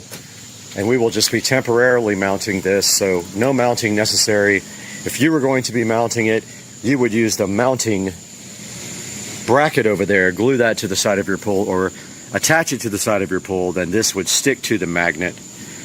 And then we're just going to put this here until it gets dark enough to actually show you the app and how the light looks underwater. Okay, we are back outside where it has gotten dark, and we are with the Lindley LED pool light. We have the app open now, and we're also recording on the other camera, and where we can go back and forth. And you can see here on the app, we can just hit one of the presets like green and purple. And that's really purple. Or this classic colors here, and the light is responding to the Bluetooth control. It is very bright. It's actually much brighter than my regular pool light. And we can also go over here to style and go to any of these preset styles here. That's blue strobe, green strobe, red strobe, 7 color strobe. And there are all kinds of presets for here for you to actually go through here. Those are gradual changes. Then of course you can do music. Alright, you can see also here we can adjust the brightness and the speed of any of these presets here. I just changed the speed there. And the brightness can go down as well. As you see there, it did get a lot lighter. And moving back to the front page, you can also use the color wheel to change the colors. And we just showed you that we can use the microphone to adjust it, or we can use a regular music clip to also adjust it. So we would have to have some no copyright music on here in order to do that part. Guys, I hope you enjoyed this review of the Lindley pool light, the RGB LED pool light. We took you through all the parts of the apps. We showed you that you can just adjust the colors, the brightness, and the contrast. It is very bright.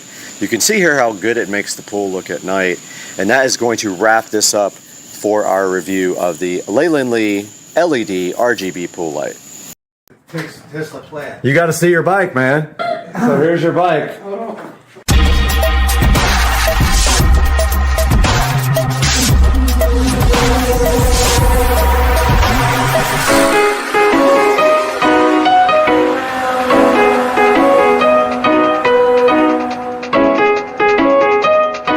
Hey everybody, welcome back to Supercar Street Racing. I hope you guys had a wonderful Thanksgiving. We're back out here in the 4K production studio, as you can see, and today I have something special for you guys, because you can see right here on the screen that this is Shamar Bridges mini bike that I rebuilt. This video here that's running is the Shamar Bridges bike in 10 minutes, and we're going to play that right after this. But Shamar came home for Thanksgiving and came over and hung out with his aunt and uncle across the street, and I got to hang out with them for Thanksgiving, and he got to check out his bike for the first time since he put it in storage when he was around 10 years old. So let's check out this video right now, and then we'll come back and see how Shamar reacted to seeing his bike for the first time.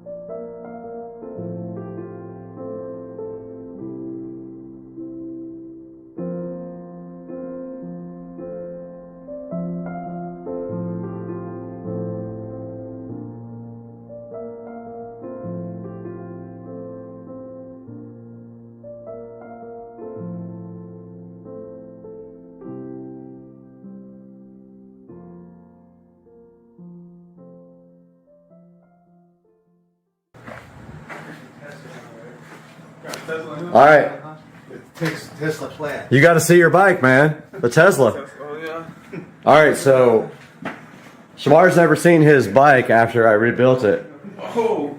So this is, you drove this when you were 10 years old, man. Yeah. All right, so This your Christmas tree? this is my Christmas tree. All right, so here's your bike. Oh no.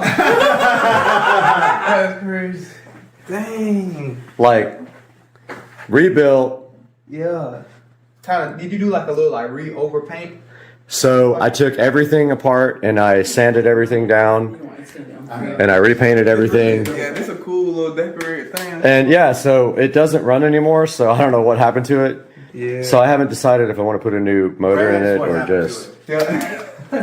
Well, your uncle rode it, your aunt rode it. Yeah, you rode it. So I did. she rode it, and it. I fell off of this a couple times too when I was young. Sorry, Oh yeah, I crashed it. Yeah, everybody I think fell off it for sure. Yeah. So I crashed that thing so hard, my thumb is still not proper, and I have scars and everything. And then that's nice though.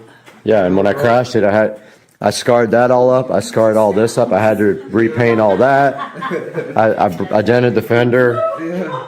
No, it's nice. Yeah, man. It looks nice. All right. Get the Christmas lights. Put Christmas lights on there or something. Well, my plan was for you to ride it, but I'm scared to ride it doesn't run. Don't ride it, Shamar. Please don't ride it. I'm scared to ride. Doesn't run, but yeah. Nah.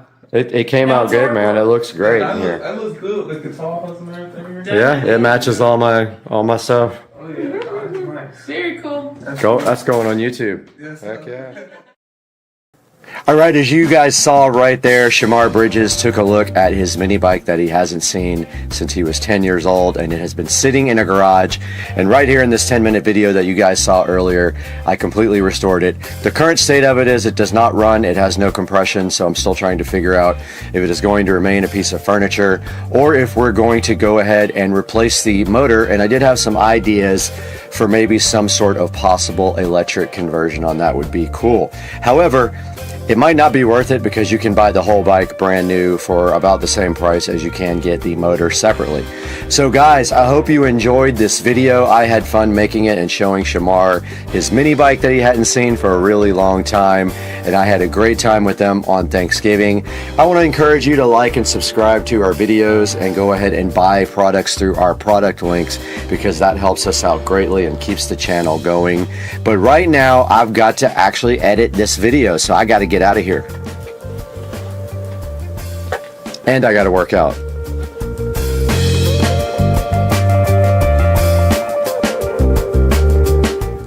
Guys, welcome to part 4 of Supercar Street Racing reacting to his own 15-year-old racing videos. Today we're going to take a look at another batch of videos that were recorded somewhere between 2006 and 2009 with my single turbo hardtop Supra. That car put out about 804 to the wheels when it was upgraded to the larger turbo. We've got some great videos for you today, so stick around.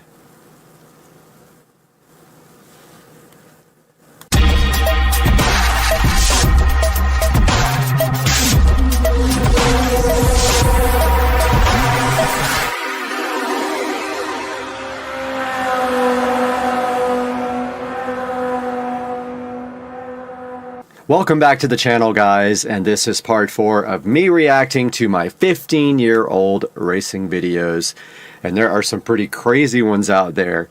Today we're going to be taking a look at about 5 or 6 more, depending on how long they are, and we will react to them and kind of talk about what was actually happening in the videos. And so you can see right here, the first one up is, I think, a second look at me doing these burnouts at the Luxor Hotel. And basically this was for Supras Invade Las Vegas somewhere around 2007, 2008. This might be 2008 or 2009. I'm not 100% sure. Like I said, I lost all the original videos. I lost the original channel. And these were all downloaded from another source. So I see some content that might get copyright. So I'm going to go on past it. It's all Talladega Nights stuff. And so I'm going to go right past that so we don't get copyright. Right? I want to make sure this doesn't have a copyrighted audio either. U.S. Interstate 15. Here we go. Just a flat-out high-speed burn through Baker and Barstow and Purdue. Then onto the Hollywood freeway, straight into frantic oblivion. Here we go. Well, much better video. Really good quality this time.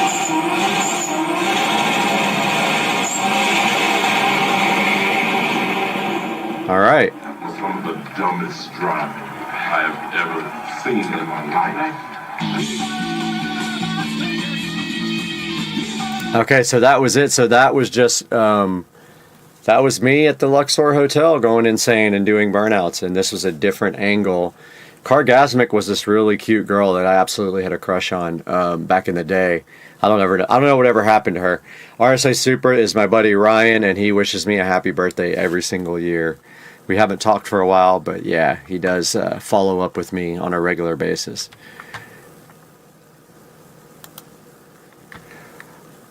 Okay, so I think this is me on the dyno once I got the GT74X, the injectors, and a 4-inch downpipe.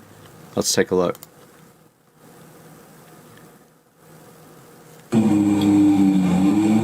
Yep, this is being tuned.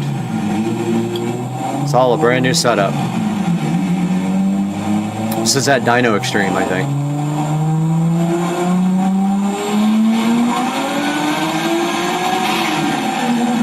So that high-pitched sound that you're hearing, turn down the audio a little bit. That high-pitched sound that you're hearing is actually the camera. It's not the, that's Justin Nenny tuning it. One of the best tuners on earth. You're at 796, dude. You're at 3 horsepower away. 796 wheel horsepower. Pretty good amount of power there on the tune from Justin Nenny. He was one of the best super tuners on earth, and I don't know if he's still doing it anymore or what's going on, but he would come around and everybody would pay him big bucks to tune. Okay, checking out the time here. Yeah, we got plenty of time left. So this is actually me at, I can't remember what drag strip. This guy was replying to this video, and it was actually him, but he was saying he's not good. Actually, this is me proving that supers are terrible on the drag strip. I have a 1,000 horsepower car that runs 12s, but here we go.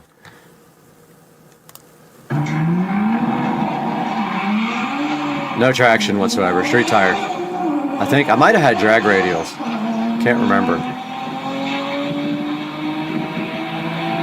I don't think they even got the time. 12.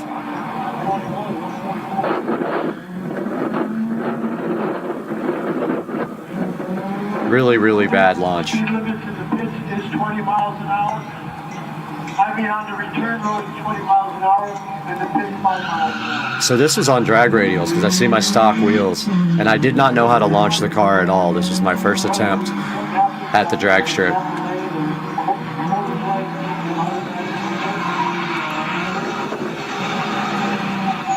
That's me trying a burnout. It took me a while to even figure out how to do a burnout. My clutch was really stiff, on-off clutch, carbon-carbon, RPS carbon-carbon. Bad launch.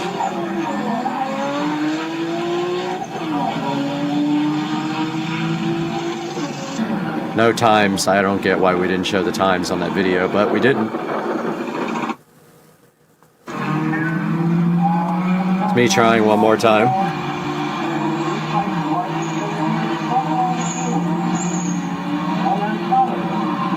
Good burnout. This racetrack closed down, by the way. I think this was Palmdale, California. It shut down after this.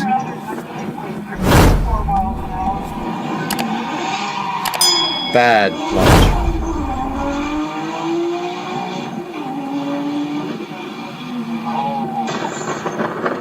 I think I blew a coupler or something. Something happened in that last run.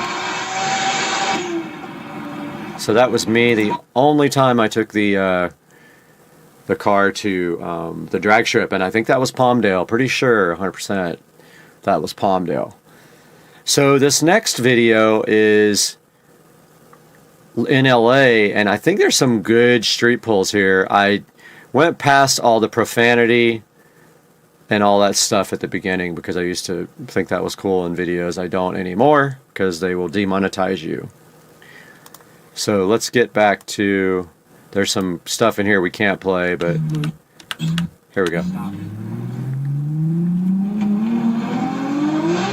This is on 100 octane fuel.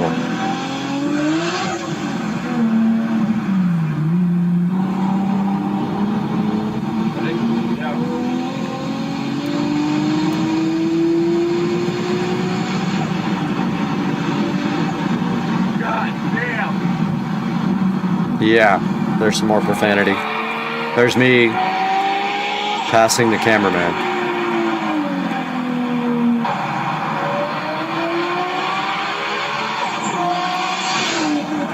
And me next to the freeway.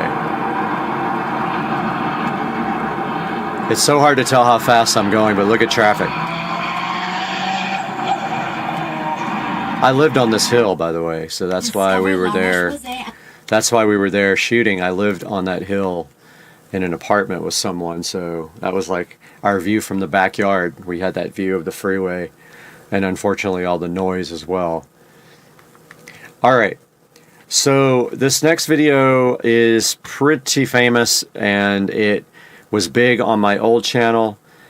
I re-downloaded it. Of course, it's old school now, nobody really cares, but this is going to Cars and Coffee in LA, and me and my buddy Cal, who also is big time into Supras, we left and we followed a bunch of Lambos and messed with them and tried to get them to race us. I don't know, it was childish, but at the time I thought it was fun and cool, and we did, and we have the dumb Fast and Furious stuff in there too. It's just, looking back at how childish this was, I have to laugh and say why, but yeah, so here we go. Let's check this out. What's the retail on one of those? More than you can afford, pal. Lamborghini. I said Lamborghini where it said Ferrari.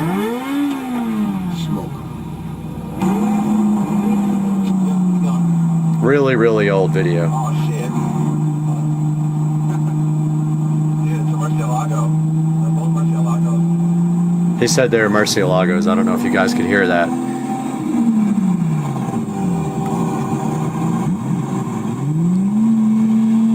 So we're just literally trying to get these guys to mess around.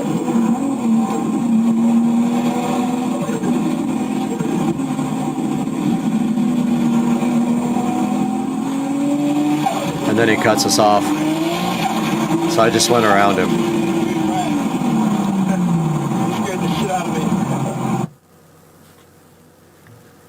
Ah, profanity in the video. Well, hopefully profanity on the screen doesn't get demonetized. I didn't know that was in there. That's what happens. They'll probably demonetize, but we'll see. Alright. So this appears to be Dyno Day at Dyno Extreme 2006 with my bigger setup, which is interesting. I must have gotten the bigger setup in 2006, so these might be 2004, 2005, some of these videos. So here's me on the dyno, let's see. Looks like I made 802 on this pull. The sound that comes out of the camera is not real. So here I made 811, I won the dyno competition.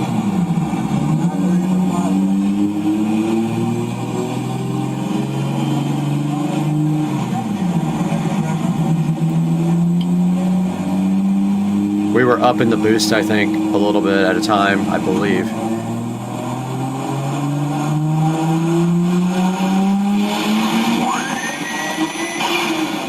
Yep, I made 811 right there on race fuel. E85 didn't exist back then. And so that is part 3 of the... Actually, this is part 4. I get confused. This is part 4 of reacting to my old racing videos on YouTube. And I hope you guys enjoyed it. We will be back with more parts. We have about 60 videos to review here.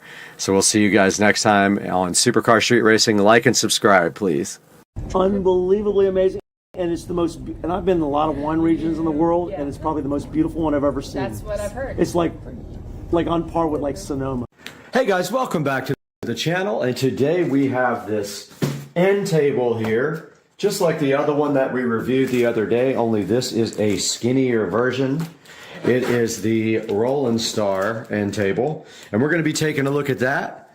This Prism table lamp that's going to go right on top of it. And we already know all about the Govee smart LED bulbs. That's all today on Supercar Street Racing.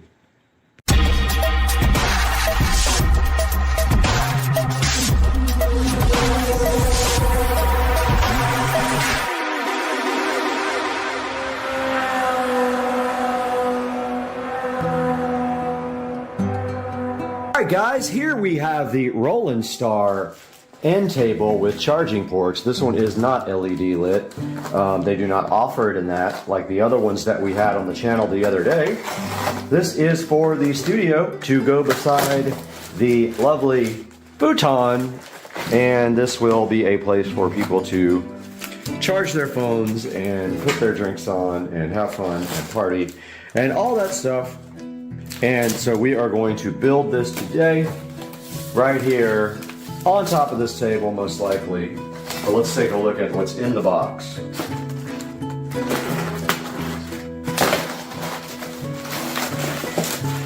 And pretty much like the other one, looks like the same type of materials and packing.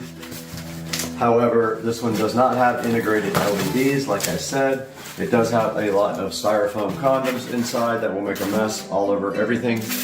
So beware. And let's get a towel set up over here to work on.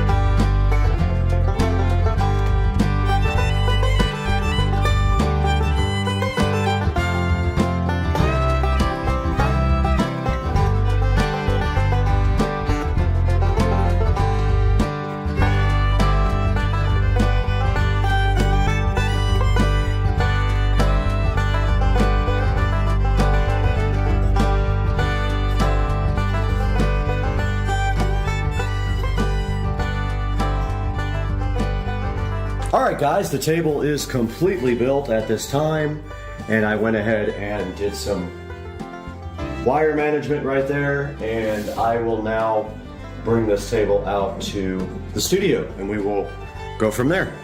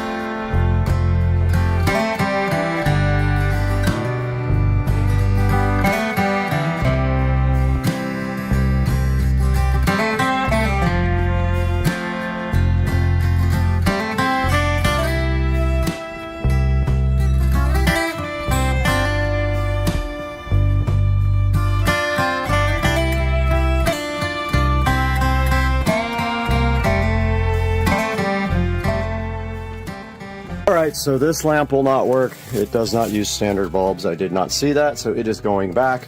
I'm going to go steal one of the lamps out of the theater room.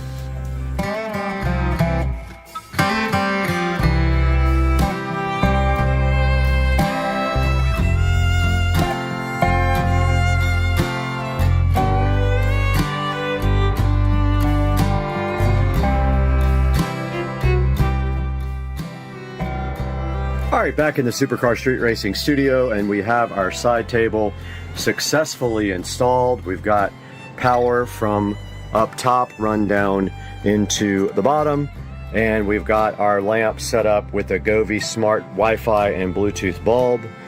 And you can see here we just have a space about right there that we can do something with, and I'm thinking about a very small desk to put the old school Mac on it, the iMac that I rebuilt. That is going to do it for today, but that is a look at the... Let me get the lights turned on. Alexa, turn on the Switch Studio lights to white. Alexa, set the Switch Studio lights to white. Oops, I keep saying it wrong. Alexa, set the Studio Switch lights to white. Okay, so there's a look at that barely fit. It wouldn't have fit if it wasn't for the fact that these tiles can compress. It's very tight, but that was the only thing I could find to put there that would fit. And that's the way it looks, and that's the way that the the side table came out. It's pretty good. I love it, and I will leave a link in the description to this. It has these nice pull-out drawers here where you can store your USB cables or other stuff, and it does have power and USB back here, so people can sit here and charge their phones if they want to as well. Guys, thank you for watching. We'll see you next time on Supercar Street Racing. Okay guys, so there you have it. That's everything I hate about my 2011 BMW 335i.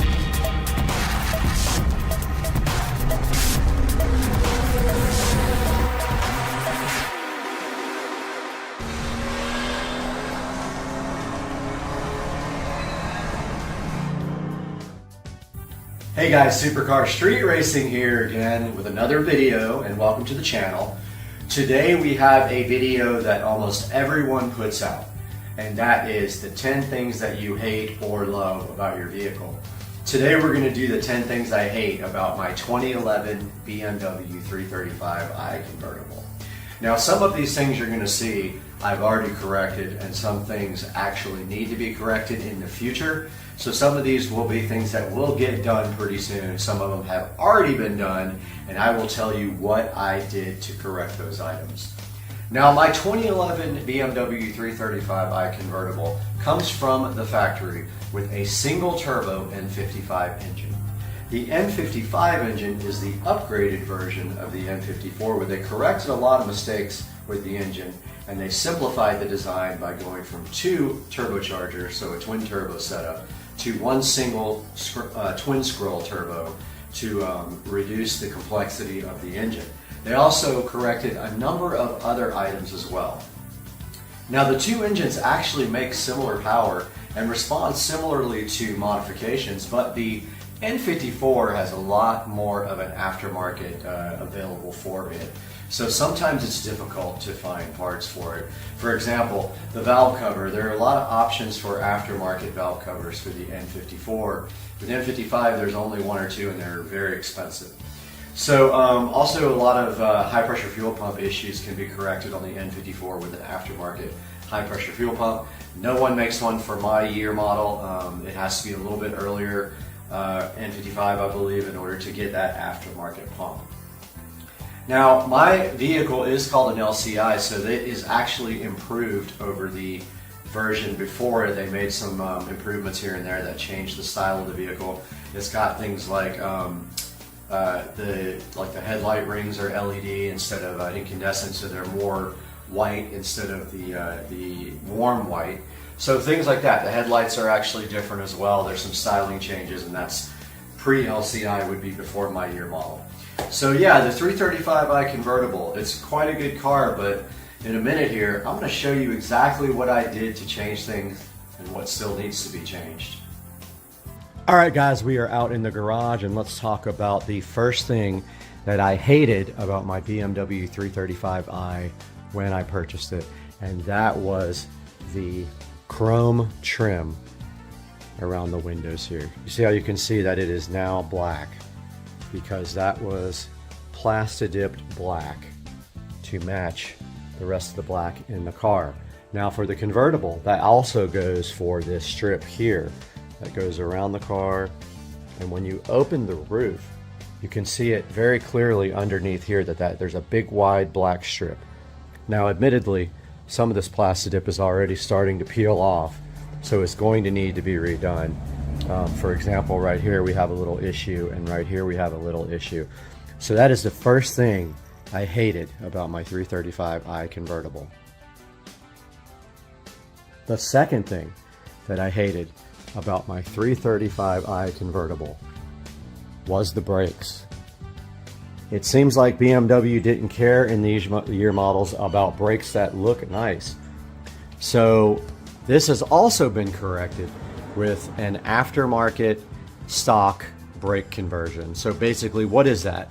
So these brakes were ordered from eBay. I think it costs a total of about $400, which is a really good deal.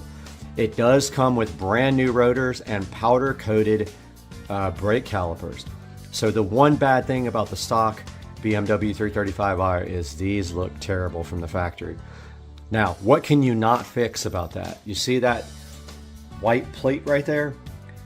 yes, it looks bad, and there's no way to fix that without getting an aftermarket brake kit.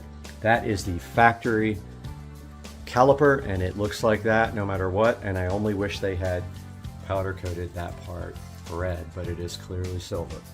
So the second thing I hated about my 335i that was corrected, the factory ugly brakes.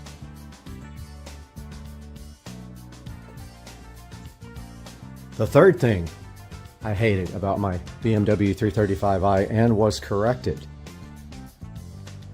the chrome emblems. That came as silver, looked terrible. That was plastidip to black. And let's go ahead and include the exhaust pipes in those as well, because those were also silver, as well as this valance down here. All that has been plastidipped. The exhaust tips were treated with high temp silicone spray. We're gonna go ahead and include the front grille in that last thing I hated, bringing our total up to 3 now, I believe. The fourth thing I hate about my 335i, and hated it, and it has been corrected, is the factory navigation system. The factory nav is outdated, it looks bad, the maps are terrible, and now we have this very nice Android unit that has replaced the factory navigation system. It does connect to a phone via Wi-Fi, so it can do everything that an Android phone can do, and it is such a freaking awesome piece of equipment. And if you hit the menu button and hold it down, you can still access your factory navigation system, not that you would want to anyway. So that was the factory radio replaced with an Android navigation system. The next thing I hated about my BMW 335i was the factory instrument cluster that is very dated. As you know, most cars now, sports cars, come with an electronic display. So we have fixed that. We have this ID4 digital instrument display that replaced the factory display. It is fully programmable. You can change the maps. Sorry, you can change the display. You can do custom from them, and this just gives the car like a whole new updated look. So yeah, that was another thing I absolutely hated about my BMW 335i. So the next thing I hated about my 335i was the factory trim that was wood trim. All this trim here on the dash and on the doors comes from the factory in either silver or wood. I happen to have the wood trim, which I did not like at all. That has since been remedied. I did paint the trim black. I do have videos on how to do this on my channel if you're interested in doing this. It looks so much better now. You can see the trim on the doors, all done in black now. That's the trim at the bottom. The top is already black from the factory. And then my center console, all done in black, and it makes the car look so much more sporty than from the factory. I just love that. Next thing I hated about my 335i, and has yet to be completely fixed, is the lighting inside the car. So you can see here, that's a regular light bulb. Most of the lights in the car have been replaced with LED. However, this one is so difficult to get to. I still hate it because I can't get the bulb out without tearing this entire piece apart in my car.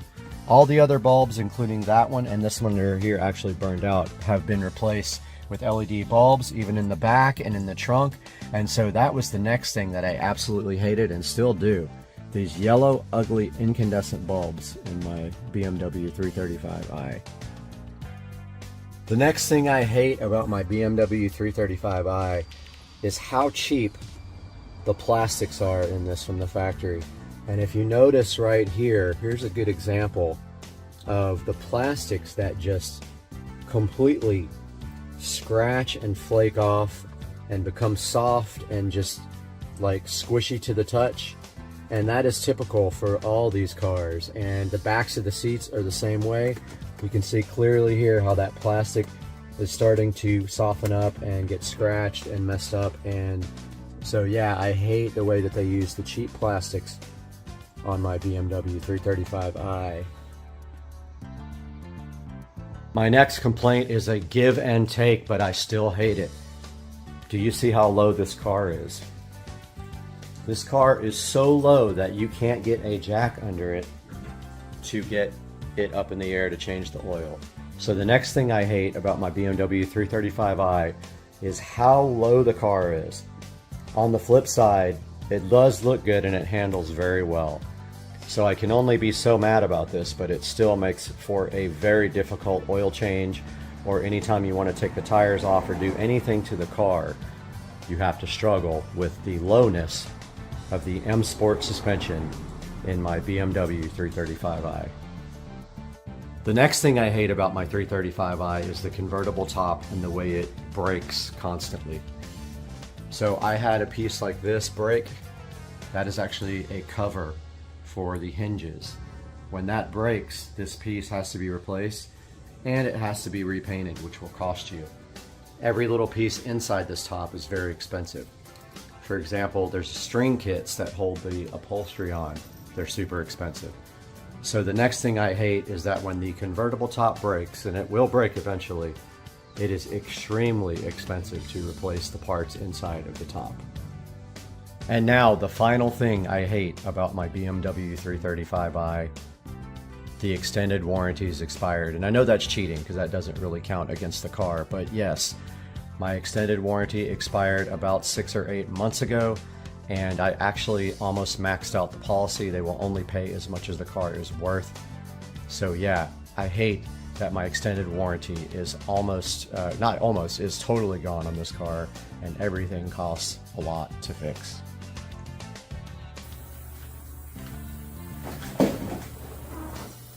Okay guys, so there you have it. That's everything I hate about my 2011 BMW 335i. A lot of it are minor cosmetic things. Like we had the brake calipers. They come from BMW just looking absolutely terrible. Getting them powder coated can help, but make sure you get the little plate inside the caliper powder coated as well. BMW started changing that in newer models, like the 135i has some really nice looking brakes. There are swap kits available out for the brakes as well if you want to do that, and you can actually swap in other model brakes into the 335i. The trim pieces, unlike the 335is, which has black trim pieces, the trim pieces are all chrome or silver, along with the exhaust tips. I do not like that. The grille is also silver. I don't like that. The emblems are silver. I don't like that. So you can remedy that. It's not going to last forever unless you get painted by a body shop, and that's what I recommend. Take your trim pieces to a body shop and have them sand and paint them. Your slide marker lights, those are also ugly. I didn't put that in the video, but that's all part of blacking out your trim. You can actually plasti dip those or sand and paint them matte black. On the inside of the car, the plastics are very poorly made and they will start softening up and peeling off over time.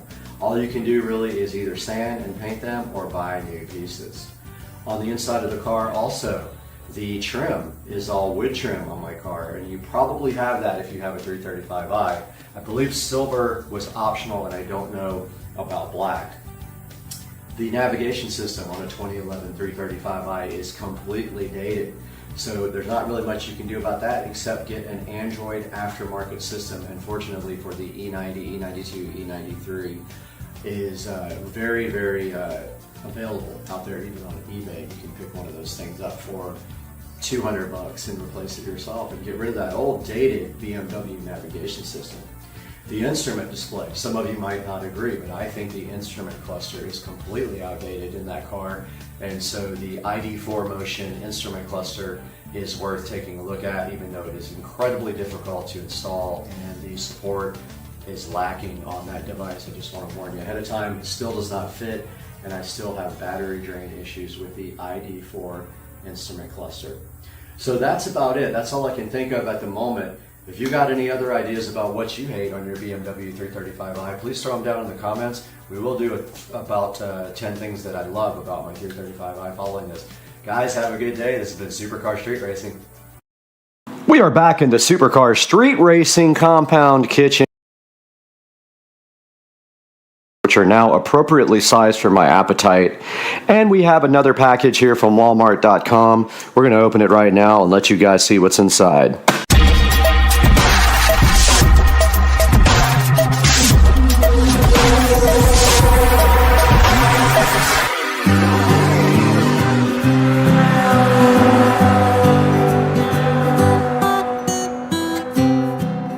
Back and fighting all kinds of issues today with overheating on the GoPros doing projects outside. But here is a package again from Walmart.com full of the worst possible things in the world.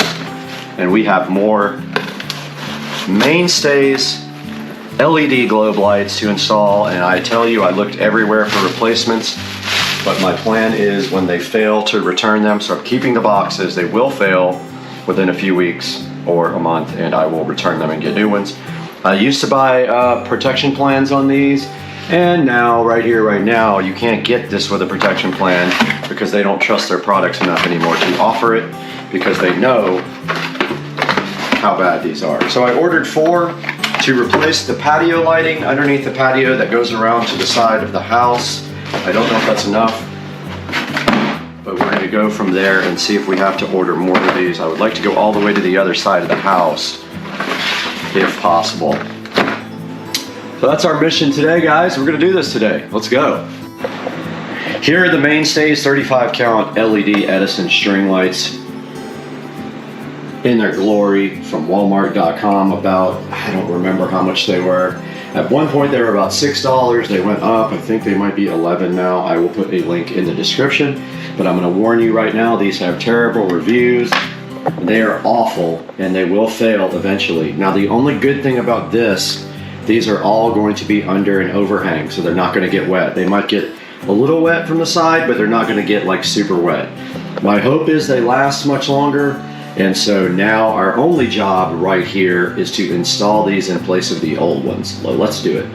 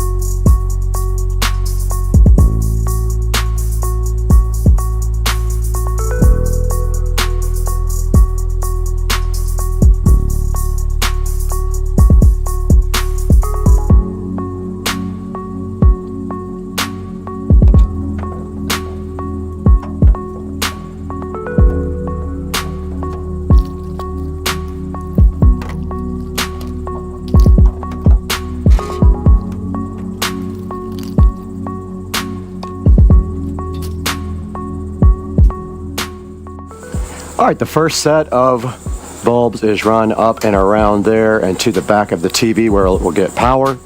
It comes down this gutter and the pole here, and it connects to this lamp that has Govee smart bulbs. Our next job is to replace this set here that runs all the way around the house. So we're going to be doing that next. Let's get to work.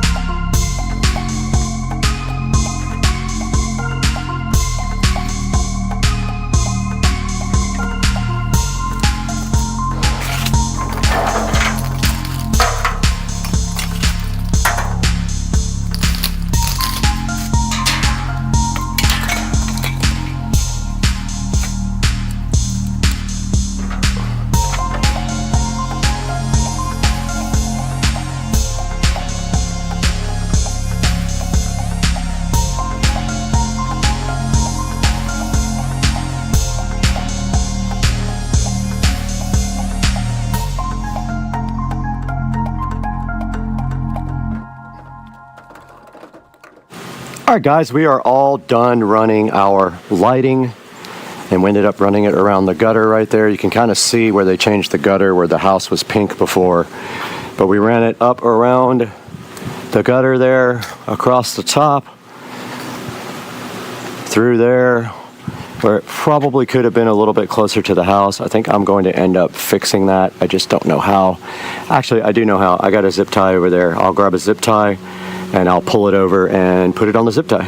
All right, as I was saying, we ran this right across the bottom of the sunroom there, around the top here, to the television back there, and then over on this side, we ran it across, down this pole, and then it connects to this lamp. So when all of the smart lighting comes on, all this will turn on, and we were gonna show you that tonight when it gets dark. We'll be right back. Echo, turn on the patio.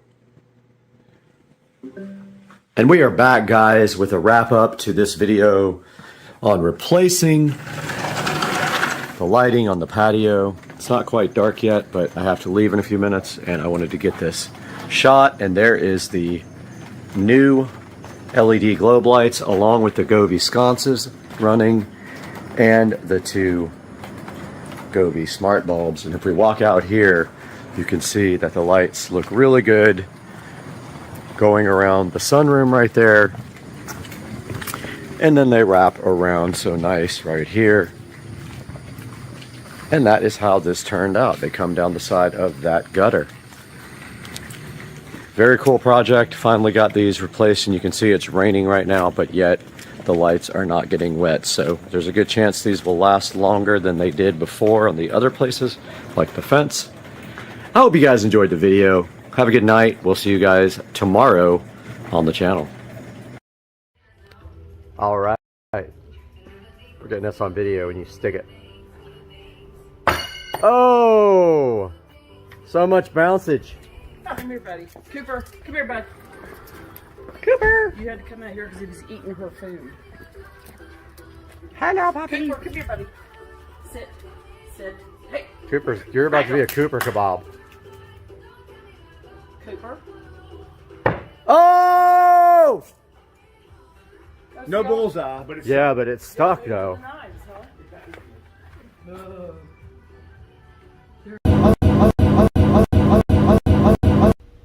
All right, there is a alligator always back here usually, and we are going to see if we can get him to eat some chicken.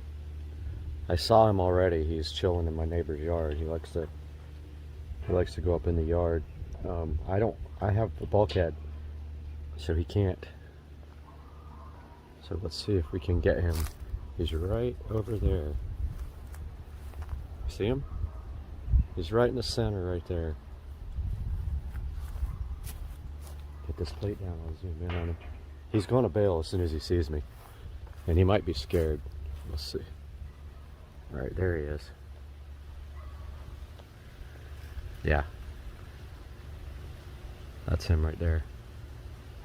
Okay, let's see if we can get him to come out for some food.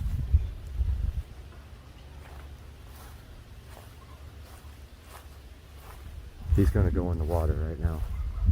He's watching me. He chills right there on land. He's about to bounce. You gotta go really slow. Oh, he already saw me.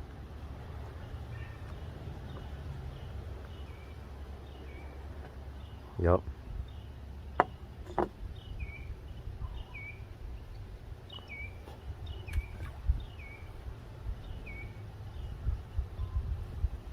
He's like, he don't want nothing to do with it.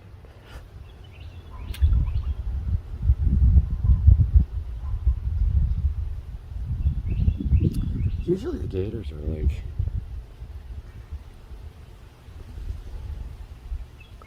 pretty, really this isn't for the gator, this is for the turtles and the fish, because you're not supposed to feed alligators, so we're not doing it.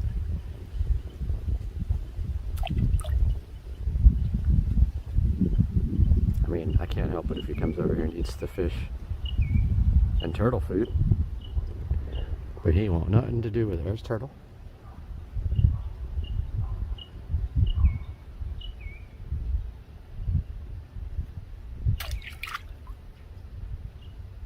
Guys like are all coming up now. I got the swarm coming. There they go. That guy's gone though. This guy's got chicken.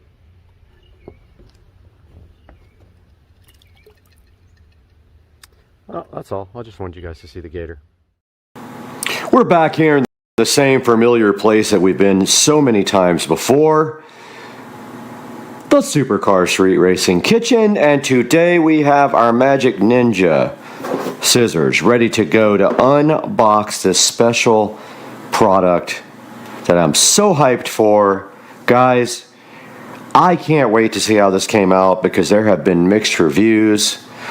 Online warfare, lots of fighting, some friendships made. But today on Supercar Street Racing, when we unbox this special device or product right here, you guys are going to be so hyped that you're not going to know how to act. Let's get going.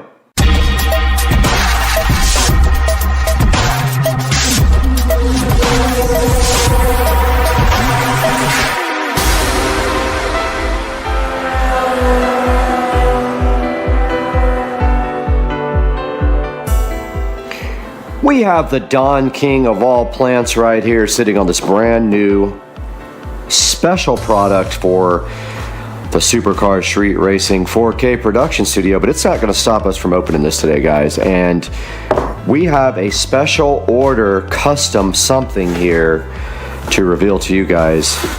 And we're going to see how this came out because I don't know, it had some decent reviews. You know how Amazon is, you can't ever find anything with perfect reviews. Everything has 1-star reviews. So let's get this thing cut open real quick.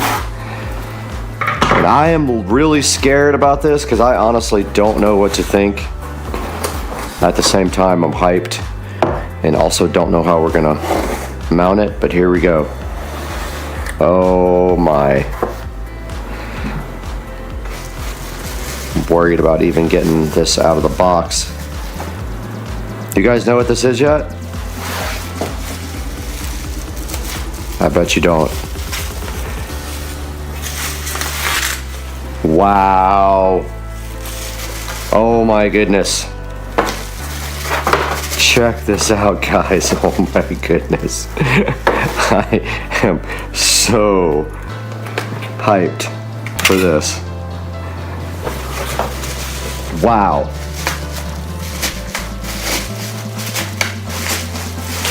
Oh my goodness, I am so happy with the way this came out. Yes! Supercar Street Racing sign for the 4K production studio. And it has some wood on the back to hang it, but I'm thinking we just drill holes through the corners and do some screws, right? The metal door. Guys, this looks so good. So this is a special order sign. And I really don't care about hanging it like this. I want it to be flat. But that is kind of permanently attached to the back there. All right, well, it doesn't have a way to hang it except for this. And I guess you're supposed to put a screw right there. This is going outside, so I just kind of figured that we would put 2 screws in the corners and just attach it directly to the Supercar Street Racing door. So let's see if we can get this off of here. Okay, this came with some unwanted wood mounts. I don't want to damage the sign doing this. If you go too hard, you will bend the sign. Looks like it's glued.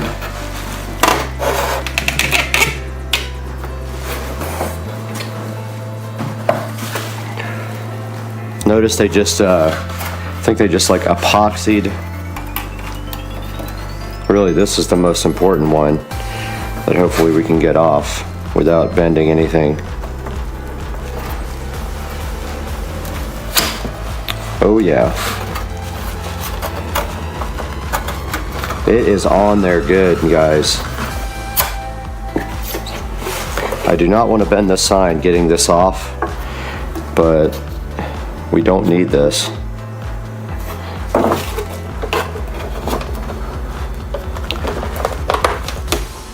It is on there.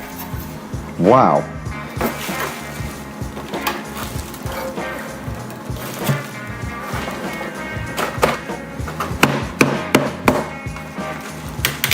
I don't know if this is going to come off.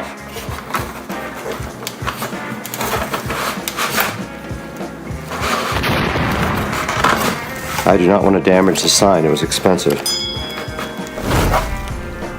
It's on there pretty good.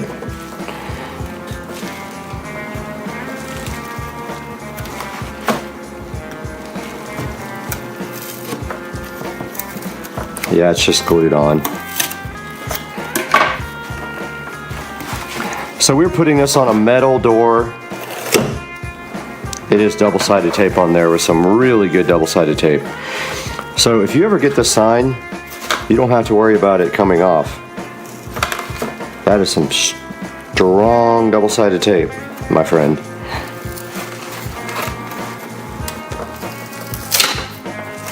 Yeah, see, it was just held on with double-sided tape. That's not going to cut it for a metal door. So what we're going to do is drill the sides here and get some screws. And we will just we'll level it out and put 4 screws in it after we measure 100% level.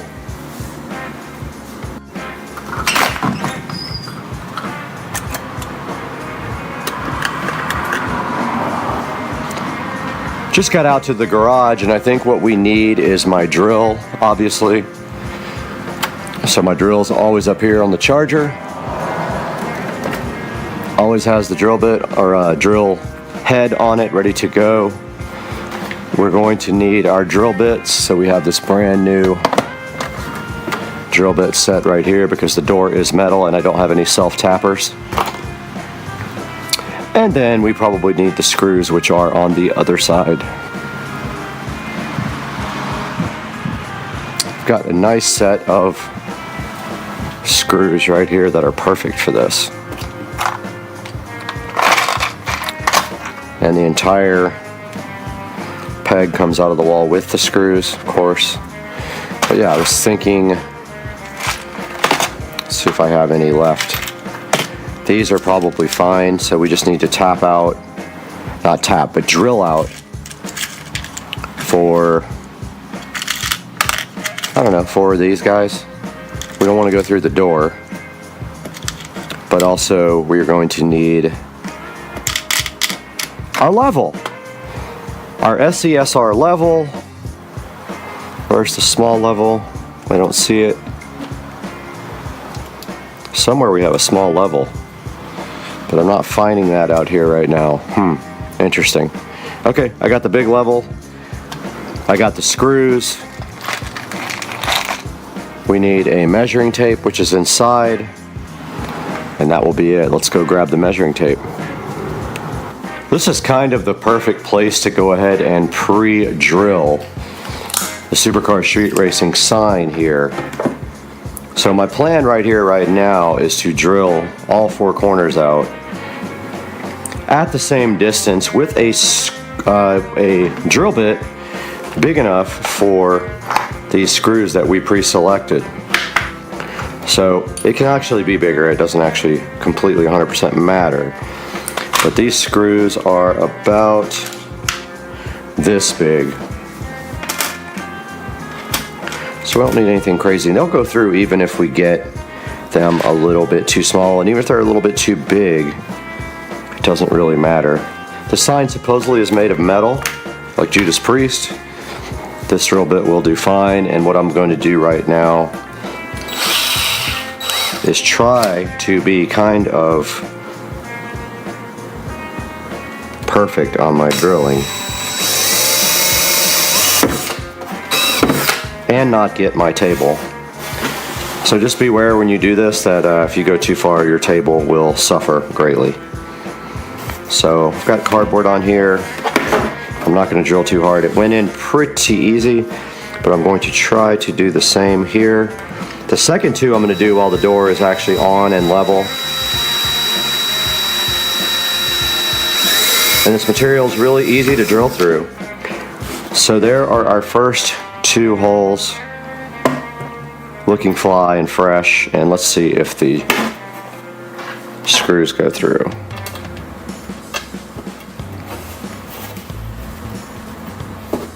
Oh, we're gonna make them go. Don't worry about that. Don't quite fit, they're a little small, but we're gonna make those go. But first we need to level this guy. Almost thinking, let's do this corner here so we can actually level it. Yeah, let's go ahead and pre-drill this whole thing.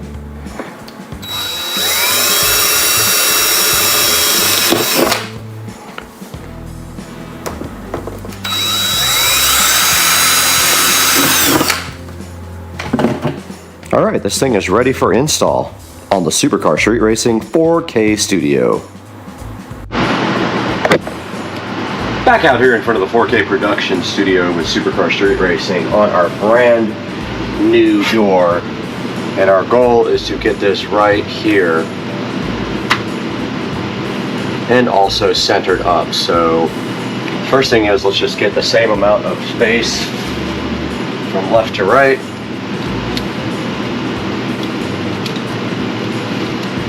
And kind of see where that puts it, and that's going to be very close.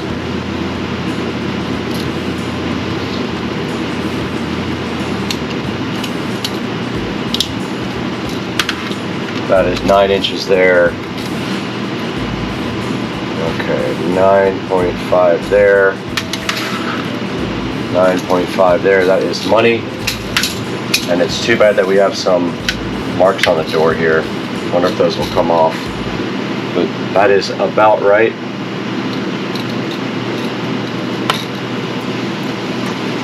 And so if we get this right there with the door, little decoratory thingies,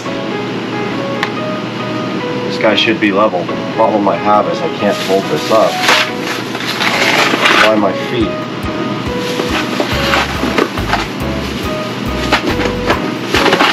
Oh, I forgot that I actually need the drill bit, unless the screws will go through, but this is metal. Dang it. Yeah, okay, not gonna work. I definitely have to put my drill bit on. I totally forgot I have to drill the door out too. So we got one size bigger now.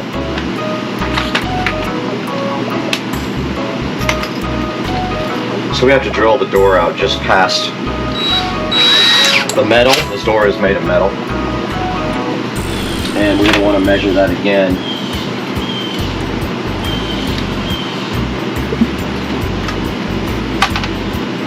And maybe make a mark. So where's my screws?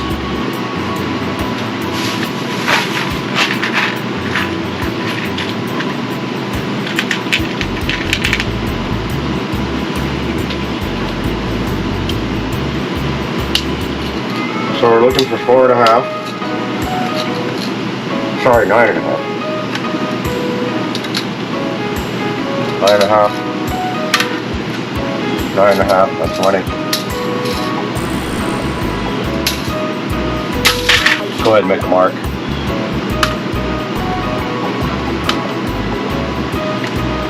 Alright, so that's our first drill hole right there. All we're trying to do is go through the metal on the door and let the screw do the rest.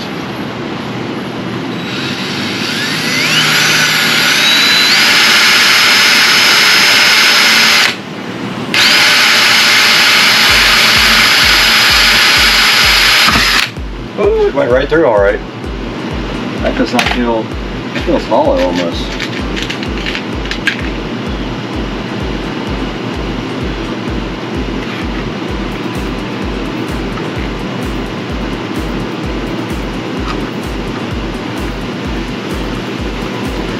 And then, just like that. Oh, and then it falls. Good through. drama though, right, on camera?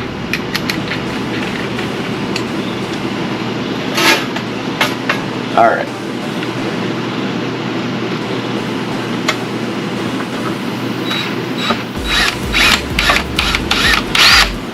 And that did not do anything whatsoever.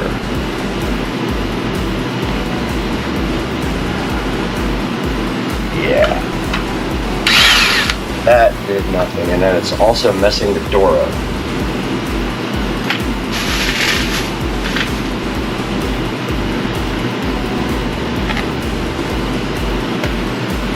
So the last thing I want is when there's wind for this thing to flop around. So I think I'm going to get some of my spray glue. Wow, this door is so unlevel.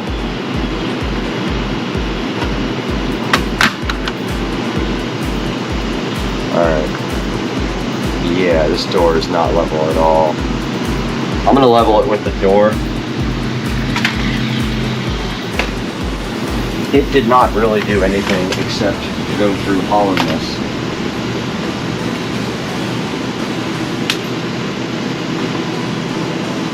Should have got some self-tappers. I don't even think I have any.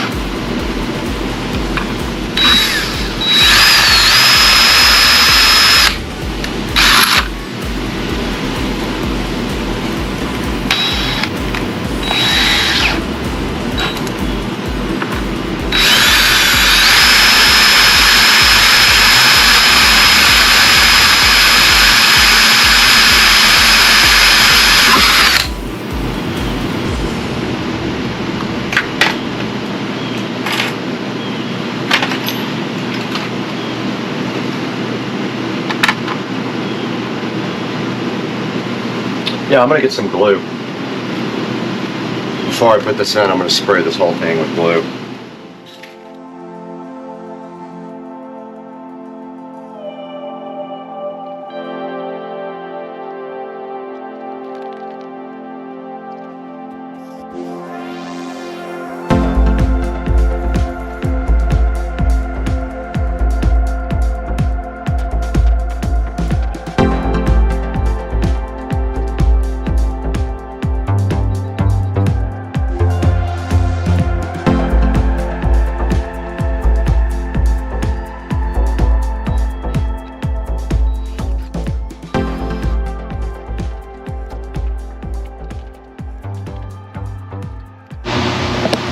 So we just finished mounting the sign on the Supercar Street Racing Studio. I just kind of wanted to go over what I did. So I took the sign and I pre-drilled 4 holes, but come to find out I could have just put it on the actual door and done that. Pre-drilled 4 holes. Then I realized the door is kind of hollow in the center, and I just put the sign on the door, made sure it was level with the actual door, not the building. The building's crooked. And I screwed it all the way, I drilled it all the way through, and then I took some wood screws and just drove them in, and my bag is leaving town. And I also used Gorilla Glue behind this, so I glued this guy to this so it cannot come off, and that is the Supercar Street Racing Studios sign. And now let's throw it inside to B-Rad, who can tell us more about how this actual sign is ordered and created.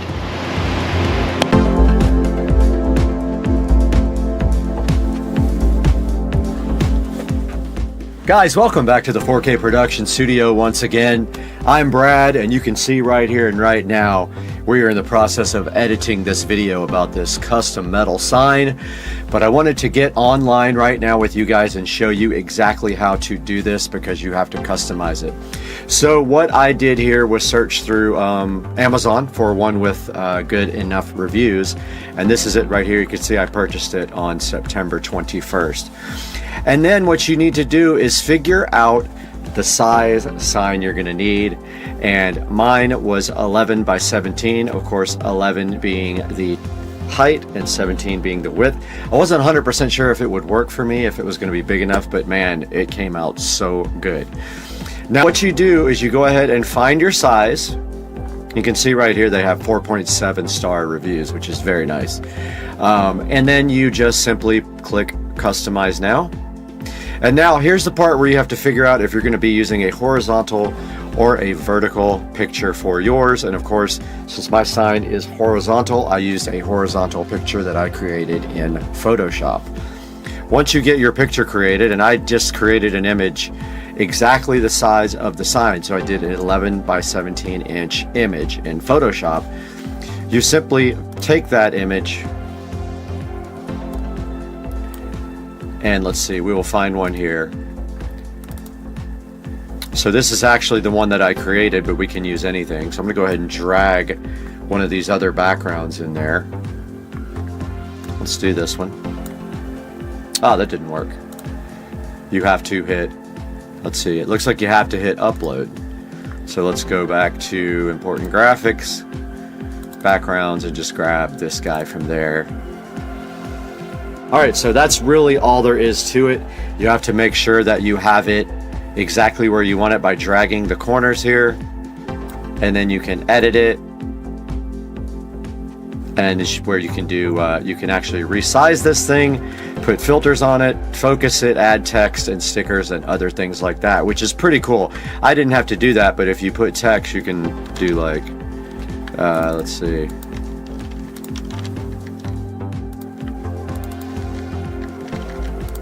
Like that, and then you can change the color and things like that here, and then you can align it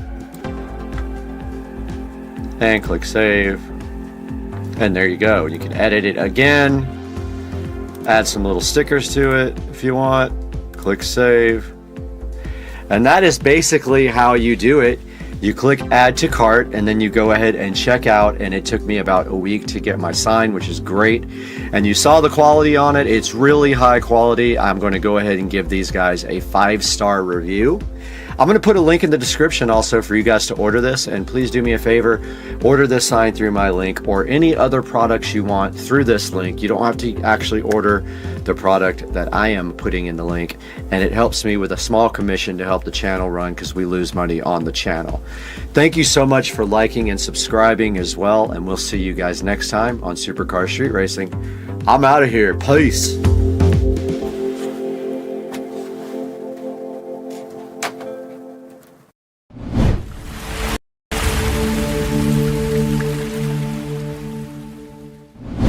Hey guys, how are you today? You got Brad here from Supercar Street Racing, and we have something exciting to show you guys that I'm so hyped about. We took a little road trip and got something cool for the channel, and it's sitting right here in front of me on the bed. Let's take a look how we went and got this cool thing, and then we'll show you exactly what we have. Hang out with us today.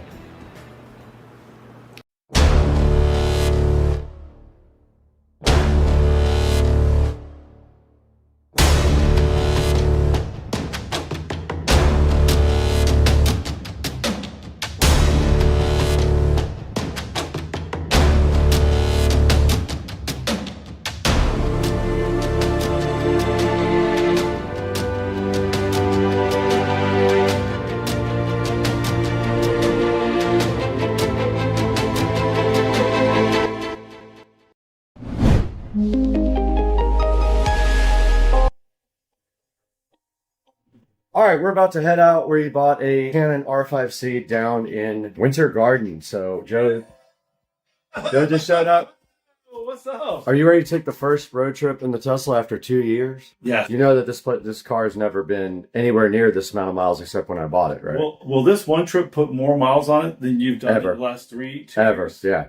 Ever. So we're all packed up and everything. We're going to head down to Winter Garden, and we're going to stay in Sanford for the night and check out some of the cool Sanford spots. And all we have to do right now is pack up, because I'd say about 11:30 we could hit the road, but we need to get all of our stuff packed and then figure out the trip. So we have a spot there. We have an Airbnb in Sanford, and so let's see. All right, let's get packed up.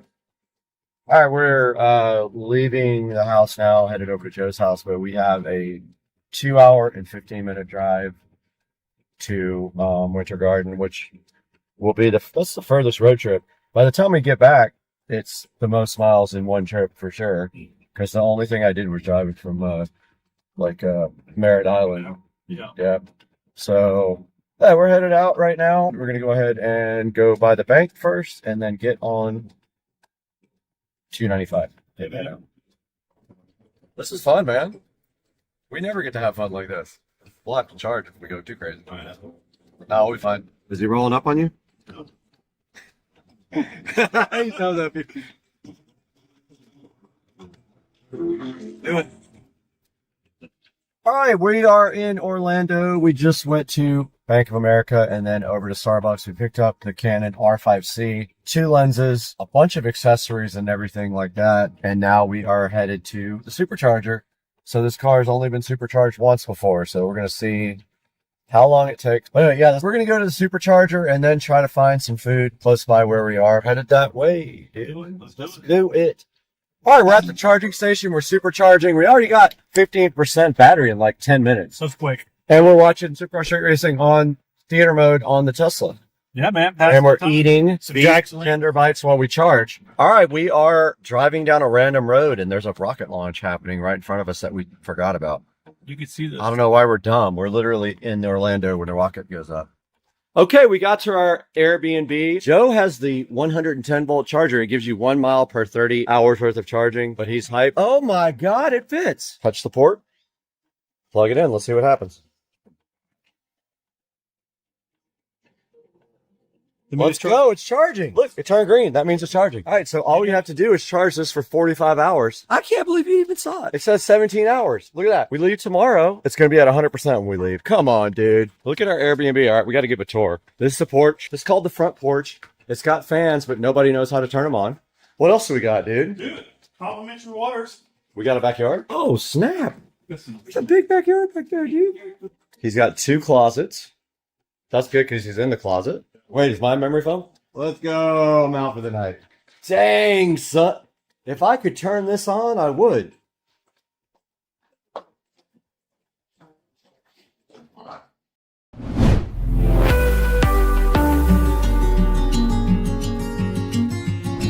Guys, we're back in Supercar Street Racing Studio A. This is also our office. This is where we do a lot of the editing right here beside me, and also our regular work is right behind me. But right now in front of me today, you saw what we did. We went down to Winter Garden. We had a nice little road trip in the Tesla, the first road trip ever, and the longest trip I ever did in the Tesla. And we picked up something cool that's